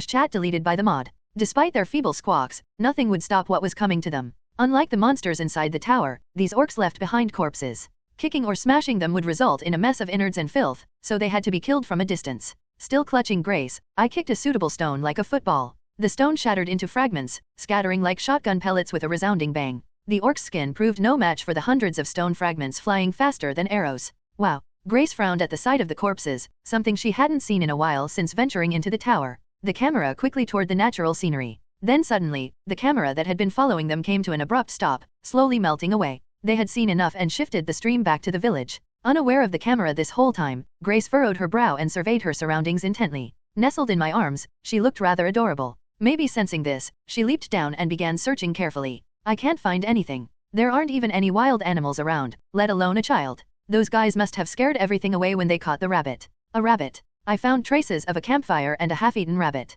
Grace hopped around swiftly, diligently checking every possible hiding spot for a child. Despite her keen searching skills, she found no traces of the girl. The child must be hiding somewhere within the village. A young child playing hide-and-seek wouldn't be scaling a 10-meter high cliff, nor would she dare to cross treacherous valleys that even herb collectors hesitated to traverse. Although their search focused on areas accessible to a child, they found nothing. As expected, she's not here either. Did you find any other traces? No, none. It seems those orcs were the only ones. They must have been stealthily approaching the village, unable to attack the herb collectors, and instead were targeting women and children. No matter how thoroughly they searched, all they discovered were signs of the orcs' approach to the village. It seemed unlikely that a missing girl could elude a 6-tank and a 3 novice rangers' diligent search. With my assistance, Grace, who had circled the area twice, finally seemed to relax. Although she hadn't been found, at least she wasn't in immediate danger. It felt like she had just fallen asleep somewhere. That's the feeling I got. Let's go back. Searching more won't help. Yeah, come here. She instinctively spread her arms wide and jumped back into my embrace.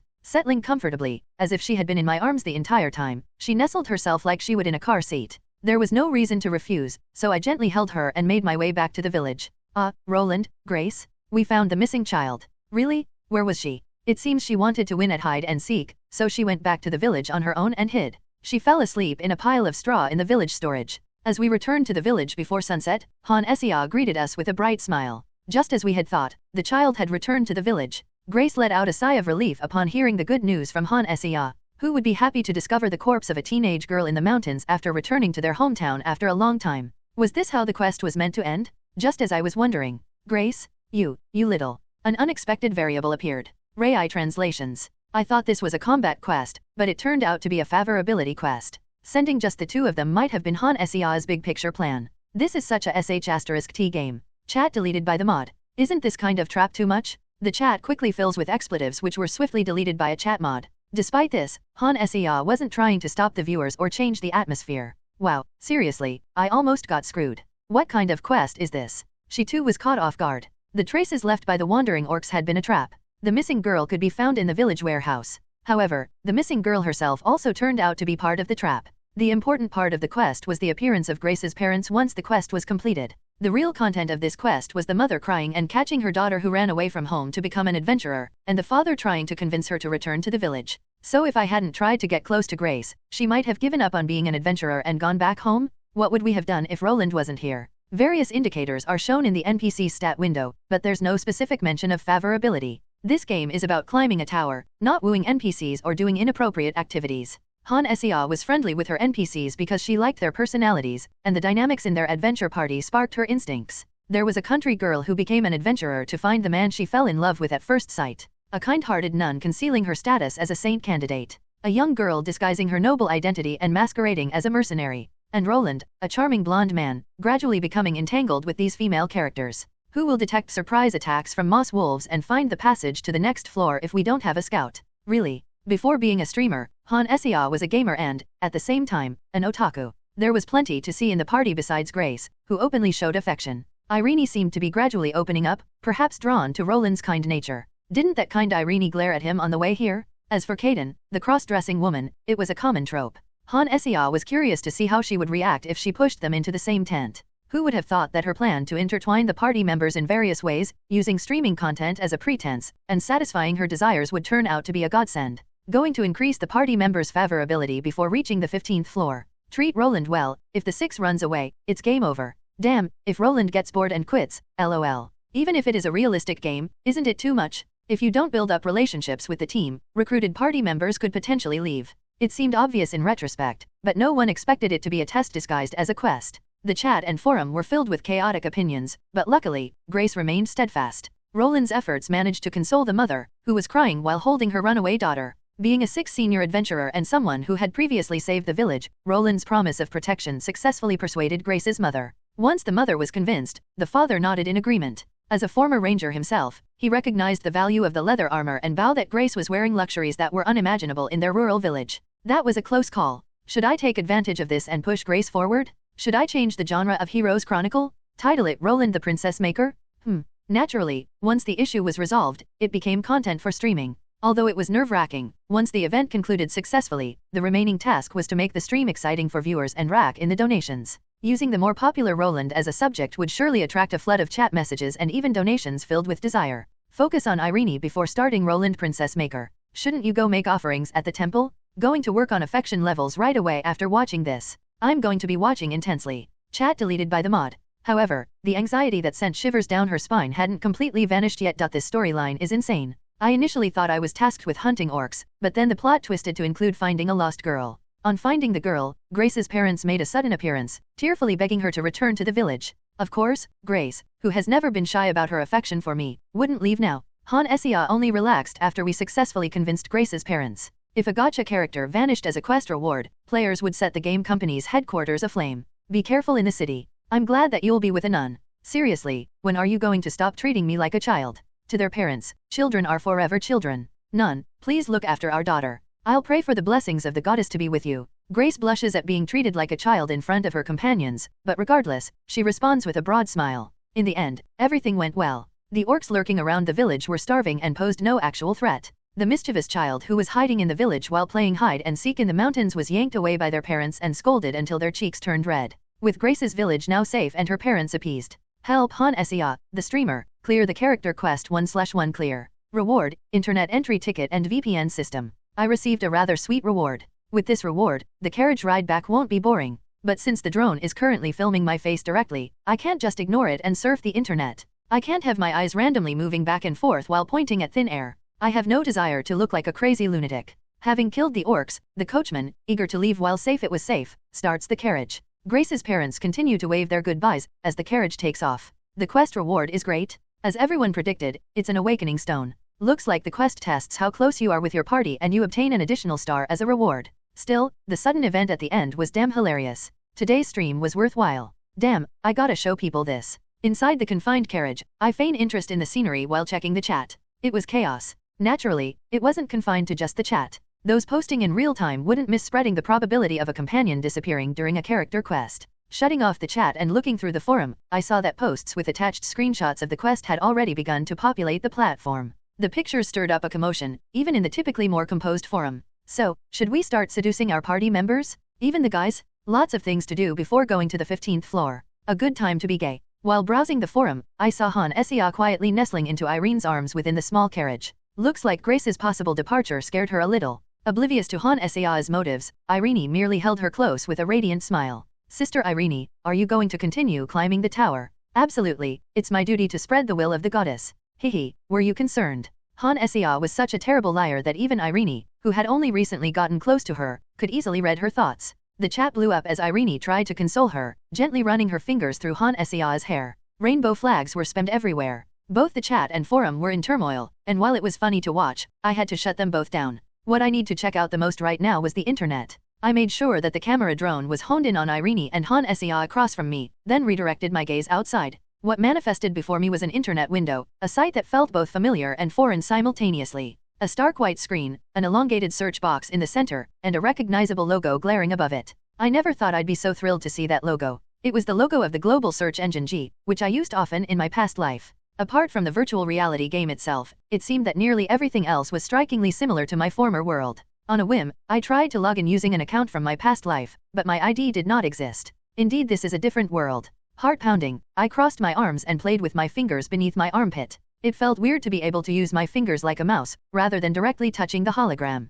Regardless of how focused Han Sia was on Irene, if I kept swishing my fingers right in front of her, she would take notice. So, discreetly, I searched up the Heroes Chronicle wiki. Although it was an anonymous forum infested with trolls, it also hosted a variety of genuine viewpoints, surprisingly skilled individuals, and a wealth of informative posts. Heroes Chronicle wiki. Real deal Heroes 78 plus 102. Cute newbies 34 plus 84. Damn, you were supposed to block with a steel plate 109 plus 332. Essential red light district rules for newbies 521 plus 739. Are you guys increasing favorability as you go along? 482 plus 598. As proof, the moment you enter the top posts, the titles alone are spicy. If this were Han Sia's channel, there would have been enough posts to warrant deletion and potential suspensions. There are plenty of eye-catching posts. While fumbling beneath my armpit, I almost clicked on the post about the red light district, but ultimately, I opted for the story concerning favorability below it. I clicked on it, suspecting it might be about Han Sia's stream.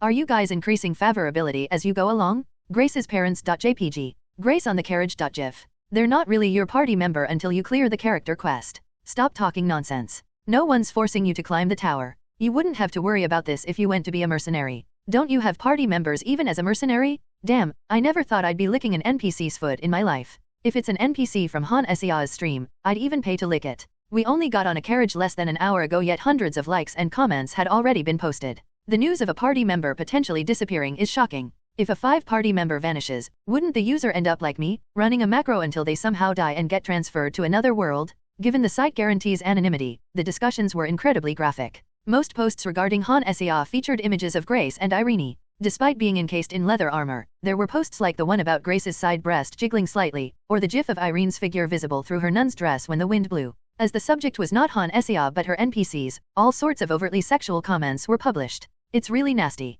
These posts were of no value to me. I scrolled through the posts with a twitching finger, then clicked on another post. Upon entering a post about newbies, I saw the loot of the full moon wolf. There were all kinds of stories, like someone's rise from newbie to veteran status, a person tumbled and failed trying Kim So Kyun's trick of blocking a horned wolf with a steel plate. A variety of individuals were sharing their stories. Rai translations. As I lost track of time reading the posts, the carriage we were in stopped. We've reached our destination, adventurers. Ah, thank you, sir. After closing the window and getting off the carriage, Grace said goodbye to the coachman and then quietly approached me. The other 2 women look over at us with interest. I wonder if they had planned something while I was browsing the internet. As I silently watched Grace, she gulped before finally opening her mouth. We're returning to the city via carriage tomorrow, correct? Yes, it's a bit late to go back now. Want to go around together? I've wanted to visit since I was a kid, but I never had an opportunity to visit. I moved to the adventurer's city right away. I glanced at Han Sia. She was energetically nodding, while Irene, by her side, rolled her eyes.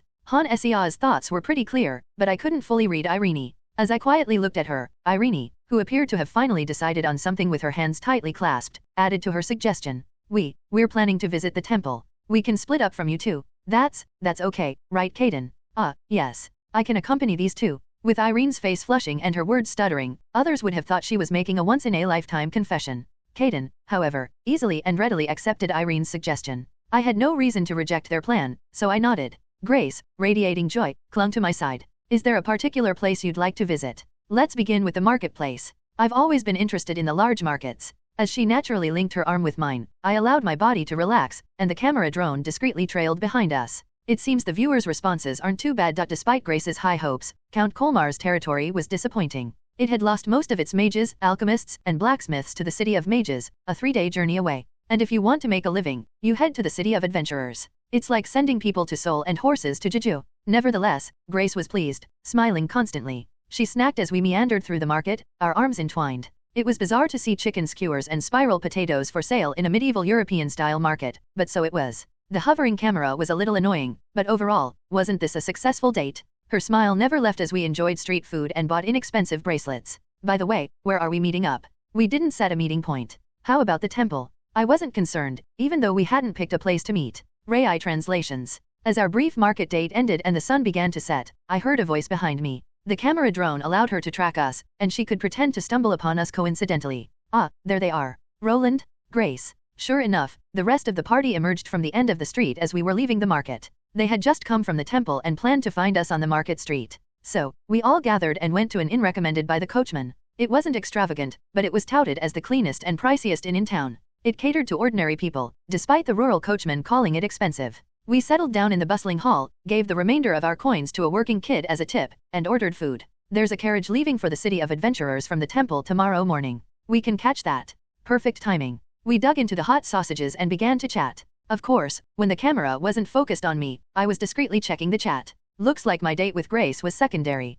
Han Sea was trying to win over Irene. Not of the romantic kind of course, but according to the chat, you can prevent party members from leaving by simply making them like you more. Things like enjoying a beer after work or working hard together to earn a retirement fund. The consensus was that a good relationship without friction was enough. Stop spamming baseless theories. Isn't it enough to just get along? What do you mean by getting along? I'd be popular by now if I was the kind that could get along with everyone. While munching on a sausage and glancing at the chat, I watch Irene and Han Sea. They seem closer than before. I guess I'm low priority since I was the one that approached her in the first place. I recruited a mage and plan to continue climbing the tower, so I'm not going anywhere. And Grace simply needs to stay by my side. So it's her relationship with Irene that needs to be strengthened. Irene is kind and seems to enjoy looking after people. She's the type that won't leave once attached. People are so transparent. Who else could better embody the phrase wearing one's heart on their sleeve? Even so, it's not like Han Sea's intentions are malicious. Combined with her appearance, it's charming if anything. If she was unlikable, she wouldn't have found success in streaming.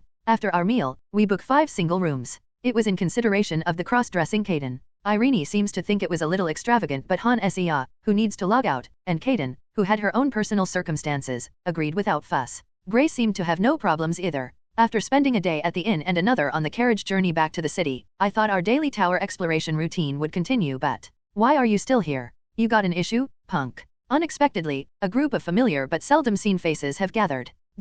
Rai translations. Having lived in the adventurer city for a decade, I naturally had numerous acquaintances. People like Ellis from the guild, Rebecca from the mercenaries, and others I'd met while ascending the tower, completing requests, and accumulating wealth. Though it might be stating the obvious, most of those I knew were high up in the tower. They're likely hunting monsters on the 30th or 40th floors or at the front lines, which was the 43rd floor. So, while I knew many people, there were few I could meet up with at any given moment. Or so it should have been. Suddenly, Rebecca, her fiery red hair flowing like a lion's mane, charges at me and gives me a hearty slap on the back. My party's eyes widen, especially Kaden, who was once part of Rebecca's mercenary crew, shrinking back. You haven't changed a bit. You didn't think I'd want to see a marvel like the gate. I don't really know what you would do. It's nice to slap someone after such a long time. Rebecca, grinning, points over my shoulder. All the adventurers around are fixated on a singular table. The table that drew everyone's attention is surrounded by vaguely familiar faces, difficult to fully recognize. This means my acquaintances now bear stars. Old man, you look lively. Did you eat something good alone? Isn't it because you picked something up in the tower that your wrinkles have smoothed out?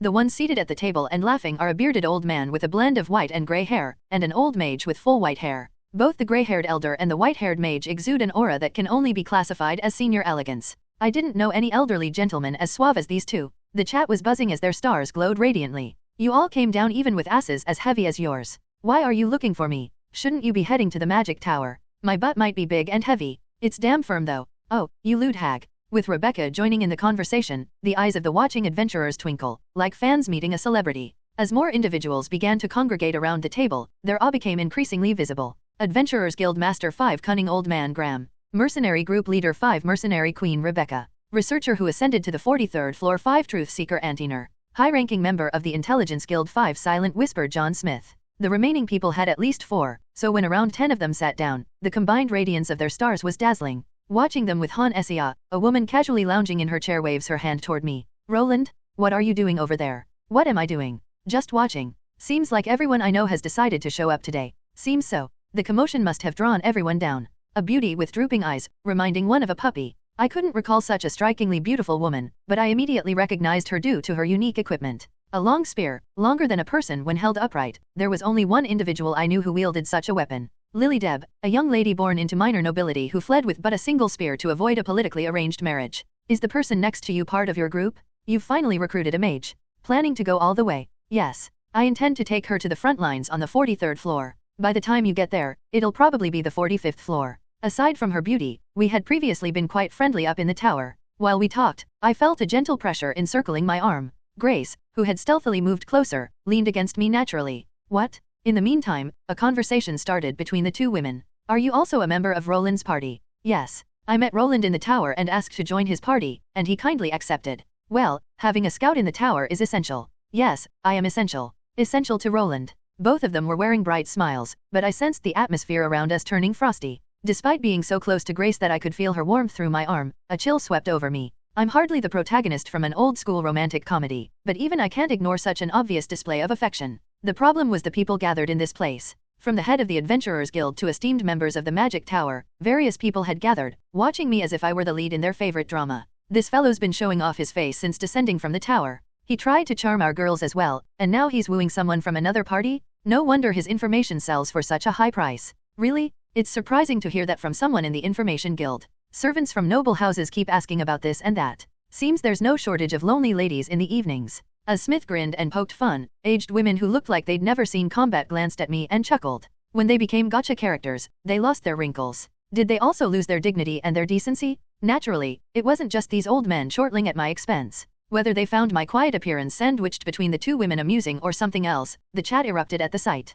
How is this a realistic game? It's purely fantasy. Does he have a lover per star? Seems the genre's changed to a morning drama. Rebecca, seated at the table, let out hearty laughter. Hey, I'll reserve a room for you three, so you can go enjoy yourselves? Or, I know a cozy inn with plush beds, should all four of us head there? No, we can't delay the meeting about the gate any further. Their expressions turned sullen. The two beauties were no match for an insane one. I never imagined the day when Rebecca's wild nature would be a blessing. It's been a long time since I've seen these familiar faces, or rather, faces that seemed to have gone through some form of transformation. Just as I underwent a sudden transformation to a handsome gacha character when I entered this world, it felt absurdly normal to see others becoming cooler, more beautiful, and younger. When she was faced with an excess of 5 characters, Han Sia could only stare in awe, shaking slightly. She was harshly criticized by the chat. No, you all saw it too. After seeing such crazy stat windows, it's only natural to get a little greedy. So, you're confessing that you're greedy. If you're this greedy, lol. Way too greedy. Chat deleted by the mod. Those who are greedy find success. It's the same for all of you, right? When you're gaming and you find a great item, don't you feel that itch to make a gamble, believing the timing is just right? Aren't you guys the ones who indulge then stop, only to break and end up spending even more? Despite actively engaging with her viewers, she was still fully aware of her surroundings. We were traversing the tower as per usual. It's amazing how she doesn't miss a counterattack, even when a moss wolf stages a surprise ambush. At this pace, she could make her way up even without my assistance. The party, now complemented by Kaden, was evolving into a formidable force, effortlessly cleaving through any emerging monsters. Today, we seem to be crossing paths with a lot of moss wolves, but not many helmeted deers. Most of the requests we've received specifically ask for the magic stones of helmeted deer. Mages know which is which even though they look the same on the outside. The classification is determined by the amount of magic contained within. In response to Grace's question, Han Sia, who casually noted that they were neatly organized in her inventory, starts sneaking peeks at me. Puzzled, I return her glance, only to have her swiftly avert her gaze when our eyes meet. What's going on? It's not something she can keep secret, considering the viewers constantly watching her. Her suspicious behavior, or more accurately, her resemblance to a guilty puppy, prompted me to speak up. What's the matter? No, nothing. You claim it's nothing, yet you react like that? She frantically waved her hands, saying it was nothing, so I decided to let it slide. It could be a personal matter, it would be odd to pry. If it is about the stream, I'll learn about it soon enough. Be it through chat, the forum, or the wider internet, I'll eventually come to know. Despite being distracted, she unleashed magic missiles at a speed rivaling Grace's arrows whenever a monster appeared. Is this the reaction speed of a gamer? Even as my mind wandered elsewhere, a helmeted deer, writhing in my arms, transformed into a magic stone with a sad cry. Ah, found it. Already? We're on a roll today. Should we explore the next floor a bit before heading back, or should we gather more magic stones? Going back would be better since the next floor isn't much different. I think so too. I make sure my words don't come across as orders and instead come in the form of advice. Irene usually doesn't express her opinion, so it's usually up to the other three. Han Sia and Grace talk, and the reserved Kaden occasionally chimed in, collectively determining the course for our party. With the recording done on the lantern, Grace turned around without hesitation. The piece of stone in the lantern spins around and points in a different direction.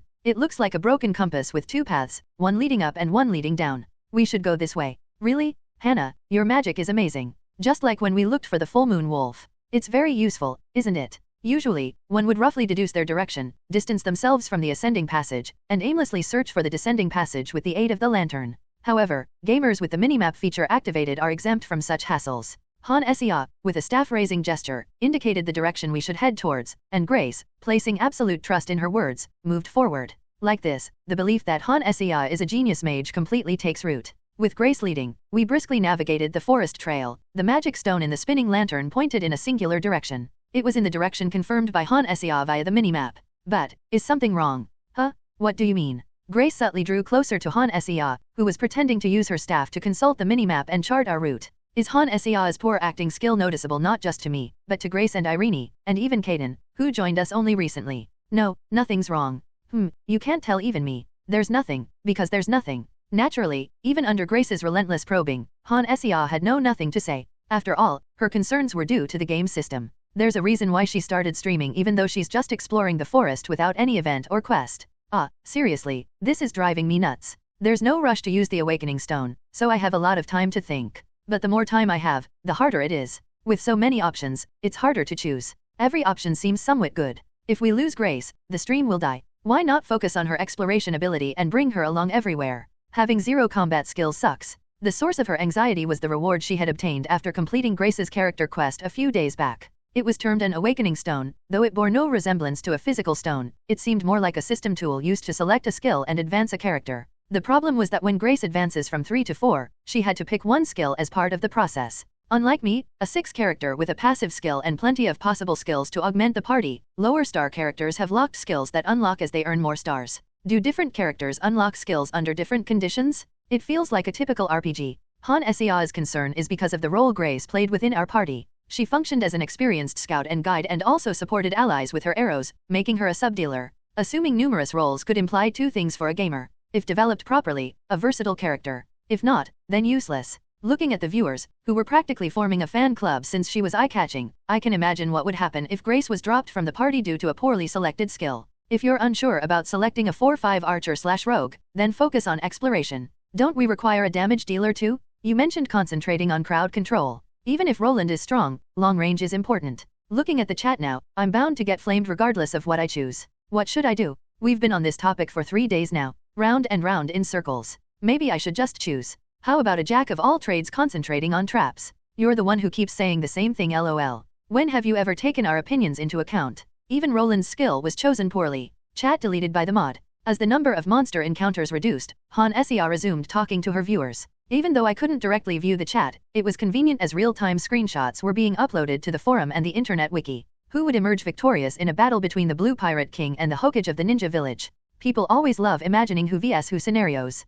Whether it's in games, comics, novels, and across both Eastern and Western cultures, humans inherently rank and compare. Consequently, a debate broke out over Grace's skill list. Looking through the screenshots, 3 skills were frequently discussed. Reviewing the list, it seemed that the skill to be gained this time would be a passive one. The first, and most commonly mentioned, is the exploration passive Wild Intuition. A simple passive that maximizes Grace's senses without any added effects. A skill that allows Grace, as she does now, to hold a lantern and function as the party's scout but more effectively. The second is the passive Sharp Arrowhead, which transforms her from a scout to an actual sub-damage dealer. If Wild Intuition amplifies the senses, Sharp Arrowhead is a passive that enhances her archery. It's like an enhanced basic attack, so there's a lot of discussion. The third and final one is the passive Ranger-style Trapping. As the skill name suggests, it's a passive that imparts knowledge about improvised traps, including not only installation but also removal-related knowledge. Considering that Grace serves as our reliable scout, discovering surprise attacks and the like, I think it's better to opt for an exploration-type passive. You know that if you try to do this and that without a solid foundation, nothing will work out. It seems that her choice is the exploration-type passive skill. As soon as she makes the selection, the viewers respond. Naturally, some maintain their original stance until the end. I saw the chat earlier, and I'm not confident to draw a new 4-5 scout. If we're going to go all the way with Grace, she must be the best scout that works even in the upper floors. With a serious expression, Han Sea makes her declaration, punctuating her point by clenching her fist and swinging it through the air with exaggerated motions. What's happening? Is there a bug or something? Grace? What's wrong with you? No. I just feel a bit strange. Grace, who was gently stroking her forearm back and forth while emitting a cute sound, appears to be experiencing the aftereffects of a newly added skill. Grace, whose senses were sharpened due to her passive skill, seemed unfazed the following day. It might have been because she was getting used to the heightened senses, or she was too worn out from a night full of intense sensations. She seemed to have adjusted quicker than I expected. Of course, her Shimon in the forest has already made their rounds on the internet. Well, it's not like Grace can surf the web like me, so it doesn't matter. Heroes Chronicle Wiki. Is this VR porn? 48 plus 65. I know how to use the skill, try it. 199 plus 243. Sensitive senses? Whoa 35 plus 335. Here's a tip 396 plus 564. Unlike the forum which is watched by a moderator, the Heroes Chronicle Wiki had been taken over by anonymous delinquents, transforming it into something like a VR adult gallery. Here's a tip. List of inspector skills.jpg. List of scout skills.jpg. List of rogue skills.jpg. List of mage skills.jpg. Upon seeing what happened to Grace, I realized. When it says senses become sharper, it means a boost to all senses. I roughly filtered through early active skills. Use this when you want to master TE or have SX. MAD. Creative, but mad. Can I use it in the red light district? If you use these recklessly on a prostitute, guard guys will come and bash you on the head. This rascal must have tried it himself. LOLOLOL. A man truly devoted to self-pleasure, you deserve an award. They're truly remarkable guys. In certain ways. Anyway, our forest exploration progressed seamlessly with Grace's upgraded skills. We continued gathering magic stones and materials and discovered the passage with ease, bringing us to the end of the 20th floor. There's a moss wolf lurking up ahead. There also seems to be a goblin pack if we go around. What's the plan? Since our current task calls for magic stones from medium-sized monsters, let's hunt the moss wolf and sidestep the goblins. They become a bit of a hassle when they start to scatter. Then, let's go for the wolf. Lead the way. Grace's exploration ability as a 4 forest stalker, an upgrade from a 3 novice ranger, has seen dramatic improvement.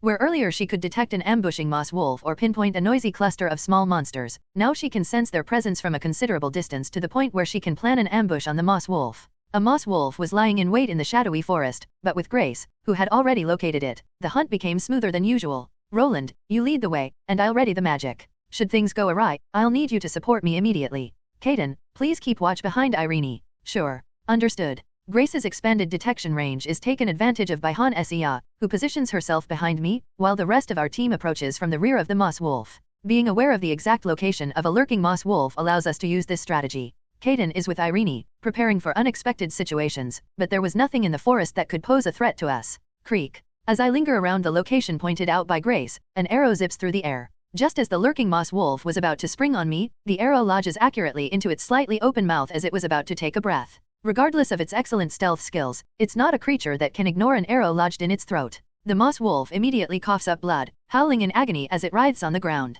Almost as if to end its misery, a magic missile promptly strikes its chest. It really was there. I couldn't spot it with my own eyes. Grace, you have really good intuition. Well, it's not about seeing with the eyes. Irene, witnessing the scene, exclaims in awe, clutching her hands. Her role is to protect Grace and Han Sea during close combat. In this instance, she doesn't even need to do anything, so naturally, she ends up as a spectator. As we traverse the forest, we continue to hunt moss wolves. After hours of hiking in the forest with heavy gear on, sweat begins to bead on our foreheads. Despite demanding conditions that would usually invite complaints, our team members proceed without any grumbling. Our party, evolved from novices to intermediates, finally stand before the gateway to the 20th floor. Ha, we've finally found it. This is the passage to the 20th floor. Roland, you knew about this, didn't you? The team, who have grown quite close, gaze up at the towering passage, their voices filled with awe. The magic stone spinning in the lantern, the faces of the team members smeared with sweat and dust, and Han Sea, who is giving me a sharp glare amidst them. The transition from the 19th to the 20th floor is rather tricky in terms of location.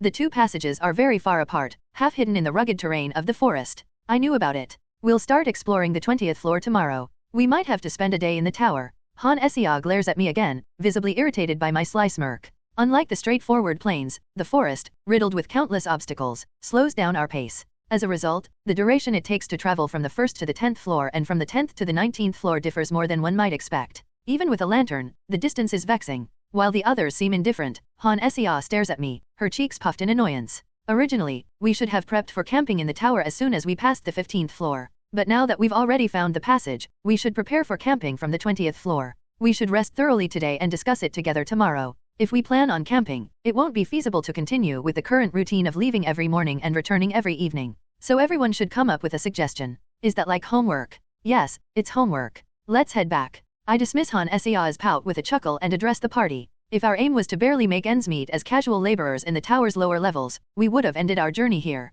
However, our party is earnestly aiming to climb the tower. Han Sea, being a player and a streamer, naturally, must continue. The saint candidate, tasked with spreading the goddess's will, has to advance as well. I will accompany Han Sea on the quest, leaving just Grace and Kaden. If I continue, Grace is likely to follow, but Kaden, I'm unsure. I don't understand why she cross-dresses, nor if she intends to scale the tower. Her character quest should show up as we go on. The good news is that Kaden, an offensive vanguard, isn't indispensable. If Irene leaves the party, we need to find a new priest, even if it means camping outside the temple. But if we lose a swordsman, we can climb higher and recruit a new one. Ugh, I need a shower. Because we've traveled so much today, it'll be late evening by the time we leave the tower. Nonetheless, the party members remain spirited, perhaps due to the sense of achievement after a hard day. If we had aimlessly wandered in the forest and returned without accomplishing anything, the mood might have been rather gloomy. However, everyone is upbeat, as we've finally discovered the passage. Just like how the 10th floor acts as a threshold between beginners and intermediate adventurers, the 20th floor holds a symbolic significance.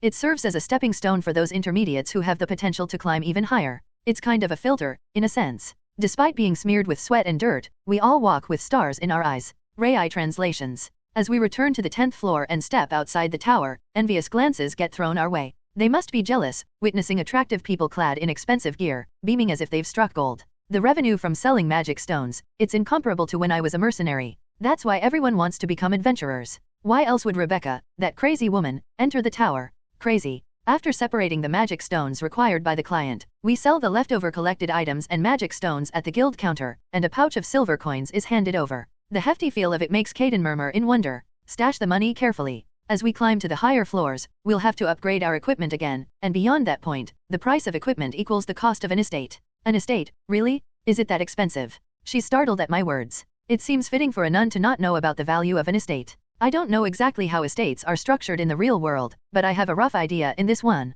Through looking into various things to prepare my own mansion equipped with magical tools, I've managed to gather a rough understanding. In this fantasy world, an estate refers to a territory you can buy with money. It involves trading land for farming, farm laborers, a mansion for the landowner to stay in, and a temple to look after the territory, all bundled together. An equipment piece being worth an entire estate. I'm not referring to a golden wheat field accompanied by a luxurious mansion. I'm talking about a small estate where you can grow something like grapes. But that's still a substantial amount, isn't it? The price of enchanted armor equals the total value of a farm, a luxurious mansion, and farm laborers combined. Once you transition from intermediate to senior level, the cost of equipment soars exponentially. Given that the armor is crafted from magical ore and occasionally from dragon skin handled by top-tier alchemists, it's no surprise it bears a price tag equivalent to a noble's luxury goods. To fully equip oneself with such gear, including a helmet, breastplate, greaves, boots, and a weapon. Roland, is your armor and weapon that expensive? Even more than that? Actually, this armor is the default skin I've had since transforming into a game character. I didn't pay a penny for it, but if we calculate its worth, it could be even more expensive. It doesn't boast any special abilities, yet it offers durability that hasn't sustained even a scratch so far. While contemplating the resilience of equipment that is unmarked even against the attacks of giants and wyverns, Kaden slips over to my side. Roland, I have a favor to ask. Not Han Sia, but me. Kaden seems like she's about to bring up something serious. Is she about to reveal her cross-dressing, or explain why she's known as the Sword Princess? We find a quiet spot to talk as we stroll down the street. It's a high-end tavern, far beyond the scope of an average inn. They have a private room, shielded with sound-blocking magic. The outrageous cost of 1 gold coin for maintaining privacy is a little extravagant. It's a place we visit occasionally, as the quality of the food and drink is just as good.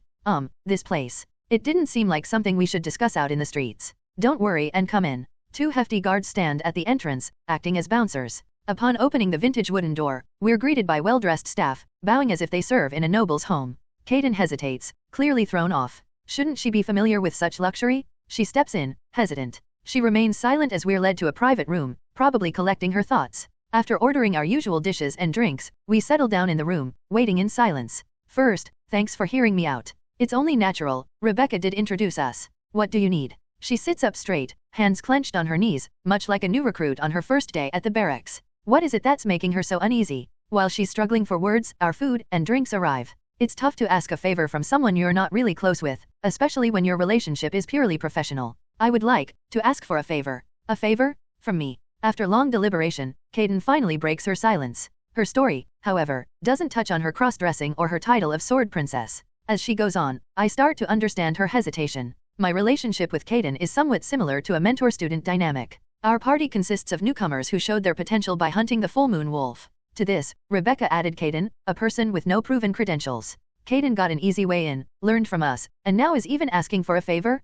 If a brand new blacksmith's apprentice who entered through the back door also asked their master, please make me a sword, I'll pay for it, it wouldn't go well. Though it wouldn't matter as much if we knew each other for longer. but we're not close. Kaiden's usual behavior is to avoid me to keep her cross-dressing a secret. We've never connected through typical male bonding activities like sharing a drink. Kaiden isn't the typical mercenary either. We might have bonded quicker if she were, but she's not your average Joe, she's a cross-dressing maiden. I come from a fallen noble family. I brought some weapons with me, but due to personal issues, the magic applied to these weapons are broken. Do you need me to collect materials? Your equipment must be pretty fancy if you need a senior adventurer for this. As I am now, it's too fancy a piece of equipment. Kaiden downs her drink as if to swallow her own words. Always the lady, she daintily lifts her glass, blushing slightly as she speaks. It seems a tad embarrassing that she's now bending the rules she usually strictly adheres to. It's even more embarrassing when money becomes part of the conversation. Senior adventurers don't come cheap. You'd know if you've done your homework. Yes, I know. Her choice to use the word favor suggests she can't pay up front. Whether she's a fallen noble's daughter or a high-ranking noble hiding her identity, it's got to be humiliating to admit a lack of funds. Her weapons need repair, but that involves pricey materials. These are luxuries that an intermediate adventurer wouldn't dare dream of affording. That's why I'm asking for your help now. I want your help, offering myself, as the adventurer, as collateral. So, you, Kaiden, are the collateral. Seeing her gentle nod, I briefly lose myself to a less than noble thought. A cross-dressed maiden, caught in a weak spot, I feel like a wicked noble dealing in slavery. I shake my head to clear both the slight buzz and the unseemly thoughts. What Kaiden is proposing isn't to become some object, but to dedicate herself to our party as an adventurer. She's not planning to return to Rebecca's group after learning the ropes. She's promising to stick with us, it's a pledge. Perhaps because she's of noble blood, her thinking is a bit aristocratic. This isn't the mindset of a mercenary or an adventurer, but of a knight serving a master. Neither a mercenary nor an adventurer. Yes, I am the collateral. Is my sword not worth it? She is confident in her abilities, yet her attitude is a paradox, proud yet embarrassed due to her financial situation. She sits tall, eyes bright, but her breath is uneven, and there's a flush to her skin. She's like a green recruit on the receiving end of a veteran's joke, only she's a lady, so it's not quite the same. My mind stirs with mischief once the lustful thoughts dissipate. It is worth something. I'd consider it a fair trade to get someone like you in exchange for a few materials. Thank you. Why are you thanking me? You must have had a hard time talking about this. Let's take it easy for the rest of the day. At my suggestion to unwind, Kaiden tries to rise from her seat. I gesture to remain seated with a wave of my hand, and then ring the tableside bell. It's time for a little prank I've been itching to play on a cross-dressing lady. As a mercenary, as an adventurer, you should learn how to rest properly. Huh. What greets Kaiden as she attempts to leave are women, dressed in delicate dresses like those at social gatherings, gliding through the door. They're a far cry from the courtesans of the backstreets. Two of them gently guide Kaiden back to her seat, while two more join me. The sight of Kaiden, suddenly hemmed in by two beautiful women, is something to behold. Perfect? After a decade in a world without the internet, my appetite for this kind of entertainment has only grown. It's the reason I was able to strike up a friendship with someone like Rebecca. Roland. That gentle soul over there is a promising adventurer who has climbed to the intermediate rank. He's quite the gentleman, with connections that stretch to a senior adventurer and the leader of a prominent mercenary group. Oh my, I assumed he was a noble or a tower mage, what with his fair skin. Kaiden's cross-dressing is impeccable. The issue is that her beauty is part of that flawlessness. Her stunning looks, the product of being a gacha character, aren't hidden by her cross-dressing. She is undeniably an attractive youth, and the ladies naturally gravitate toward her, eyes sparkling. These women are pros in the entertainment industry, with ties to the Information Guild. They quickly catch on realizing this is half entertainment, half prank. They're not here to please a wealthy noble this time, but to tease a gentle, handsome young man. What's not to like? This kind of thing. Look at that skin. If things continue this way, he's going to break more than a few hearts in the red light district. This place doesn't adhere to modern moral standards. This is a medieval fantasy world where children under 10 farm for their meals, and women with no money naturally resort to unsavory jobs. I don't feel guilty about calling entertainers to a high-end tavern. After all, the Kaiden in front of me is a man, a fallen noble who's experienced the gritty life of a lowly mercenary. Today, the alcohol tastes particularly good, perhaps because I'm in high spirits. Unlike the two women who are cooing and clinging to Kaiden, the pair beside me quietly follow my lead, savoring their drinks. They tenderly stroke my arm and carefully peel a small side serving of fruit. It's clear they know who I am. Did that gentleman ask you to take care of me? Hehe. The only things that come out of our mouths are laughter and flattery. Appreciate the honesty. The silent woman responds. Her words hold no depth, but their very lack of substance speaks volumes. Only recently, that gentleman, John Smith, had willingly unveiled his identity to the Adventurers Guild. The suspicious man, using an obviously false name. What did they say in the chat? 5 silent whisper John Smith, 3 Grace and 6 Roland were linked. 4 Kaiden and 5 John Smith are also linked. The issue is that the scale of a love-stricken country girl and a fallen noblewoman claiming to be a princess differ vastly. I don't know when it will happen, but Kaiden's character arc seems to be unfolding on a grand scale. Rai translations. What? You're leaving? Saying it like that makes it sound like I'm getting kicked out. I just have to go alone somewhere for a private request. The day after watching Kaden frantically squirm out from under the ladies' skirts, I brought up the subject and Han Sea's eyes became as wide as saucers. It's nothing serious, I just have to go get something far away. At our party's skill level, we could effortlessly reach the 20th floor, but I'd recommend you get comfortable camping up to the 19th floor for safety. Recall the homework I assigned? You should practice spending nights inside the tower. Roland? You are coming back, right? I can't help but laugh at her. Get on your knees, now. Roland coin has been delisted, it's a 10 crash. The sight of your face going pale is too funny.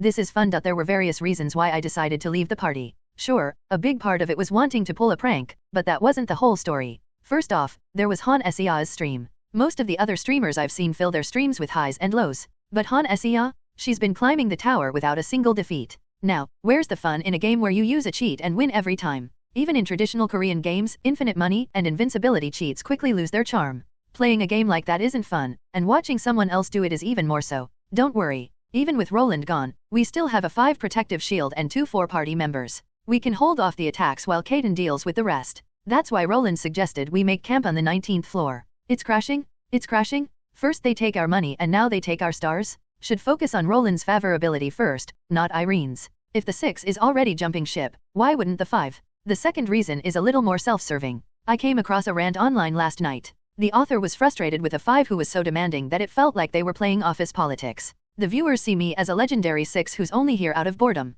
A wandering, fun-seeking character. If I revolve my life completely around Han Sea and practically give her everything, it would seem very strange. I can do this because of the internet. I can watch Han Sea's stream online. Since I can access her stream through the internet, the chat access feature I got as a reward before is redundant. It's like those game companies that sell a game without photo mode, only to add it later as paid DLC. These really have no shame. Suddenly, memories of the heroine's chronicle from my past life flare up, and I can feel my blood start to boil. But there are other reasons too, like advancing Kaden's character arc and discovering which noble family she's from. Still, the biggest reason is my desire to tease. Roland's loyal fan has just donated 10,000 won. I knew it from the moment you started speaking casually to Roland. But, wasn't it Roland who said we could? Irene and Kaden still speak formally, right? And, how about Grace? What are you talking about after matching them together? Are you trying to compete with Grace? Seriously, do you even have a conscience? She's got both personality and a great body, it's a no-brainer. The internet window lets me see donations and missions, unlike the chat access feature.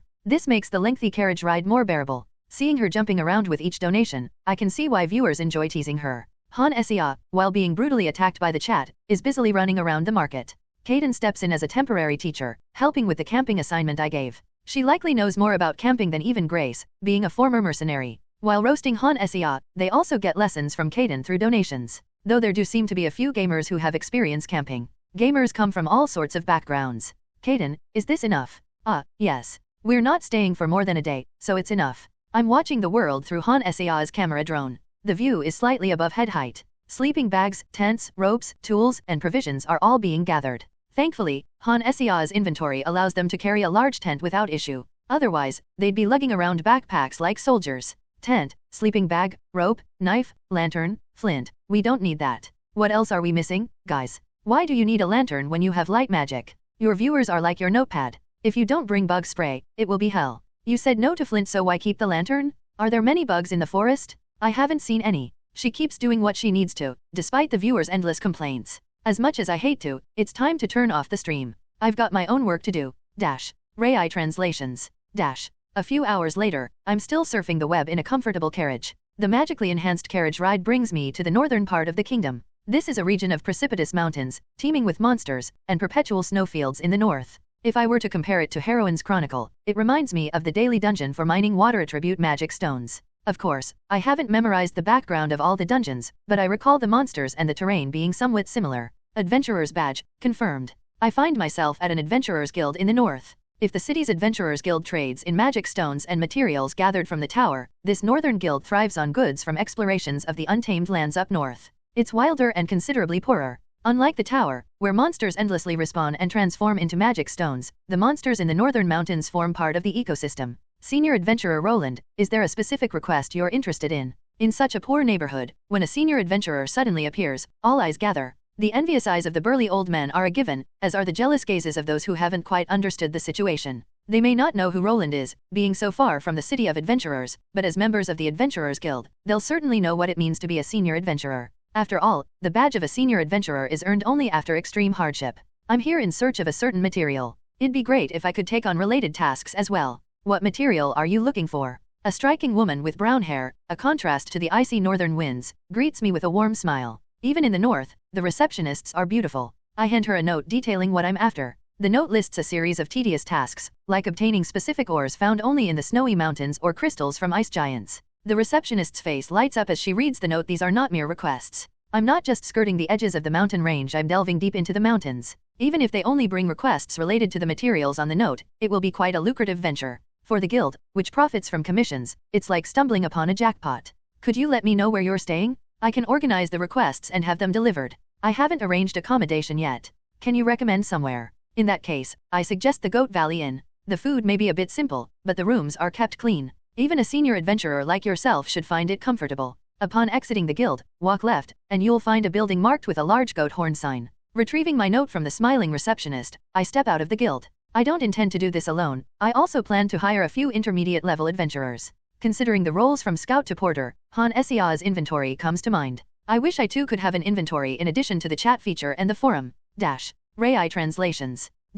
As I wander about, I find myself coveting Han Sea's inventory more and more. I hope one day I receive something similar as a reward. I search for the large goat horn sign as I walk around. I've got some foxes here. Their hides are all damaged. You didn't use beast hunting arrows, did you? Hey, do you really think I'd make such an amateur mistake? A merchant, hauling a cart, is hawking dried fruits from a barrel, garnering attention from passersby, while a hunter negotiates a price for the beast hides he brought back from the mountains. There's a butcher's shop selling smoked ham and sausages, a massive deer leg hanging outside, and a large oven emitting a mouth-watering aroma. I enter an inn marked with an intricately carved goat horn. The guild's description of its cleanliness wasn't exaggerated. The hall is immaculately maintained, though its tables are empty. Welcome? Are you here for a meal or to stay? Just a stay, in the best room. I'm mildly surprised that the young waiter, who hurried over to greet me, doesn't boast about their food. Maybe due to some bad experiences in doing so. It seems the rumors about substandard food quality weren't unfounded. Going on adventures in the north is tougher than you'd expect. The rugged terrain is challenging enough, but when you factor in the freezing cold and constant snowfall, preparation becomes key. It would be different if it were just me, as I could handle these conditions easily. However, the mercenaries I've hired for material gathering aren't superhumans like me. It takes skill to find, collect, and even transport these materials without damaging them. It makes sense why the gear of top adventurers is so pricey. Hehe, I think I found it. Already. I told you, these mountains are my backyard. So, about that extra payment. It will be paid as promised. Simply put, money can solve everything. Sure, the materials we need are pricey and rare, but they're not impossible to find. Originally, I planned to just get by and finish the quests. Do we need to look for a flat area to set up our tents for the night? Does Grace's skill set cover that? It's not a monster path or a tower route, but just a level area. How are we supposed to find that? Just wander until we stumble upon one. A donation of 5,001 from 12 years homeless. Since the sun is always shining, just sleep under it. Thank you, 12 years homeless. I just realized, the tower never gets dark, so why on earth did the merchant sell me a lantern? We need a bonfire for cooking, but Han Sea got tricked again.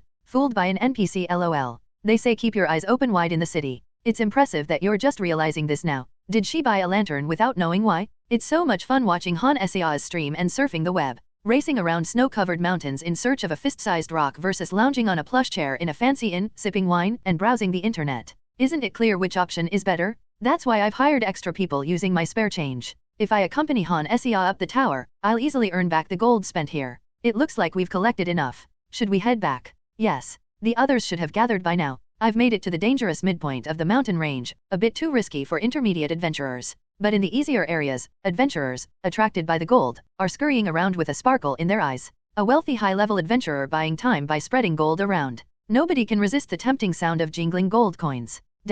Rai translations. With money, I bought people and time. The precious time in the north, bought with my hard-earned gold coins. I was savoring that costly time, kicking back in a cozy inn, enjoying northern delicacies, ice-cold beer and fried chicken. The beer was so cold it numbed my teeth, and the fried chicken had the perfect balance of salt and spice. From selling spiral potatoes at a medieval market to serving Americanos and macarons at a cafe, fried chicken at an inn wouldn't be out of place in this game world. Would they find out right away if I made kimchi? After buying all the necessary items in a rush with lots of money, I didn't feel like leaving immediately. So I began exploring the nearby restaurants from the inn. The room was very pleasant and clean, but the innkeeper's cooking skills left much to be desired. Fried chicken, lamb chops, pork ribs, spicy pig's feet. These were the types of food you'd expect on a snowy northern continent in a fantasy world. Of course, they were well prepared for the money I'd spent, and my taste buds were satisfied, but it felt strange ordering and eating them. I couldn't believe I was tossing gold coins at a rugged, fur-clad hunter and asking him to cook pig's feet. How many days has it been? About 5 days. The request should take a while, but he should return in a week, right? It's good to learn magic while hunting on the 19th floor, but where did Roland go? Where did Roland go? Where did Roland go? But the scenery is really pretty. Korean camping sites just can't compete. Is this a gaming stream or homeless TV? Donation of 10,000 won from I used to party with a 6. Hey, Han Sia, quit the chatter and go hunt some goblins. So harsh. Watching the stream, Han Sia seems to be getting a bit anxious. But it looked like the worry of a streamer and a gamer, not a worry that I might never return to the party. This was her second time camping in the tower. She was getting the hang of pitching a tent and starting a bonfire, but as a streamer, doing the same thing over and over was awkward. The silver lining might be that the battles are more entertaining since I was gone. A helmeted deer is heading our way. It must be drawn in by the smell. Well, I'll handle it. Responding to Grace's whisper, Irene steps forward. A white barrier comes up to stop the helmeted deer's charge. Even though it's a violent charge that can snap thick branches like matchsticks, it can't leave a mark on the barrier of a 5 priestess. The piercing gaze of the deer, furiously battering against the barrier, shifts toward Caden. The beast, perceiving the saint candidate's barrier as a wall or sizable rock, seeks fresh prey. Its intricately twisted, sharp horns slice the air menacingly with every head shake. This is nothing. Naturally, a 4-sword princess wouldn't be cowed by mere deer antlers. As her smoothly maneuvering sword redirects the antlers, their weight forces the head to turn as well. The once arrogant deer's brief life ends. A magic missile strikes its chin like an uppercut, an arrow burrows into the inside of its foreleg, and simultaneously, a one-handed sword slashes through its neck. What remains after the quick skirmish is a magic stone, once a deer. Thanks for the support. This spot seems good. Should we camp here? That sounds good. Han Sia, having stowed the magic stone into her inventory, produces a tent from it at Caden's suggestion. No matter how accustomed one might become to seeing a tent larger than a human materialize out of nowhere, it never ceases to be an intriguing sight. Even the party members on camera appear surprised, their mouths slightly agape. The sight of them clustering around Han Sia to receive tents and sleeping bags, like fledglings waiting for a meal, is quite entertaining. They call this the inventory. The inventory always seems like something out of a fantasy tale, haha. Did the magic stone drop? Did the magic stone drop? Did the magic stone drop? The NPCs always seem fascinated by the inventory. I'm also captivated by it. Soon enough, the viewers are once again fawning over the beautiful faces on screen. Reading the chat, I take a gulp of my beer. It washes away the oily aftertaste of the chicken in my mouth. Hot chicken, cold beer, an online stream. Armed with a fantasy trinity that lets me stay indoors for a week, I watch Han Sia's stream. Since it's the 5th day now, I figure I'll allow her to roam for about 10 more days before returning. Considering the travel time, I should leave around the 7th day, leaving me 2 more days. In the meantime, I might as well browse for some movies. Do they not offer digital currency as quest completion rewards? When you sit, you want to lie down, that's human nature, and now that the internet window is open, I want to make a purchase. There are 2 stupid King's Sword ads that crawl out for 15 seconds each whenever I try to watch something. Additionally, the movies I want to watch, even an old one, costs a few thousand won. I'll turn off the stream for now since we're going to be homeless for a while. But by the time I turn the stream back on, Roland should be back, right? Roland donated 10,000 won. Ugh, it's so bothersome. Should I just live in the north? Then, Mage Hannah's party will leave for the north. Anyway, there won't be much content aside from cooking and keeping watch. I'll shut down the stream, take a break, and progress a little before coming back. Do a sleep stream with Grace and Irene. Let's exclude Han Sia. We don't need Han Sia in Han Sia's stream. As Han Sia waves goodbye to the camera, the world momentarily reverts to a dull ash gray. Han Sia's stream displayed on the internet window has completely stopped, and the chat has quieted down. It looks like she's paused for a break. Accessing the internet has completely changed my life as Roland. No matter how immersive and well-designed the world was, it was not flawless. There were chickens and macarons, a functioning sewer system, and cleaning products, but no internet felt like an oasis devoid of water. Isn't it about time he came back? Is the north that far off, or does the request just take that long? It's been a week already. Donation of 10,000 won from the user. Lost your 6th star and can't focus. You turned on the stream only because you're anxious. Hey, wouldn't you be anxious if your 6 left home? Don't you have a sliver of empathy? Please consider the feelings of someone who's never owned a 6. Han Sia doesn't understand a gamer's heart. Note to self. Imagine how it feels for us then. Chat deleted by mod. When Han Sia was off stream, I tuned into other streamers or watched a variety of videos on different platforms. Through this, I realized that while their world was uncannily similar to my previous one, it was also different. Movies, webtoons, comics, games, and celebrities bore remarkable resemblances. However, almost nothing was an exact replica. There was only the creator of HXH, known for drawing only once a month, and a rubber man who refrained from sticking wooden chopsticks up his nostrils. In one way or another, the world had transformed, for better or worse. Discovering these differences one by one, a week whisked by. Even now, as I boarded a carriage headed to the city of adventurers, I felt a twinge of regret. The carriage you requested is ready. It's a pity you're leaving so soon. I've splurged quite a bit, so I need to go earn some more. True, you did spend a lot. It's probably the first and last time an adventurer has employed so many adventurers in this area. I prepared to set off, packing the ore and crystals I had collected for Caden, and made my way to the Adventurers Guild. The warm and amiable receptionist, who had recommended the inn on my first day, awaited me there. Her soft eyes brimmed with a mix of regret and longing. Naturally, she would be disheartened to see a senior adventurer, who was known for his generosity with gold, leave in less than a week. She seemed eager to assist me with anything, even to enter my room each time I gave her a gold coin. I couldn't fall to women when I could finally enjoy chicken and beer while surfing the internet after 10 long years. I minimized my sleep to less than 2 hours, focused on videos recommended by the algorithm. Was it Caden who stole Roland away? My friend, your imagination is quite rich. Donation of 5,001 from Perfect Breeder. If you find out the details of Caden's request, 30,001. The details? Our princess isn't one to reveal personal information readily, but I'll give it a shot. I'm curious since we've just been grinding all this time. I boarded the carriage, leaving the receptionist behind who waved as if bidding farewell to a beloved, and returning to the stream. I couldn't see what Han Sea was doing without the stream, but she turned it back on. It's not recommended for a streamer to take a break for longer than a week. As if returning from a camping trip, Han Sea was in the process of hastily packing up the tent. Even though watching her roll up the sleeping bag and shove it into her inventory wasn't particularly entertaining, her constant commentary kept viewers engaged. Also likely because it had been a while since her last stream. Once Grace and Irene appeared, the viewer count instantly doubled. Excuse me, Caden. What can I do for you? With Grace and Irene in the lead and Caden and Han Sea bringing up the rear, the group was divided into front and back formations. Those capable of using shields and protective magic were strategically placed. Meanwhile, Han Sea discreetly spoke to Caden.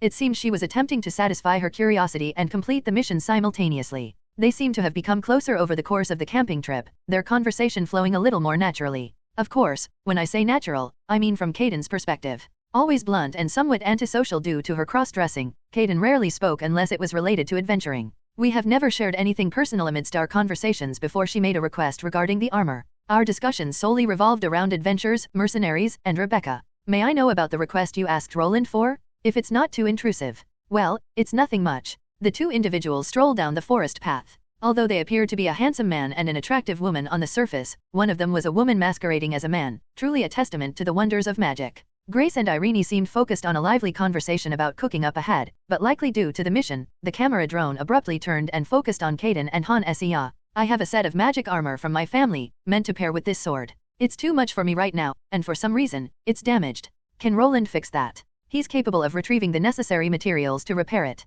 I need magical crystals and ores from the northern region. It's a place few dare to venture, save for senior adventurers. At the mention of magic armor, Han Sea's eyes began to sparkle. A 4-character equipped with their own gear, magical armor even, a prospect that would surely delight any gamer. The majority of discussions surrounding Heroes Chronicle on the internet were complaints about how the equipment prices were expensive and a long grind was required. Being able to repair not just regular equipment, but magical armor, would be a significant advantage. She's monopolizing the game again. Hand the account over to Roland at this rate. Fresh sashimi over here, folks. While some of us are in rags for armor, please distribute 1 Roland per household. Was it Han Sea's sly smile that was stirring jealousy among viewers? The viewers, who had been dutifully attempting to spot any awkwardness in Caden's disguise, instantly erupted into chaos. Han Sea and Kim So-kyun were speeding towards the 20th floor, while other game experts were still trailing behind Kim So-kyun, barely above the 10th floor. In essence, most users had just reached the 10th floor or were still adjusting to the combat system. Watching Han Sea's stream, they opted for second-hand armor from the Adventurers Guild at a bargain price.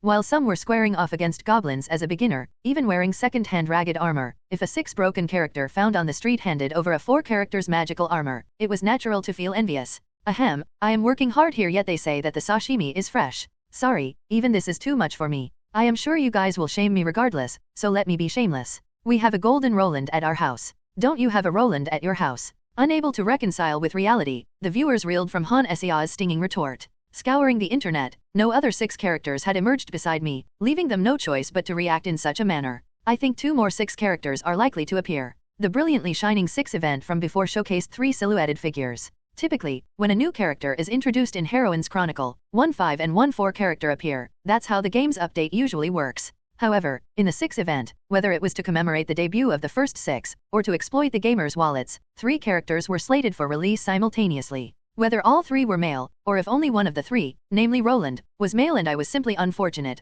was unclear. Back then, I was so shocked. Instead of gathering information, I impulsively vented my frustration using a macro program. Truth be told, I had no desire to come across posts boasting about drawing a female character while I was being mocked for drawing a male character. Wow, it's the first time the chat has crashed due to lag. I guess I'm on the receiving end of every insult known to man. And from all over the world at that. If I sift through this chat and focus solely on messages from international viewers, I wonder how many new insults I'll come across. East and West unite? Why are you hitting me when I'm standing still? I also want to adventure with a hunka blonde guy with a toned body. I want to share a tent with Roland. There are a lot of horny people here. The carriage departed the north and traversed onto the highway, accompanied by the rhythm of various hoofbeats. Han Sia commenced her verbal onslaught on the viewers. The viewers screamed like cattle being herded to the slaughterhouse at the sight of the once satisfying punching bag turning against them. Occasionally, some masochistic individuals would plead for more punishment, but the majority simply shed tears at their pitiful reality. This continued until Grace, who was at the forefront, stumbled upon a goblin village, interrupting Han Sia's attack on her viewers. Stepping off the carriage, I am welcomed by a familiar city.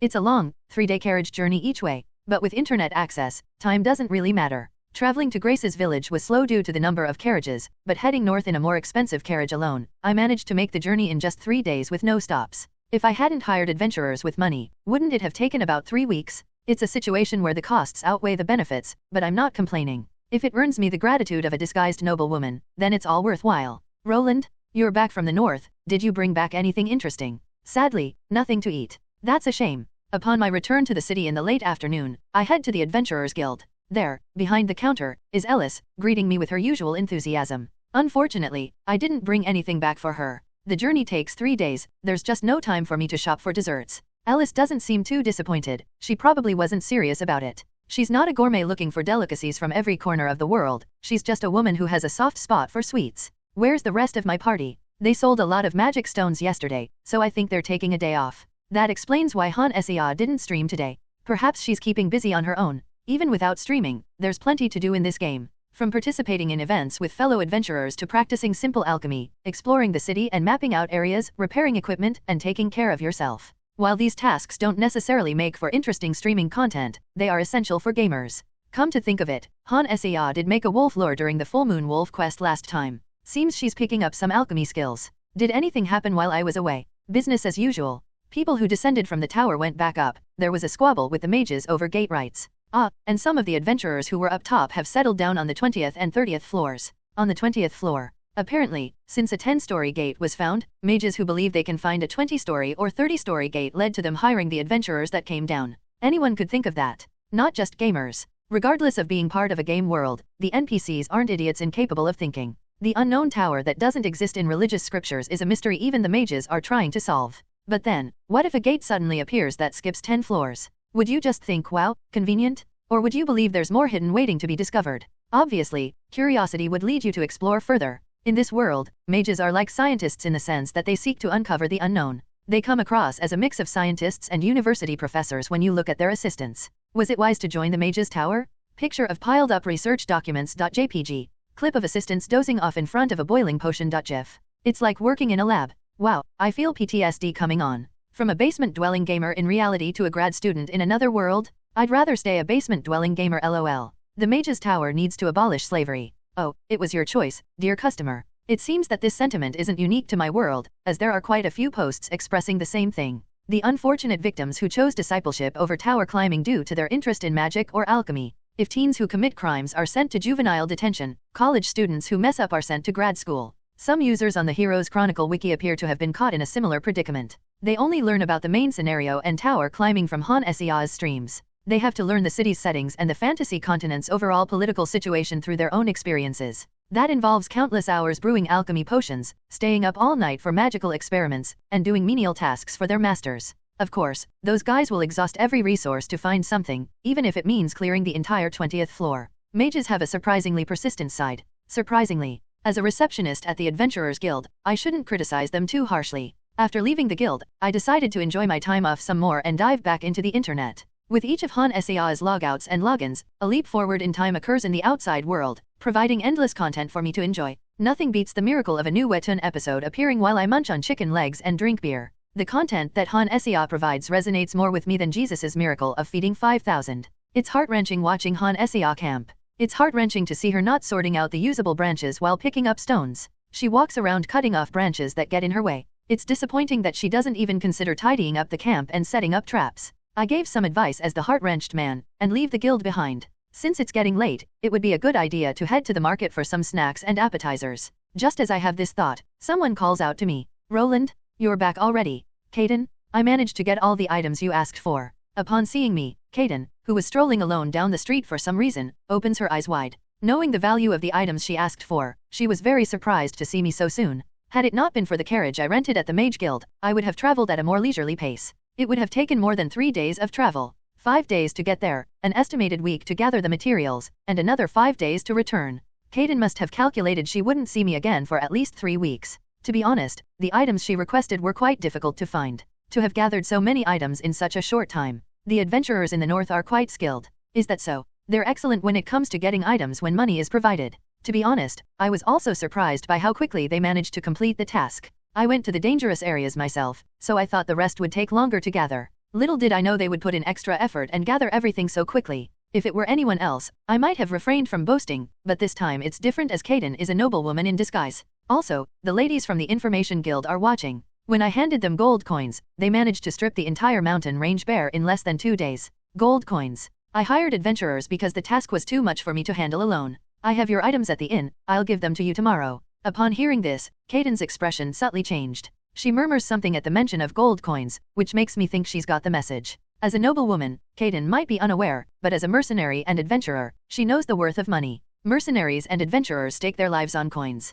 Inexperienced beginners often lose their lives trying to earn more. Such a scenario would undoubtedly be shocking to a noble lady who has disguised herself and ventured into the world. Even after becoming an intermediate-level adventurer, the money you earn is in silver coins. Yet, a man who barely knows her was willing to spend not just a few, but dozens of gold coins for her request. Thank you, truly. What's there to thank? It's just a favor for a teammate, after all. A teammate, you say? In a fantasy world where human rights and morality differ greatly from the modern world, the most valuable thing is gold coins. My words cause Kaden's expression to change peculiarly. She seems to believe that her unreasonable request led to an excessive expenditure. She doesn't yet understand the earning potential of a senior adventurer. Don't worry. I have a decent amount saved up. If it bothers you, climb higher, earn a lot of money, and then repay me. Yes, I will certainly repay you. The materials Kaden requested are incredibly pricey when converted into currency. Without me, the Han Sea party would have to pool their resources for several months to gather the necessary funds. These are valuable resources that can only be found and identified by veteran adventurers in dangerous areas, and are harvested in zones only dare to be entered by senior adventurers.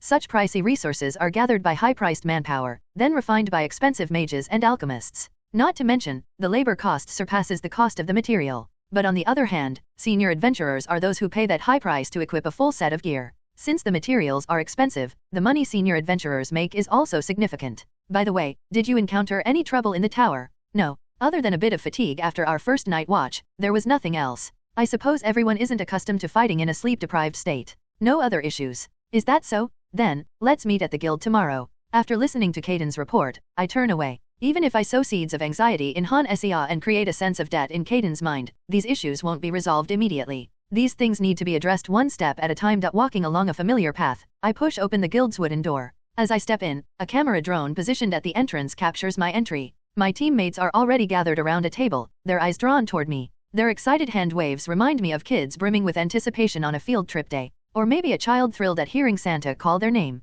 Roland. Seeing Roland makes me so happy I could die. The owner of the stream is back. Thought he wouldn't come back. The stream isn't the same without him. I've been following the stream and anticipated some reaction, but Han Sea's enthusiasm was more than I thought it'd be. It takes even Grace by surprise. Likely, Grace's mind is already brewing some dramatic tale of love and rivalry. I respond to Han Sea's bright smile and wide-eyed surprise with a casual wave and settle down at the table. Good to see you all. Did you do your homework well? We camped at the tower for 1 night and 2 days, resting in between to recuperate. We've made it through all fights unscathed, successfully conquering up to the 19th floor. Han Sea's confident declaration gets approving nods from Grace and Irene. Their repeated camping seems to have bolstered their confidence as adventurers. Catching Kaden's eye, I notice she's nodding too. Although she joined last, Kaden has the most hands-on experience. I was curious about the party members from her perspective as the Sword Princess. Kaden, how do you think the others did? Like I said yesterday, they had a bit of a tough time after the first night watch. But that's a small issue. If I had to mention anything, Irene can get a bit too tense when she's in the front lines.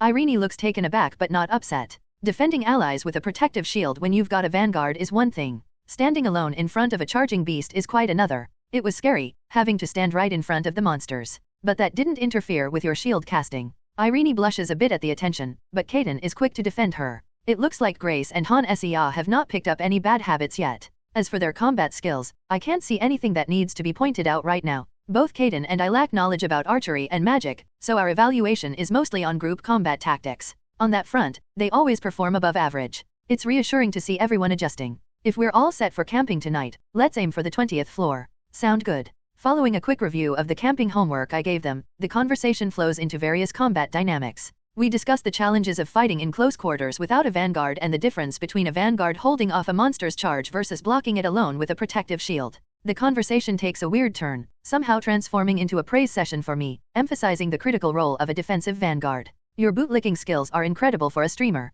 Chat has been deleted by the mod. Let's start praising Roland from now on. Our party leaves the guild, heading towards the city gate. Roland, did you travel to the north for Kaden's armor? Yes, some materials required a senior adventurer, so I went there myself. During the walk, we talked mostly about my recent journey to the north. The party is only familiar with the city of adventurers, sparking curiosity about the kingdom's northern regions. Grace, a country girl from the eastern part of the kingdom, and Irene, born and raised in a city temple, are unfamiliar with the distant land. Han Sea is just as clueless about the north. Despite numerous gamers leaving the city, few have successfully settled in the frigid, dangerous north. Unless you make a lot of money or venture beyond the city and become a mercenary or wanderer, homelessness is a likely fate due to lack of funds. In the north, being homeless means braving the cold and potentially freezing to death. Warmer climates were easier to survive in, that's a harsh truth in this game. While there aren't hunger or thirst bars like in survival games, enduring harsh conditions gradually deteriorates your health. It's a lesson many gamers learn the hard way, often personally.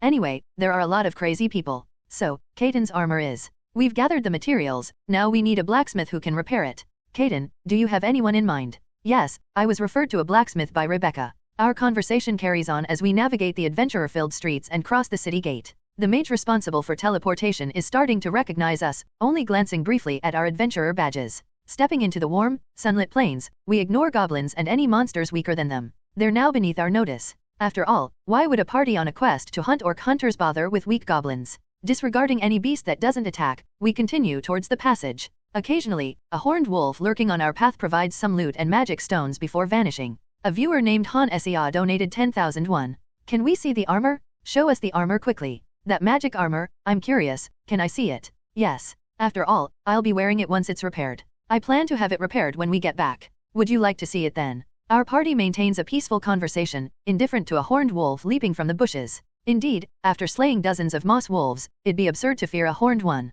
Despite the horned wolf being a named monster on the 10th floor with superior physical attributes, it lacks the moss wolf's stealth, enabled by moss-covered fur and shadowy hiding spots. No reason to be caught off guard unless you're adventuring without a proper scout, as some internet stories recount. As we travel the plains and approach the forest's entrance, Grace turns to me. So, Roland, how was the north? The cold beer was good. You traveled all the way just for a beer. I also ate a lot of meat. Grace, her eyes gleaming with curiosity about the north, strides over to me, followed by Irene. In a world without internet, it seems they're very curious of my experience over there. Perhaps, in a world where being a bard is a profession, this is a natural reaction. However, for the viewers observing through the camera drone, it triggers a different kind of response. Irene sticking so close is just too adorable. Forget the magic armor, tell us about the north. So many jealous guys here. I'll buy it right away if it's R19 from Roland's perspective. From the character quest, it's clear Grace has feelings for me. Han Sea even made a blatant attempt to push us closer together. Irene, with her striking beauty, is also drawing close, though only her face is visible on screen.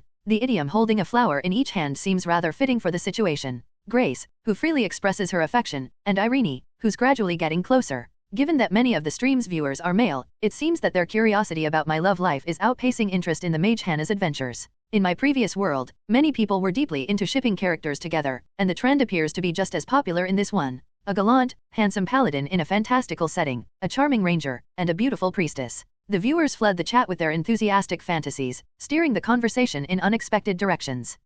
A harem for Roland, huh? Irene hasn't even been on a date yet. It's fun to watch, I might encourage it at some point. But it's a bit scary to push for it before her character quest appears. Irene is Irene, so Irene donated 5,001. If Irene goes on a date with Roland in casual clothes, 10,001. Ah, thank you for the mission. The username is a bit odd, but the mission is interesting. Han SEI is having fun, leading viewers in the direction she wants. There's a reason she's sometimes called the money collector on the internet. She's skillfully profiting from other people's love affairs. Walking down the forest trail with Grace and Irene, I shared stories of my journey to the north. I mostly talked about how fast I gathered resources as a senior adventurer and the thrill of tasting a crisp, cold beer. I had to sprinkle in some excitement as there wasn't much else to discuss. Handing gold coins to a blushing receptionist in the north was also part of a joyous night. But I couldn't really delve into my experience of surfing the web after a long time and getting lost in a new wettoon. Many adventurers in the north are skilled hunters. With its cold weather and rugged mountains, there's less farming than in the east and south. Lots of people sell top-quality fur for a living, so many adventurers used to be hunters. I see, there's a difference. Compared to beginner and intermediate adventurers here, those in the north are better. It's not a job for just anyone there. But this place, it's known for high-level adventurers. Is it because of the tower? Exactly. Climbing to the higher levels of the tower implies a daily struggle. It's not like me who takes it easy with requests. Spending years in such places naturally sharpens your skills. So, I could only talk about the differences between the north and here, particularly in regards to adventurers. Grace's eyes sparkled when I said northern hunters were famous. When I spoke about the tower, Irene was all questions. Their clear interests made the conversation flow easily. Grace isn't a real hunter, but she's curious about the northern hunters due to her learned skills. And Irene, a priest, is interested in the tower, where adventurers flock. Like Han SEA, our team members wear their hearts on a sleeve. The only people I know that are like this are straightforward people like Rebecca, who relies on her instincts. Most others are cunning like the guild master, the old man at the magic tower, or that person from the information guild. That's why I enjoy training beginners. They're transparent. Their actions are cute. They do as told. Now I understand why RPG veterans value beginners more than gold. I get to experience firsthand why strange practices such as nurturing beginners have become a trend. I wouldn't mind spending all my gold on this team. If there are so many hunters in the north, wouldn't they need more vanguards? No, actually, they lack mages. The harsh conditions make many men fighters. But without much to study, there are fewer mages. Specifically, there are fewer mages up for adventure. I heard that in the north, there are brothers and sisters who convey the will of the goddess. Yes, that's correct. But because of the tough conditions, not many priests go on adventures. Temples help injured adventurers, but their numbers are small. Our conversation continued as we ventured through the forest. Thanks to Grace's upgraded scouting skills, we spotted a moss wolf's ambush and a helmeted deer's charge from far away. The chat naturally split our big team into a group of 3 and 2. Grace, holding the lantern, chats with me, while Irene, just a step behind, listens intently to my tales from the north. Further back, Han SEA is talking with her viewers, observing our group of 3. Caden, like a bodyguard, stays at the very rear. Grace's keen senses make a surprise attack unlikely, yet Caden remains vigilant.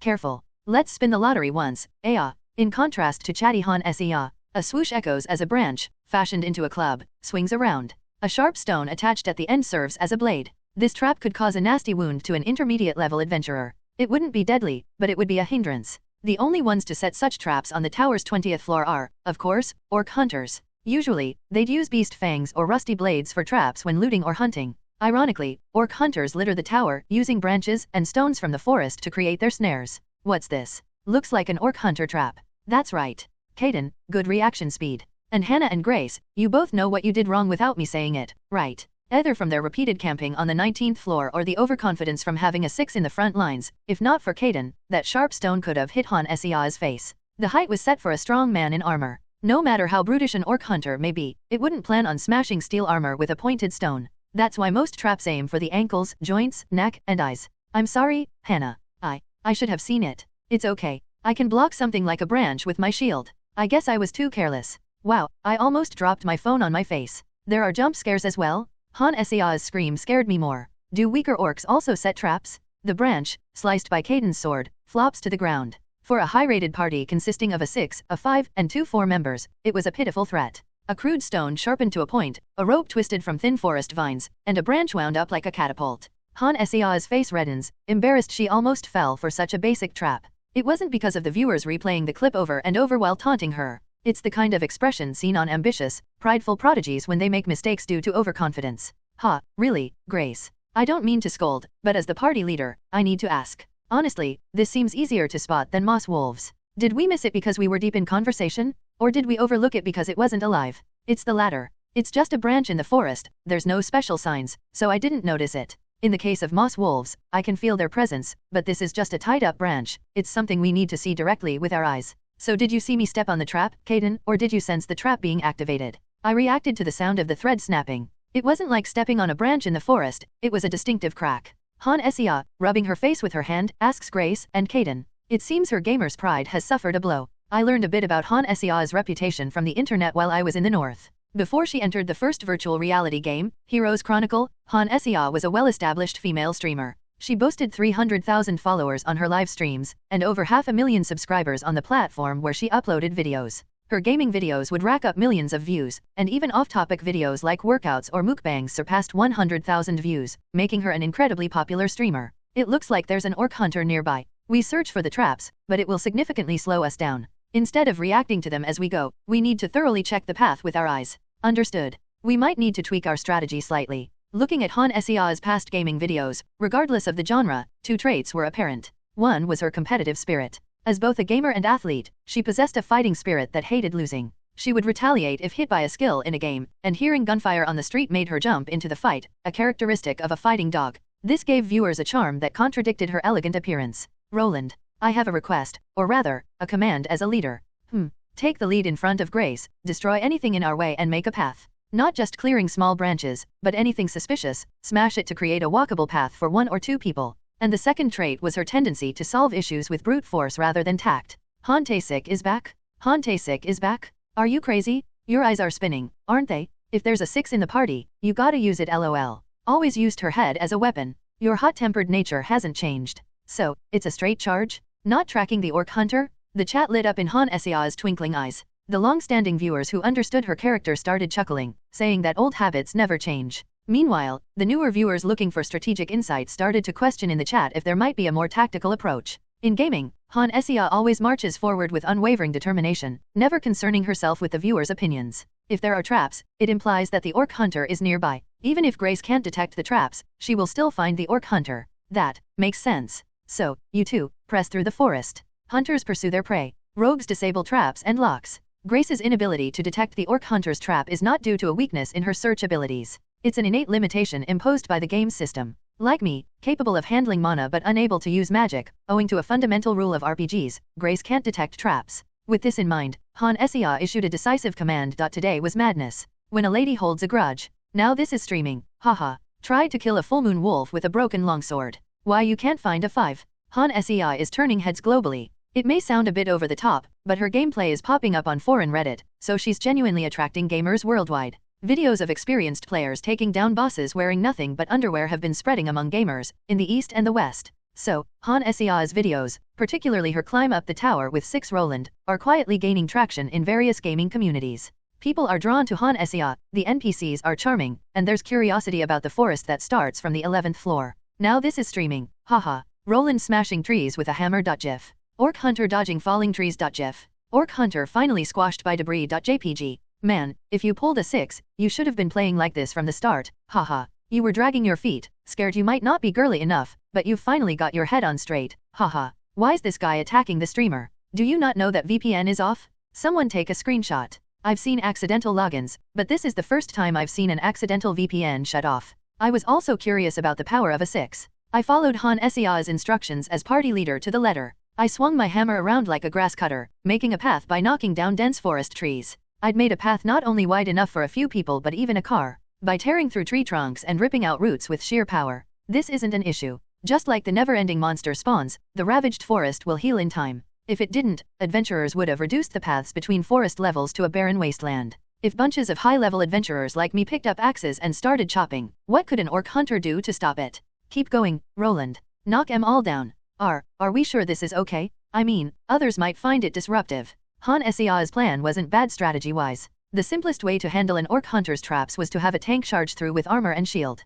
The makeshift traps, cobbled together from scraps in the tower's harsh environment, couldn't get through steel armor. However, it's not fun to just simply push through. People have a penchant for Michael Bay-esque blockbusters, the kind where things blow up dramatically. Who doesn't appreciate a good explosion causing enemies to scatter in panic, so long as our hero remains unscathed? An orc hunter, dodging tumbling rocks and tripping over fallen trees, finally takes a hit from the debris I've launched with my hammer, and ends up sprawled on the ground. When trees start tumbling down in tens, there's only one outcome for those unfortunate enough to be caught in the chaos. Are the drops under the tree? I've never seen an orc hunter squashed like this, so I don't know. As entertaining as it is, I can't maintain this Hulk smash approach every time an orc hunter shows up. There are mages who are now studying the higher floors, and if I'm not careful, my rampage could also affect other adventurers. It could even turn into a case of negligent manslaughter. I'd rather not cross swords with mages immersed in their arcane studies, let alone other fellow adventurers. For now, let's have Grace and Roland take the lead and keep exploring. Grace and I spearhead the group, with Irene, Han Essia, and Kaden bringing up the rear. I shield Grace with my body, and Kaden, with her swift reflexes, covers our backs. At the end of the day, it's a brute force strategy forging ahead through traps we can't detect. We accept some risk, and instead of slowing our pace, we barrel through potential traps. Viewers might be amused by our rather brutish strategy, but I'm quite content with it. If your body's worn out, your mind feels it too. There's no need to toil for a different approach when you can just bulldoze your way through. Since we're unlikely to find the passage to the 21st floor right off the bat, it might be a good idea to start looking for a place to camp when evening comes. Alright, we'll keep an eye out for any open spaces as we explore. With her excitement subsided, Han Essia resumes the exploration. Following her, Grace and I move on from the decimated forest trail. Grace stays close, initiating a conversation in a hushed tone. I didn't expect to miss traps. I can detect monsters with such precision, so why can't I detect such crude tree branches? It's likely because your skills are honed for tracking prey. Conversely, rogues who are proficient at picking locks and disarming traps might struggle to find horned wolves or moss wolves. Han Essia failed to react in time to the trap, taking a blow to her pride.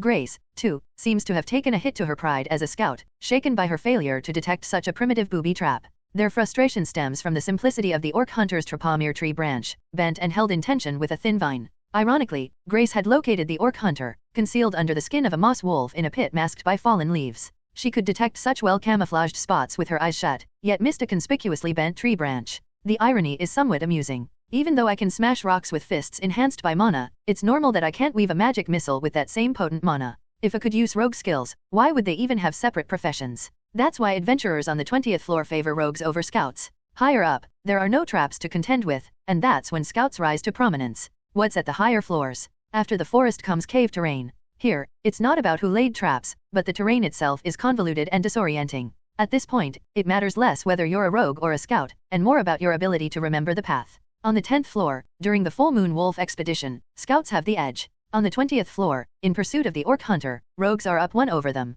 From the 30th floor onward, it's less about class and more about skill level. I began discussing the 21st floor to cheer up Grace and subtly give information to the viewers. Following the plains is a forest. After the forest comes the caves. Curiosity piqued about the 21st floor we're soon to explore. The lively chatter from the group naturally dies down. They're keen to hear about the caves. A cave, there, huh? What is it? This is odd. Mid-conversation, Grace's expression suddenly alters. Much like when she was tracing the tracks of horned rabbits and foxes, she squats near a tree stump in the forest and begins to fiddle with her dagger that's around her waist. Seeing her like this, the rest of the group rushes forward, maintaining vigilance over their surroundings. Is it an orc hunter's trap? No, not a trap. I've come across a trace I've never seen before. As she scrapes off the soil clinging to a large tree's root with her dagger, a peculiar mark is revealed. It looks as though someone had crudely hacked away the bark and part of the root. Surely, an orc hunter's dagger wouldn't be sharp enough to sever such a thick root? Something, not an orc hunter, is in the forest. Could be another adventurer collecting something for a task. It might not be an orc hunter, but possibly the handiwork of another adventurer.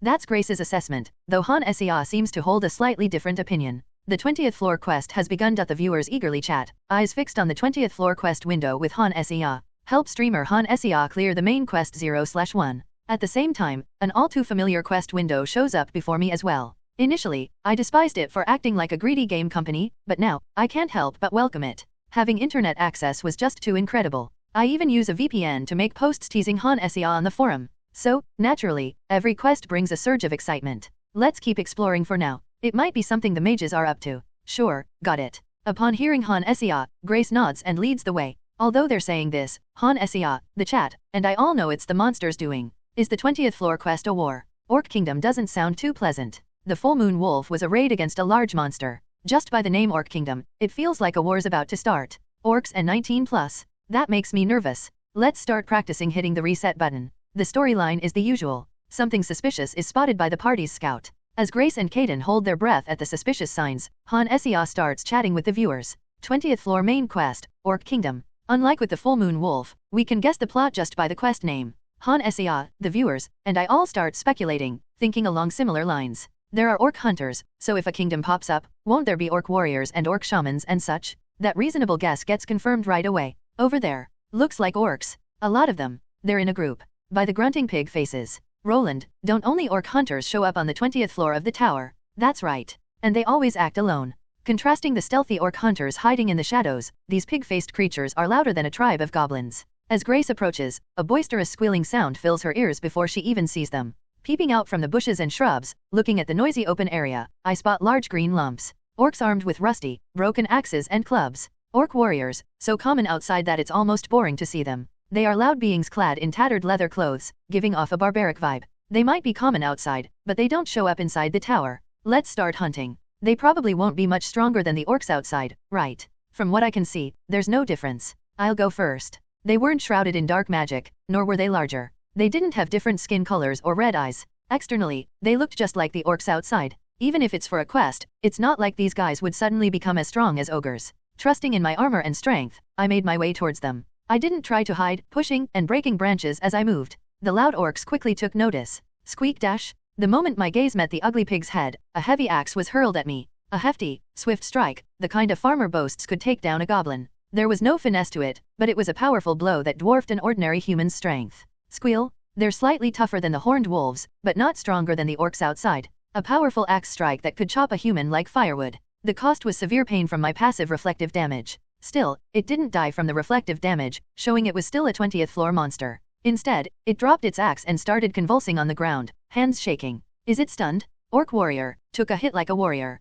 That reflective damage. LOL. That reminds me of my army days when I was bad with a pickaxe. It was pretty terrifying when it was swinging that axe around. At least it didn't die instantly, worth being called a warrior. While the viewers were laughing and chatting, the remaining orc warriors charged at me with a squeal. Unlike the stealthy and persistent orc hunters, they charged heedlessly, ignoring their fallen comrades. They were like moths drawn to a flame. They swung their weapons, hitting my shoulders, falling and howling afterward. If they had a shred of intelligence, they would have realized something was off. But they were orcs, after all. Clang clang clang dash. The axes and clubs kept hitting my shoulders and head. Their feeble attacks couldn't even scratch my mana-enhanced body and armor. The orcs rolled on the ground one after another, their reward for littering my shoulder with a few leaves.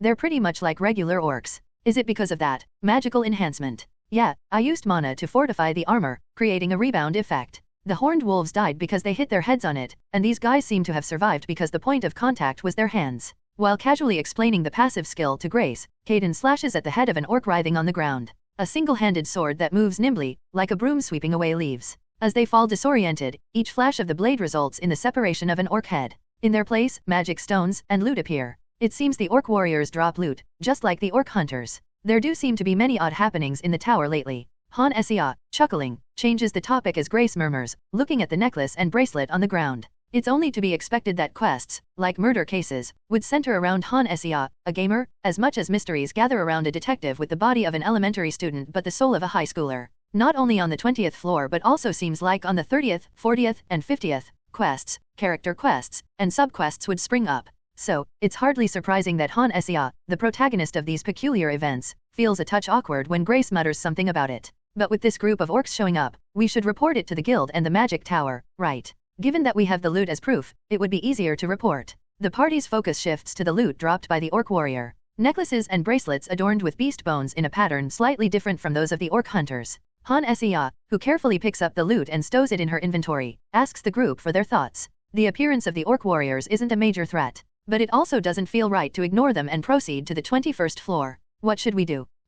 Everyone starts contemplating. She may have shared her thoughts for the sake of the quest, but as a leader, she was guiding the team impressively. As unexpected variables surfaced during exploration, it was apt for her, the party leader, to seek the opinions of her party members. Should they look into the unusual happenings on the 20th floor and report it to the Adventurers Guild and the Magic Tower? Or, given it's not much of a threat, should they ignore it and find the route to the 21st floor as initially intended? After a moment, the party starts to share their views one by one. Caden suggests they ignore them and find the passage to the 21st floor. Following her, Irene and Grace also voice their perspectives. I think we should prioritize finding the passage to the 21st floor. We can report it with just the loot anyway. If we investigate without any preparation, we might just end up wasting time. If orc warriors have surfaced, it's important to find why. We're not climbing the tower merely to reach the top quickly. We're here to unravel the unknown within the tower. I agree with Irene. It would be odd to ignore it when we're certain something's wrong. Kaden, who values efficiency, Irene, who emphasizes duty, and Grace, who speaks from a hunter's instinct. As the opinions stand divided, 2 against 1, a sly smile graces the corner of Han Sea's mouth. As much as I'd like to side with Kaden and see Han Sea sulk, I am much more interested in what the quest offers as rewards. While the trio exchanges their views, I quietly drop a post on Han Sea's forum as Mr. Heartache. It makes my heart ache to watch Han Sea go about the quest like this. The fact that she doesn't consider using the magic tower as a mage is quite tragic. It's even more distressing to think that she can't think of finding a mage stationed on the 20th floor when there must be a safe zone at this level of the tower. I don't expect Han Sea to read this post immediately. I leave it, hoping that someone would notice Mr. Heartache's new post and bring it to her attention. Having quietly withdrawn, I finish sending my post while watching the party members discuss, then step forward like I had been paying attention this whole time. When opinions are split, it's up to the party leader to take the reins. What's your decision, Hannah? I'm with Grace and Irene. Kaden's suggestion may be more efficient, but I find it wrong to not investigate when something is wrong for the sake of efficiency. Kaden, who strictly adheres to the hierarchy, immediately concedes with a nod. Contrary to Kaden's worry of finding too few clues, the forest was teeming with them. These guys lack caution. It seems they think there's no danger in this forest. The most powerful monster in the forest on the 20th floor is the orc hunter. Aside from them, we've battled goblins, kobolds, moss wolves, and helmeted deer so much that we're tired of it. All 4 of these monster types are prey for the orc hunter. The orcs have no natural enemies here. Of course, if they meet adventurers wandering the forest, they'll soon discover how mistaken that belief is. Grook. Just take a few steps, and you can hear pig-like grunts echoing loudly in the forest before Grace even gets a chance to scout. Follow the noise, and you'll find orcs hunting helmeted deer or moss wolves. Of course, no matter how many times they hunt these beasts, regular monsters just leave mana stones and vanish. They catch a fat helmeted deer, cheer happily, and then when the body turns into a mana stone and disappears, they cheer even louder. When their excitement calms down, they start hunting for other prey. Their endpoint, endlessly repeating the hunt like Sisyphus pushing his stone, is Han Sea's inventory. This feels easier than hunting an orc hunter. Right. There are lots of them, but they don't try to hide. Orc warriors, ranging from 3 to 5, move around in groups, but they aren't particularly powerful. They're stronger than average people, but they're nothing compared to adventurers navigating the 20th floor. No matter how many there are, they never exceed 5. Any human who's reached the 20th floor as an adventurer, working with a team, won't be defeated by these orcs. The frontline fighters holding the line and the backline fighters providing support fire, just the basic movements give us the upper hand. It's clear that they're easier to catch than the orc hunters, who just set traps and run away. There may be more of them, but it seems each orc is weaker. But it's a relief. What is? If the orcs had rushed into the city like those horned wolves, people would have been seriously injured. Horned wolves lie in wait and attack when people get close, but the orcs just wander around without a care. That's true. Grace and Han Sea, collecting orc loot as they go, chat. Indeed, if these carefree orcs had shown up in the city, it would have been a real headache. I'm not sure if it's the quest designer avoiding repetition or taking the player's convenience into account, but I'm grateful that the orcs haven't shown up in the city. With these thoughts, I follow the noise through the forest for a good while. Rai translations.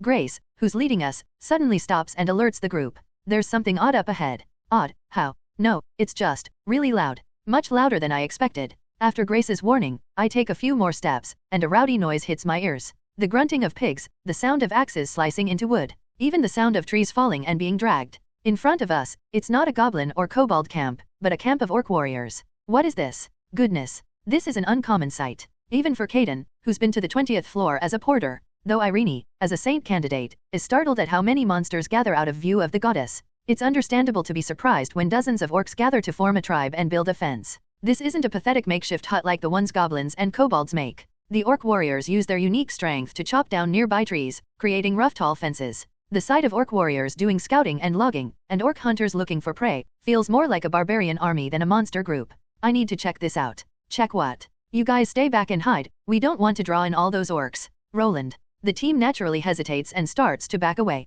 Though we've tracked an orc hunter and dealt with groups of orc warriors, we're now facing a huge tribe. Fighting 5 orcs is very different from fighting 50. As the team quietly starts to retreat, I head in the other direction. Orc warriors have appeared, and an orc camp has formed, but something else has caught my eye. The large and grand house in the middle of the orc tribe that's still half finished. Who wouldn't want to know who's inside? Go back to the passage leading down to the 19th floor. Try to avoid fighting as much as possible. Hurry and attach the camera to Roland or I'll lose it. You don't have to split the cam, just filming Roland is enough. The first to react to my words are the viewers. Han Sea nods a little and fixes a camera on me, though she splits the cam view anyway. After making sure the team has quietly vanished beyond the bushes, I start to move slowly. There's no real need to prepare for this fight, but it feels like an athlete's pre-game ritual. I tense my relaxed muscles and infuse them with an additional layer of magic. As my heart beats faster, mana flows through my entire body. From this point forward, standing here, I am more like a monstrous bipedal tank than a human. As I lower my stance and shift my weight onto my legs, the forest floor indents deeply, cracking in places as if stricken by drought.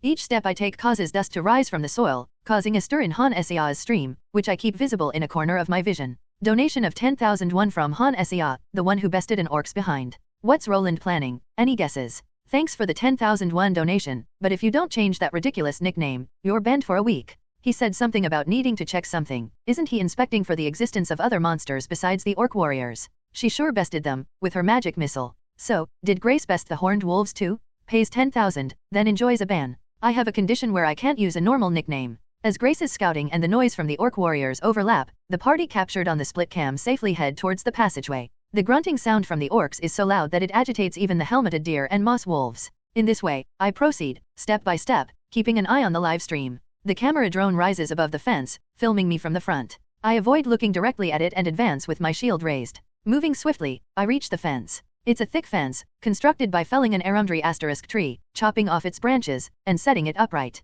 But what can an uprooted tree do to stop me when even a well-rooted tree can't? I push the fence aside as if swinging open a door with my shield. An ominous sound rings in my ears as the wooden pillars forming the fence topple over like bowling pins. The orc's roars, shrieking from beyond the dust cloud, reverberate around me. Is that really a human, or a bulldozer? Shouldn't he have a different title apart from paladin? Paladin, strength specialization. A paladin that relies on physical prowess rather than holy power. The erected fence tumbles backward. The trampled ones, the ones rolling about, the ones fleeing, and the ones charging towards me. The orcs display a variety of reactions. However, there's only one thing I'm prepared to offer the orcs. I charge ahead, my shield leading the way. Like a knight forged entirely of steel, I advance with a velocity surpassing that of a warhorse. New clouds of dust billow atop those that had been stirred when the wooden fence crumbled. In the chaos, an orc struck by my shield is sent airborne, its horrendous form escaping the drone camera's capture. This tactic isn't unusual outside the tower as well. Especially when I went on quests with Rebecca, we used this strategy frequently. I would barrel through, demolishing structures, and Rebecca would decapitate the stronger foes in the ensuing chaos, with the remaining opponents dealt with by the following mercenaries.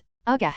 I let out a battle cry, imbuing it with all the mana my lungs can muster. The grumbling orcs drop their weapons, clutching their ears and crouching on the ground. If the wooden fence has collapsed and the warriors have been frightened into submission, something else should come out. If the orcs are a hint, what resides in the central building? Why isn't the orcs' underparts blurred? The game's 19+, but I really don't want to see an orcs thingy. Now, I really don't want to go to the 20th floor. This is fitting for a shaman. Did Roland charge in alone to check that? An orc shaman appears, a distinctive feature visible beneath his leather loincloth. His garb is impressive, a robe made from the hide of a moss wolf, a hood fashioned from deerskin and antlers. Given that the 20th floor moss wolves and deer drop no loot when slain, the shaman must have spawned wearing that outfit. The issue is the lack of anything worn beneath the robe, assembled from the skins of moss wolves and deer. It has the appearance of a robe casually tossed over a ragged leather loincloth. Even though they've applied dye to the skin, it can't disguise the repulsive appendage hanging freely. Naturally, the sight of the orc's privates doesn't stop the charge of a 6 paladin surging with magical energy. Before the shaman, who emerges from the shack to appraise the situation, stands a steel shield capable of shattering a stone wall.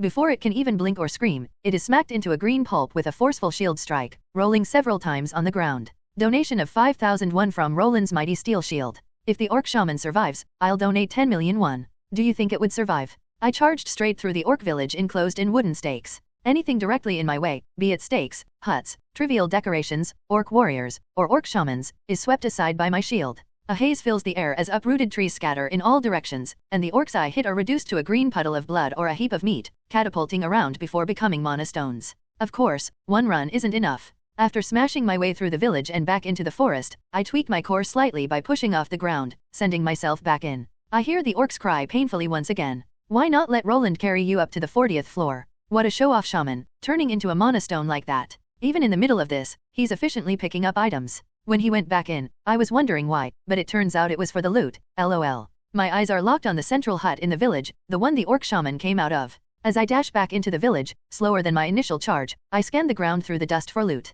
A rather large magic stone and a necklace adorned with what appear to be feathers. The loot from the orc hunter is a beast's fang, from the orc warrior a small animal bone, and from the orc shaman perhaps this necklace of feathers. Carrying the loot, filled with shamanic significance, I run through the fence once more and bolt out. I can hear the mournful cries of the now homeless pigs behind me, but none of them gives chase. The fence is down, Homes are flattened, and even the leader of the village, who should have been leading the charge, is gone. All due to one running and screaming man. They must be completely in disbelief. With no intention of leveling the entire forest, I gradually slow down and pull out a lantern from my pocket. It looks like the orc warriors were on patrol under the shaman's command. Given that the shaman was taken down in one hit, their health seems to be similar to the warriors or hunters, right? Wouldn't the 30th floor boss also fall to that charge? It's too strong, I can't get a feel for it. As the dust settles, I spot the silhouettes of my comrades trekking along the forest path. The camera seems to have returned to them after I picked up the shaman's loot. As Han Sea murmurs softly, the viewers agree with her, siding with her for the first time in a while. The sight of orcs being launched into the sky by a shield is indeed a rare spectacle.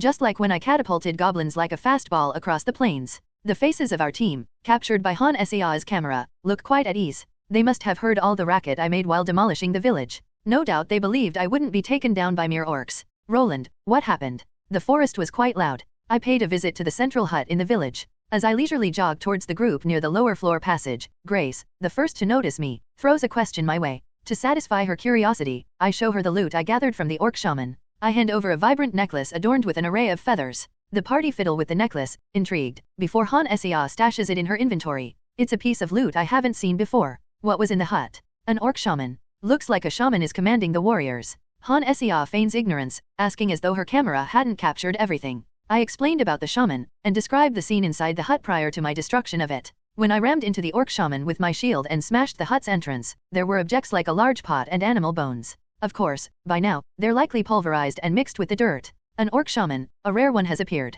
Is it only in this place? It could be appearing all over the 20th floor. Roland, what are orc shamans like? Kaden, with her broad experience as a mercenary, seems to know about shamans. Unlike Grace, who seems completely clueless. Noting that Grace, Irene, and even Han Sea seem unfamiliar with orc shamans, I start explaining. First off, as Kaden mentioned, orc shamans are quite rare. Why? They need to be intelligent. Hunters require exceptional skills, and shamans need both skills and high intellect, as well as the ability to manipulate mana. Only the top 0.1% of the orcs, who normally are physically strong but lacking in intelligence, can undertake the role. For this reason, just as human mages are scarce, orc shamans are even rarer. Of course, if it's within the tower, there should be some sort of one shaman per village rule.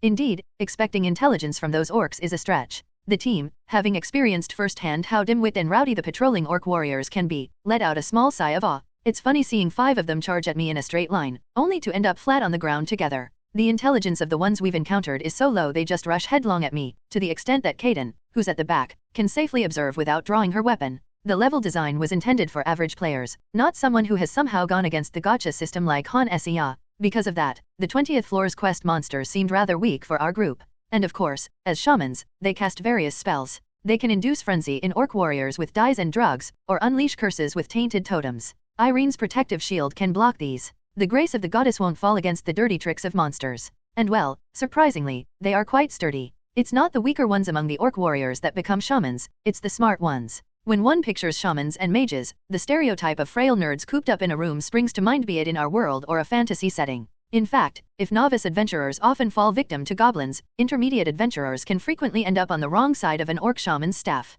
Once they've dealt with the warriors and approach the shaman, complacency sets in. They think they've won, only to be blindsided by a heavy swing. Just as a baseball bat can be lethal, a muscular brute swinging a meter-long wooden club can be equally fatal. While it might not crack a skull in one blow, it can still inflict a concussion. And if you suffer a concussion in the midst of an orc tribe, well, the outcome is obvious. So, in summary, orc warriors nearby can suddenly grow stronger. Curses might be hurled our way, but Irene can block them with her shield. They possess the might of orc warriors, so don't lower your guard merely because they're shamans. Is that it? That's correct. Han Sea sums up each point for our party and the viewers after hearing my explanation. Despite the shaman's tricks, it's still an orc. With a priest in our group, they're merely pigs who can't retaliate once countered. What concerns me slightly is the sheer number of these dim-wit creatures. There were dozens of orcs in a village led by a single shaman, but the shaman isn't the boss monster. Han Sea mentioned the quest name was Orc Kingdom, but what if an orc king or lord, the actual boss monster, appears accompanied by an orc horde? Do we need to storm in and crush them like we did with the full moon wolf previously?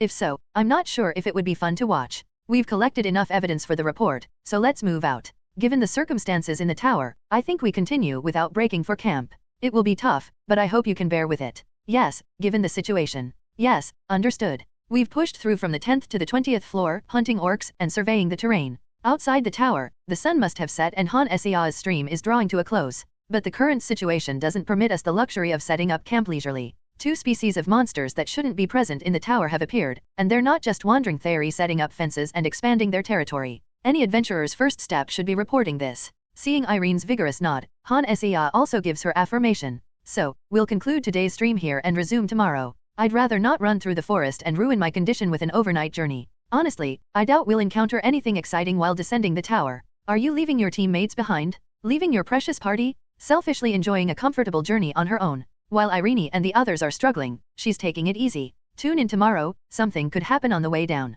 Before she can even roll her eyes at the chat, the world turns a dull gray again. This fleeting moment of grayness dissipates in less than a second, but Han Sea has already spent a full day outside the tower. As if to verify that a day has indeed passed outside, Han Sea suddenly speaks to me. Roland, why don't we attempt to locate the safe zone on the 20th floor instead? You mentioned there's a base camp for dispatching supply carts to the front line. She appears to have browsed through a forum post during her break. Just like that, in the blink of an eye, Han Sea spent a day outside the virtual game world, then hopped back in and started streaming. She'd even checked out the forum post I wrote while using a VPN. I saw that post too. I spent my day off reading those. Just use magic to contact them. After a night's march, should we drop down 10 floors, cross the gate, and report to the guild and magic tower? Or just head to the 20th floor's base camp and use magic to contact them? No matter how much I think about it, the latter option seems more rational. For sure, that could be faster. But if we call them and they give an investigation request, we might have to stick around in the tower longer than planned. Is everyone okay with that? I'm fine.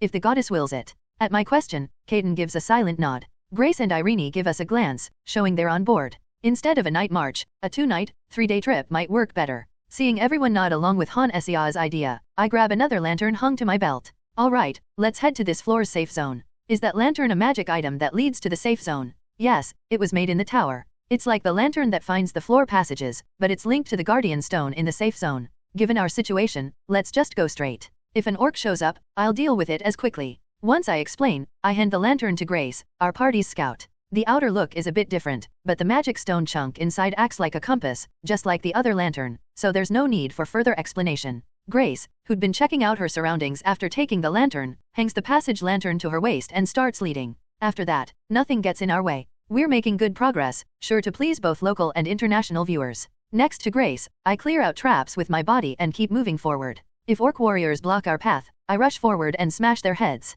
If a fist that can break rocks can't crush a simple orc skull, what can? The hunters scatter and the warriors turn into magic stones. And so, after a long trek following the lantern, we reach the safe zone. Rai translations. Wow, this in the tower. It's a magic tower project, so it turned out better than I thought. Meticulously built wooden walls, as if to argue that the orc tribes are made by children. Armed guards stand atop it, keeping watch in all directions with watchtowers and surveillance magic tools set up at every turn. A key outpost of the magic tower, hidden from regular adventurers. The workers were diligently protected, transported to monster-free areas, then showered with magic and money to build a mini-fortress. Stop. This is a base of the magic tower. Adventurers aren't allowed. Stay outside the walls. I'm Senior Adventurer Roland. I've come to report a strange event in the tower. I need to speak with Antiner. As I headed towards the place where trees were cleared for a better view, a guard yelled out. I named a higher-up he might recognize, impressed by his quick, well-trained response. The name belonged to the 5 mage who stuck to the 43rd floor but descended to the 1st because of the full moon wolf gate. Senior Adventurer Roland and High Mage Antiner. These aren't names a guard can just shrug off. His voice softened a bit, his arrow now pointed downward. A solid professional who won't let outsiders into a major base without proof. The guard, after calling for backup, skillfully climbed down from the wooden fence and approached me. Realizing I'm not a mid-tier adventurer looking for a resting spot, the guard asked cautiously, "Can I see your adventurer's badge and your evidence?" "Here, the badge and loot from new monsters."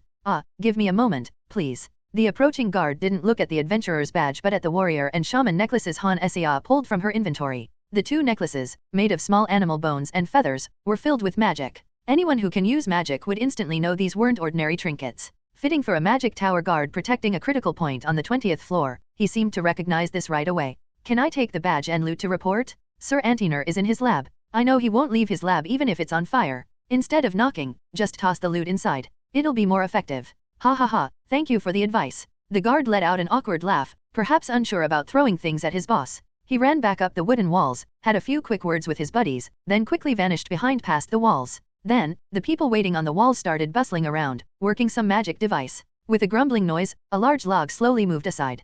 Is that the door? It's something made by mages. A gigantic stone door shrouded in an illusion spell that made it resemble a log. Impervious to regular attacks, opens gradually as if automated. It's more than capable of withstanding a charge from an orc hunter or a helmeted deer. Grace, awed by its magnitude, stares in astonishment. Given her fascination with the inventory, she seems quite taken by magic. Have you been here before, Caden? Yes, the last time I was with the mercenary group as a porter, this was our final stop. Unlike Irene, whose eyes are wide in amazement, and Grace, whose mouth is agape, Caden naturally trails me through the door. Han Essia clings to her like a reporter conducting an interview. Only Caden and I maintain our composure. Why put log skins on a stone wall? This secret base is crazy, lol. Is this a mage's dream? They prefer the less practical route. An automatic door made of stone, lol. It was ridiculous enough to transport stones to the 20th floor forest of the tower and erect a fortress, then cloak it as a wall by layering magic on the stone door. The fact that the fortress entrance is an automated door that slides from side to side is equally ridiculous. But what can you do? All these are the outcome of the mage's experiments. The fortress ended up in this odd form because they created an automatic door to test a magic device. It's a peculiar fortress birthed by a group of mages experimenting on whatever fancied them. Perhaps the lucky thing is that the interior remains intact. With regular logging around the area for visibility, there was no shortage of wood. So, the inside of the stone wall was filled with huts. There's no risk, even with the entire building made of wood, since there are no orc hunters launching flaming arrows. Let me guide you inside. Should I lead you to Antiner's makeshift lab? That man will likely be a while, so I'd prefer you guide me to the Adventurers Guild liaison. Yes, understood. As we stepped through the opened fortress gate, another guard followed. He nodded at the mention of the Adventurers Guild. Antiner will probably spend a good hour messing with my adventurer's badge and the orc loot he received earlier. The destination we headed for under his guidance was a hut where a mage sat in a rocking chair, focused on a book. What is it, Jackson? Senior Adventurer Roland has requested communication with the Adventurers Guild. Not the Magic Tower, but the Adventurers Guild. One of the guards has gone to explain the circumstances to Antiner in his lab. With respect, the guard outlined the situation, implying that the mage must hold a high rank, given his relaxed demeanor while enjoying honey in his seat. Having presented a senior adventurer's badge and the loot of an unfamiliar monster as evidence, and given my association with the distinguished mage Antiner, mages typically find such matters a bit tedious. If an unknown event occurs, they prefer to hear the full narrative before taking any action. That's why I suggested simply tossing it into Antiner's lab. By now, the guard who took my adventurer's badge and the loot is likely detailing everything meticulously, from the moment our party appeared outside the wall, to Han Ser removing the loot from her inventory and passing it over. And when he finishes his explanation, he will inspect the loot of the orc warrior and the orc shaman, and then come looking for me.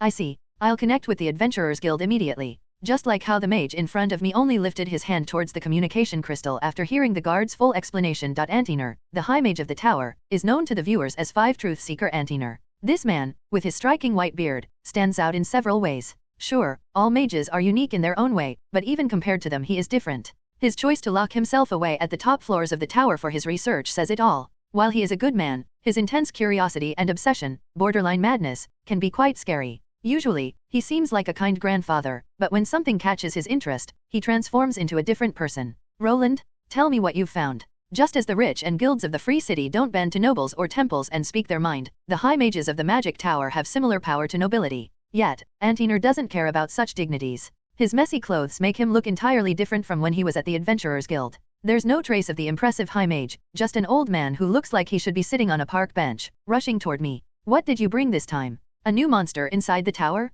Why do they drop things like magic bracelets when they die? Shouldn't they leave a body part like a horned wolf and vanish? And the orc shaman, did it know how to build fences and huts? Ah, damn it. I'm not going anywhere, so let go. Han Essia backs away slowly, wary of his eager eyes. She remembers the hassle she faced the last time she rode with the mages. The viewers too start complaining about Antinor's non-stop talking, saying such a 5 is a bit. The message is clear, even the excited viewers, who were busy making recruitment predictions while watching the talented people at the guild table before, are getting tired of Antinor. Get rid of the old man with the beard. Please move the camera away. Is there another 5 this annoying? What did he do to upset the chat so much? LOL. Thank God Han Essia chose to be a mage. Han Essia was quietly filming the safe zone behind me. But when our gazes locked, she shook her head. Gamer Han Essia senses something ominous. You can hear the explanation from our party leader and mage. I need to go and talk with the Adventurers Guild. Roland.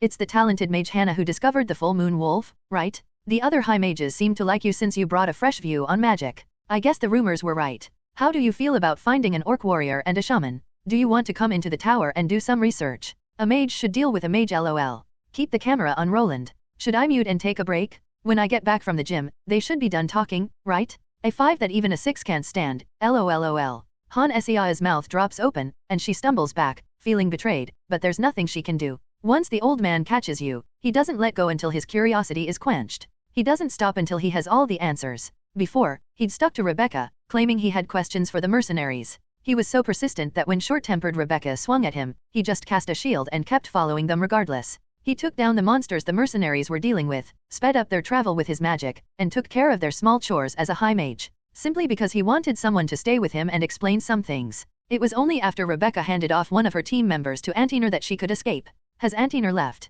He's with the party leader. Hurry up. As the senior adventurer and the party's guide, I had to regretfully offer up a sacrifice. The mage controlling the crystal ball, who seems to have personally experienced Antiner's obsession in this safe zone, suddenly brightens up. He has reached out to the Adventurers Guild via the crystal ball, but the Adventurers Guild isn't a modern army with a quick response unit. After connecting and waiting, the mage sees Han Sea getting dragged away by Antiner to his lab. Swallowing hard, he grabs the crystal ball and tries again. As a high mage, he is humble enough to listen to simple country folk, but the problem is that he takes it too far, trying to listen to every single detail. If he catches us here, the crystal ball mage would have to explain everything from what he had for breakfast to how he uses the crystal ball. Roland? Is there news from the safe zone? Yes, it's me, Ellis. We have a bit of a situation. What is it that makes you say that? The crystal ball flashes, and Ellis's voice replaces the communication officer's. She seems to have taken a seat next to the guild's crystal ball handler. As the conversation continues, the hut door opens, and Caden slips in quietly. As silent as an assassin, Caden quietly closes the door and retreats to a corner. Seeing this, the crystal ball mage carefully moves to lock the wooden latch on the door. A new monster has begun to emerge on the 20th floor. Orc shamans and orc warriors. The issue is that these orcs have started constructing fences and bases in the forest and are patrolling the area. They've established bases? To what scale? As large as a goblin group. Almost dozens have been spotted. Are you serious? Really? The mage alongside Ellis is taken aback by the news of such a large gathering, interrupting the conversation. Adventuring parties usually consist of 4 to 5 individuals. This is because dealing with a single mid-sized monster like a helmeted deer or an orc hunter, or at most around 10 small creatures like goblins or kobolds, 4 to 5 is most efficient. If the party consists of fewer than 4, they're disadvantaged in melee combat. But if there are more than 5, they may have idle hands when dealing with one mid-sized beast, and the profits would also be split further. Facing dozens of orcs, classified as mid-sized creatures, in a tribal group is a daunting prospect for such small adventuring parties. The moment they unintentionally cross paths, the roles of hunter and prey swiftly switch. I glance at Caden. Where are the others? Antiner invited them to his laboratory for tea, and they followed. And why are you here? I've had my share of tea when I was with the mercenary group last time. Had Caden encountered Antiner inside the tower when she was with Rebecca? After a slight nod in affirmation, I turn on Han Sea's live stream. Not wanting to be the only one to go down, she did not send the camera drone here with me. 3 beautiful women were arranged side by side at a table in Antiner's lab, which looks like something out of a fairy tale. A large wooden table with steam rising from teacups, walls filled with books, documents, and experimental magical tools, and a kindly elderly mage with a white beard providing a warm smile. The stream observed through the camera emanates a cozy and soft ambience. Right, it appears you've already encountered orc hunters. Were you able to sense the magical differences between the hunters, warriors, and shamans? It's said that a shaman leads the warriors. Have you seen a hunter taking orders? Roland destroyed their fences. You didn't see them making the fences? Whether they used basic tools, erected them with ropes, or stabilized them using their bodies. Don't fret. Even if you didn't, your contribution has been immensely helpful. Of course, as soon as the audio is included, the atmosphere turns so warm it feels like it could set your eardrum ablaze. The kind-hearted Irene answers the old man's questions gently like usual, but Han Sea and Grace seem to have their expressions frozen in place. Despite the overwhelming tide of words, the tenacious camera skillfully alternates between the 3 beauties and the old man. Of course, every time he speaks, the camera focuses on him, so he occupies 80% of the screen time. Kindly switch off the camera, would you? Chat deleted by the mod. Did the mage come from LA in '94 by any chance? It's strange, I've muted it, but it still seems loud. Is this some kind of sound wave magic? Eat Out donated 10,001. Don't unleash your frustration on us just because Roland abandoned you. Galbajam Recipe donated 5,001. Please slice the short ribs into approximately 5 cm pieces and soak in cold water to drain the blood. Eat Out donated 10,001. We kindly ask you to turn the camera away, you are losing viewers. Even though the chat and donations batter Han Sea like a furious storm, the persistent girl clenches her teeth and continues to film Antiner. Feeling a bit sorry for her, I've decided it was time to rescue our party leader. As I quietly get up and head towards the door, the mage looks at me like I was a cow being led to a slaughterhouse. I spoke to him as I unlock and step out of the hut. Where's the lab? You're really going there? Damn, it's not like he's a peasant disclosing the location of the Demon Lord's castle. Of course, I wasn't intending to go in. My plan was merely to toss this mage in instead and shift the focus of the conversation. Highlight his minor negligence, like failing to wait by the crystal ball and opting to read a book while sipping on some honey. Use him as a diversion. For a talkative old man, aren't the most compelling conversation topics these young ones nowadays and back in my day? Unaware of his horrifying future, the mage shares with me the location of the lab. Every choice in life comes with a trade-off. Hey, you were lost in your book instead of watching the crystal ball. I'm not blaming you, but just curious about the book. Is it something you're reading for a new project, or just to relax? If it's a favorite of yours that you've read many times, could you share it?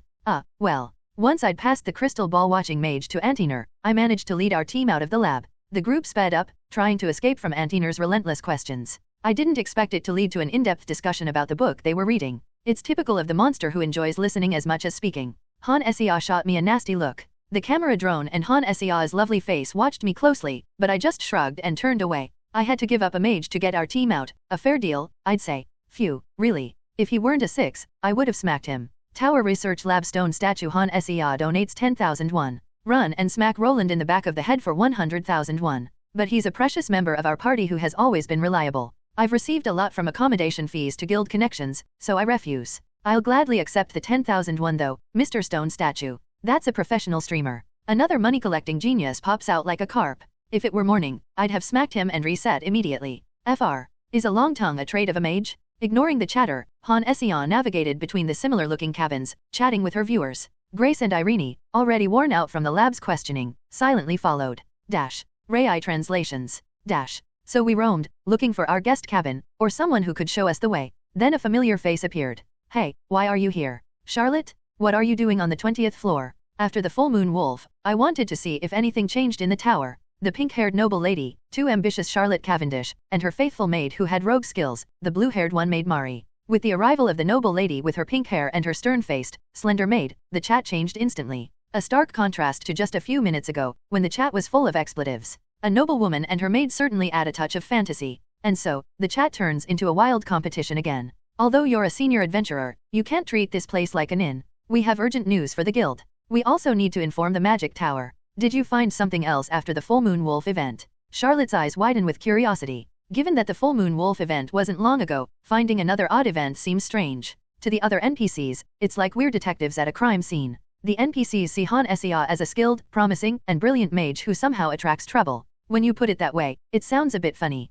I would like to unpack first if there are guest accommodations. Oh, of course. I apologize, I've lost track of time in the tower. The sun is shining brightly, but outside it's about 3 to 4 a.m. Unlike Han Sea who paused the game and took a break, our group needs rest. Realizing we'd been exploring the forest before coming here, Charlotte quickly covers her mouth with her hand. The quick-thinking maid is the first to act. Let me show you to a guest cabin. It's clean since the mages don't use it. They don't use it. Because of AN everyone stays in their labs. She was definitely about to say it was because of Antiner. The chat focused on her gently swinging pink hair and her every move, so they would have noticed her slip of the tongue. Half of the chat is filled with lustful comments, the other half with complaints about chatty mages. It's a mess. Regardless of the chaotic chat, Han Sea follows Charlotte quietly. She looks tired, despite her day off from the game. Oddly, Caden, who escaped earlier, seems more energetic than Han Sea who rested for a day. The cabin they show us looks the same as the others outside, but inside it's furnished with rugs, beds, and chairs. After showing us in, Charlotte takes a seat at the table. All the cabins have beds. Just pick a cabin you like and flip the sign on the door. That means someone is using it. Thank you, Charlotte. Rai translations. Now, why did you come here instead of staying in the safety of the tower? I'm curious. By this time, the worn-out Grace, Irene, and Caden excuse themselves and leave. We've reported our findings to Antiner and the guild, so our work here is done. Once we settled at the table, Han Sea also took a seat. She just logged in, so she didn't seem ready for bed yet. Charlotte, her eyes round full of curiosity, is listening attentively while savoring the warm black tea served by her maid, Mari. New monsters have begun appearing on the 20th floor, Charlotte. We've identified numerous orc warriors, along with orc shamans who seem to be in charge. Really? And when you say identified, it seems there could be a higher-ranking entity than the shamans. At my words, not just Charlotte's eyes glittered.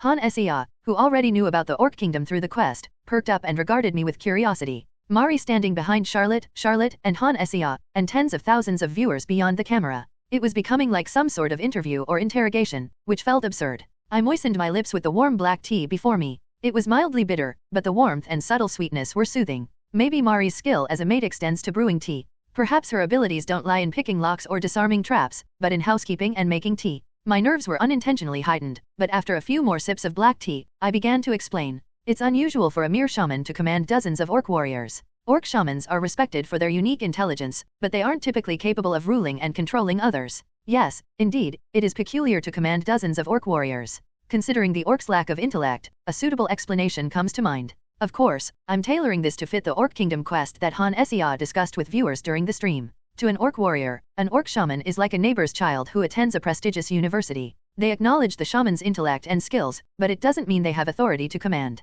If a university student from the neighborhood started giving orders, demanding labor and money, who would comply? A neighbor can't command just because they have superior education and intelligence. To an orc, a brutish creature, might and brute force hold more value than wisdom. It's implausible for a shaman to dominate dozens of orc warriors. Therefore, there must be a higher-ranking monster commanding the warriors, the one who bestowed authority upon the shaman. Of course, this could be needless worry, and we might continue to see orc tribes led by shamans. But adventurers always anticipate the worst-case scenarios. The emergence of a higher-ranking entity is a reasonable hypothesis. Charlotte and Han Essian nodded in agreement, finding my explanation logical. Even though the events unfolding within the tower could diverge from those outside, other monsters possess nearly the same behavioral patterns both within and outside. Even Grace, who came from a rural village, knows that the attributes of horned rabbits and foxes are the same inside the tower as outside. Undoubtedly, Charlotte, being a mage, would understand this. The Orc Kingdom and the captured female adventurer, that's all from me today. So, those worthless orcs are causing a fuss? I bet a chieftain-level orc will appear.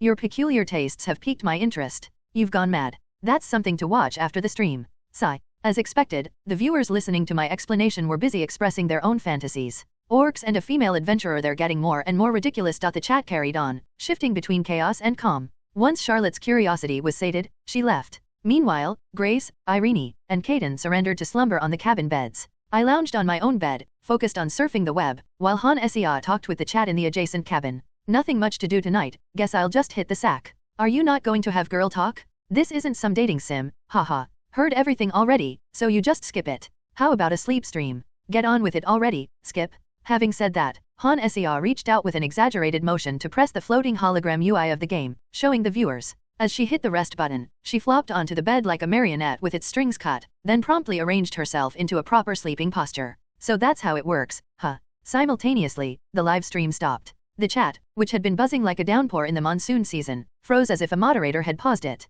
However, the typical black screen signaling the end of the stream didn't show up. The feed just stopped, as if someone yanked out the internet cable. Curious, I browsed other websites. It wasn't that the internet window, my reward from the system, was malfunctioning. After a night of video watching, I realized one peculiar detail. The clock in the lower right corner of the window was not moving. Time stopped in the game world when Han Sia exits, but it kept moving in the real world. When Han Sia saved her game, time resumed in the game world but stopped in reality. Upon confirming this simple rule, Han Sia, who had been resting while I explored the internet, abruptly opened her eyes. Time resumed in her live stream. She picked up her conversation with the viewers, wriggling as if enjoying the bed's comfort. It's morning now, and everyone should have rested well. What should our next move be? Will the guild and the magic tower organize something like a subjugation team? Considering the enemy's numbers, we might need to gather our own NPC army too. I bet those mage freaks will rush in with eyes full of excitement. Getting outside first should be fine, I think. Please push through the boring parts yourself. Seeing Han Sia, who had been lying perfectly still on the bed as if she were an actress in a time-stopping movie, now casually chatting again felt odd.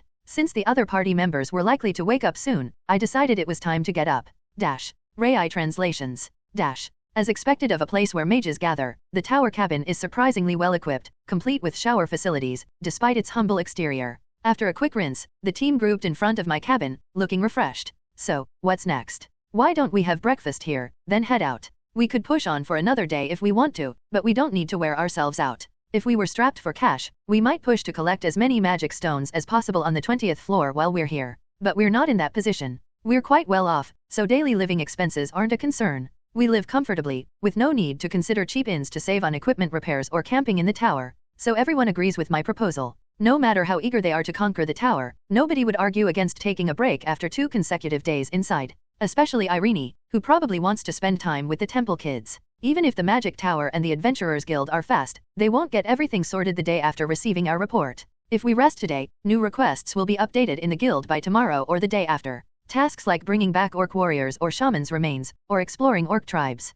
So, you suggest we rest today and tackle the 20th floor's requests from tomorrow. That's the plan. With the situation as it is, the tower's mages will be on high alert, giving our team a chance to boost our reputation. Given the significance of the incident, the news will likely reach the nobility too. Grace nods in agreement, having seen firsthand the mage's reaction to Han Sia after the full moon wolf incident. Of course, Kaden, who joined us later, seems to have guessed how the nobility would respond.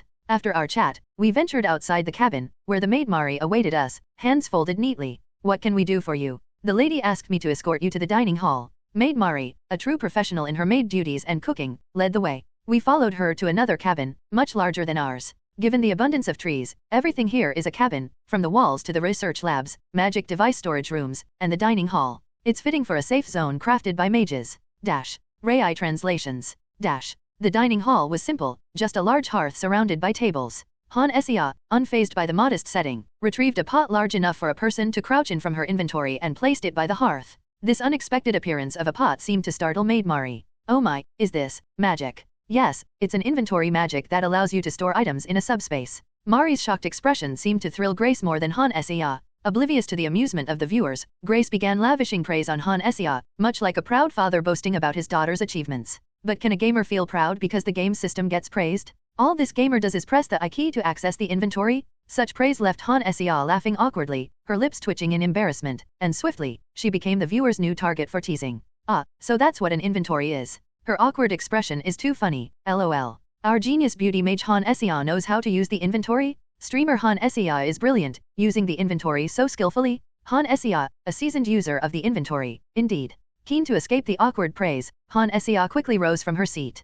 She left behind Grace's shower of compliments and accompanied Maid Mari to fetch water. Given the sparse cooking facilities, their meal preparation was limited to boiling and simmering. They ended up with a warm soup, courtesy of a magic tool for water. Given that it was breakfast and the party was mostly female, it seemed a softer dish was preferred. It wasn't a hearty stew filled with meat chunks but a thin soup that wafted a savory aroma. Are there no other mages in the dining hall? Just like the cabins, the dining hall was made large for expeditions going up, but most mages have their meals in the labs with a ration. Our lady does the same, so if she leaves before lunch, I think you should carry on without her. I see. Yes. She was examining the orc warrior's bracelet till dawn yesterday, so she may have just gone to bed. As Maid Mari spoke, Han Sia scooped up the soup with warm bread from her inventory, an item courtesy of one-kind baker Johanna. The chat found amusement in how the usually stoic maid's expression changed, once while observing the inventory and once more about her lady's late night. The chat was once again abuzz with excitement. Turning away from the embarrassing spectacle in the chat, Han Sia took a moment. The fervor of tens of thousands could be overwhelming.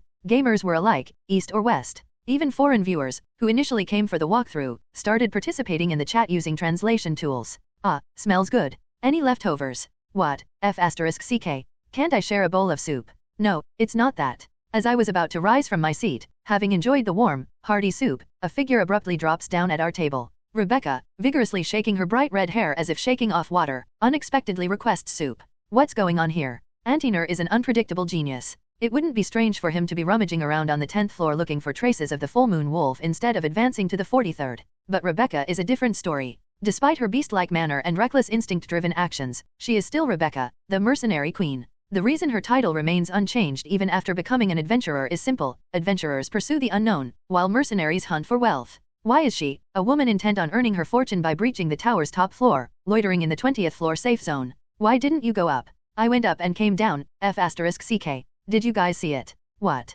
Those pigs have multiplied. Her teeth are bared like an excited beast as she pounds on the table. Our party members exchange confused glances, confused by the fury of the senior adventurer who'd stormed in out of nowhere. Those sons of B*****s overturned our kids' food carriage.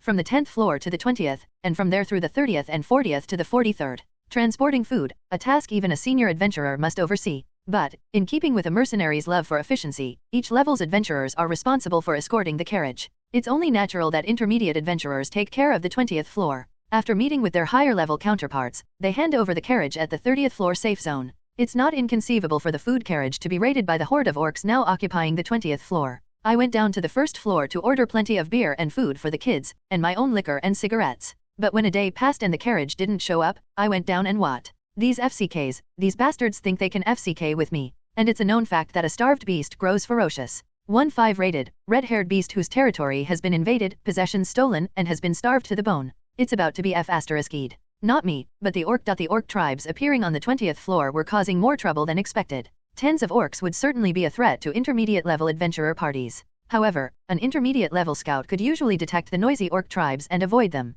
The problem was for those who couldn't avoid them. In particular, this was causing issues for the supply carriages traveling to the higher floors. Massive expeditions carve out paths through the forest, creating wide and level paths. Naturally, the ruckus caused by about 10 carriages barreling through the forest was bound to draw attention. The orcs were guaranteed to pick up on this commotion. The situation's bigger than I thought. I honestly didn't think a few extra orcs would cause such a fuss. The problem is their numbers. We need to consider efficiency when transporting supplies. Distributing food and water to the upper levels is a matter of cost. You can't spend 10 gold's worth of expenses while only supplying 1 gold's worth. This was the same reason Caden had worked as a porter up to the 20th floor. It wasn't necessary to hire high-level mercenaries to protect food from horned foxes and goblins. Nor was it necessary to call down a senior adventurer from above the 30th floor to fend off a helmeted deer. The guild employed adventurers by rank, novice adventurers up to the 10th floor, intermediate adventurers up to the 20th, and senior adventurers beyond the 30th. Hiring adventurers under the name of the guild was a sort of welfare benefit while also seeking efficient placement.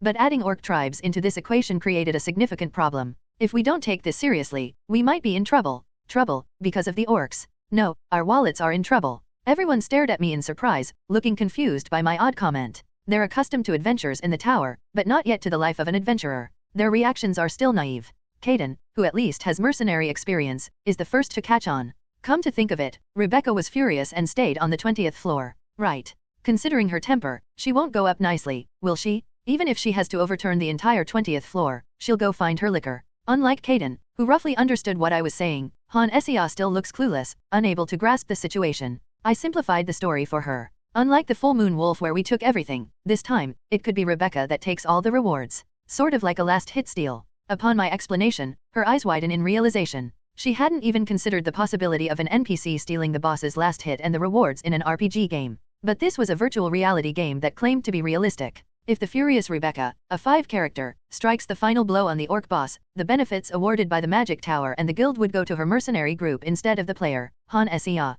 This isn't like an MMORPG game where you're clicking away with a keyboard and mouse. There isn't a portal opening up and a new field appearing, nor does the path get blocked when you enter a boss fight. The full moon wolf could have been dealt with in a single blow by any other adventurer, not just me, right? Wait, seriously? So you're saying that we might end up losing the main quest reward to a 5 character? A 5. LOL, Roland's network backfiring. This is what happens when you have too many stars around, LOL. Yeah, start paying your gate fees for the 20th floor. Didn't see this speedrun coming. Can already say the rage quit if the final hit gets stolen. Rebecca, the thief of the 20th floor quest reward, donated 1,001. If Rebecca steals the quest reward, it's 30,001. Instead of showing sympathy for Han Sia, shocked at the prospect of losing the quest reward to Rebecca, her viewers just start speculating about how powerful Rebecca must be, their excitement only growing. As you'd expect from a 5 character, Rebecca is strong. To put it in game terms, I'm a pure tank, and Rebecca is a close combat dealer, someone you might call a sword champion. I've seen her use her teeth when needed, even biting a monster's neck with her teeth.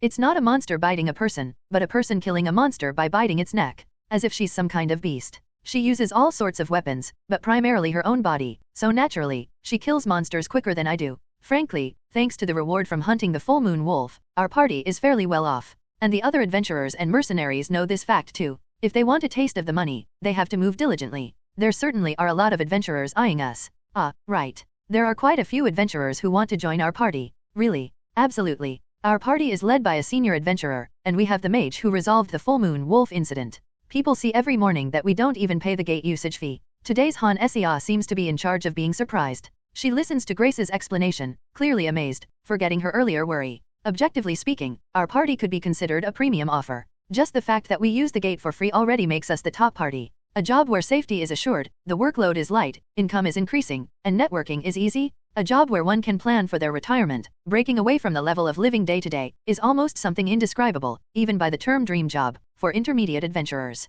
Regardless, that's the plan. Today, we'll go down and prepare for a long-term stay in the tower. We'll ask the guild to use the 20th floor as our base, pack Hannah's inventory with ample food ingredients, and start a long-term exploration. A long-term exploration. That sounds good. It's an inevitable step if we aim to climb the upper levels of the tower. The party members nod in response to Caden's words. They've experienced the benefits of the full moon wolf incident firsthand, haven't they? From equipment imbued with magic to a free gate pass. No wonder there's no resistance to the idea of dealing with orcs. As a gamer, Han Sia, as a saint candidate, Irene, as a noble maiden in disguise, Caden. Looking at the party members, the one with the least reason is Grace, who hails from a rural village, but that part was resolved by the last character quest. I wonder if there'll be a huge orc or something. Perhaps an orc chieftain with superior combat skills, clad in armor, might appear, just like the difference between a soldier and a knight. Is there a case where a monster other than an orc controls the orcs? I recall a story in the temple records about wandering orcs controlling goblins. That's when wandering orcs can't handle the hunger anymore and form a group.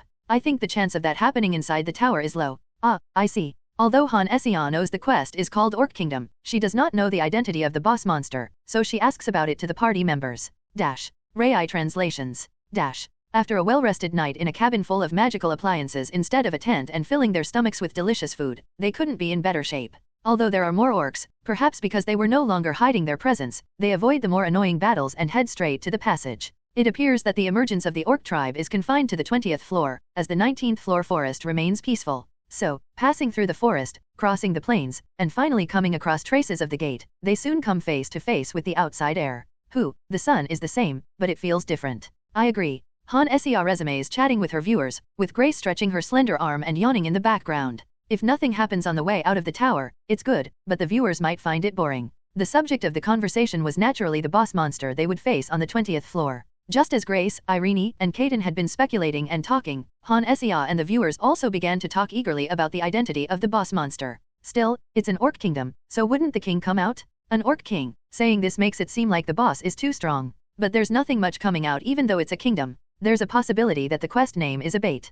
Anyway, an orc will come out. Won't whatever come out be eaten by Rebecca? Is this a forced speedrun? It would be fun if the boss was taken down while gathering food for the day. Hey, are you guys secretly hoping I fail? There's no way the boss will be taken down in a day. If that were the case, it wouldn't be a matter of the players not getting rewards, but the game would just be too boring. I walked up to Han Essia, who was focused on the discussion, and lightly tapped her shoulder. She was so focused on the camera that she didn't notice me approaching. I chuckled at her surprised expression and continued talking, pretending not to know. What's the matter? Why are you so surprised?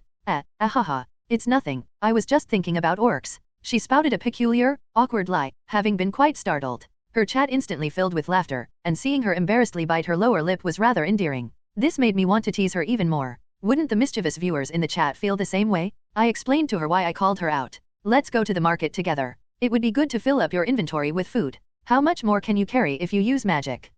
Maybe, about 20 bundles of food. Good. That should last us comfortably for a month. A whole month. It seems the capacity is counted by slots, not weight. Seeing her eyes widen at the mention of a month, I somewhat reassured her, and we started walking towards the market together. Filling Han Essia's inventory with food wasn't a problem at all. Since there was no need to worry about money, we just had to purchase in bulk from a reputable store. Dried meat to be soaked in water, flour needed to boil stew, dried fruits to fill the calories, completely dried oats and barley. The combined quantity amounted to 20 bundles, surprising the merchant who was dealing with us. Good heavens, I wondered why such a large order was made, but such magic exists. Our party's mage is quite good. As the massive quantities disappear into thin air, the merchant opens his mouth wide in surprise. With Han Essia's inventory praise session starting again, the viewers unite to flood the chat. Last time, a humorous post was made using a synthesized image of Grace and Han Essia's shocked faces. I wonder if there will be one this time. Admiration wasn't any less in this parallel world. A picture of a white woman with wide eyes and both hands over her mouth was enough to understand the parallel world when combined with the 5 letters saying Shugoi Japan. This is the magic of genius mage Hannah. Grace _covering _her _mouth _with _both _hands.jpg. Kaden slapping her forward in surprise.jpg. Han Essia putting things into thin air.gif. Hannah's magic is different, let me show you how different. 3.2.1. Inventory OPEN. Damn, such a good edit. You're wasting your talent. The gamer everyone around the world is envious of, even Japan and China feel threatened. For the race for first place, I agree, they definitely feel threatened. Some Japanese and Chinese fans are freaking out because they can't get to first place. Are you saying the subtitles from nationalistic idiotic TV have become reality? If you're there this good, I have a request. The edit was so good that it had become the top trending post. Revisiting it, I couldn't help but chuckle, quickly closing the forum. I had grinned to myself, but fortunately, both the camera and Han Essia were focused on the merchant and didn't notice. Water could be handled with magic, and pots and dishes were already in the inventory, so preparing for the expedition was done with just filling up on supplies.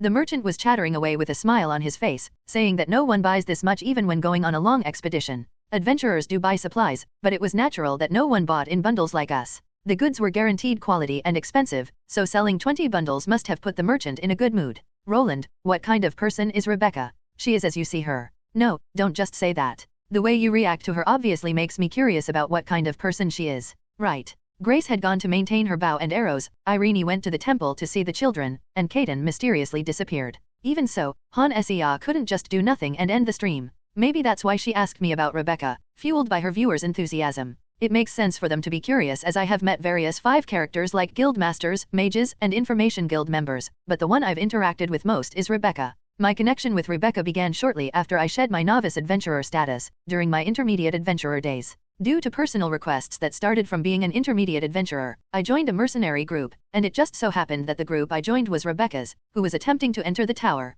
If I were to describe her in a single word, she's honest. Honest? Not wild. Talking around the issue, even people from Kyoto would cry. There's no chance of her joining, right? Wild, as in uncultured. Chat deleted by the mod. Well, isn't it fine because she's pretty? Han Sea expresses doubt at my description of Rebecca as an honest person. But throughout the time I've known Rebecca, I think no other term suits her better. Rebecca is honest. This doesn't mean she never lies or, like Han Sea, when she does lie, stumbles over her words and rolls her eyes, making it immediately obvious. She's honest because she speaks her mind freely and follows through with her words. Rebecca, first of all, does not hide what she thinks. And she puts into action most of what she says. Isn't that a good thing? If she mumbles I will kill those sons of B*****, she goes and really kills them.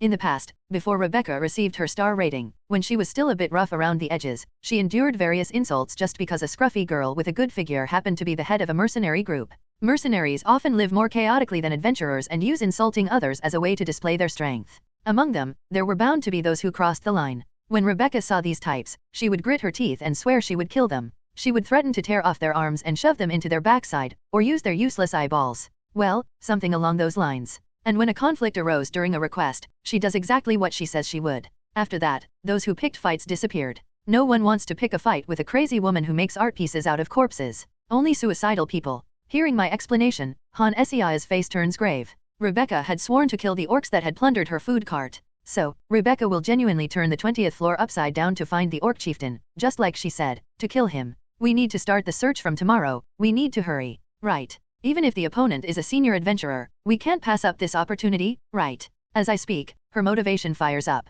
We return to our separate accommodations, but through the stream, I could see Han Sea being teased yet gritting her teeth and declaring she would not let the final blow of the quest be taken from her. It's an excellent attitude, one that can take you to the top of the tower.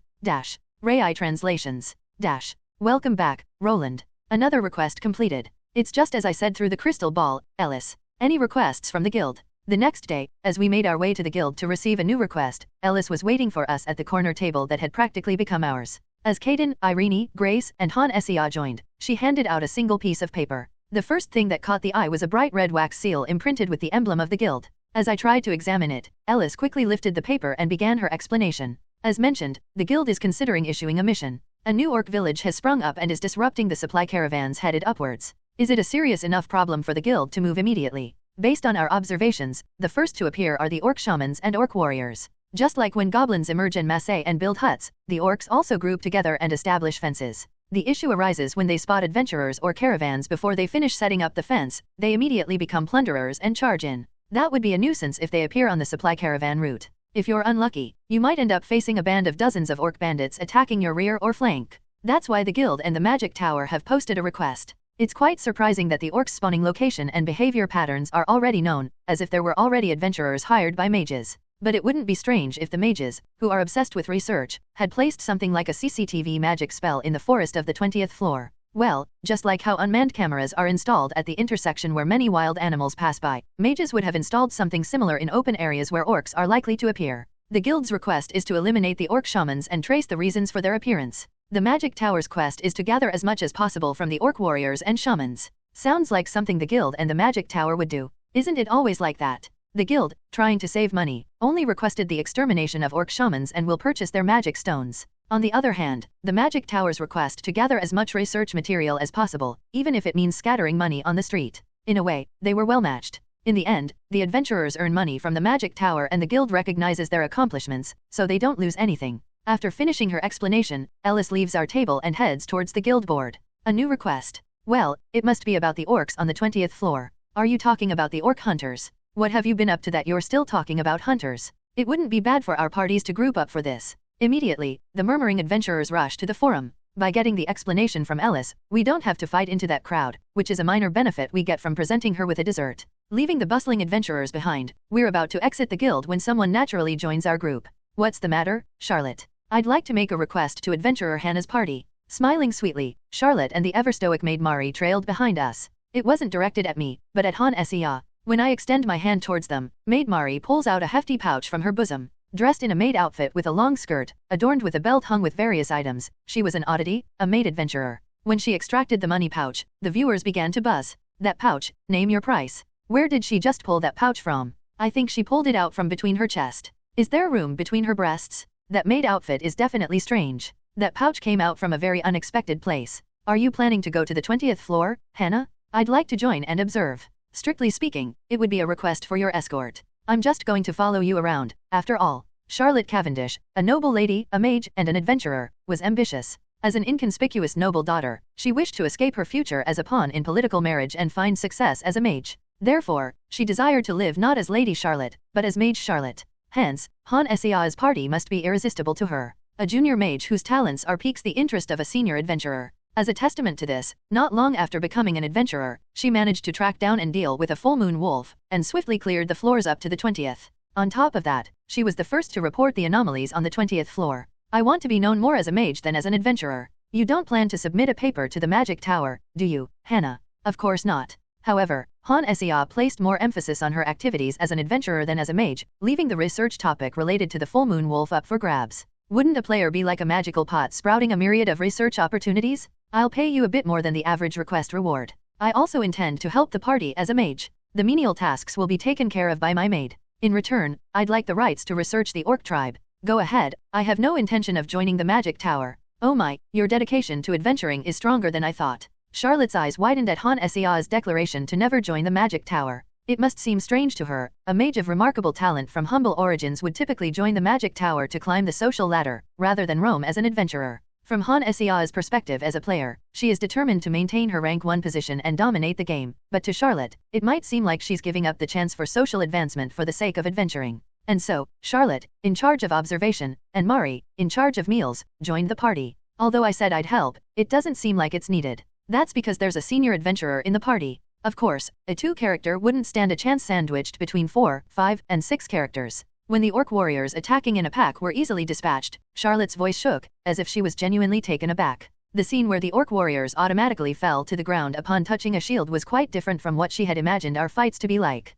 We pressed on through the sunlit forest path. Because of the commotion, there were no helmeted deer or moss wolves to be seen. From the safe zone to the opposite side of the path, we encountered groups of orc warriors 3 times before the forest ended and a clearing appeared. To be precise, a place forcibly turned into a clearing unfolded before our eyes. The trees, their trunks horribly broken, and orc-made accessories littered the ground. Could this also be an anomaly? Wow, what is all this? The bracelets on the ground were drops of the orc warriors. Recognizing this, Charlotte and Han Sia's eyes sparkled as they surveyed the surroundings. This gruesome scene was as if a giant monster had rampaged against the orc warriors. Of course, no new boss monsters or gigantic creatures had made an appearance. Familiar with the signs, Cadence swept her hand over a broken tree and shared her thoughts. No, it's not an anomaly. It seems Rebecca went this way. We should probably go in a different direction. Are you saying these are traces left by a person? Charlotte was startled by Caden's words. Having never seen a senior adventurer in full fury, she found it hard to believe a person could leave such a trail. The ground looked as if it had been bombed, rocks that had shattered trees were scattered as if kicked into the air, beautiful fir trees were knocked over like dominoes. It was indeed hard to believe it was the work of a person. However, the rest of the party members nodded in agreement. After all, they'd seen me face off against a horned wolf in the city, smashing the ground as I leaped, and shattering the plains with a single strike against the full moon wolf. Well, seeing Roland. Rebecca has claimed this direction, and it seems like she's moving quickly, not even collecting the loot. How about we head towards the passageway of the 20th floor? So you're saying we should go in the opposite direction? Not a bad idea. With this thought, it felt like we were characters in a monster movie. We couldn't leave the coins rolling on the ground, so after hurriedly collecting the loot and magic stones, we turned around. With Rebecca in a fury and seemingly charging straight ahead, we decided to head in the opposite direction. Mari, like a typical rogue, started walking beside Grace, while Charlotte found her place next to Han Sia. We retraced our steps past the safe zone, heading south. Ahead, there are vines tied together artificially. Right, there's an orc hunter lurking beyond them too. Seems like they're watching us. Let's ignore the hunter and keep moving. Hold on, should we disarm the... Despite her being only a 1-star rogue, Mari was efficient at sweeping up the loot amidst the dirt mounds and even spotting the orc hunter's trap. Of course, I could physically block a trap set by an orc hunter, but knowing about it beforehand and getting caught unaware are 2 different things. I stopped Mari, who was about to untie the rope, and strode forward. A sturdy branch flew towards my chest with a swoosh sound. They must have learned from the same trap school since the branch also had a stone attached to it. There was no way my armor, which can withstand a giant's kick, would get damaged by a mere stone. I continued walking, brushing off Mari's incredulous gaze. You took that with your body. It's easier for the vanguard to physically handle an orc hunter's trap.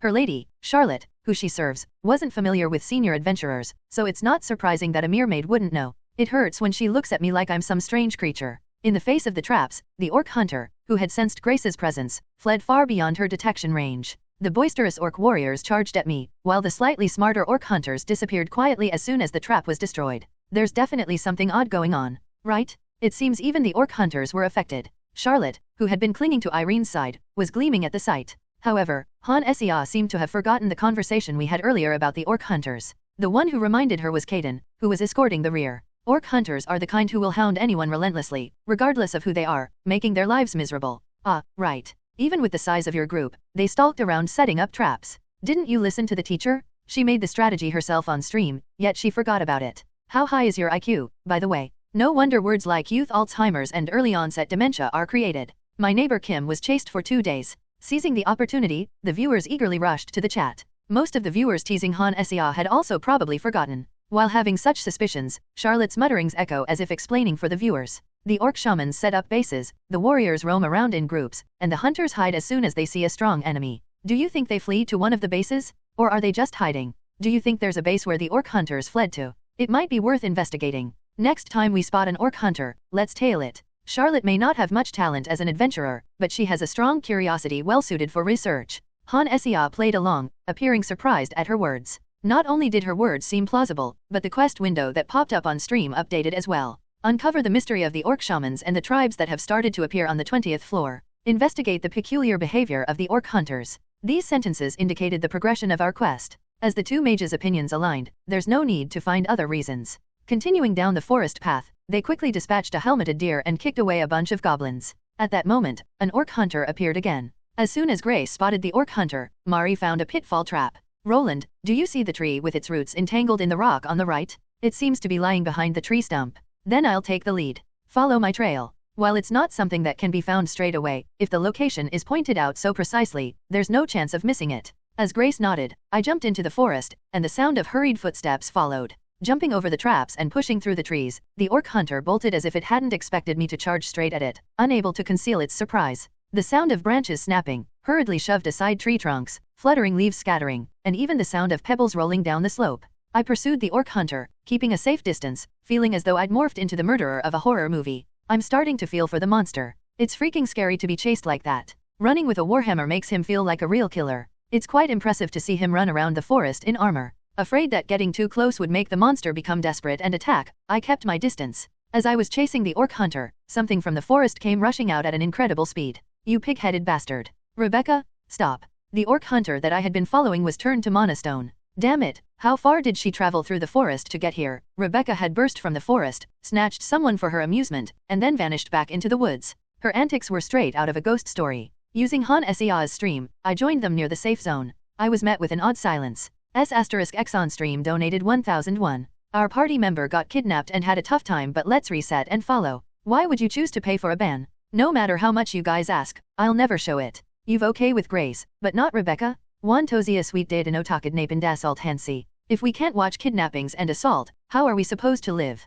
This chat is crazy. You already messed up the quest progression, why not reset to the morning? A man was abruptly dragged off by a woman he knew. This absurd situation left only Han Sia and the viewers able to speak. Even the usually talkative Charlotte was quietly scanning her surroundings. Without a word, she searched the forest to the point where an orc hunter's trap would be a welcome sight. There's one, up ahead. Right, behind that rock, an orc hunter wearing moss wolf skin is watching us. The only one maintaining a poker face, Maid Mari, discovered a pitfall trap.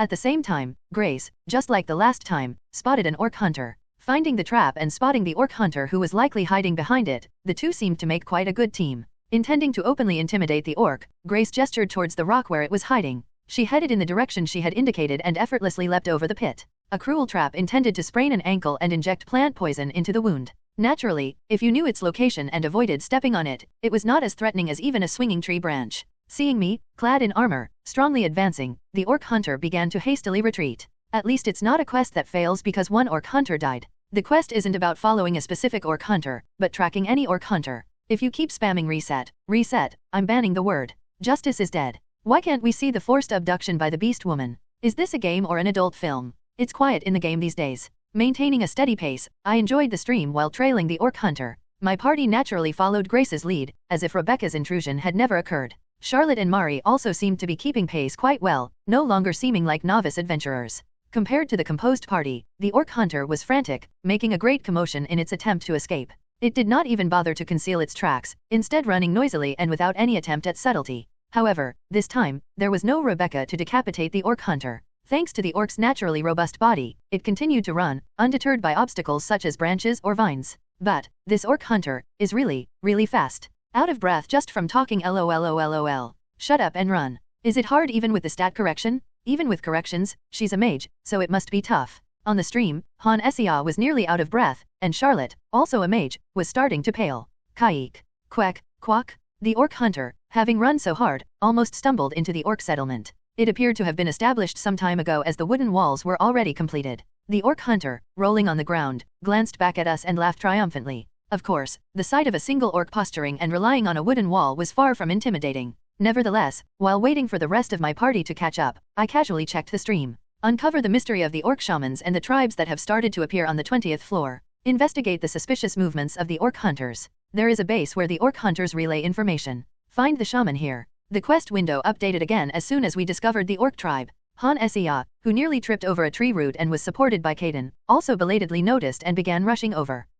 As expected. So, the orc hunters are also under the command of a shaman. Did the orc hunters appear together, or did the orc shaman send a signal to the surrounding monsters? I really want to see. One by one, the party members began to arrive in front of the bustling settlement, disturbed by the intrusion of the orc hunter. Grace was the first to poke her head through the bushes, followed by the other party members, one by one, checking out the wooden wall. Compared to the hole-ridden fence we had seen earlier, this was a solid wooden wall. The orc hunter, having slipped through the slightly open gate, glared at us. Warriors clambered over top it to look at us, and beyond, a clamor ensued as they prepared for battle. The enemy has come right up to the wall, and even though the hunter has been chased in, the warriors remain composed. Something is clearly different. Indeed, there seems to be a very clear command structure. No, seeing them not rushing in even when excited, there might be something more than a commander. Caden, who had experience with orcs, was the first to notice the anomaly and shared her observations with the group. All the orcs we had encountered so far had behaved like single-celled organisms, charging at me, their immediate target, as soon as eye contact was made. The orcs atop the wall seemed more like disciplined soldiers rather than the unruly savages we'd encountered before, observing us calmly and without visible agitation. To make a comparison in gaming terms, there appeared to be 3 tiers. If we take the ordinary orc as the baseline, the weaker monsters would be the wandering orcs, and the enhanced monsters are these unnamed beings before us. There are more of them than I thought. I'll go in first and handle them. Will you be alright on your own? As long as they don't scatter in all directions. Given their disciplined, military-like morale, it was unlikely they'd flee out of sheer terror. With this in mind, I left my party hidden in the forest and moved towards the fortification. I had no intention of going on a destructive rampage this time around. If everything was destroyed, Charlotte, who had joined our party in search of research material, and even paid for the privilege, would have nothing to research. I, too, had something I wished to test. Han Sia had given me a skill quite nonchalantly, Shield Master. A tank-specific skill that counterattacks any attack blocked with a shield. I had yet to use it.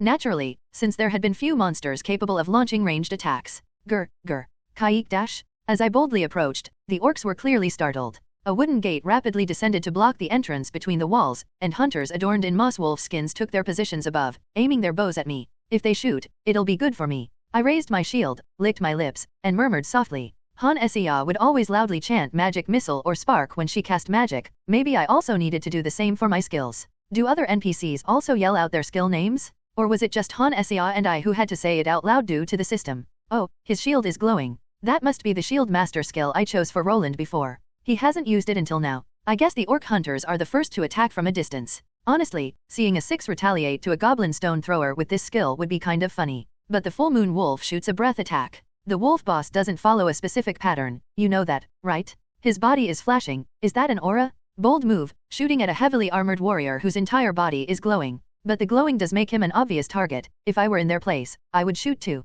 With my shield raised and advancing, I caught a glimpse of Han Sia's live stream at the corner of my vision. When I began actively using my mana and skills, my armor and shield shone brightly, impossible to conceal. Naturally, it drew the attention of the camera drone, which began filming. With my glowing shield held high and arrows streaking towards me, a brief exchange took place between Han Sia and her viewers. An arrow, cutting through the wind, vanished in a flash, turning into a radiant burst of light just before striking the shield. The orc hunters atop the wooden fortifications tumbled to the ground, turning into mana stones. It happened too quickly for the viewers watching through the live stream to fully understand. It returns magic. The skill Han Sia had chosen was a counter to all forms of attacks. It seemed to involve more than just a simple reflection of the incoming projectiles. Han Sia and her viewers might not have noticed, but my enhanced vision saw it clearly. The arrows that disintegrated upon contact with the magical barrier layered over my shield were replaced by magical bullets that retraced back the trajectory of those arrows. I'm not sure how to explain this, so I might just gloss over it. When Grace gained her passive skill, her body briefly became sensitive before adapting, right?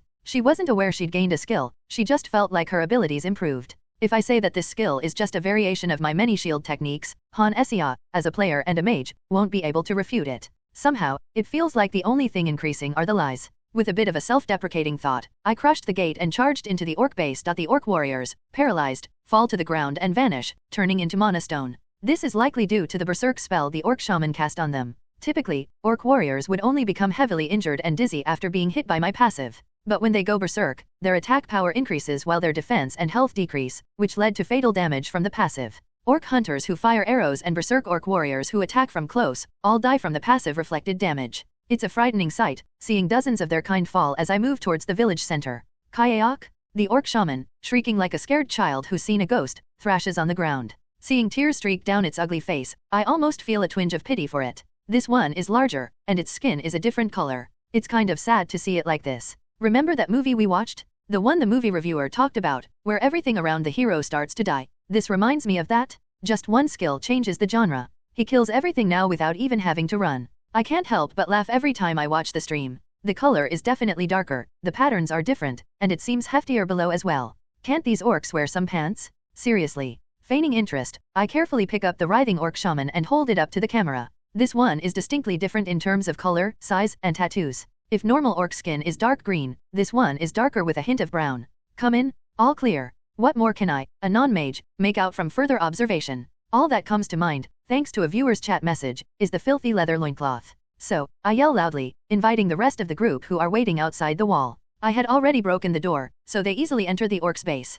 Meanwhile, Mari the maid begins to gather the orc loot rolling on the ground. The rest of the group, without hesitation, head towards me, curious about the orc shaman I'm holding. After all, where else would they see a live monster? The orc shaman, now the center of everyone's attention, is too weak to resist. Just hold on to it for a moment, Roland. Its tattoos look a bit different, and I want to document them. Sure, why not? While Charlotte shows interest in the captured orc shaman, the rest of the group starts to explore the now empty orc base. A village made up of shacks built from abundant lumber, like the safety zone. Naturally, there were no piles of meat or hide inside the shacks. Even if you hunt in the 20th floor forest all day, the beasts would leave behind magic stones instead of meat and hide when they die. The occasional sight of an adventurer's blood-stained gear only served to darken the faces of our party. Just as there are adventurers who fall to goblins, there are those who succumb to orcs. The sight of blood-stained armor and cracked helmets all too clearly reveal what became of their wearers. Roland, it seems like there's someone inside. Inside. While rummaging through the shacks, Grace suddenly pricks up her ears. Hearing this, Mari quickly approached, pulled out a rope from her pocket, and began to bind the orc shaman securely.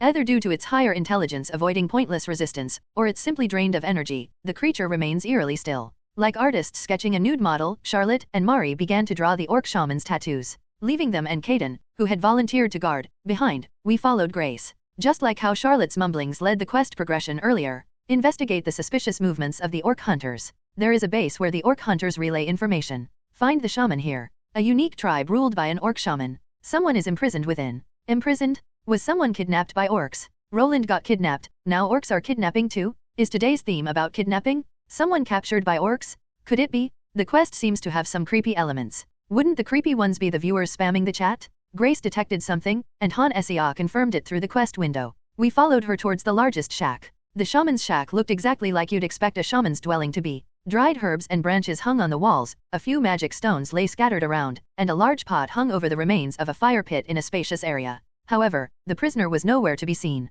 As we looked around, a very faint sound reached our ears. WH. Who's there? Below. A feeble voice comes from under their feet, accompanied by a dull thud. It's a listless sound, as if something is lightly striking a door or a window bar. At my murmur, the party began to thoroughly search the floor of the shack. It's just an orc-constructed shack, so we quickly found an entrance leading underground. Whether the orcs tried to hide it well or didn't bother at all, pushing aside a shelf of herbs revealed the entrance to a burrow. Roland, do orcs typically dig burrows like this? They also made walls, and they seem to be more dexterous than the ones outside the tower. I'll use a light spell since it's dark. They had built walls and shacks without proper tools. It wouldn't be strange if they managed to dig a slightly slanted burrow that could accommodate the large-bodied orcs. Han Sia conjures a ball of light on her staff to act as a torch, and we walk into the burrow. The tunnel is rough but sturdy, not shaking or crumbling even as we enter. It doesn't seem to extend outside the village, as the end of the tunnel comes into sight after a short walk. We were greeted by a sight that looked like a simple prison, with wooden bars blocking the dead-end path. The contraption was so basic that even a rural farmer or a neighborhood kid,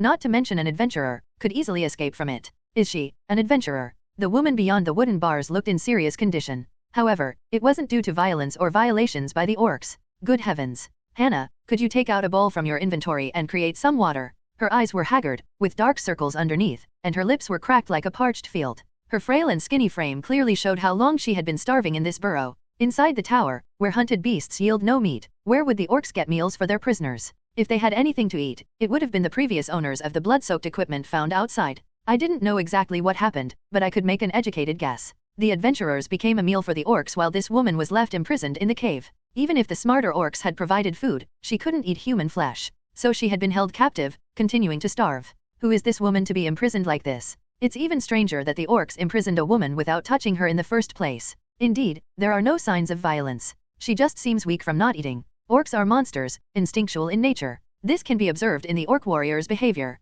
If they see an enemy, they charge. If they're hungry, they eat, and if they're sleepy, they sleep. They're as primitive as beasts can be. Is it possible for such violent creatures to have a woman, taken alive, untouched, and locked up in a prison? How many contradictions can be found in a single sentence? Especially when they devoured the other adventurers. The woman, dressed in thin clothes because all her equipment had been stripped off, looked emaciated, but her beauty still shone through, making it even more puzzling. The orcs just imprisoned a scantily clad beauty without laying a finger on her? Let's get her out of here for now. Irene, it won't be a problem if I carry her, right? Yes. I've infused her with a bit of divine energy, so it should be fine for you to carry her. With Irene's affirmation, I gently lifted the woman in my arms and exited the burrow.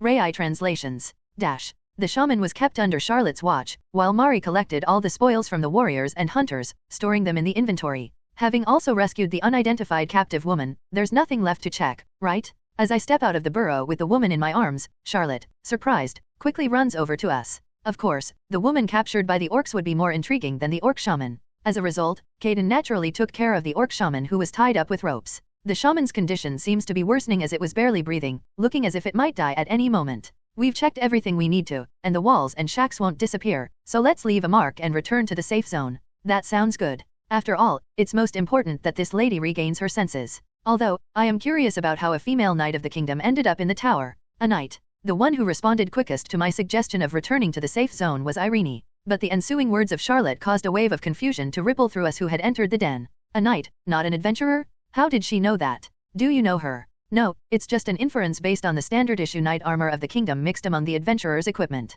A female knight of the kingdom? Why did the orcs imprison her? Perhaps it was because we had just defeated a large group of orcs, or maybe it was because we were hauling an unconscious orc shaman like a prize, but we didn't run into any more orcs on our way back to the safe zone. We did meet a few adventurers who curiously watched us as we dragged along the unconscious beauty and the orc, but fortunately, there were no disputes, possibly because most of our party were women and Irene was dressed in nun's robes. I'll leave the traces. I picked it up from being a mercenary. Thanks, Caden. After I slung the orc over my shoulder, and the woman, who seemed to be a knight, was carried by Maid Mari, we reached the safe zone, leaving a trail beneath the trees. The guards gave us puzzled looks as we dragged the unusually colored orc shaman and began to treat the unconscious woman. It was indeed an unusual sight for those who weren't part of our party. Irene was a 5-saint candidate, but as she had said herself, she wasn't very good at healing spells. Her talents lay in creating a strong protective shield, above-average purification, subpar healing, and no ability at all for enhancement. Inevitably, healing the unconscious woman will take some time. Her clothes are dirty. We should clean her up. We should step outside, Caden. Oh, right. At times like this, there was nothing a mere male vanguard like me or Caden, who was disguised as a man, could do. We sat down to rest in chairs while the rest of the party busily attended to their tasks. Should we say there was nothing for us to do as vanguards, or rather as men? Unlike Charlotte, who had whisked away the shaman to the lab, Mari stayed with us. She was planning to remove the woman's dirt-covered clothes and wipe her body with a wet towel. She cast a quick glance at Caden and me, who were both male. I'll make some light soup.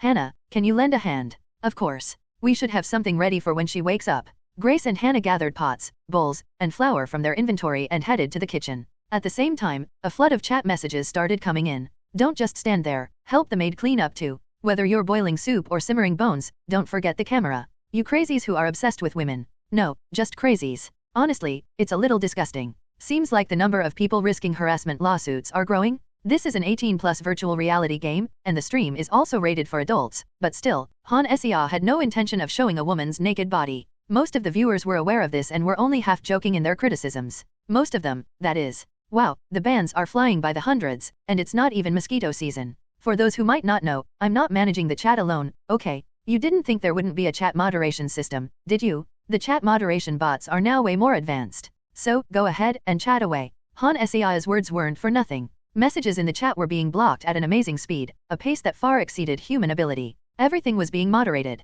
Time passed and the woman who had been unconscious finally woke up. No matter how weak Irene's healing ability was, the woman had no injuries other than hunger, so she woke up faster than expected. Ahem, where am I? You're in the safe zone on the 20th floor. You were captured by orcs, but an adventuring party rescued you. Can you tell us who you are and how did you end up captured by orcs? Charlotte, before asking questions, let's help her regain her strength. Here's some soup, cooled down. Try sipping it slowly. Irene, with a gentle smile, handed a bowl of soup to the woman who was barely conscious on the bed. The soup had been diluted to accommodate someone who had gone days without food. It was like feeding an infant. Irene's kind act briefly, very briefly, stopped the bustling chat. But, naturally, it wouldn't completely stop. As the chat filled with inappropriate comments, a flustered Han Sea stepped back and began to reprimand the viewers. Thank you. What happened to the others? You're the only one who survived. I see. The woman, having regained some energy after sipping the lukewarm soup, looked somewhat stronger. Curiously, upon hearing they were all gone, she appeared more resigned than upset. Everyone waited for her to explain, watching her intently. Perhaps feeling no need to hide anything, she set down the empty soup bowl, cleared her throat, and began to introduce herself. I'm Josephine, from the Kingdom's 2nd Night Division. I was on a mission investigating the orcs' strange activities with hired adventurers. Maybe she wasn't upset because she didn't know them personally. And so, Knight Josephine's story began. According to her explanation, a mob of orcs had suddenly appeared near the royal palace. Like the full moon wolf incident, the orcs inside the tower had somehow teleported outside. However, the impact of this incident was on an entirely different level. A monster appears in a lordless free city, harming the citizens. A monster appears near the royal palace, threatening the nobles and royalty. Naturally, the latter had fewer casualties since there were royal knights and noble guards. But in a world with a social hierarchy, the harm to citizens and the harm to royalty were on completely different scales. Because of this, I hired adventurers for the investigation and confirmed that some orc shamans were gathering wandering orcs to establish a base in Auburn Forest. And then, the rest is as you see it, but I never entered the tower. You're saying you rescued me from within it. Everyone's faces turned stiff at the words of the knight, who smiled awkwardly. Of course, except for Han Sea, who knew little of this world's circumstances. This was a more horrifying story than simply being kidnapped outside and then being taken into the tower. Most of it was fine, but the words Auburn Forest resonated ominously in my ears. Are the orcs freely coming and going in the tower like the full moon wolf? If they're knowingly using it, it seems the orcs are smarter than the full moon wolves and horned wolves. But why is everyone reacting like that? Miss Josephine, did you say the Auburn Forest? Yes. The forest is why we started an investigation so quickly in the first place. Han Sea, lacking knowledge about this world, looks confused. Grace softly attaches herself to Han Sea's side and begins to whisper an explanation. Even Grace, a hunter from a rural village, had heard of Auburn Forest. Auburn Forest is a private hunting ground for the royal family, blessed by the goddess herself. If it were merely a horned wolf popping out, it wouldn't have mattered. The problem is that the orcs are clearly intelligent, with shamans forming strategies. That the orcs have settled in the royal family's forest, killing adventurers, and specifically kidnapping a knight. Are the orcs targeting the royal family? Unbelievable. It means they can clearly differentiate human classes. Orcs who can differentiate between commoners and nobles have invaded as far as the royal palace, hiding in the royal family's forest. Kaiden's dismayed mutterings finally made Han Sea realize the gravity of the situation. Rai translations. The female knight, having regained her strength, went back to the orc base with the guards from the safety zone, collected her equipment, and left the tower. As much as I wanted to hold on to her and ask more questions, the barrier of social status wasn't something that could be easily dismissed. Could I hold back a female knight, who was carrying out a mission under royal orders, just because we adventurers were curious? After the female knight, who promised to reward us later, left, I spoke half-jokingly to Han Sea. Hey, party leader, we're in big trouble. What is it? We'll have to compete not only with the furious Rebecca but also with the royal family and knights of the kingdom. The main quest was progressing strangely, to the point where I wondered if others would also be subjected to this kind of time attack quest. Although Rebecca's intervention could be chalked up to coincidence, the involvement of the knights was probably for everyone. If Knight Josephine reports back to the knights, they would undoubtedly issue a subjugation order. After all, mere orcs dared to defile a forest of the royal family, blessed by the goddess herself. There was no reason not to draw their swords. Is the quest reward divided into 2 parts? Like a normal clear and additional rewards. It was the same with the full moon wolf and now this orc incident. If the player successfully completes the time attack on their own, there are additional rewards, such as free gate usage, receiving equipment in exchange for monster loot, or gaining skill points. On the other hand, if the player fails the time attack, external forces intervene, like adventurers and mages hunting down the full moon wolf or the knights subjugating the orcs. Convenience facilities for users, like gates on every 10th floor, are always open, but it seems that opportunities for free usage, equipment, and additional skill point acquisition are only available to those who succeed in the time attack. From the outset, the game heavily emphasizes conquering the top of the tower in the shortest possible time. Well, what can we do? We can only hope that Charlotte will discover something useful. So, in the end, it all comes down to luck, huh? Orcs and a female knight appeared, but in a weird way. The royal assassins, orcs, lolololol. Isn't this whole orc and a princess thing a little cliche? An orc, a doomed princess, and a lady knight? The plot is thickening. Viewers were excitedly speculating about the existence of a beautiful princess based solely on the 2 words, royal family. As far as I know, there should only be princes in the kingdom. There might be noble ladies, but no princess. I felt a pang of regret that I couldn't tell them this myself. The orcs didn't touch the knight, and they seem to be seriously targeting the royal family. The chat is on fire due to this bizarre situation. They say this is a luck-based game. The rewards diminish if you don't rush, but to rush, your party needs to be composed of high-star characters. Is this the essence of K-gaming? The fiery debate about why the orcs didn't assault the knight is getting as intense as an expert panel discussion. Even Han Sia is overwhelmed by this madness and hands over the chat management to a bot, stepping back a bit. The Knight Division. I really heard an unexpected story. Right. Orcs from the tower hiding in the forest blessed by the royal family. Honestly, if someone else told me, I'd think it was the ramblings of a drunk. I hope this gets resolved quickly. While the viewers are angry at the orcs, our group is puzzled by Oberno Forest. Especially Irene. Being a nun, her zeal is visibly burning in her eyes. As a nun, she couldn't sit idly by while the orcs desecrate a forest blessed by the goddess. Orcs appearing in the famous blessed forest of the kingdom. The good thing was that the situation had become a pressing matter for the Adventurers Guild. If the orcs had simply settled in the Oberno Forest, it wouldn't be a significant issue. But if tower-born orcs took up residence there, it would become a politically bothersome affair. It might even give the kingdom an excuse to infringe upon the freedom of the Adventurers' City. The fortunate thing is that the orcs haven't acted yet. They just settled down, and they haven't rushed to the nobility or royalty. I don't know why they kidnapped the female knight, though. Do you think the shaman brought her and hid her for some wicked ritual? Well, considering the orcs didn't touch her, the only explanation I can think of is a sacrifice. This World of Heroes Chronicle, which is a fantasy based on Heroines Chronicle, had everything one might expect. In a geeky collection game, a dark but voluptuous female character inspired by witches or black mages was almost a mandatory element. Nuns in religious garments pretending to be innocent but sweating profusely over a potion pot, revealing their figures, or a mischievous young girl who turns out to be a genius of witchcraft were all familiar tropes. Wicked sorcery or black magic, perhaps. Either wouldn't be surprising. You think neither would be surprising. They picked a spot in the forest blessed by the goddess from the many vast forests in the kingdom. I'm not sure if it's because of the blessing itself, a black mage is insulting the goddess, or it's just their orc nature. I respond to Han Sia's question seriously, but I'm a bit puzzled myself. It seems that the quest will have to progress further to see what's really going on. If our foes were humans, we wouldn't have to think too much about it. Just a suspicious group targeting the royalty. But the fact that our foes are orcs undermines the common sense I've built up over 10 years. How can it be orcs? It's like reading the detective novel where the culprit behind a locked room murder is a kitten, 4 months old, owned by the victim, aided by a parrot accomplice, 2 years old, *, that sort of bizarre feeling. It feels absurd, as if logical reasoning has been completely thrown out the window. Well, the opponents are orcs after all. An orc defiling sacred ground and targeting royalty. That is indeed weird. Yet, those we saw appeared somewhat more intelligent, more soldier-like. Ultimately, they're still orcs, though. Our party walks and talks through the forest. We left Charlotte and Mari in the safe zone and moved towards the tower's outskirts. We had one reason, to evade Antiner. Charlotte had begun to study the captured variant shaman. If Antiner, who was back in his lab, learned about this, he'd rush in with a gleam in his eyes. And if we got caught up in that, we might have to recount our adventures from the beginning, over and over. Since our party had already suffered through this once, we unanimously agreed to leave the safety zone. We even requested Charlotte, who was studying the variant shaman, to monopolize the information. I hope Charlotte and Antiner can figure something out. We need to move faster than the knights. Otherwise, we could lose our reward. Ugh, why are there so many competitors? The life of an adventurer is always filled with competition. Still, isn't having the knights as a competitor a bit too much? The group's steps descending from the 20th floor were light. We had brought food and prepared to stay in the tower once we reached the 20th floor, but we found a significant clue in just a day. The knights had emerged as rivals following Rebecca, but it was fine since we had gathered a lot of information. The return of the female knight named Josephine didn't mean the knights would move instantly. It's common knowledge that the higher UPS move slowly. They wouldn't rush into action based on information from a single knight. At least they would likely investigate further to validate the truth, or demand information from the Adventurers Guild. Considering these aspects, we still have a shot at winning. Rai translations.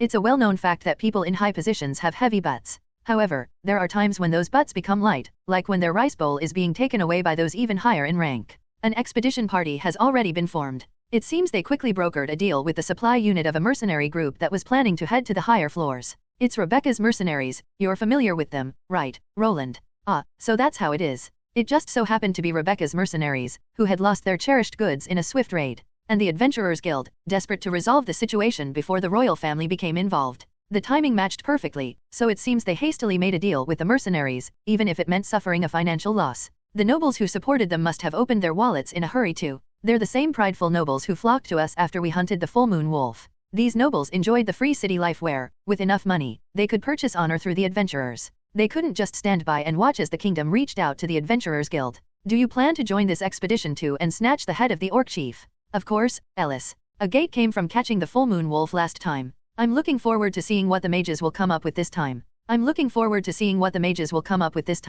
In the early morning, before the rest of the group joined up, Ellis and I had a conversation that gave me a general idea of how everything was progressing. The receptionists of the guild indeed had remarkable information skills. Since adventurers are human, they tend to have favorite receptionists they see often. Repeatedly encountering a beautiful receptionist during explorations and rest periods creates a certain fondness, even if it's not outright infatuation. Adventurers are not secretive agents, so they tend to be loose-lipped in front of a beautiful woman. Lately, phrases like "I've come down from the 30th floor" or "I don't think I'll go higher than the 20th floor for a while" becomes casual chatter that flows through to Ellis. This expedition will have more participants than last time. Yeah, the nobles opened their wallets, hiring lots of mercenaries, and it seems other adventurers are getting greedy because what happened on the 10th floor. By the way, there's a request for your party. A request? Yes, a request. What kind of work are you doing in the tower that suddenly the Knight Division sends a request? A request from the Knights, specifically targeting the adventurer group led by Hannah. Anyone could see it was related to Josephine, the female knight we had rescued yesterday. As the group began to gather, we leaned over the table and read the request together.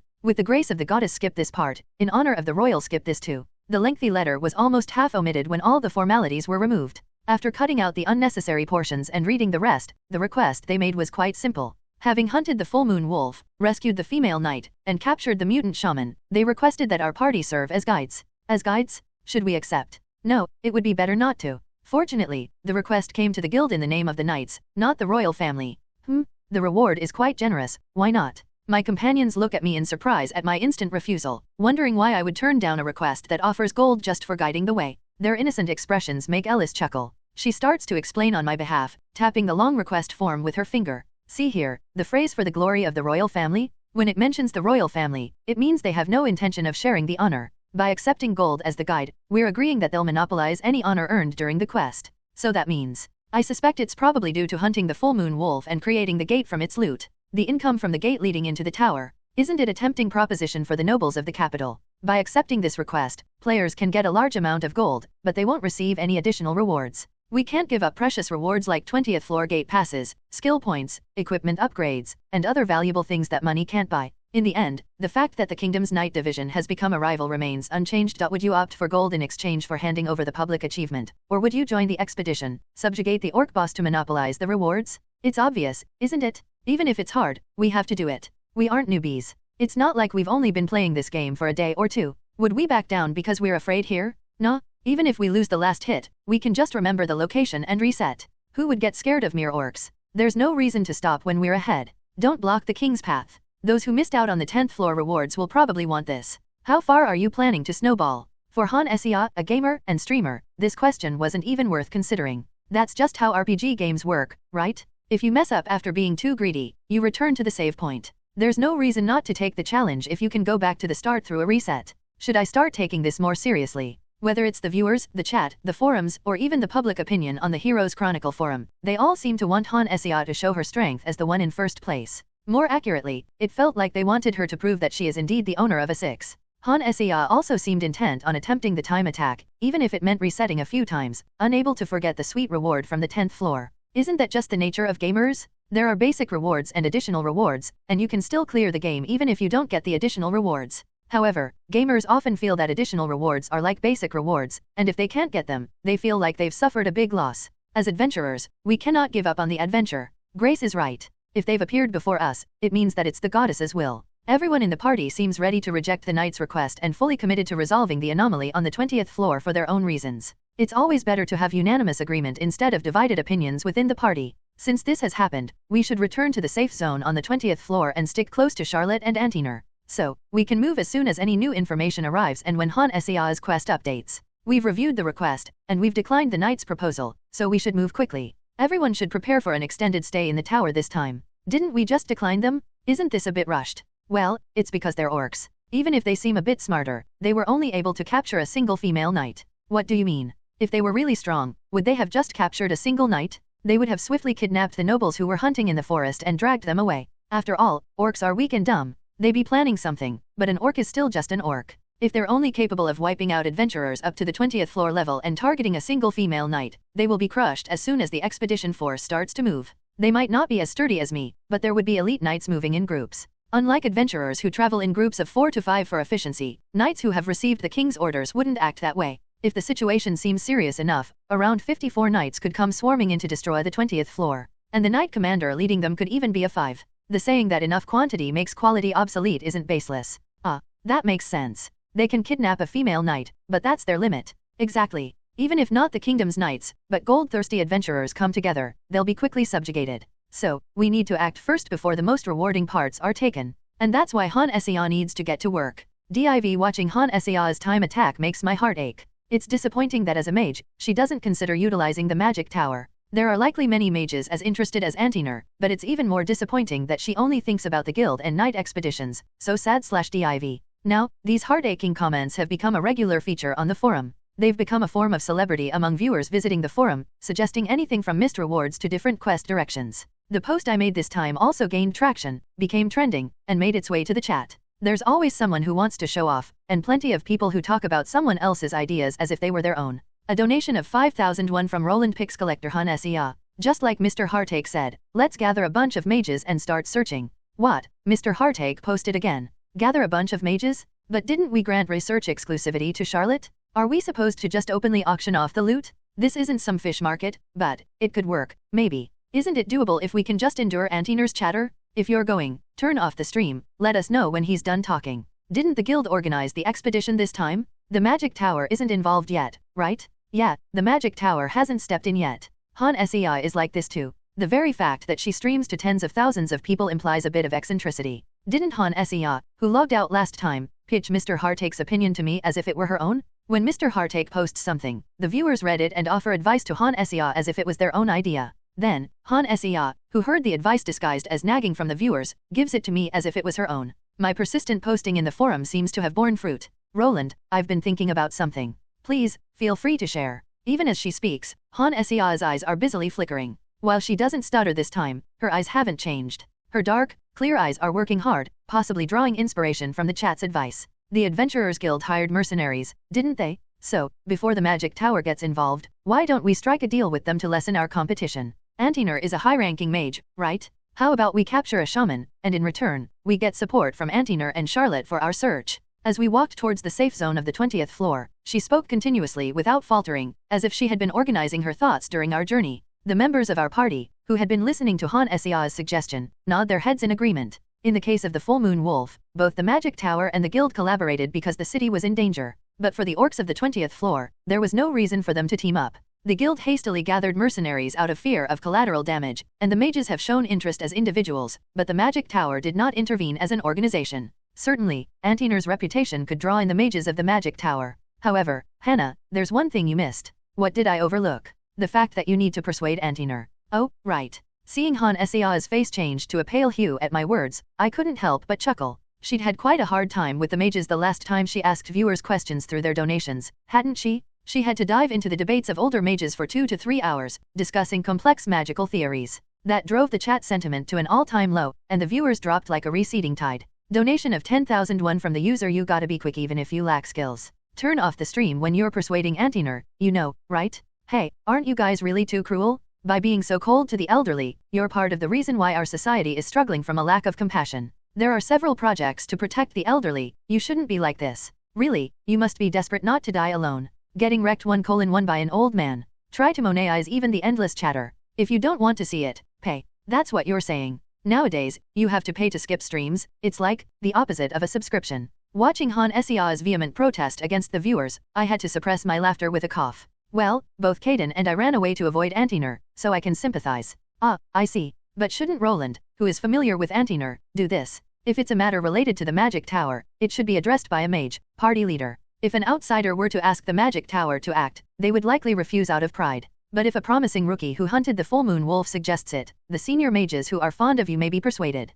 Han Sea looked disheartened as I drew the line. There's no reason for me to endure the ramblings of an old mage, when even dealing with the chatter of the beautiful Charlotte is a challenge. No matter how many stars he has, or how his old age wrinkles and scent have been replaced by the aura of an esteemed mage, in the end, he's a chatty old man. Roland's speed is just LOL. How dare a player pick a fight with a 6? Is it viewer Q&A time already? When you arrive at the 20th floor, leave the camera with Irene. The viewers tease Han Sea mercilessly at my uncompromising rejection. If they tease her like that, I don't think Han Sea will be turning off the stream for this. Charlotte seemed to have an insatiable thirst for knowledge, befitting a mage. Despite High Mage Antiner pleading at the entrance to Charlotte's laboratory, begging to observe the shaman together, she ignored him. She insisted it was her specimen, under the terms of our agreement. The moment we reached the safe zone, guards who recognized us hurriedly opened the gates, their faces filled with relief as if they'd seen a savior. In just a day, from the mages to the guards, their expressions had become quite pitiable. The door to the lab opened, and we were led in like cattle to a slaughterhouse. All the while, Han Sea continued to stream, resolutely bearing the resentment of her viewers. Good to see you, Hannah. I have so much to discuss. Oh, really? I brushed past Han Sea, who pleaded with tear-filled eyes until the very end. Dealing with Charlotte was much easier than dealing with Antiner. As far as chatter was concerned, she was about 0.2 Antinors. Plus, Charlotte was a beauty, which was always pleasant to the eyes. So, Roland, you have a proposal. Our leader went to the old man Antiner as well. The Knights Division asked us to guide them to the 20th floor. We said no, but they wouldn't have made this request to our party alone. The Knights Division. Is that all? The nobles of the capital seem to be intervening, so both the Adventurers Guild and the city's nobility have been hiring mercenaries in large numbers. The Magic Tower hasn't made a move yet, but if it's the Magic Tower, they'll show interest soon. Word will spread soon that I'm studying a variant of the Orc Shaman. Once Antiner made a scene in front of Charlotte's lab, rumors would spread like wildfire. Charlotte seemed aware of this, her lips pursed in mild irritation. While Antiner wouldn't directly overpower her with his position, he could be a nuisance. It would be ridiculous for word not to get out about a high mage knocking on her door, practically on his knees. The guards would certainly talk, and the mages in charge of the crystal ball would be hard-pressed to keep quiet. All right. It's slightly better to deal with just Antiner than having the entire Magic Tower swarm us. I suppose we have no other option. Charlotte reluctantly agreed just as a timely knock resounded. As Charlotte reluctantly nodded in agreement, there was a timely knock at the door. Entering was a visibly exhausted Han Sea and a beaming Antiner. I'm not sure what they discussed, but it seems a new quest notification has popped up. Rai translations. Once the conversation began, the quest started moving fast, like it was caught in a raging current. Dozens of members of the Rebecca mercenaries hired by the Adventurers Guild were scouring the 20th floor. Adventurers, hired by nobles who noticed the knight's intervention, also reached the 20th floor. Antiner's assistant mages started searching the forest as well. Poor guys, they've been tormented in the lab and now they're made to do manual labor. Orcs. Any shamans? Is there a shaman? Damn, they grabbed the shaman and ran. Let it go? It's just a normal shaman, its color is faint. It even felt like there were more people than orcs on the 20th floor. For every orc our party encountered during our exploration, we met 3 adventurers. We've already run into familiar faces numerous times in the forest. Still, the mass of people wasn't concerning. Our party had a player, after all. Why did the orc shaman keep a prisoner? Is it because of the suspicious altar in the forest? After the conversation with Antiner, the updated quest window directly instructed us to find the forest's altar. When Han Sea, feeling encouraged, told the party she detected strange magic, everyone believed and followed her without a second thought. They remembered her doing the same when hunting the full moon wolf, holding her staff high and tracing the magic. With the woods now filled with adventurers and mercenaries, she diligently led the way, frequently checking the quest window and minimap. Why did the orc shaman keep a prisoner? Is it because of the suspicious altar in the forest? In the depths of the forest, a major battle is happening near the suspicious altar. And there, as Han Sea, with her staff held high, moved forward, the quest window updated. At the same moment, Grace sensed something. There's a massive battle up ahead. The numbers seem unusually high. It looks like there are even more than the orc tribe we saw last time. Damn, the other adventurers must have found something. It hasn't even been a day. Seeing the quest window update, isn't it progressing even without you? Whoever finds it first wins, I guess. LOL, will the window update when someone tries to steal the last hit as well? Looks like we'll need to rely on luck to complete this damn game. Better mark the location for at least one reset. While we were swiftly heading toward the altar after reading the quest window, the other adventurers have already taken the lead. The viewers were stunned by their extraordinary speed. If even Han Sia fails the time attack, it would be impossible for the viewers. Of course, some were speculating that the early appearance of adventurers is a predetermined step in the storyline, just like a forced defeat. But the crucial point remains, others got there before we did.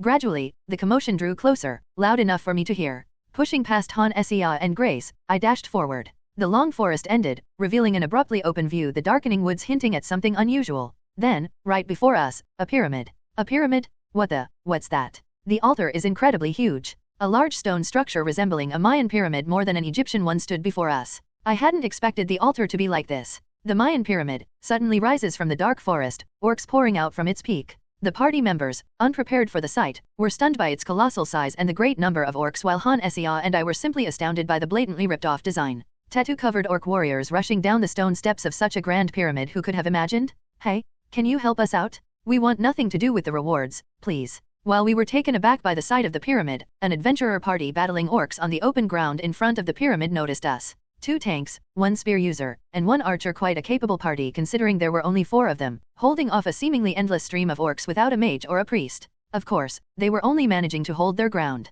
They were slowly getting surrounded and it was looking more dangerous by the minute. This scene feels like something from a horror movie. Are those orcs or zombies? Damn, this quest is so chaotic, lol. Is there a pharaoh orc inside? The viewers were typing in the chat, half in awe of the countless orc numbers. From a single orc tribe consisting of dozens, now, at this altar, the number seemed to have surged to hundreds, maybe even thousands. Still, it wasn't just a scheme by the game company to troll players, as one by one, other adventurers and mercenaries began rushing out of the forest surrounding the pyramid. With such a large gathering of orcs causing an uproar, even without scouts, anyone within several hundred meters would likely hear and come running. And among those drawn by the ruckus, there weren't just adventurers from the 20th floor. Ha ha ha, orcs sprouting from such an unfamiliar structure? How fascinating! A 5 mage who had reached the 43rd floor even before receiving the star buffs. Antiner, a high mage of the magic tower, whose prowess in battle was unmatched, made his entrance. The moment I heard Antiner's voice echoing in the air, I got the feeling. Ah, this must be a kind of event cutscene. Guess players aren't expected to defeat all these orcs on their own. Excited by the anomaly on the 20th floor, Antiner gathered mana like a madman, and the darkness of the forest deepened even more. The looming clouds above the pyramid felt as if the wicked demon king himself was descending. Get down? Or hide behind the trees? What is that crazy old man doing? As the storm clouds, filled with darkness and lightning, enveloped the pyramid, the adventurers, driven by panic, began retreating from the altar. Many of them had descended to the 20th floor for the promise of rewards and commissions, but there were very few priests present to protect them. Fortunately, in our group, we had Han Sia, who could use shield magic, and Irene, who specialized in protective shields. Without needing to communicate, both of them instinctively came together and began casting their protective skills. A vivid blue mana shield enveloped our party, and a brilliant white barrier formed from divine energy extended, even reaching far enough to cover the adventurer party that was fighting off the orcs at the front. The orcs were pushed back, tumbling over each other, due to the divine shield. Thank you, Lightning. Before Irene could respond to the grateful warrior's words, the world was suddenly bathed in a blinding white light. A massive bolt of lightning, rivaling the size of the pyramid, struck down, incinerating the orcs and melting the stone steps of the pyramid. It was followed by a deafening screech. As the thunderous roar shook the earth, something abruptly drummed against the protective shields. Debris was flying around like bullets, the aftermath of a lightning bolt that descended from the heavens. If that's magic, then what is my party using? Can we use that too if we level up? If that is a 5, then what the hell is 6 Roland? Can he survive that? No way Irene can be that strong. There must be a huge difference in abilities even within the same star grade. There was nothing left of the horde of orcs. They had completely melted away. The adventurers who fled at the sight of the dark clouds were sent tumbling through the forest like bowling pins due to the aftershock. Damn it, I'm going first? Roland. Then, I charged towards the sizzling pyramid. Because I saw something red dart in on all fours, amidst the flashing blaze. The full moon wolf on the 10th floor and the orc kingdom on the 20th floor have some things in common. Special creatures who've learned how to escape into the outside world. In response, the Adventurers Guild issues a subjugation request and numerous NPCs join in as competitors to the players. Then, a cutscene appears just before the encounter with the boss. In the case of the full moon wolf, it vanished into the darkness after a single howl. As for the Orc Kingdom, an overwhelming horde of orcs that the player can't handle floods out, and they get swept away by a high mage. And then, the only thing left is the boss battle. That woman, seriously. Antiner would be half drained after using a such wide area spell. Since we're all here taking on the request as individual parties, his involvement isn't a problem. But Rebecca, who charged in on all fours like a wild animal, is a different story. She's a mercenary leader commanding hundreds of other mercenaries. That means she has several subordinates who are smart enough to use their heads. If Rebecca rips off the head of the orc boss, the Rebecca mercenaries, contracted with the guild, will surely rush into demand payment for the subjugation.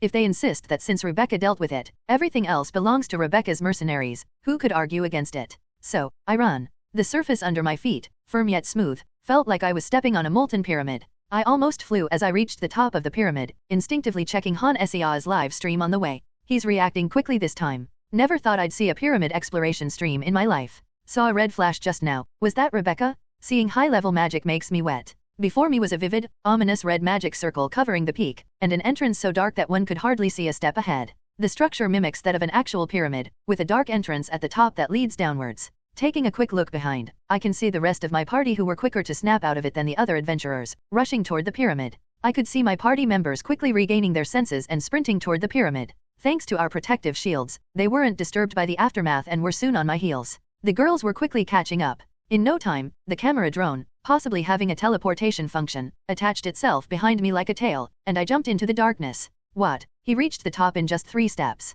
We've just seen a lightning bomb, and we're surprised by the speed of a 6? Just return the camera, we can't see anything. Tell Roland to light a fire. Please turn on the lights. Donation of 1001 from homeroom teacher. Please turn the light on. What? Are you guys children of darkness asterisk? In the pitch darkness, where even an inch ahead was obscure, a playful male voice echoed star. Thanks to him reminding us in such an absurd way that some things never change, even when the world does, I couldn't help but chuckle. It might have looked strange to suddenly stop running and laugh, but fortunately, the viewers interpreted it as me catching my breath after bumping into the corridor walls. The interior seems to have internal lighting powered by magic. But the lightning strike outside must have caused a problem. Just as an electronic device struck by lightning wouldn't be operational, the inside of the pyramid, which had been bombarded by high-level magic, resembled an apartment during a power outage. Because of this, I was occasionally colliding with the walls. I can't see anything in the dark, but from the sound of it, it seems like he's running into everything. Sounds like he's just barreling forward blind, right? Using his body over his brain? Man, that's efficient. LOL, why learn light magic? Just run. Roland, running with his eyes closed, is faster than Han Sea running with the light on. Is the thumping sound from the front him charging through? Fortunately, my eyes were slowly adjusting to the darkness, so I could see a bit ahead. The structure was like a downward spiral, delving into the pyramid's underground. It was a simple spiral corridor leading downwards. As my eyes adjusted and I collided less with the walls, I started to pick up speed. Still, the path ahead remained silent. Rebecca had dashed forward, bounding like a wild animal. Perhaps she could navigate the darkness like a nocturnal creature. Among the skills for damage dealers, some relate to sight, such as Hawk's Eye or Beast's Vision. Did she have such skills? Maybe she had a skill or a trick that helped her navigate the darkness, especially since she was good at night battles. After a lengthy run, I arrived at a spacious cavern.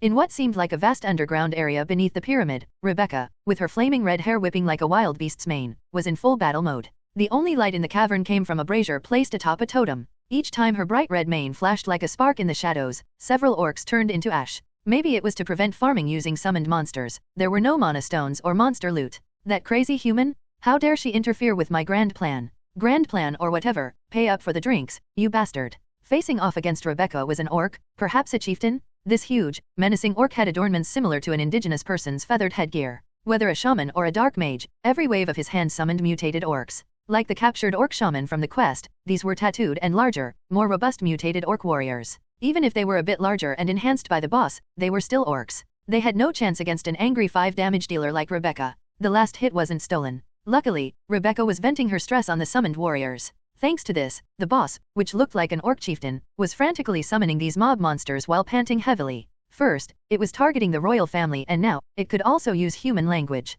Perhaps realizing that the moment it stopped summoning, it'd face death, the orc chieftain was sweating profusely and doubling its summoning efforts, almost pitifully. If it wasn't for you lot, my grand plan would have come to fruition. The long-standing dream of our kind? I thought about rushing in and smashing the boss right away, but the jerk seemed so angry that he began to cry. What should I say? It was like the typical scene where a villain explains his entire plan to the hero. Rebecca seemed to have no intention of killing the boss, so she also waited for its words to continue. We could have taken over the Blessed Forest and brought down the despicable human kingdom. No, that was impossible. The orc chieftain became more talkative as if it intuitively knew that it was its intelligence that was stalling its death. However, as proof of its orcish nature, its plan was rather simplistic. The Oberna forest, blessed by the goddess, is a forest that thrives without human intervention. Plants grow lushly, sweet fruits bear abundantly, and small animals thrive. Its grand plan, as it fervently described, was to use this forest as a base to solve basic food problems and, with an army of infinite mutant orcs, overthrow the kingdom. Of course, such a scheme is merely the delusion of a frog in a well, with experiences limited to the tower's interior. Really, it's a monster with pointless dreams. After all, that orc army was swept away by just one mage. My party who joined later murmured, upon hearing the orcs' desperate proclamation. Sadly, this is a fantasy world where superhumans capable of scaling mountains and soaring through the skies exist. Even if he could summon an infinite number of mutant orcs, it would be meaningless. The only humans this orc had encountered were, unfortunately, of two kinds, the intermediate adventurers who reside on the 20th floor and the knights dispatched for investigation. Of course, the knights doing such troublesome work wouldn't be high-ranking individuals. They would have been low-ranking knights who had just started, assigned the task of exploring the forest for orc traces together with commoner adventurers. Both adventurers and knights were easily hunted by the mutant shamans, leading to this orc underestimating humans. This is the result of an arrogant orc leader who couldn't even imagine the existence of senior adventurers, high-ranking mages, and the kingdom's knights division. I think we've heard enough of this story. Shall we wrap things up? Rebecca, who was acting like she was about to go and kill the boss monster, was still energetically fighting the summoned monsters. Thanks to her, we had the chance to listen to the orc's plan, which sounded more like a desperate plea. It's also about time the other adventurers start bumbling inside as well. I tightened my hold on my shield and warhammer and stepped forward, only to have someone block my path. It was Rebecca, who was busily beating up the orcs.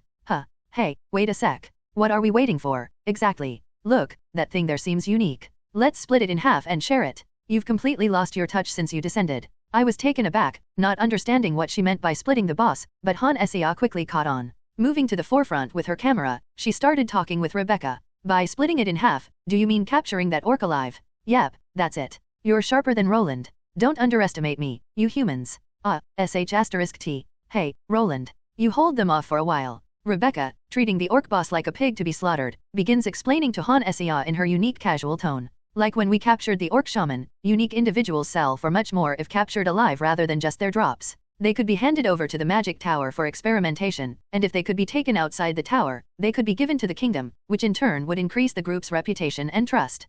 What should we do? Will we fail the main quest if we capture it alive? But if we keep it alive for experimentation, we won't be able to create a gate. If there's no gate, I'm the one who gets screwed. Resets go back to the morning you hit the sleep button, it'll be several mornings by then. A problem with this practical suggestion was Han Sia's quest. Having never considered such a bizarre option as capturing a boss monster, she began to get anxious. It's only natural that there's no information available as Han Sia is the leader in the world's first virtual reality game. Should they capture the boss for a larger reward and fame, or should they kill it to safely complete the quest? The viewers were divided, offering all sorts of suggestions. Han Sia was deep in thought when Rebecca, growing impatient, was about to comment. I made my decision. Safety comes first in times like these. What if after capturing it, we had to hand it over not to the magic tower but to the royal palace? We'd have to give up the gate on the 20th floor and walk up from the 10th to the 30th. You bastards. The orc chieftain, enraged by the continued disregard, was about to unleash what seemed like its ultimate skill. It started to swing its arms about, and a magic force, reminiscent of a small typhoon, began to coalesce and head our way. Shield Master. Of course, I whispered softly in a voice no one else could hear. That ominous magic was fully reflected back to its caster. The orc boss seemed more useful dead than alive. Though capturing it alive would grant a larger reward, the key factor here was the gateway to the 20th floor. The sooner the expedition to the higher floors of the tower is shortened, the easier it will be for adventurers to explore the tower. If the mages divert their attention from creating a gateway to conducting random experiments, if the kingdom were to take the orc that violated the royal forest as a hostage, if the temple were to purify the orc that tainted the blessed land. What if, due to their greed for greater rewards, the gate to the 20th floor is never created? Damn it, this bastard. Hey, I said I'm sorry. You son of a... It's for this reason I killed the orc boss. While Rebecca and Han Sia were in conversation, I reflected the enraged orc boss's wide-ranging magic attack right back at him. The malevolent energy swirling in the air met my shield and instantaneously rebounded, ripping its caster apart. Can I really reflect any projectile with this shield, even instant kill abilities? Regardless, the aftermath was the orc boss sprawled on the ground and a sulking Rebecca with pouting lips. She nudged her plump lips forward and started to lightly punch me, muttering complaints. She's adorable, but a boss would die if they took those hits. It's as if the sound file got corrupted, lol. Brutal. Aren't those just light taps? Why is the armor clanging like that? This takes me back to my school days. That must really hurt. Considering a punch from a 43rd floor adventurer can bring down a mutant orc in a single blow, it's no wonder every punch makes me wobble. My body sways left, right, forward, and backward with each of her punches. This was entirely my fault, so I quietly took the hits. There was no pain, but my head did feel a bit dizzy. Rebecca had been waiting for my party members to join before negotiating, but instead, the last hit ended up stolen. Any adventurer or mercenary would be furious in such a situation. If she's just giving light taps for that, then I'm really the one in the wrong. Has she become kinder since getting the appearance buff? To the onlookers, her light taps might seem cute, but to me, it felt like being on the receiving end of a mace. From Rebecca's point of view, it would feel like a guy she's known for a decade just backstabbed her for the reward. Saying it was an accidental counterattack probably wouldn't help. Such an excuse wouldn't cut it. While her punches appear gentle and cute, they can crush not just a human skull but even those of mutated orcs as easily as a ripe persimmon. Still, she seemed less upset than expected, her fists not targeting any weak spots. This bastard, I was waiting to share. You just gobbled it all up. I thought it could withstand a hit. You were just playing with your shield down there. Forgot how to even touch the enemy, huh?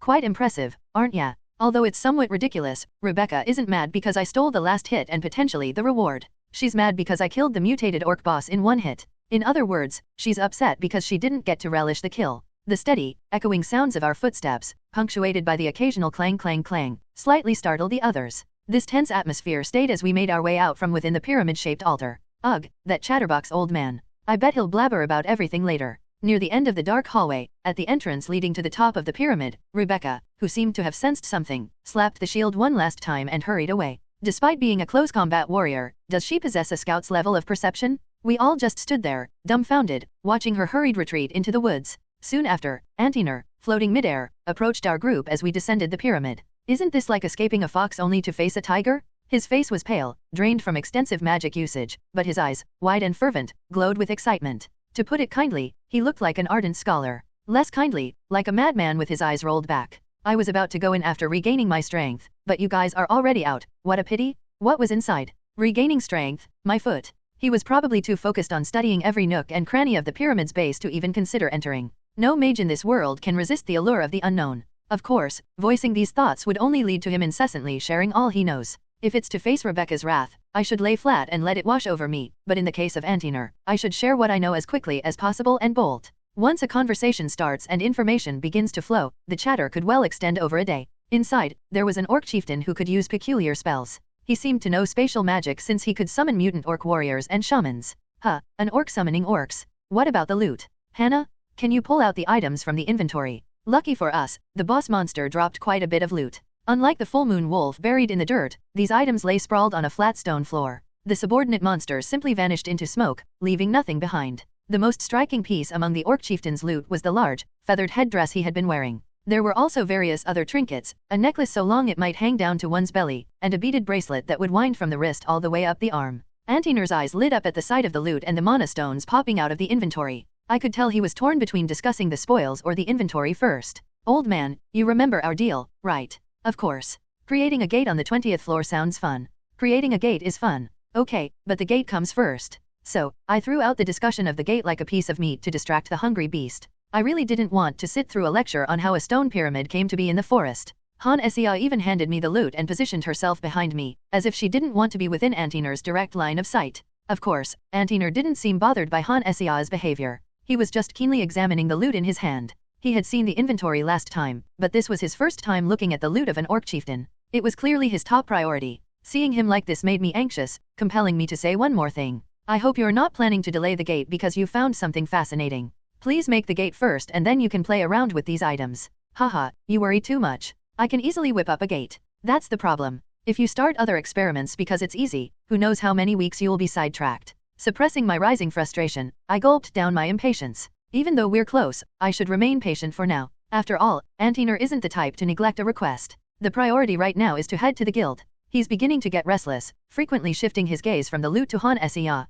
Wow, his mouth is starting to run. Is Han Sia enjoying this? Is she betraying her viewers? If we could go back in time, I would have given Han Sia a mission to change her class to a warrior. If you want to skip the mage talk, you have to pay up, haha. Everyone, just shut it for a moment. I'm super nervous right now. I wish I could just faint and be carried all the way to the base. No, I'd rather be dragged all the way than return to the lab. It seems I wasn't the only one who noticed her uneasy demeanor, as murmurs started to rise from behind. I mean, if even the great Rebecca stormed off in fear, that says it all. Everyone seems to feel similar to Han Sea. Caden had experienced it once with Rebecca's mercenaries, while the others had been caught up in it with Han Sea in the safe zone. Although I'm not the party's leader, as a senior adventurer guiding the group, I felt a responsibility to protect our party members, who had now become intermediate adventurers. It's not about protecting the group from monsters but about shielding them from the eccentric mage's mental attacks, befitting of a tank's role. By the way, if you go down beneath that altar, there's a tunnel that seemed wider than the altar itself. It looks like they've dug deep into the ground and done some extensive construction. Orcs did not just erect the altar, but also undertook excavation and civil engineering? Understood. We'll just have a quick look around and then proceed immediately with the gate creation. By a quick look, according to that old man, he means summoning all my apprentices and thoroughly inspecting the inside, which will roughly take a week. But it can't be helped. I do feel a tad guilty for Antiner's apprentices, but they weren't coerced into their positions. So, using Antiner's apprentices as our sacrificial lambs, we safely made our way to the 20th floor's passage. Antiner took the loot, though we kept the magic stone of the orc boss, and he'll likely divvy it up with Charlotte back at his lab later. Rebecca, having vented her frustration on my back and my thighs, would surely return to the 43rd floor. If we hand over this magic stone to the guild and report to the Knights Division, then the quest should be complete, right? Help streamer Han Sea clear the main quest 0/1 for every cause, there's an effect. When an incident occurs, there's a process to resolve and handle it. Wow, you took care of it in just a day. Isn't that too diligent? They were so noisy, we would have found them even without a scout. I heard from the adventurers that hundreds of orcs suddenly showed up, and a high mage took them out with lightning. It would be harder not to notice something of that scale. There's no way the aftermath would be simple, especially given that the kingdom's knights were involved. Alice, with a mountain of dizzying paperwork in her hands, sits down at the table. Despite it being a minor event, the ambush on the knights couldn't be overlooked. Since knights are a superhuman force representing the nation in this fantasy-styled kingdom with a strict class system, there would inevitably be backlash. Of course, the Adventurers Guild's high-ranking members and the nobles wanting to keep the freedom of the city are the ones handling the backlash. With the loot given to Antiner and the magic stone to the guild, our party's job is done. Given that the issue involved the kingdom's knights division, the guild master looked quite troubled. He's relieved it was resolved quickly. He said he would have had a headache if he had to intervene. He wanted me to express his gratitude. Just words. There's also a promise to watch your backs as long as you maintain your current track record. That's good. The Adventurers Guild's guild master is a retired top adventurer known as Five Cunning Old Man Graham. Despite his age, he hasn't lost his skills. But he disliked meddling in politics, shuddering at the mere thought of it. Judging by his appearance alone, with his sharp and sophisticated features, one might think he would be a high-ranking company official. And he especially detests getting involved in politics. Like me, he preferred using his body over his brain. We'll discuss compensation when everyone is here. Treating the leader well, I see. My role has always been to guide them as the senior adventurer. I follow what they say, unless they mess up a lot. I wonder what changed you so much. Before meeting Han Sea, I lived a life of running small errands to maintain connections and drinking with the money left from buying equipment. Since I had spent half of my life drinking thanks to my sturdy body, Ellis couldn't help but look at me strangely. Like Grace, Ellis was also enamored by Han Sea. The rumor is that the genius mage rekindled the dying passion of a lazy senior adventurer. Of course, Ellis was the origin of these rumors. To be more precise, it was a combination of Ellis and my old drinking buddies. Naturally, they'd talk since I used to practically live at the bar, but now I'm partying with a novice and adventuring in the lower floors of the tower. What kinds of things are they saying? This and that. Apparently, they made bets on when I'd come back to my regular bar. Or said something crazy like I must have actually died. As we chattered, one by one, my party members trickled in. Grace and Han Sea, followed by Irene and Caden, took their respective seats at the table. Han Sea seemed eager about the potential rewards, as she mentioned compensation as soon as she arrived. Help streamer Han Sea clear the main quest 0/1. Looks like she wants to declare quest complete. However, even my own quest wasn't finished. It seemed that the quest would only be marked as completed once Han Sea claimed her reward and finished the 20th floor's story. As the group assembled, Alice naturally began to explain. Sitting together like this, it felt like a true party. Firstly, the guild had several rewards in mind for the magic stone left by the orc boss, but the situation is turning a bit unusual. What happened? The Knights Division and the Magic Tower began competing for the magic stone. Alice's explanation had our group curiously glancing my way, as if wondering why this would be an issue. They probably thought a bidding war between buyers would just drive up the price, which sounded like good news. That would indeed be the case if it were a competition among mages, but here, the kingdom's knights are involved. Using excuses like for the nation, for honor, or for the royal family, they could actually push the rewards downward. In simple terms, even in this medieval fantasy world, a patriotism tax exists. The Adventurers Guild acts as a middleman for selling the magic stone, not as a distributor of wealth to adventurers. It was founded to prevent adventurers from being exploited and undersold for their efforts. So, what happens if the Knights Division becomes the buyer? You might receive a medal for your service to the kingdom and end up without any tangible reward. Alternatively, they could reduce the reward by claiming that purifying the blessed land is your duty. What? Can they really do that? It's a possibility, not a certainty, Grace. It should be obvious, but the Adventurers Guild isn't rich. If they had a knack for multiplying money, they'd be merchants, not part of the guild. Their income mainly comes from commissions for facilitating requests and selling magic stones, not from hoarding vast treasures. Moreover, it's absurd for the guild to issue a reward before a buyer is found. They're supposed to earn a commission after acting as sales agents, but without a sale, it's like the guild is buying the magic stone themselves. If the Knights Division and the Magic Tower start a bidding war driven by pride, the sale could be delayed. And if the sale gets postponed, the rewards that the guild can offer also get delayed. That's why Alice mentioned the situation being a bit off. I'd like to simply sell it to the Magic Tower and wash my hands of it, but because the other party is the Kingdom's Knights, it puts the guild in a difficult position. They are indeed a nuisance. Roland, you often handle them in personal requests, don't you? From the guild's perspective, they would want anyone to buy as long as they pay generously. The more gold coins they can secure, the more commission they can earn. The profit that can be made from a single magic stone isn't very high, but every adventurer aims to earn as much as possible. If the Magic Tower were to purchase it, they would promise various magical tools, equipment, gate usage tickets, and other things that could be beneficial to the adventurer, along with slightly less gold coins. The problem arises with the sudden involvement of the Kingdom's Knights. From the guild's perspective, the best-case scenario would be to receive a hefty purse of gold coins and finalize the transaction. The worst case would be receiving a paltry medal or badge and having the magic stone taken without proper compensation. It's quite the dilemma. It's not just a matter of skimming off a commission. The precedent of the Adventurers Guild offering the spoils from the tower to the kingdom could become a political issue. Of course, it's not really our problem. Roland giving know-it-all vibes RN. LOL, I don't care about politics. Just give me my boss rewards LOLOLOL. So, the delay is due to this political squabble? Delayed due to political issues. Is this what they mean by realistic? First NPCs can steal our boss kills, now they're taking our rewards too? Feels like a revolution is in order. The situation is like this, the Magic Tower offers a sure reward, albeit with a smaller commission, while the Knight Division's compensation can be unpredictable. The guild, caught between the two, has no real authority and is mostly playing it by ear.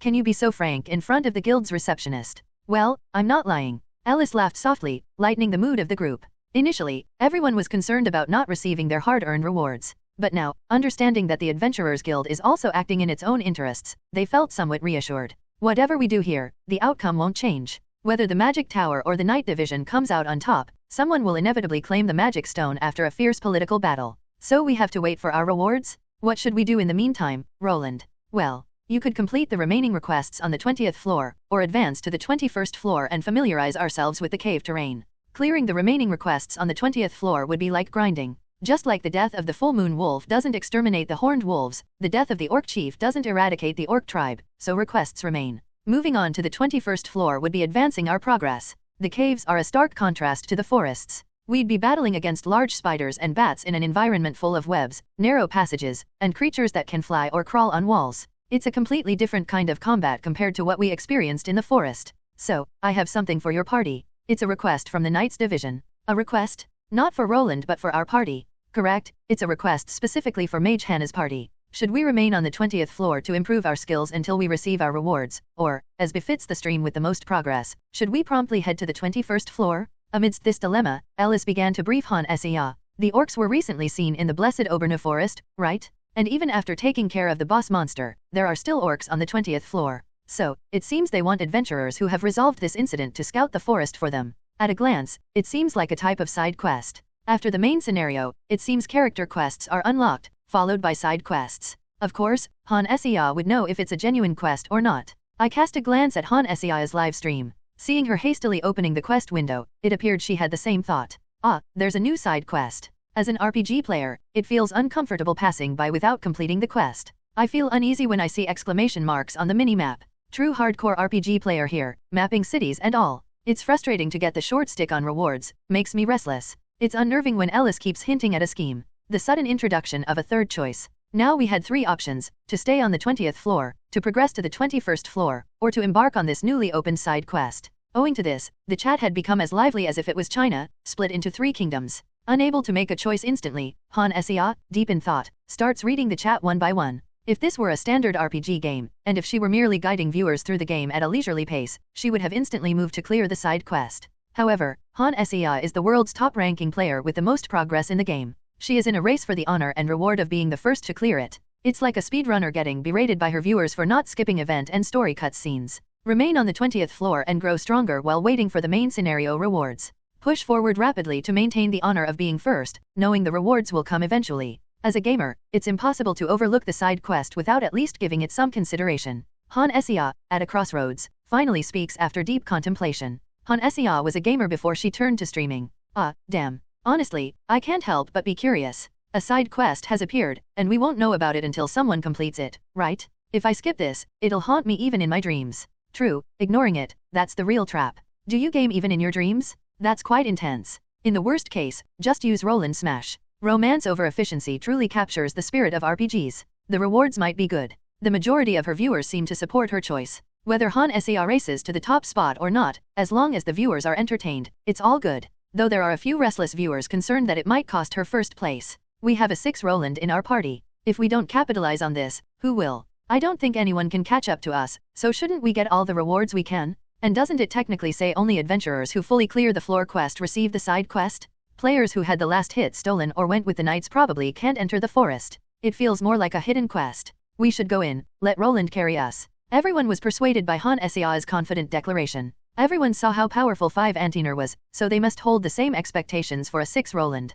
Of course, if we're talking about strength, I'm undoubtedly stronger. I can withstand a spell cast at full force by Antiner. But the issue is that I'm a pure tank. I was only able to toss a goblin like a javelin. This tank class doesn't offer a way to show off to others. I can deflect a giant's blow and withstand a dragon's breath, but how can I prove that? It's not as if a mountain giant and a dragon will just appear before us on the 20th floor. We just hunted an orc, so where would a giant and dragon come from? Let's do it. Honestly, I'm curious about the Blessed Forest and I also want to visit the capital. As a servant of the goddess, I would love to enter the Blessed Forest. Han Sia convinces the viewers and then discusses it with the party. She wants to map the capital and the Blessed Forest, not just complete the side quest. The rest of our party also seems curious about the forest, nodding and agreeing with her. It seems they value the Blessed Forest more than the knight's request, but I understand that. In fact, the Blessed Obernu Forest is a place I haven't visited yet either. A forest reserved for high nobility and royalty, graced with the blessings of the goddess. It isn't a place for commoner adventurers. Thanks to this request, however, it seems we have a rare opportunity. Should I contact the Knights Division and let them know we've accepted their request? Yes, please, Ellis. It's not a big deal. It's part of my job. If I send the message today, a carriage should be here by tomorrow. Ellis stood up from the table with a gentle smile. With the carriage arriving tomorrow, they wouldn't be able to visit the tower today. With no gate to the 20th floor yet, adventuring to the 20th floor and back in one day would be too taxing. The gazes of the group naturally turned to Han Sia. Seeing their eyes converge on her, one could tell how competently Han Sia had been leading as the party's leader. However, while she was recognized as the leader, she wasn't very perceptive, especially when it came to reading the mood. To be precise, she didn't notice the group's stares because she was busy reading chat messages from her viewers. Hannah, what's our plan for today? It's still early, but considering we need to leave tomorrow, going into the tower will make it tight for time. Right. Instead of going to the tower today, it might be better to prepare for our trip to the capital. But what exactly should we prepare? At Han Sia's innocent question, a hint of a smirk tugged at Caden's lips. Our straightforward princess seems to be warming up to her party members. Although I still feel a sense of distance, she's more proactive and shows a little more laughter than usual. Grace, who came directly from the countryside to the city of adventurers, and Irene, who spent her whole life in the city's temple, both remained silent, their eyes darting around in confusion. There's not much to prepare. If we were heading to the countryside, we'd need to prepare supplies, but we're traveling to the capital. We can buy any missing supplies there, and we can also get support from the Knights Division if needed. Oh, I see. What happened to her brain? How naive. That's what happens when you read the chat every day. Felt like a country bumpkin wondering about what to prepare for Seoul. Remember to remove your shoes when boarding the carriage tomorrow. All those making fun in the comments probably wondered the same thing, lol. Seeing Han Sia, Grace, and Irene nodding in agreement, Caden's lips finally broke into an unrestrained grin. 3 beauties nodding in unison and a cross-dressing beauty trying her best to hold back laughter. It was such an odd and amusing sight that the chat was filled with viewers teasing Han Sia. You guys find this funny? There's nothing to do. Should I end the stream and start it again when we get to the forest? Han Sia, who's been streaming almost daily, counters the teasing chat by threatening not to show us exploring the capital. She only said she'd stream 4 times a week, but she's a passionate streamer who goes live every day. A glance through her stream history shows an almost continuous pattern, save for a 3-day break. I'm a little concerned about her well-being. Yeah, it's too late to stop me now that I think about it. I didn't say I was going to stream today, right? I've progressed the quest, shown the new side quest, mentioned the carriage coming tomorrow, and now we're just doing boring preparation stuff, right? That's all for today's stream, thanks. Wait, she really did end it. She closes her streaming window, paying no attention to the chat where viewers were crying out in dismay and spamming their disbelief. With the camera drone smoothly disappearing, Han Sia, looking somewhat relieved, stretches out and snuggles up to Grace, with a small smile. We have some free time, want to check out some equipment? Equipment shopping? Yeah. With the rewards coming in, I figured we could buy something. You only got armor, right? How about we look for some finger guards or something? With the camera now off, Han Sia wants to meander around with Grace again. Kaden, still maintaining a bit of distance, wouldn't join for personal shopping. As for Irene, she's been busy caring for the children at the temple. She rarely has time to hang out. It might also be odd to invite Kaden, who's posing as a man, for shopping. Guess he'll just stay in and surf the web. Do you want to come with us, Irene? No, but thanks for the offer. I have to read storybooks to the children this evening. I promised to help out. As expected, Irene declines with her characteristic gentle smile, choosing to prioritize the children. Had the stream been active, her soft smile would likely have been showered with angel emojis. Both Grace and Han Sia nod, having expected her response. Even though Irene refused this time, the three of them have grown quite close, like real sisters. Sometimes they roam the market together or visit the temple to help out. Definitely need to replace that old bowstring and restock arrows. Roland, come help us out. Me? But, the inventory. Oh, come on. I mean, help us choose the equipment. Neither Grace nor I know where to find the best gear. As I eavesdropped on their chat, suddenly the spotlight was on me. Shifting from Han Siah's stream to browse other streams, I was caught off guard by her direct request. Her eyes gleamed mischievously as she asks for my assistance. With the stream off, she seems intent on pursuing her personal whims until tomorrow, as though she's playing a dating sim, trying to grow the relationship between Grace and me. Ever since our visit to Grace's hometown, Han Sia has been making sure we had time alone. Is it a game within a game? She seems to be really into making these in-game couples. Players like her aren't just in Heroine's Chronicle but in many games. What about you, Kaden? I have to repair my own equipment. I wondered if Kaden felt left out with the three women looking at her, but she firmly shook her head. They look at her, curious. She's starting to open up, but she's not there just yet. Grace simply nods without showing any particular disappointment. It's a bit embarrassing to admit, but for Grace, her attention isn't on the somewhat reserved Kaden. It's on me, the guy designated as their porter. Though Han Sia's focus seems to be on Kaden's magical armor. Is that the armor of your family you mentioned before? Let me see it when it's fixed. Of course. Naturally, I'll be wearing it. I see. At Han Sia's slightly awkward response, the corner of Kaden's lips twitched upwards. Of course, she'd wear it once it's repaired. It's not like she'd hide it away after fixing it. Perhaps realizing what she just said, Han Sia gives an awkward laugh. Kaden, seemingly eager to leave before she bursts into laughter, leaves first. Her hasty footsteps fading as she disappears. I'll be heading to the temple. See you tomorrow, Irene. Unlike Kaden, who managed to stifle her laughter, Irene couldn't hold back and let out a chuckle. Though she tried to cover her laughter with a mock cough, the upturned corners of her mouth betrayed her amusement. Perhaps charmed by Han Sia's endearing blunder, Irene's gentle eyes met hers. Han Sia, unable to retort at the kind-hearted Irene, turned her ire towards me, her cheeks puffing out in annoyance. Roland, aren't you laughing a bit too openly? What can I do? We just think you're adorable. Huh. It was a nice moment. Seems like the 20th floor event is different for everyone. BB Games sure knows how to make it fun. What should we prepare when going to the capital? Honestly, it feels good to spend gold. The night division is insane, lol. The main event of the 20th floor, following the 10th, is now complete. The important reward is delayed due to a dispute between the Knights division and the Magic Tower, but that's not the viewer's concern. The progress of the current top-ranked player is the hottest topic. And if there's a close contender, the excitement only doubles. Thanks to the trailblazer named Han Sia, more users are starting to explore the story of the 20th floor. Seems like the 20th floor event is different for everyone. Orcs pouring out from the pyramid.gif. Knights rushing out from the forest.gif. In Han Sia's stream, it was a mage that destroyed the orcs with lightning, but here, knights are harvesting them like crops. Harvesting? LOL. What a weird term. The Adventurers Guild Master looks different, doesn't he? Looks like NPCs have some randomness. We don't have Roland in our city. Someone went to see if Irene is at the temple, but she wasn't there. Not as fun as watching a mage wreck them. Among the posts on the internet forum, there was the same pyramid we had seen. The scene of orcs streaming out from it was the same, but instead of a mage, the kingdom's knights were there to kill the orcs. So there aren't copies of me. Should I feel relieved? This is a scenario where NPCs actively intervene. So, other users also started to search everywhere in their worlds for Roland, Grace, Irene, and Kaden. Luckily, there were no reports of a second Roland showing up, but it was bound to turn into an NPC boasting competition. What's their star rating? Are they cute? Are they friendly? Are they curvy? Posts bragging about the NPCs from their worlds flooded the forum. It became less fun to read, especially when dozens of pages were plastered with the same content. There's nothing to read. Grace and Irene, who had been chatting away, had fallen asleep leaning on each other from boredom. Kaden seemed deep in thought as she looked out the window, and Han Seah was mindlessly playing with her fingers in the air. We were traveling by carriage, so she hadn't started streaming, but she was either checking the system window or the minimap, or she might be looking at the internet like me. While some people hide their fingers and cross their arms while doing it, Han Seah is doing it quite openly. Every now and then, she would chuckle. She was likely on the internet, poking the air and laughing to herself. She would look crazy to anyone who can see. A scouting request? Do you really think there are orcs left? With 2 of us already asleep and 2 of us sneaking peeks at the internet, Kaden, who had been deep in thought alone, slowly started to speak. Monsters had appeared in a place blessed by the goddess and attacked the knights there. Being unaware of the quest and the existence of a player, it would seem like an ominous sign. I do think some might still be there. Really. It is the forest blessed by the goddess after all, not a purifying ground. There were rumors that when I was in the capital, a sick peasant could sneak in and survive on the fruits. If that's true, 1 or 2 orcs could hide and survive. Roland, what exactly is this blessed forest?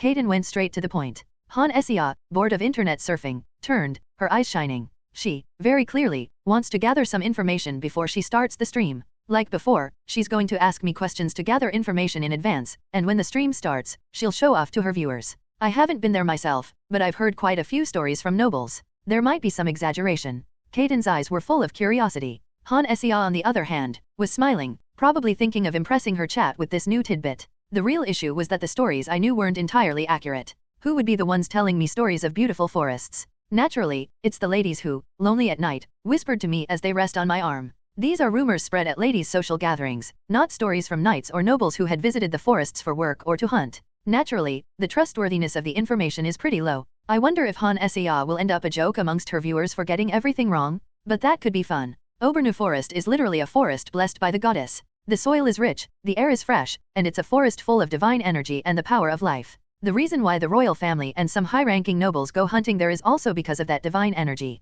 It's weird that orcs are hiding in a forest full of divine energy. The goddess's kindness is equal to all living things. Unless it's an undead or something, even a simple orc can receive the blessing of divine energy. That's why the forest is tightly controlled. In RPG games, the ones who get hurt by heal skills are undead races, not orcs with green skin. If orcs establish themselves in such a bountiful forest, their numbers could swell rapidly, much like rabbits did in Australia. Of course, it's a forest I've never visited, and the unprecedented historical event of orcs entering a place blessed by the goddess is already a scandal in itself. If this kingdom has historical records like the annals of the Joseon dynasty *, wouldn't the name of the current king be absolutely ruined? Just how inept does a king and his knights have to be to let a sacred sanctuary be breached by orcs, of all creatures? There are stories that merely entering the forest grants one a baptism of divine energy, and that the fruits and meats cultivated within the forest are exceptionally beneficial to one's health. The church might have exaggerated a bit, but there must be some truth to it. Why do you think they invited our party to such a precious place? The mere fact that we were entrusted with this request is likely a reward in itself. Even if we had rejected their 20th floor request, we're still the adventurers who rescued a member of the Knights Division. What Han Seah said to her viewers, it feels more like a hidden quest, hits the nail on the head. It seems the request might have come as a reward for rescuing the kidnapped knight from the orcs. Both of them nodded to my explanation. If the request itself is a reward, then it would explain why the requester would send a carriage and coachman to bring us to the capital. Carriages from the medieval era are notorious for their jolting and rattling, inducing nausea and often leaving bruises on one's back and bottom due to the lack of cushioning. But the carriage sent by the Royal Knights Division was luxurious, complete with cushions, shock absorbers, and even soundproof walls to block out external noise. The carriage was very fancy. It's nothing like the one we rode when we first got to the city. Even mercenary groups wouldn't consider buying such an extravagant carriage. You can tell how good the carriage is just by looking at how comfortably those two fell asleep. No matter how well the road from the city to the capital is built, it's still a medieval fantasy highway. If a modern asphalt road has parts where cars shake, wouldn't it be normal for a carriage driving on a medieval road to shake? However, Grace and Irene, who had fallen asleep during the boring carriage ride, were sleeping soundly, leaning on each other. It showed just how amazing the carriage was. Well, they do look very comfortable. Maybe I should get some sleep too. From stories of the blessed forest to details of the fancy carriage, our idle talk went on. But now, the only sound in the carriage is faint snoring. Just when it seemed the carriage would continue rolling endlessly, it came to a gentle stop. The soft, rhythmic sound of the horse's hooves slowed, and the carriage jolted slightly as it stopped. Sensing the movement, Grace was the first to stir. A knock echoed softly. "Adventurers, we have arrived at a resting point. It looks like we will have to stay here for the night." We had stopped at an inn with a spacious stable, likely reserved for the Knights Division. Interestingly, it appeared we were the only guests, as the establishment welcomed us in a perfect state. Kaden and I, who were awake, got off first, followed by Han Seah, Grace, and Irene. They all took a deep breath, inhaling the fresh air, and then disappeared inside the building. "Welcome, adventurers. All the rooms upstairs are empty, so please use them as you like. Even though the outside was empty and there were no guests, 3 women were waiting inside. One was cooking, and the 2 others seemed to be managing the building. Even though it had gotten dark, since Grace and Irene had had a good sleep in the carriage, they didn't go into rest. I settled at a table on the first floor. Shortly after, the rest of our party joined, opting to sit at the table rather than heading upstairs. Since it's getting dark, shall we start with dinner? Sounds good. A familiar but somewhat unwelcome voice answers the suggestion. I was sure that the inn was run by the 3 women, yet now there was this unexpected male voice. We all turn our heads together to look at the uninvited guest. The man was so tall that one would have to strain their neck to see him properly. A man who is a knight affiliated with the kingdom's knight division and is in charge of matters related to adventurers. Roland? It's been a while, how about a drink? Well, about that. And, there he was, an overly excited uncle. My number 1, middle-aged fan. It seemed that just as there were many adventurers who were fond of me, there were also many knights who regarded me favorably. Just as the priests of the temple maintained their faith without corruption, most of the kingdom's knights revered chivalry and honor, valuing camaraderie above all. Essentially, they were a group of sweaty, muscle-bound men. My imposing stature and well-defined muscles had earned me their affection. As an adventurer who had never abandoned a comrade, I had their respect. The only downside might be that these muscle-bound knights tend to cling a bit too affectionately. In my view, I wasn't particularly noble-minded or heroic. After all, I was just a military service returnee who became obsessed with a female character in Heroine's Chronicle, only to reincarnate in another world. There's no way I would have any heroic qualities. I just aimed for benefits without getting hurt. But, given my 6 status, my threshold for not getting hurt was far greater than most. So, at that time, Roland, that guy, Sullivan, has your swordsmanship improved or just your chatter? My muscles have definitely grown too, see? And call me James. I don't want to, it feels informal. Huh? You're just shy. Yet these muscular guys, unaware of the reality, see me as the most honorable man in the world, which can be a bit overwhelming. If they were criticizing me out of malice, I could have brushed it off. But when they showered me with over-the-top praises, it was almost embarrassingly overwhelming. Moreover, every time I spent a passionate night with the beauties of the capital, they'd praise me as a true man who understands women, doubling my embarrassment. Seeing Grace listening intently to his exaggerated tales of me gives me a headache. There he is, flaunting his bulging biceps. Indeed, those muscles of his are notably larger than Irene's head. If my physique is reminiscent of a Greek statue, his would be a miniature Hulk. Did you come all the way here to talk about the request? Huh? Yes. Why do you say it like that? To be honest, there's not much to discuss, I just ran over to grab a drink. You ran over? Just a day's distance by carriage. Thought I'd get a workout, so I ran since morning. Took a bath, and waited for you. No surprise the stables were empty even though he was around. James Sullivan, who was showing off his muscles and chatting away, finally took his seat properly. Just being around such an enthusiastic, muscle-bound man was exhausting. The party members, who had been listening to my highly exaggerated tales, now gazed at him with bright eyes. For all his showiness, he was good a storyteller. It wasn't for nothing that he was assigned as the adventurer representative. First off, the external request involves scouting for orcs in the Auburn Forest. What do you mean by external? Roland, let me ask first. Did anything happen the last time you were in the capital? What is he talking about? James, with a tone hinting at some hidden circumstances, spoke, and all eyes turned to me. The last time I visited the capital, it was before Han Sia logged into this world, so there wasn't much that left an impression. Other than completing usual quests and sneaking into the bedrooms of noble women under the pretext of rewards, I hadn't done anything of note. With no suspicions in mind and seeing my puzzled expression, James gave a reassuring nod. Don't take it too seriously. Even within the Knights division, we just found this request a bit odd. It's not a big deal. Do you mean it's strange because the request was passed on to adventurers? Exactly. Frankly, if it's about exploring the Auburn Forest, it would be more appropriate for our Knights division to handle it. Even with our tight schedule and limited manpower, it's a forest blessed by the goddess. There's enough reason for us to postpone everything else and dispatch men. But they specifically chose an adventurer party. Upon hearing James' heavy voice, the group unconsciously nodded in agreement. A mission in a forest blessed by royalty, merely to hunt orcs, did sound suspicious. But no matter how hard I thought, there was nothing that stood out. Even the noble women I'd interacted with were merely figures sidelined in politics, seeking solace in social gatherings. There wasn't anyone among them with the power to deploy adventurers to the Auburn Forest. Well, I don't know where such talk started, and it's not bad that the request went to you guys. There are quite a few in the Knight division who recognize your skills. It sounds like it won't be an issue then. We will explore the forest as planned and deal with the orcs. That's the spirit. By the way, Roland, this sinful friend of mine. When you came to the capital last time, you didn't happen to charm some noble princess asterisk, did you? Out of the blue, a noble princess. What? I involuntarily turned towards Caden at this abrupt remark. Suddenly, my eyes inadvertently darted towards Caden. A young noble princess sword Princess Caden was sitting right at our table, listening. It wasn't just me. Han Sia's gaze also unmistakably shifted to Caden.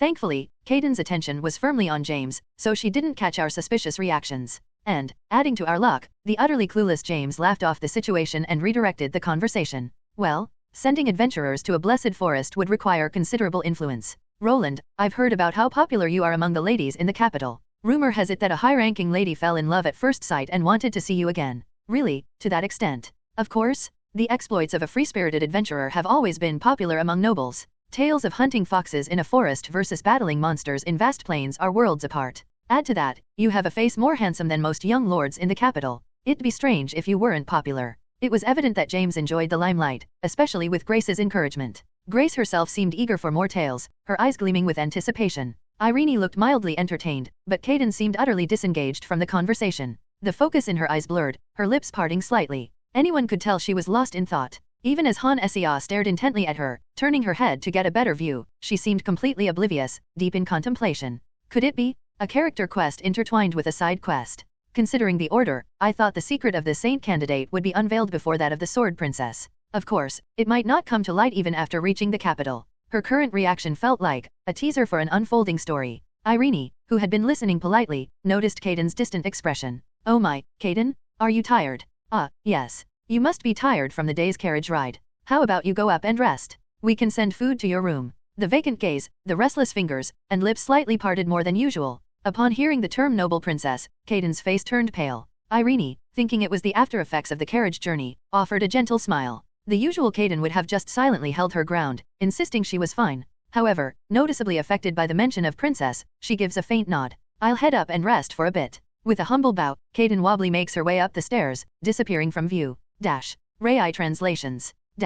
Filling his stomach with a warm stew rich in meat and then spending some time web surfing in bed, the day brightens as the coachman readies the carriage again. Are you feeling better? Yes. After resting for a full day, I'm much better. While Irene lightly ate her soup, she stayed close to Caden's side, looking after her attentively. Given that Caden tends to be quite reserved and doesn't talk much, she seems to think she wouldn't show his fatigue or pain. Treating Caden like a stubborn child, she stays close to him. Perhaps it's because she's in her male disguise, but she appears slightly flustered by Irene being so close, the first person to do so. The atmosphere between the two women was growing warm and pleasant when, Roland, why don't you get off the carriage and run with me? Are you crazy? James, my greatest admirer and someone who seems to have let muscles replace his brain, was trying hard to have me run by his side. The journey from the city of adventurers to the capital takes roughly 2 days. Given that this rest stop is about halfway, suggesting we run on foot for the remaining distance doesn't sound like something a sane person would say. I understand that the carriage is just big enough for our group and can't accommodate any more, but, to suggest running. I prefer comfort, so you can run on your own. You always say that, but I know you never take the easy path. Your perfect physique is proof. Ugh, damn it. That was when I naively relied on my strong body and acted recklessly. Now, I simply want to sit back in the carriage and catch up on the videos I've missed. From various game streams to playthroughs of games I'm not familiar with, there's so much to watch. A carriage sped along the well-maintained road, the horses leading it were racing beside a muscular giant of a man. In this unique way, we made our way to the blessed Auburn forest near the capital. Although the carriage was soundproofed, I could still make out the rhythmic gallop of horse hooves and the heavy thudding of someone's footsteps outside. It made it hard to focus on internet browsing. Of course, the carriage had been prepared for our group, so there was no space for the muscular James. Not that we particularly wanted to squeeze in such an intimidating figure, to begin with. Thus, the peculiar journey of a man and a horse-driven carriage running side by side continued. We have arrived, came the announcement.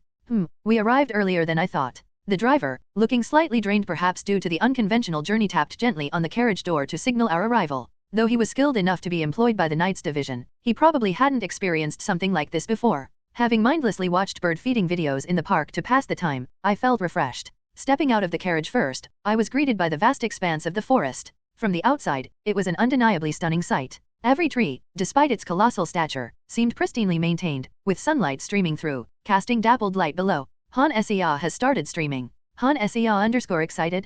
A side quest in the Blessed Forest. Wow, just seeing from outside, it's astonishing. You can feel the warmth all the way here, truly a magnificent forest. Following behind me were Han Sia, who had quietly started her stream, and Grace. Soon after, Caden and Irene descended, all of us gazing at the forest with admiration. Though the carriage stopped near what looked like a checkpoint at the forest's entrance, the refreshing air tickling our noses cooled our minds. There seems to be military patrolling the area, to prevent unauthorized entry. Considering the divine energy seeping out even to the forest's perimeter, such precautions seemed justified. We're the party of adventurer Hannah, here on a request for the Knights Division. Confirmed. This way, Sir James. Yeah, that's me. You handle the check, I'll guide them in. Understood. But you came running alongside the carriage. As our group gathered around the carriage, soaking in the fresh air, soldiers with long spears approached us, their faces showing surprise. It was understandable. James hadn't exited the carriage but seemed to materialize from its side. The soldiers, unaccustomed to a man running alongside a carriage, looked around hesitantly, probably searching for James' horse.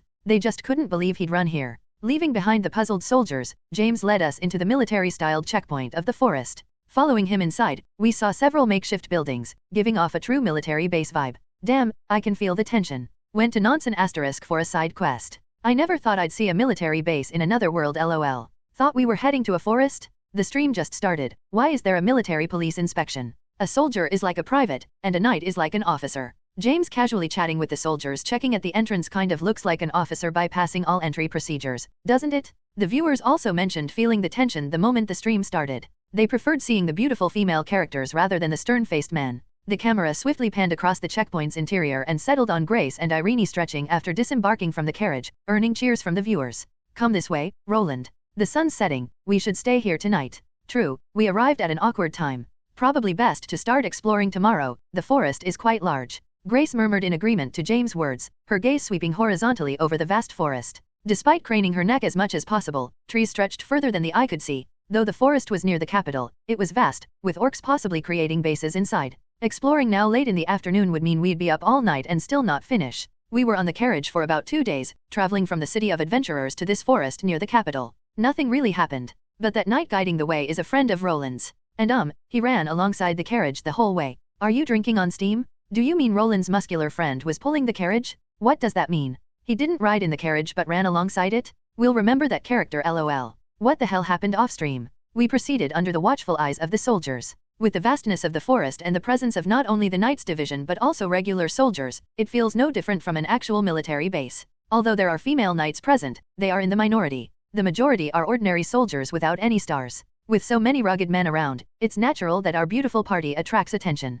But, given that these soldiers guard the blessed forest near the royal palace, they maintain discipline. They wouldn't dare challenge adventurers escorted by a knight. You can use this barrack. It's a place maintained for guests, so feel free to use the facilities inside. There's a kitchen for preparing meals, but if you prefer, you can join us in the dining hall. We have our own provisions, so we'll handle our meals. Amidst the intense stares, we arrived at a 2-story wooden building. From the outside, it looked like a simple wooden cabin, but inside, it had a fireplace, bedrooms, and even a shower. True to its description as a building for guests, the neatly organized interior evoked sighs of relief.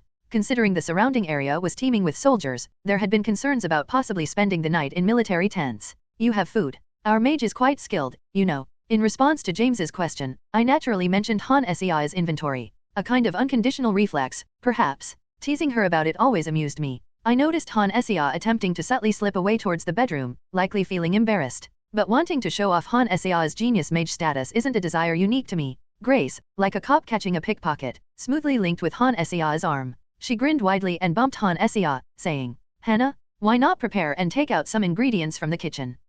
Let's fetch dinner from that magical place called the inventory. Grace pronounced the word inventory deliberately, syllable by syllable, emphasizing it for James to hear. Her playful tone naturally made me chuckle. Now that I think about it, teasing Han Sei must be similar to the incessant praise I get from the knights. Han Sei receives acclaim as a genius for the system's inventory function. I for Roland's muscular physique. Both are equally embarrassing. Wow, how is it? Isn't it amazing? It's really amazing? If this magic spreads, we wouldn't have to worry about supplies. Hey, Roland, where did you find such a mage? James, with perhaps the most enthusiastic reaction I've seen yet, left Han Sei's cheeks flushed red. Grace and James, standing on either side of her, began spouting words like genius, innovator, and goddess of supplies. Goddess of supplies? James, you've been spending too much time with bards in the capital, haven't you? His flattery was over the top. Overwhelmed by the barrage of compliments, Han Sei sought refuge in the kitchen. Of course, to Grace, this retreat probably just looked like the modesty of a genius mage. Hannah seems a bit timid compared to her talents and abilities.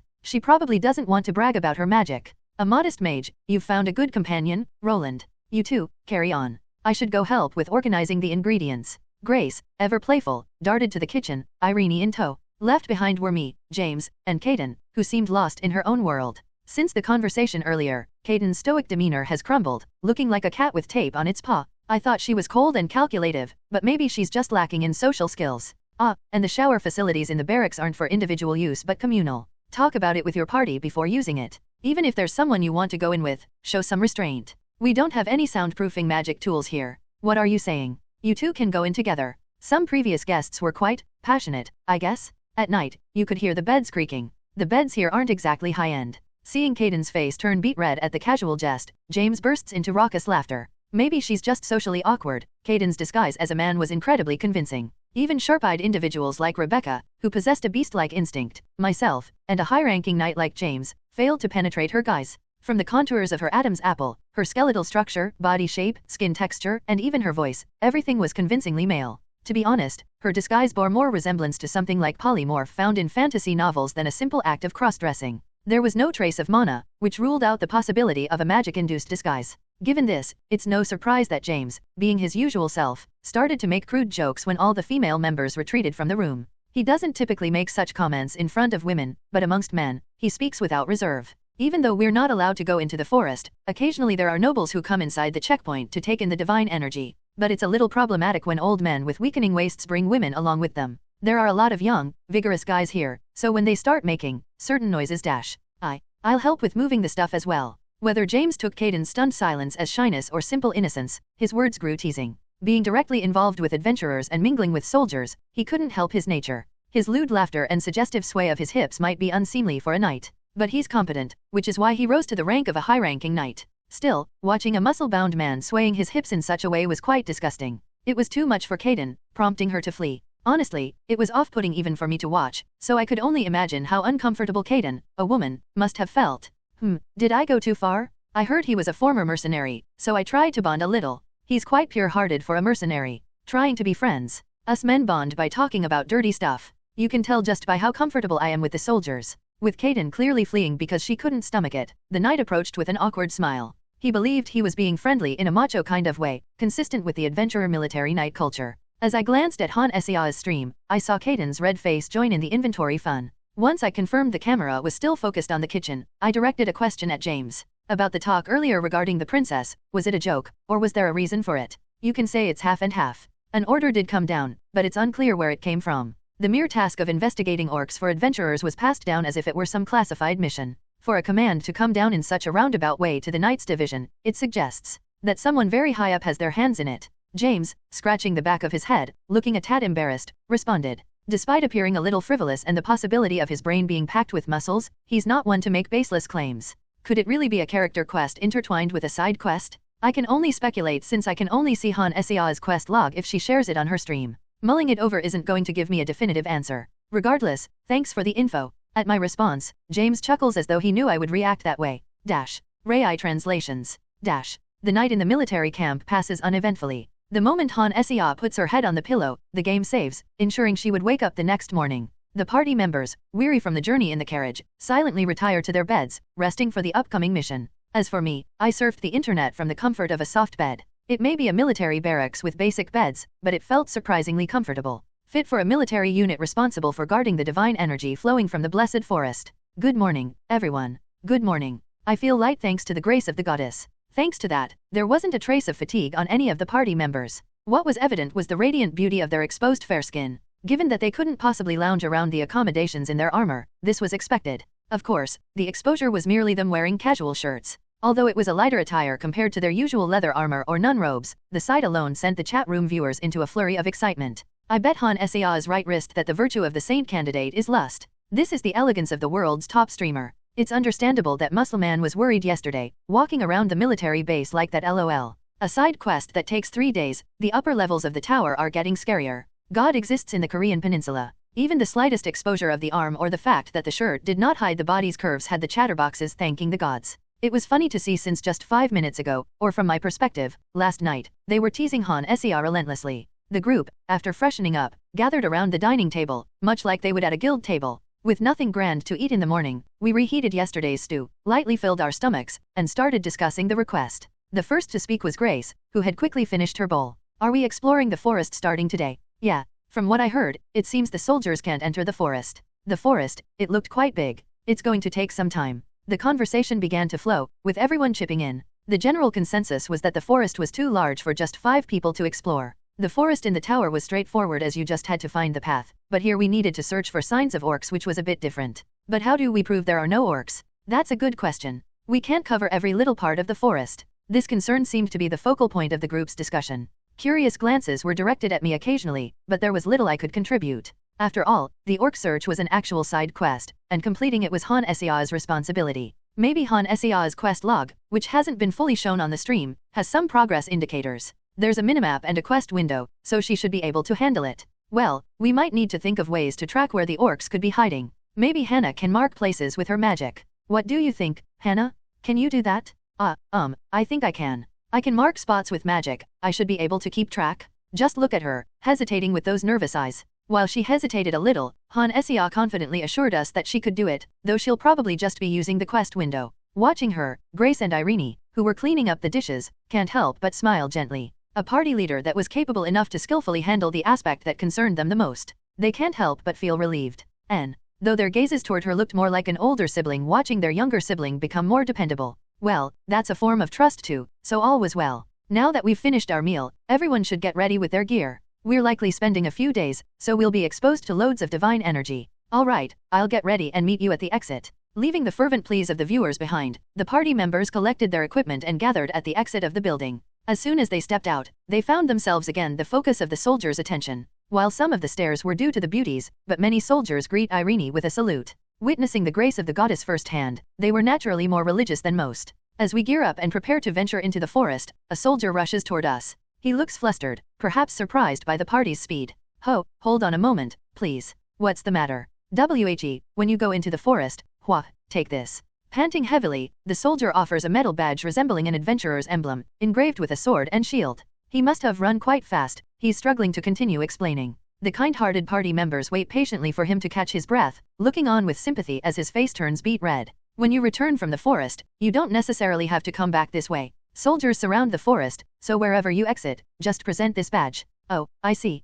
Thank you. It's, well, my duty. The soldier's face brightened slightly at Han Sea's polite smile and gratitude. A thought crossed my mind that soldiers, whether in medieval fantasy or in the modern era, aren't so different after all. With this strange thought, we moved towards the forest. Grace naturally takes the lead, walking beside me, while the others follow. Caden follows up from the rear. For a group that hasn't been adventuring together very long, we're looking quite comfortable and practiced. Alright, the side quest begins. The goal is to search for signs of orcs in the Blessed Forest. Judging by the progress shown, it seems like it will be filled up as we light up the mini-map. I don't know whether there'll be orcs or not. In the quest window, it just says explore the forest. With Han Sea's explanation, we crossed the barricade and entered the forest. Along with Caden, who seems to be deep in thought. The Blessed Forest was true to its name. If this is called a forest, then what's inside the tower might as well be called a cave. This is the grace of the goddess. The forest was dense with trees, but not to the extent that it hindered passage, allowing us to stroll along the forest trail. The rich canopy of branches obscured the sky, but sunlight warmed us through gaps in the leaves.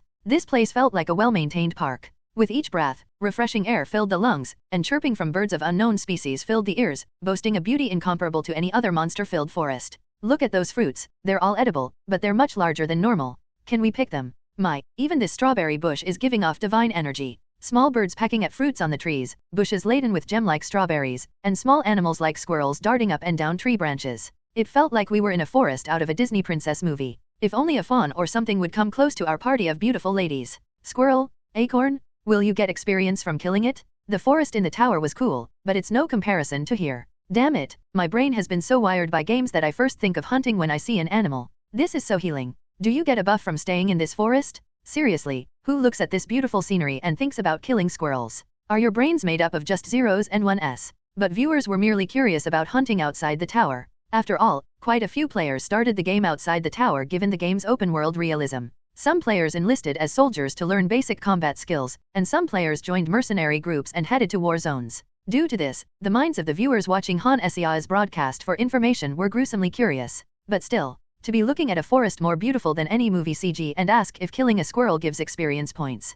Really? Judging by how the small animals aren't scared of humans, I don't think there are any orcs around here. You can tell through that. Yes, well, animals learn too. They remember things like where hunters usually pass by or where traps and snares are. If they're not afraid of humans, it means they haven't seen any two-legged hunters. While the chat was filled with heated discussions, Grace and Irene chatted amongst themselves. Indeed, if orcs had been around, bushes would have been trampled, and small animals like rabbits and squirrels would have been hiding. Those unintelligent brutes wouldn't even think of covering their tracks. The party, perhaps soothed by the serene forest, looked more like they were on a picnic than on an adventurer request. They chatted quietly amongst themselves, showing no signs of feeling threatened or being on alert. Even if it seemed like they were off guard, there was nothing to worry about.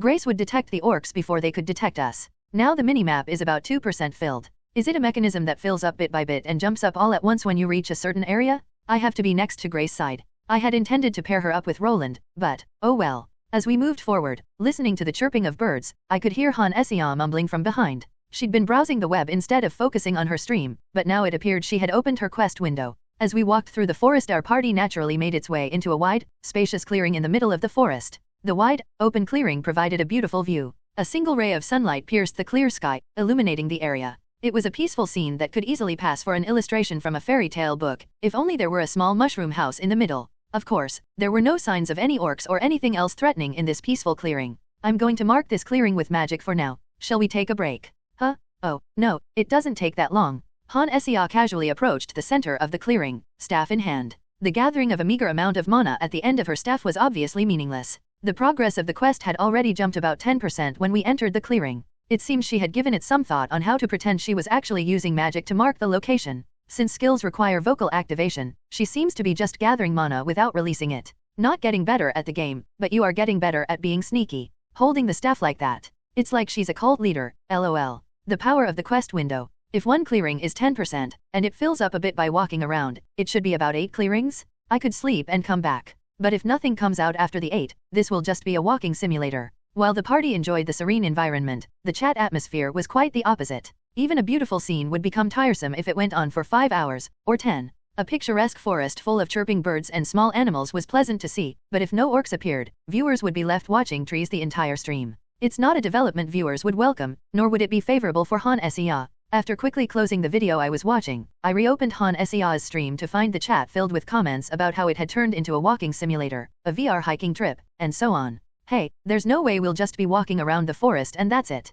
Something will pop out when we reach about 50%. We've only filled up 10% so far, don't be so impatient. Han Essia, lifting her staff and talking with her viewers, also looked a little anxious. Given the mood of the forest, it seemed more likely that a baby deer like Bambi would spring out from the bushes than an orc. The chat, sensing her unease, could only scoff at Han Essia's unconvincing words. Is nothing really going to happen? As if her ominous premonition was becoming reality, they met nothing but small animals as the quest progress rose from 10% to 20% and 30%. Squirrels, rabbits, deer, small birds with colorful feathers, even toothless grass snakes. By the time the sun was high overhead and they were preparing a meal in their 4th clearing of the day, the most dangerous thing they'd come across was a buzzing beehive. The forest is so peaceful. There are no signs of orcs, let alone large or carnivorous animals. Right. It feels more like we're on a vacation than a request. This forest seems safe enough for kids to play in. It must be why the royal family keeps guards around. Even after walking for quite some time, I feel more refreshed than exhausted. The party, preparing lunch in the open clearing and cheerfully tending to the fire, looked utterly at ease.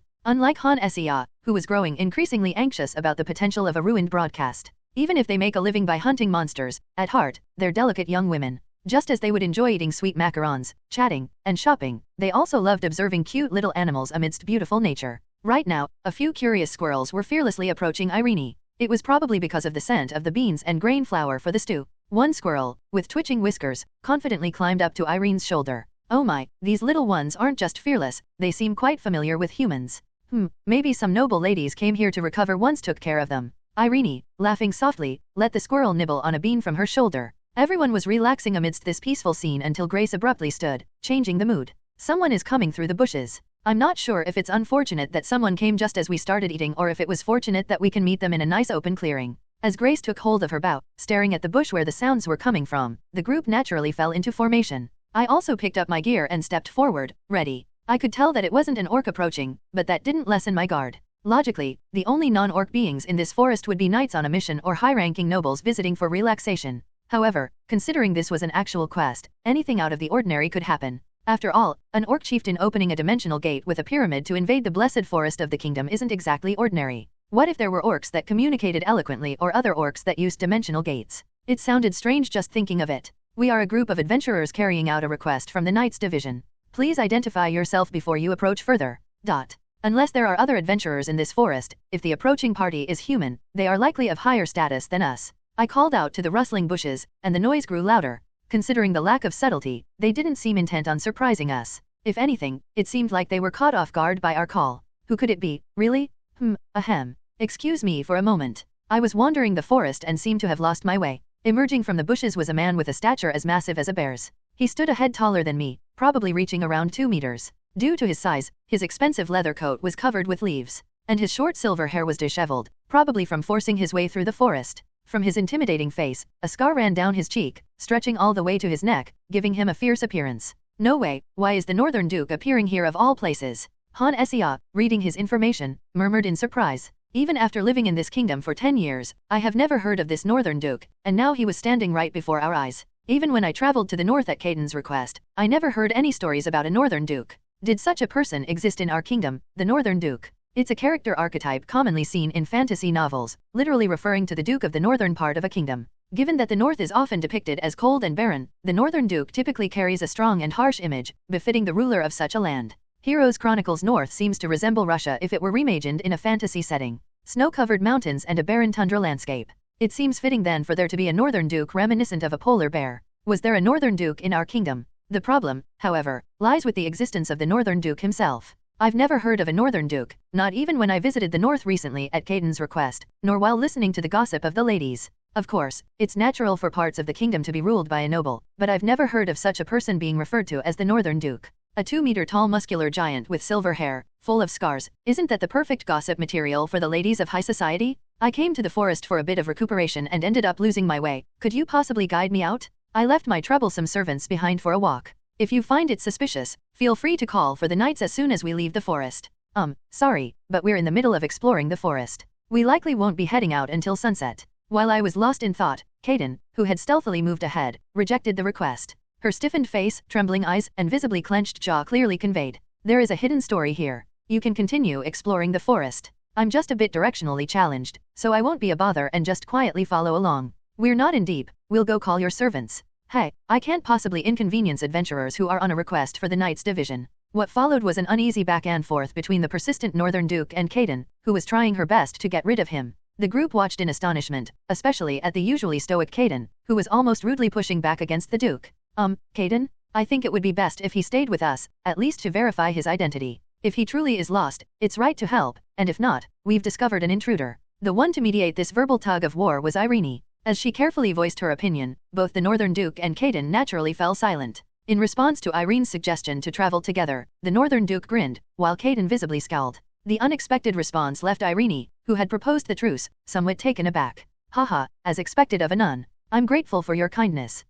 Yes. That's right, I think. And so, the Northern Duke, who emerged from the forest like a bear, joined our party. Leading the way with her staff was Han Sia, and beside her was Grace, scanning for orcs. I was escorting the two of them. A bit behind were Irene, who was carefully observing her surroundings, and Kaiden, her escort.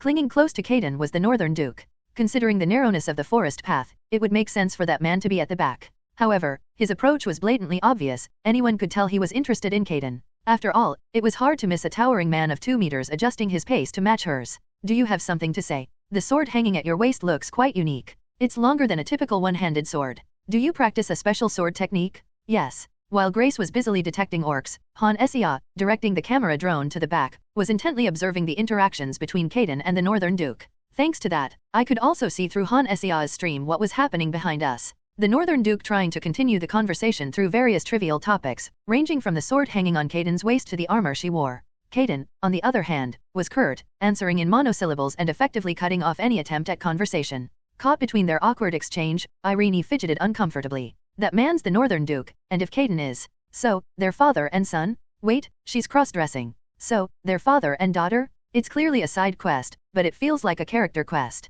Anyway, if the father is a 5 and the daughter is a 4, would you call that a star spoon asterisk? Forgetting that your companion is a cross-dressing woman, you're really something. He's the Northern Duke, but why isn't he wearing a thick furry coat? Anyone roaming in a fur coat in this weather would be deemed mad and be handed over to the Knights Division. He sounds like a dad trying too hard to connect with his teenage daughter. Considering his age, it might actually be a midlife crisis, lol. Information that would be unknowable without the system window was now being speculated on by Han Sia and her viewers, thanks to the titles Northern Duke and Sword Princess. With a high-ranking official who's supposed to be in charge of the North appearing out of the blue, things are making more sense. And because she was in the kitchen, Han Sia and her viewers missed James' story. She's a high-ranking noblewoman, hiding through cross-dressing, and now most likely this unknown high-ranked duke issued an order to the Knights Division. When all these pieces of information are combined, the only logical conclusion is clear. Kaden is the daughter of the Northern Duke, and the Duke himself has come in person, pretending it's mere coincidence, in order to approach his runaway daughter. So, as an adventurer, what kind of tasks do you usually take on? I hunt monsters in the tower. Kaden, who has only recently evolved from a mere mercenary to an intermediate-level adventurer, was now bluntly speaking to an aristocrat capable of entering the Blessed Forest. That brusque and curt manner of speaking could only be directed at someone she knew well, likely her own father. Wait, does this mean she's not the successor of a fallen noble family, but rather just a runaway girl? I had pictured her as a determined noble struggling to revive her fallen house from the ground up, but it turns out she's just a shy runaway noble girl. My image of her has changed so much, it's quite startling. So, she dressed up as a guy to avoid her father? But then got discovered and so he came to our party trying to bring her back? Our noble lady seems more clumsy than I thought. I assumed her to be cold, curt, and sharp-witted. Her hidden secret is that she ran away? LOL. Running away in men's clothes vs pretends to be lost to find runaway daughter. This isn't a Northern Duke AAAARG. The spoiled runaway trope is funny. So, it's not an orc finding quest but a find the runaway daughter quest? Due to the interactions between the Northern Duke and Kaden, viewers are starting to buy into the theory that Kaden is a runaway girl. However, she does have the title of Sword Princess and her damaged magical armor, so there's definitely a backstory there. Still, the combination of cross-dressing runaway girl is more than enough to make people laugh. In the viewers' minds, the image of an overprotective Northern Duke and his naive runaway daughter, Kaden, has been firmly established. I can't really argue against that perspective. If she wasn't the daughter of the Northern Duke but of some other house, there would be no reason for him to come to see her personally. The fact that all the repair materials for the magical armor are from the northern area further proves it's likely armor from a northern noble family. Unaware of the gaze from Han Esia, myself, and tens of thousands of viewers, the two, father and daughter, continue their bickering. Do you have any dreams or aspirations as an adventurer? I will climb the tower. Climbing the tower. So you want to leave your mark in history as an adventurer? That's indeed an ambitious dream. With an unyielding spirit, the Northern Duke continued to converse with his daughter, Kaden, who barely responded with more than 5 words. Stuck between them is Irene, clearly uncomfortable. Even Grace, from the background, seemed to be subtly shifting her attention towards their exchange. To Irene and Grace, it might look as though Kaden was being rude to an aristocrat they just met. We should end our exploration for today and start heading out of the forest. We need to guide the gentleman out as well. Indeed, rushing won't get us anywhere. Perhaps feeling sorry for Irene, Han Esia suggests that they wrap up their exploration for the day. At her words, Irene, stuck between the squabbling parent and child, enthusiastically nods. Even while moving through the forest, steering slightly to run parallel to the path we had just taken, the father and daughter's conversation doesn't cease, covering swords, armors, our party, the city of adventurers, the tower, the guild, quests, and even accommodations. I have to say, he really talks a lot. To anyone watching, it was the unmistakable sight of a doting father. We continued our peaceful journey through the forest when the rustling in the bushes began once more. The footstep sounds alone confirmed at least 3 people, heavy in weight, were approaching us. Grace was the first to notice, and I quickly followed. Almost simultaneously, members of our group began to stop in their tracks. Tensions rose among them, wondering if orcs would appear this time. Yet, there was the Northern Duke, looking rather sheepish amidst our group. As the sound got closer, there were audible clinks of metal. While the rest of our group remained tense, not catching on, I relaxed and lowered my shield. What's the matter, Roland? The footsteps aren't those of orcs. It's the sound of knights, properly clad in boots and even spurs. As if to prove my words, 3 heavily armored knights, their faces concealed by helmets, emerged from the bushes. Why on earth? We were told you'd stepped out for a bit? Why are you all the way here? Ahaha, sorry. This isn't something you can just laugh off. To be precise, it was 2 heavily armored knights and 1 beautiful silver-haired female knight. The group emerging from the undergrowth made no attempt to hide their identities. Father, as the Duke responsible for the north, your sense of... I said I'm sorry. The Northern Duke, his daughter, and 2 escort knights. On their armor's breastplate was engraved a crouching wolf, the symbol of their house. On their waists hung a sword, unsheathed yet radiating a chilling aura. Magic swords. To sum it up, an armed group is strolling around in the blessed forest of the royal family, their family crest on full display and they're even carrying weapons. They aren't disguised assassins or fraudsters, especially given Kaden's shock at the woman's appearance. What the hell is going on? Our group now includes a disguised runaway noble lady and her likely father, along with his daughter and knights. To top it all off, the new lady doesn't even seem to recognize Kaden. She hardly spares her a glance. As Han Esia and her viewers try to deduce the drama, I lead the way for the group. I too was trying to guess at Kaden's familial situation. As we were walking and guiding the party of the Northern Duke, the view, which had been filled with green, opened up to reveal bustling buildings and a swarm of soldiers. Who is there? My lord. As soon as we emerge from the forest, a few soldiers approach us as if to surround us but soon freeze in shock. The sight of the giant duke seems to petrify the soldiers, as if they've seen Medusa. From what I remember in K-fantasy, a duke was a noble house mixed with royal blood star. So, this situation must be more intense than a private in front of a celebrity. We shall escort you inside. There's no need for that. I just want to hear a little about the tower from these adventurers. In that case, we'll prepare a room and refreshments. A soldier shouted with such force it seemed his veins would burst. Despite trembling with fear, he bravely continued speaking, probably because they couldn't leave such a high-ranking person standing aimlessly at the edge of the forest. In response to the pitiful sight of the trembling soldier, the Northern Duke waved his hand dismissively. Just as he didn't demand formality from us, adventurers, he showed generosity to his soldiers. However, when a person as powerful as a duke encourages a low-ranking soldier to relax, how can a soldier be at ease? Must I remain calm? I have to too. From behind the stiff soldier, another one grumbled, grinding his teeth so hard that his jaw muscles were trembling. Although he mumbled under his breath, there was no way his words wouldn't reach the superhumans before him. The Northern Duke, who was scratching the back of his head awkwardly at the voice that seemed half-sobbing, hurriedly moved his feet. Surprisingly, he seemed to know the geography well, naturally heading towards the guest building without the aid of a guide. Speaking of which, this man is moving alongside us too naturally. You want to hear about the tower? Don't take it too seriously. Aren't you here for a request anyway? Just think of it as keeping an old man company and telling him some adventure stories. Father? Calling yourself an old man, you're being too modest. With Kaden maintaining her ironclad attitude, the Duke seems to have changed his approach. His young daughter was startled and tried to dissuade him, but the Duke, true to his bear-like appearance, kept pushing. Naturally, it was assumed we would stay in the same guest building. This place isn't a motel district, and there aren't many guest buildings prepared. If he were a noble who valued authority, he would have gone on a carriage and moved out, unable to stay in the same building as adventurers. However, the Duke, clearly interested in Kaden, attached himself to me. I suspect he started talking to me because all the members of our party are women. The party and the escort knights went up to the second floor to divide rooms, and the young lady, flushed with embarrassment at her father's audacious behavior, quietly went outside the building, perhaps for a walk. The only ones left were the Duke, sitting heavily at the table, me and Han Sea's semi-transparent camera drone, which had come quietly to film. The stream monster wouldn't miss such an opportunity. I was sitting at the table, pretending not to notice the camera, when the bear-like noble in front of me started to speak. I apologize for not introducing myself properly despite having walked together through the forest together. I am Arthur Wesley, the Duke who rules the North, leader of the Frost Wolf Knights Division. Never mind, it's best to skip all these tedious titles. He began with a grand introduction, but stopped in the middle, rubbing his chin scar thoughtfully. It was my first time hearing the name Wesley. It was likely that the Wesley family had appeared only after Han Sea logged into this world. Or, maybe my head was a little off, due to being an NPC. Like how NPCs can't recognize Han Sea speaking to her viewers. While I was lost in thought for a moment, the man in front of me finally opened his mouth. I have been investigating quite a bit because I'm very interested in this request. I heard you're a senior adventurer. I also heard that your companions have just recently upgraded from novice adventurers to intermediate adventurers.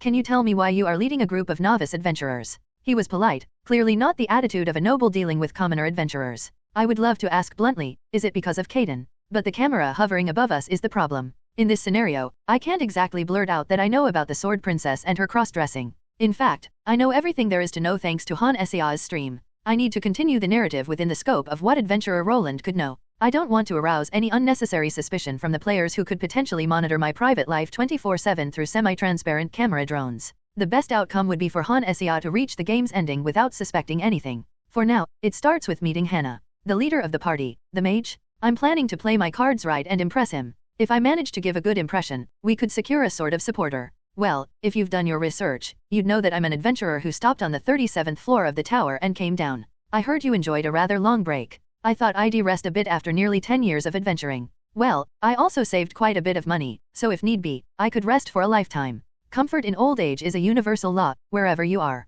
So I went on with my story accordingly. Mage Hannah, whom the receptionist sneakily left to me, Ranger's Grace whom I met in the tower during my adventure, and Nun Irene who was in another party but transferred to ours. Lastly, Kaden, who joined the party as a mercenary. Up to this point, the nobleman, who had been chuckling at my interesting stories, changed his attitude as soon as the topic shifted to Rebecca and Kaden. His fingers started twitching, his previously relaxed posture stiffened, and he seemed to grow several times bigger. Isn't he too obvious? It seems he's someone who can't lie. Han Sea being assigned by the receptionist, sounds like a lost child at a protection center. Anyone can see that he's twitching because he wants to hear about Kaden lol. It looks like Roland intentionally told the stories of the other party members first. Looking at the chat, even the viewers can tell. I suppose it's okay if I pretend to notice something. It's great that I can confirm this in real time thanks to the chat.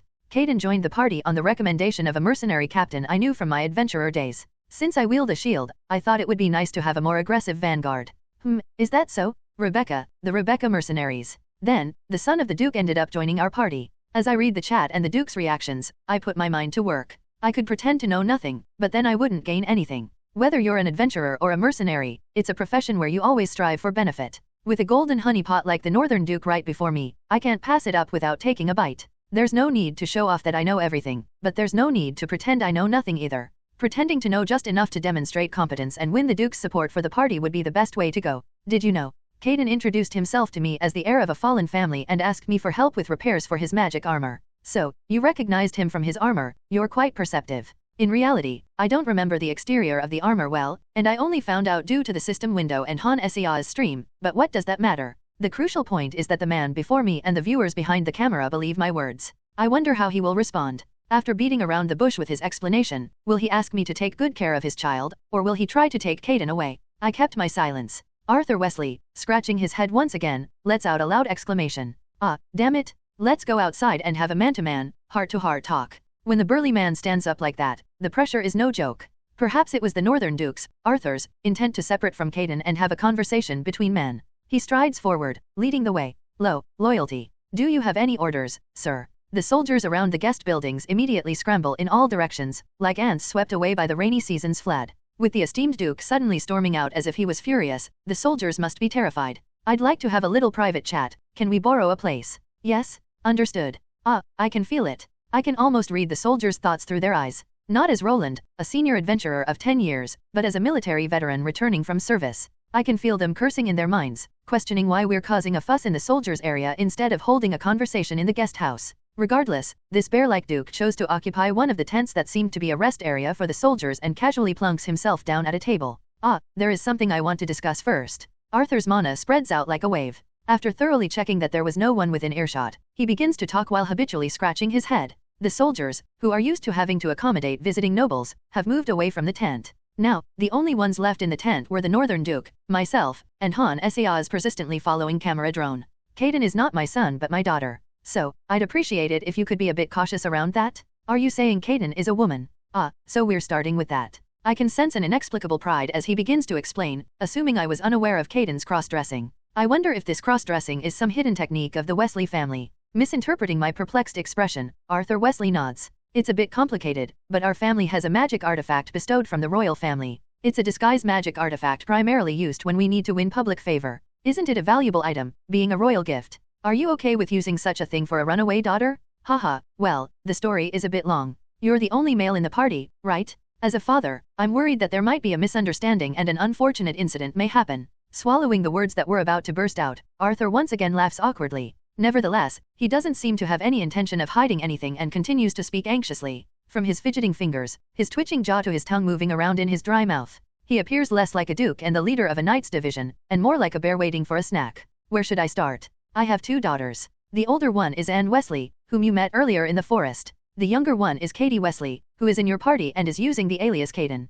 They were very close when they were young. He seems to reminisce about old memories, his eyes become distant. Arthur Wesley's story continues, and the viewers pour out like a flood. The royal disguise cross-dressing kit for running away, name needs some work. If you say it's a polymorph transformation artifact, it sounds cool, but when you say it's a runaway cross-dressing artifact, it sounds like total garbage. Why is it that when I come back from the bathroom, instead of seeing beautiful faces, I see a scarred old man? They were close? Is some kind of secret birth story coming up? If it's a K-drama style story, it has to have things like a family feud, a stepmother, and so on. But since BB Games doesn't seem to be a Korean gaming company, I'm not sure how the story will pan out. Both the viewers and Han Sea are listening to the story with great interest. Of course, I'm just as curious. What kind of backstory would make the youngest daughter of the Northern Duke disguise herself as a man and become a mercenary? From birth secrets to political family feuds, I feel like all kinds of stories could emerge. It reminds me of all the absurd plots in the K-dramas I've heard about before coming to this world. The problem was when the 2 daughters came of age and their opinions diverged.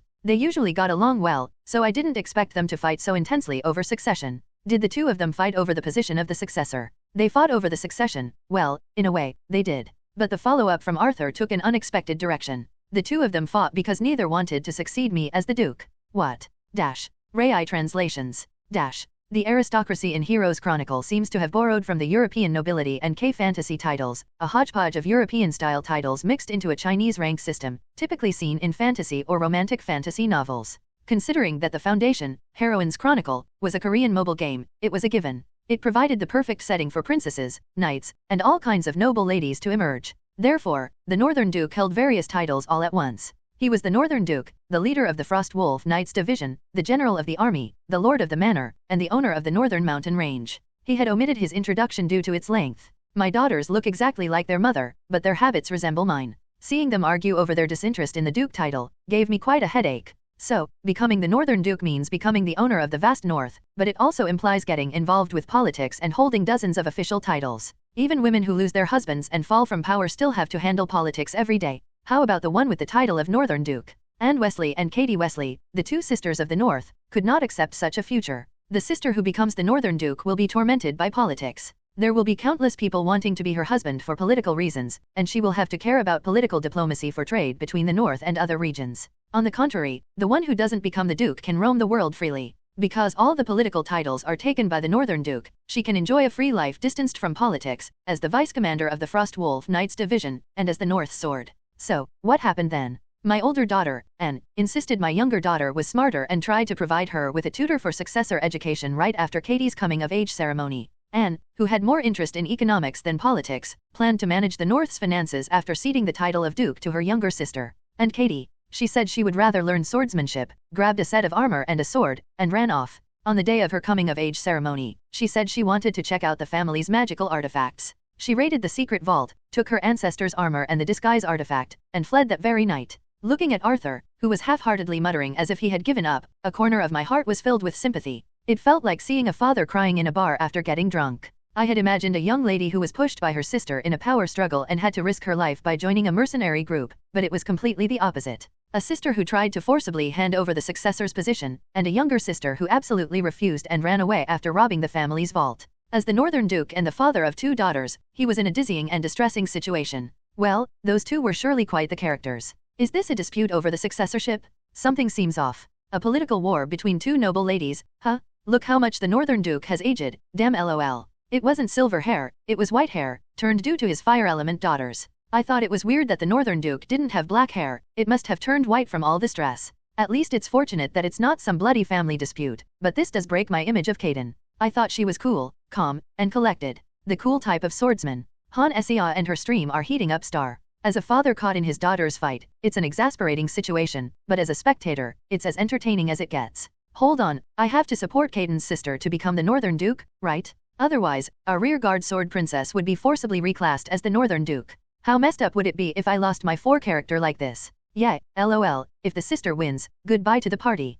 Make sure she does a face reveal before she goes, okay? Aren't they just jobless sisters arguing because they don't want to work? Princesses of the North, but they both have the fire attribute. So, there never was a cool beauty with a heartbreaking story. Just an elder sister who wants to pass the title to her sister and live a leisurely life, and a clueless young girl who ran away because she didn't want to handle the mess. So, by any chance, my daughter, she doesn't lack talent as an adventurer, does she? As a swordsman, and as a vanguard of an adventurer's party, she is excellent. She never lets her guard down while adventuring and reliably protects the party. Moreover, her combat ability, her swordsmanship, is also outstanding. Is that so? Who's trying to take away our reliable swordsman from our party? It's hard enough to find a 3 scout, where are we supposed to find another 4 swordsmen to entrust our rear to? I don't care about the position of the Northern Duke, Kaden needs to stay in our party. The viewers say the older sister is a 3, so it would be better to keep the 4 in our party. Arthur's deep sigh pours down onto the table, over the uncomfortable silence. Although I learned about the hidden circumstances of Kaden, the cross-dressing sword princess, it had nothing to do with the side quest. So, that man really just came to see his daughter? There's no change in the quest window at all. Does this mean we need to roam the forest again tomorrow, reach 100% completion, then return to the city as if nothing happened? Really? Maybe there's a hidden boss? Look for a cliff, you might have to jump off one. Why would there be a cliff in a forest, you blockheads? Haha. I bet there's a hidden dungeon in a cave somewhere. Find it quick. Maybe it's just an introduction quest? Introducing you to nobility? I sigh heavily as I look at the unchanged quest log. As if the already outrageous story of the Northern Duke wasn't enough, the viewers started spinning all sorts of theories. After all, the first side quest to appear after conquering the 20th floor of the tower wasn't all that exciting. After clearing the 10th floor, Grace's character quest unfolded, presenting us with the cruel possibility of losing her. But after clearing the 20th floor, we just stroll around the forest for 2 days and that's it? Various theories sprouted, as they thought that such a thing couldn't happen. There could be a boss sleeping in the forest, an area hidden through an illusion, a quest where you eat a blessed fruit, and so on. With so many people, all sorts of nonsense comes out. The only plausible suggestions were that something like a hidden area or there might be hidden boss monsters that need to be found and dealt with to get additional rewards. It's also entirely possible that fruits imbued with divine energy, similar to an elixir, could be prepared for players in the Blessed Forest. As the exploration percentage increases, there might also be event monsters or one-time dungeons appearing. Nonsense like finding a cliff to jump off, or finding a lake to throw a weapon into, was easily ignored by both Han Sia and the other viewers.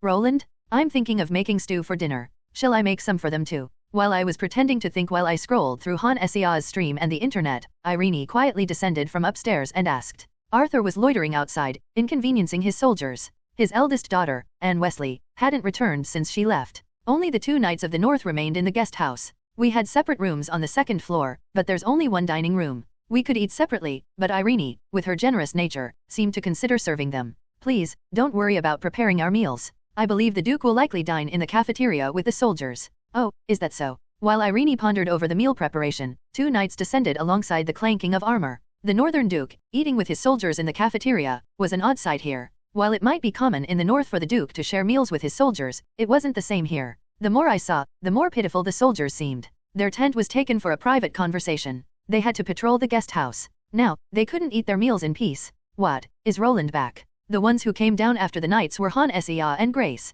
It seems Kaden intends to stay hidden in her room to avoid the Northern Duke and his party. Previously, I would have seen her behavior as aloof. However, after hearing all of Arthur's story, my perspective has changed. She seemed more like a high school girl, hiding in her room to avoid trouble. So, you had a man-to-man talk with the Northern Duke. What did you talk about? Did that reach that far? He has such a loud voice, I heard him say it. She not only heard everything, she also filmed it all with a camera. Yet, she acted as if it was a coincidence. However, this time, she didn't stutter or avoid eye contact. Grace was drawn to Han Sia's sly question, her eyes shining with curiosity. Well, it is hard not to be curious when you meet a duke who is below only the royal family, especially when he behaves oddly and strangely latches onto your party. It's a matter tied to the nobility. I can't speak about it openly. Really? That's disappointing. Ah, I see. Han Sia, who had filmed the conversation from beginning to end, claimed to be disappointed but there was no regret visible on her face. She's excellent as a gamer and a streamer, but as an actress, she's close to zero. Grace didn't notice Han Sia's awkwardness.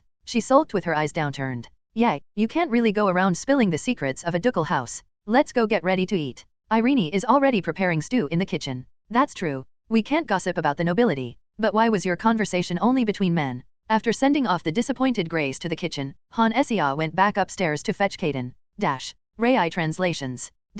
As always, Irene's stew was delicious, and although everyone seemed curious about the secret tale of the Northern Duke, nobody asked directly. It was common knowledge that the secrets of nobility were intriguing but not particularly beneficial to know. After dinner, the Duke's party disappeared somewhere and didn't return to the guest house. Excuse me, Roland. What is it? No, it's nothing. Only Kaden was moping about, like a kid who had done something wrong and was hiding from their parents. Excluding such trivial matters, the quest progressed smoothly. The quest progress bar increased steadily as we walked through the Blessed Forest. The vast clearing was devoid of hidden pieces, areas, or boss monsters of any sort. Wait, is this really going to end without anything happening? It's kind of unsettling. Are there any hidden secret places anywhere? Are we just going to introduce the flame attribute Northern Sisters and that's it? It's a blessed forest, it'd be strange if there were monsters. According to the setting, it offers equal blessings to all. I don't think there will be any orcs, there are no traces at all. Day 2 of the walking simulator. While the group was enjoying a leisurely walk through the warm forest, appreciating the scent of the wild grass and chirping birds, Han Sia was getting more anxious.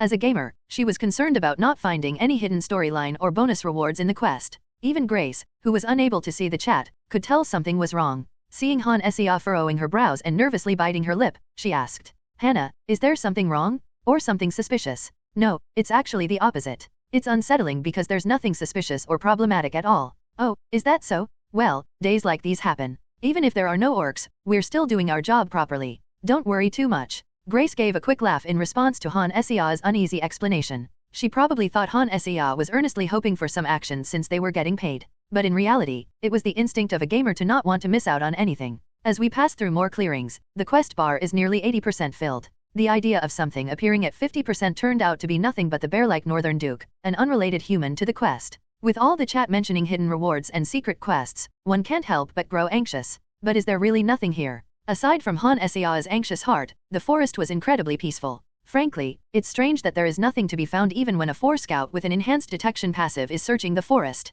If it was impossible to find anything on a 20th floor quest with a 4 character, it meant the quest was solely designed for 5 characters. A beginning quest that couldn't be cleared without a 5 character, specifically a scout or rogue, seemed too outrageous to be true. They couldn't possibly have designed it like that. It seems like there's really nothing in the forest. It's truly a forest blessed by the goddess. Right, the only things we've got are rabbits and squirrels. The party members kept chatting, completely oblivious to Han Sea's growing impatience. For them, unaware of the quest window, this request was simply nice and easy. A privileged forest only accessible to the royalty and high nobles, a 2-day stroll while basking in the divine energy. It was a request where they are paid to relax. It felt like they should be the ones paying for this experience, not the ones receiving payment. Meanwhile, the percentage bar on the quest window slowly filled up. It went from 80% to 85%, then from 90% to 95%. This seems to be the final area. Really? We managed to cover everything faster than I thought. The moment the bar hits 95%, an open clearing emerges before their eyes. It was a peaceful place filled with wildflowers and fluttering butterflies.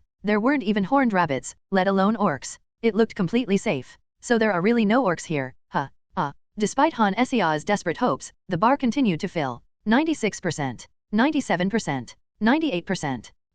There's something strange in the middle of the field. 99%. It's not just a rock, it looks like a magic. 100% it's dark. Is this what an out-of-body experience feels like? Or like a lucid dream? The whole world is dark, and I feel as if I'm floating aimlessly in water. There's no sensation of a floor beneath my feet, making it seem as if the ceiling and floor have merged into one. In the darkness, I spot a familiar silhouette. It's Han Sea's back. It looks like she's staring at something. Wow, is that the goddess? They've designed her beautifully. It's incredible in many ways, especially when it comes to the chest. Her mumbling, perhaps to her stream, clearly reaches my ears. It stands out in this strange space where nothing else can be heard. My head is foggy, but her voice gradually clears my mind and sharpens my vision. In the dim space, she is floating, looking at something pale and indistinct. Judging by her mutterings, that faint figure appears to be the goddess. Around her, like totem poles or pillars of a temple, our companions silently float. Perhaps an event seen only for the player is taking place, as they all curl up like embryos with their eyes closed. Grace with her gray hair fluttering, Irene with her hands clasped together as if in prayer, Caden with her head resting on her hand as if sleeping at a desk, and the figure of Roland, his arms crossed over his chest in the shape of an X, like a pharaoh. What is this? I'm here, but Roland is there. Only then do I realize that I'm in a different space. If Han Sea is inside a small glass bead, then I'm like someone outside, looking in. Why? Is it because I'm an NPC who remembers my past life, able to eavesdrop on Han Sea's conversations with her viewers? Floating in the darkness like drifting deep at sea, I feel a growing sense of suffocation and urgency. But that's only for a moment. The dim form of the goddess brightens, and a strange warmth fills my chest. Perhaps the event scene is ending, as beams of light pour down over Han Sea's head and single rays penetrate the chests of our companions. It feels like a side quest, but it's more like a confirmation of our party members? Perhaps the ones marked with this divine energy won't leave the party. I got here quickly because of Roland, but I think regular players will probably only get here after completing all the character quests. It seems like if you manage to keep the party together to the 20th floor, then you keep them permanently after that. Han Sea nonchalantly talks to herself as she receives the baptism of light. Of course, I can't see her stream channel or chat window, only her back. Since struggling won't allow me to return to my physical form, I dejectedly look on from the outside. Hearing an explanation about the tower from the goddess in the Blessed Forest, and strengthening the bonds with your existing companions, it's like the beginnings of a legend. Han Sea has probably received some hints about the tower and the goddess. This side quest is also probably meant to strengthen relationships with companions to help the player from losing party members. But how long do I have to be here? Anyway, I'd like to go now since it looks like that's all I'm going to get. The goddess's processing speed is not what Koreans like. Right after Han Sea's irreverent remark, something pale unfurls like a curtain or a tent, enveloping everything. In the tower, one must be in order to. Simultaneously, a soft voice rings in my ears. That pale thing passed by Han Sea and came right in front of my nose. It seems to want to tell me something from within that strange space. But like speaking through a glass window, it becomes distorted and mangled. I couldn't understand it properly. Rai translations. How long has it been since I felt this tired? My eyelids feel as heavy as if they weighed a ton, but gradually vitality begins to return to my body. It feels as if I've eaten a meal after being ravenously hungry, or consumed coffee or something sweet after taxing my brain. My body is slowly waking up, and I can feel it in fine detail. Ugh, what just happened? It feels like I had a dream. It's not just me, as one by one, I hear the groans of my companions around me. Grace stretches her arms, Irene massages her shoulders and gets up, and Caden, with her hand on the hilt of her sword, looks around warily. Of course, there's nothing suspicious to be found in our surroundings. The blessed forest is still tranquil, the sunlight shining down on us like spotlights. No one seems to have noticed, but the moment Han Sea's quest bar reached 100%, something flashed and thrust us into a strange space. Still, perhaps because we seem to have received a generous dose of divine energy from the goddess, our physical condition is perfect. Could it be a blessing from the goddess? I feel like divine energy is overflowing from my body. I feel a bit sluggish, but at the same time, my senses seem sharper. My companions, who have no memories of the dark space, comment as they loosen their bodies. I, too, loosen my shoulders and quickly check Han Sea's stream. All the features I received as rewards for the quests were disabled during the out-of-body experience. Luckily, Han Sea's stream starts right away. In her chat, viewers are in an uproar. In her ancient Greek-style tunic, the motherly silhouette of the goddess had been on full display, and the chat was filled with nothing but burning heart emojis. Hey, a hint about the game's story has just been revealed for the first time, so why don't you talk about that, you bastards? The goddess descended and dropped a hint about the tower, but why wasn't there a single comment about that? Anyway, there are definitely no orcs, so looks like it's all over. Let's go back. Do we need to report this to the Knights Division? For now, we should tell them. Though there are no orcs, we fainted in this clearing after receiving a baptism of divine energy. My party gets up and prepares to leave the forest. Something strange happened, but naturally, we decided that there were no orcs here. We fainted after receiving a divine blessing and woke up completely safe. So, it's a natural conclusion. Having completed her side quest and talked to the goddess, Han Sea also quietly joins us, picking up her staff and heading out of the forest. Rai translations. Walking through the forest, as peaceful as the day before, my mind is more complicated than ever. Of course, I had been suspicious when the quest window appeared and directly instructed me to assist Han Sea, but who could be calm after experiencing a forced out-of-body experience like just now? Roland, what are you thinking about so deeply? Well, it's hard to say. I feel like I heard the voice of the goddess or something. I struggled to make sense of the situation with my less than brilliant mind, but I could only guess that the pale figure might be the one who trapped me in this world. While I was lost in thought, Grace beside me spoke, so I gave her a casual response. That's it, right? What is? The goddess? When I fell asleep, almost like fainting, I dreamt of being warmly embraced and comforted by someone as they spoke to me. Everyone was silent, so I just thought I was dreaming. Grace's animated agreement, almost jumping in place, was also joined by Irene and Caden's assent. I had only given a vague response while wondering if this in-game goddess was real, but now it's led to this. Accidentally behaving like the other NPCs by a fluke is not bad at all. Even Han Sea, who was vigorously discussing the quest, seemed unaware of my unique experience. It seems like the others felt like they were dreaming when we were in that space earlier.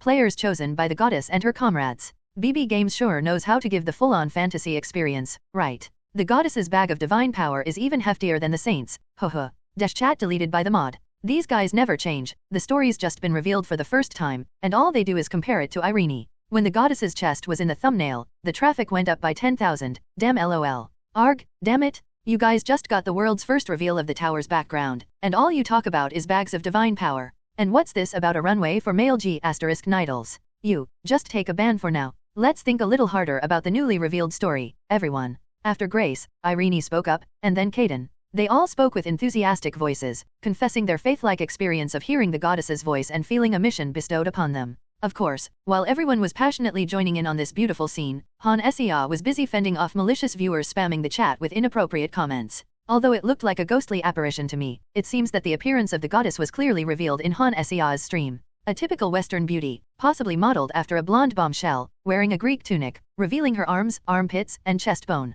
These vulgar people, ignoring the story completely, were spamming about armpits, chest bones, and necks, so much so that even without seeing it directly, I could visualize the goddess's appearance from their words alone. Hello everyone! As we wrap up this video, I want to share a quick note. I have a Patreon account.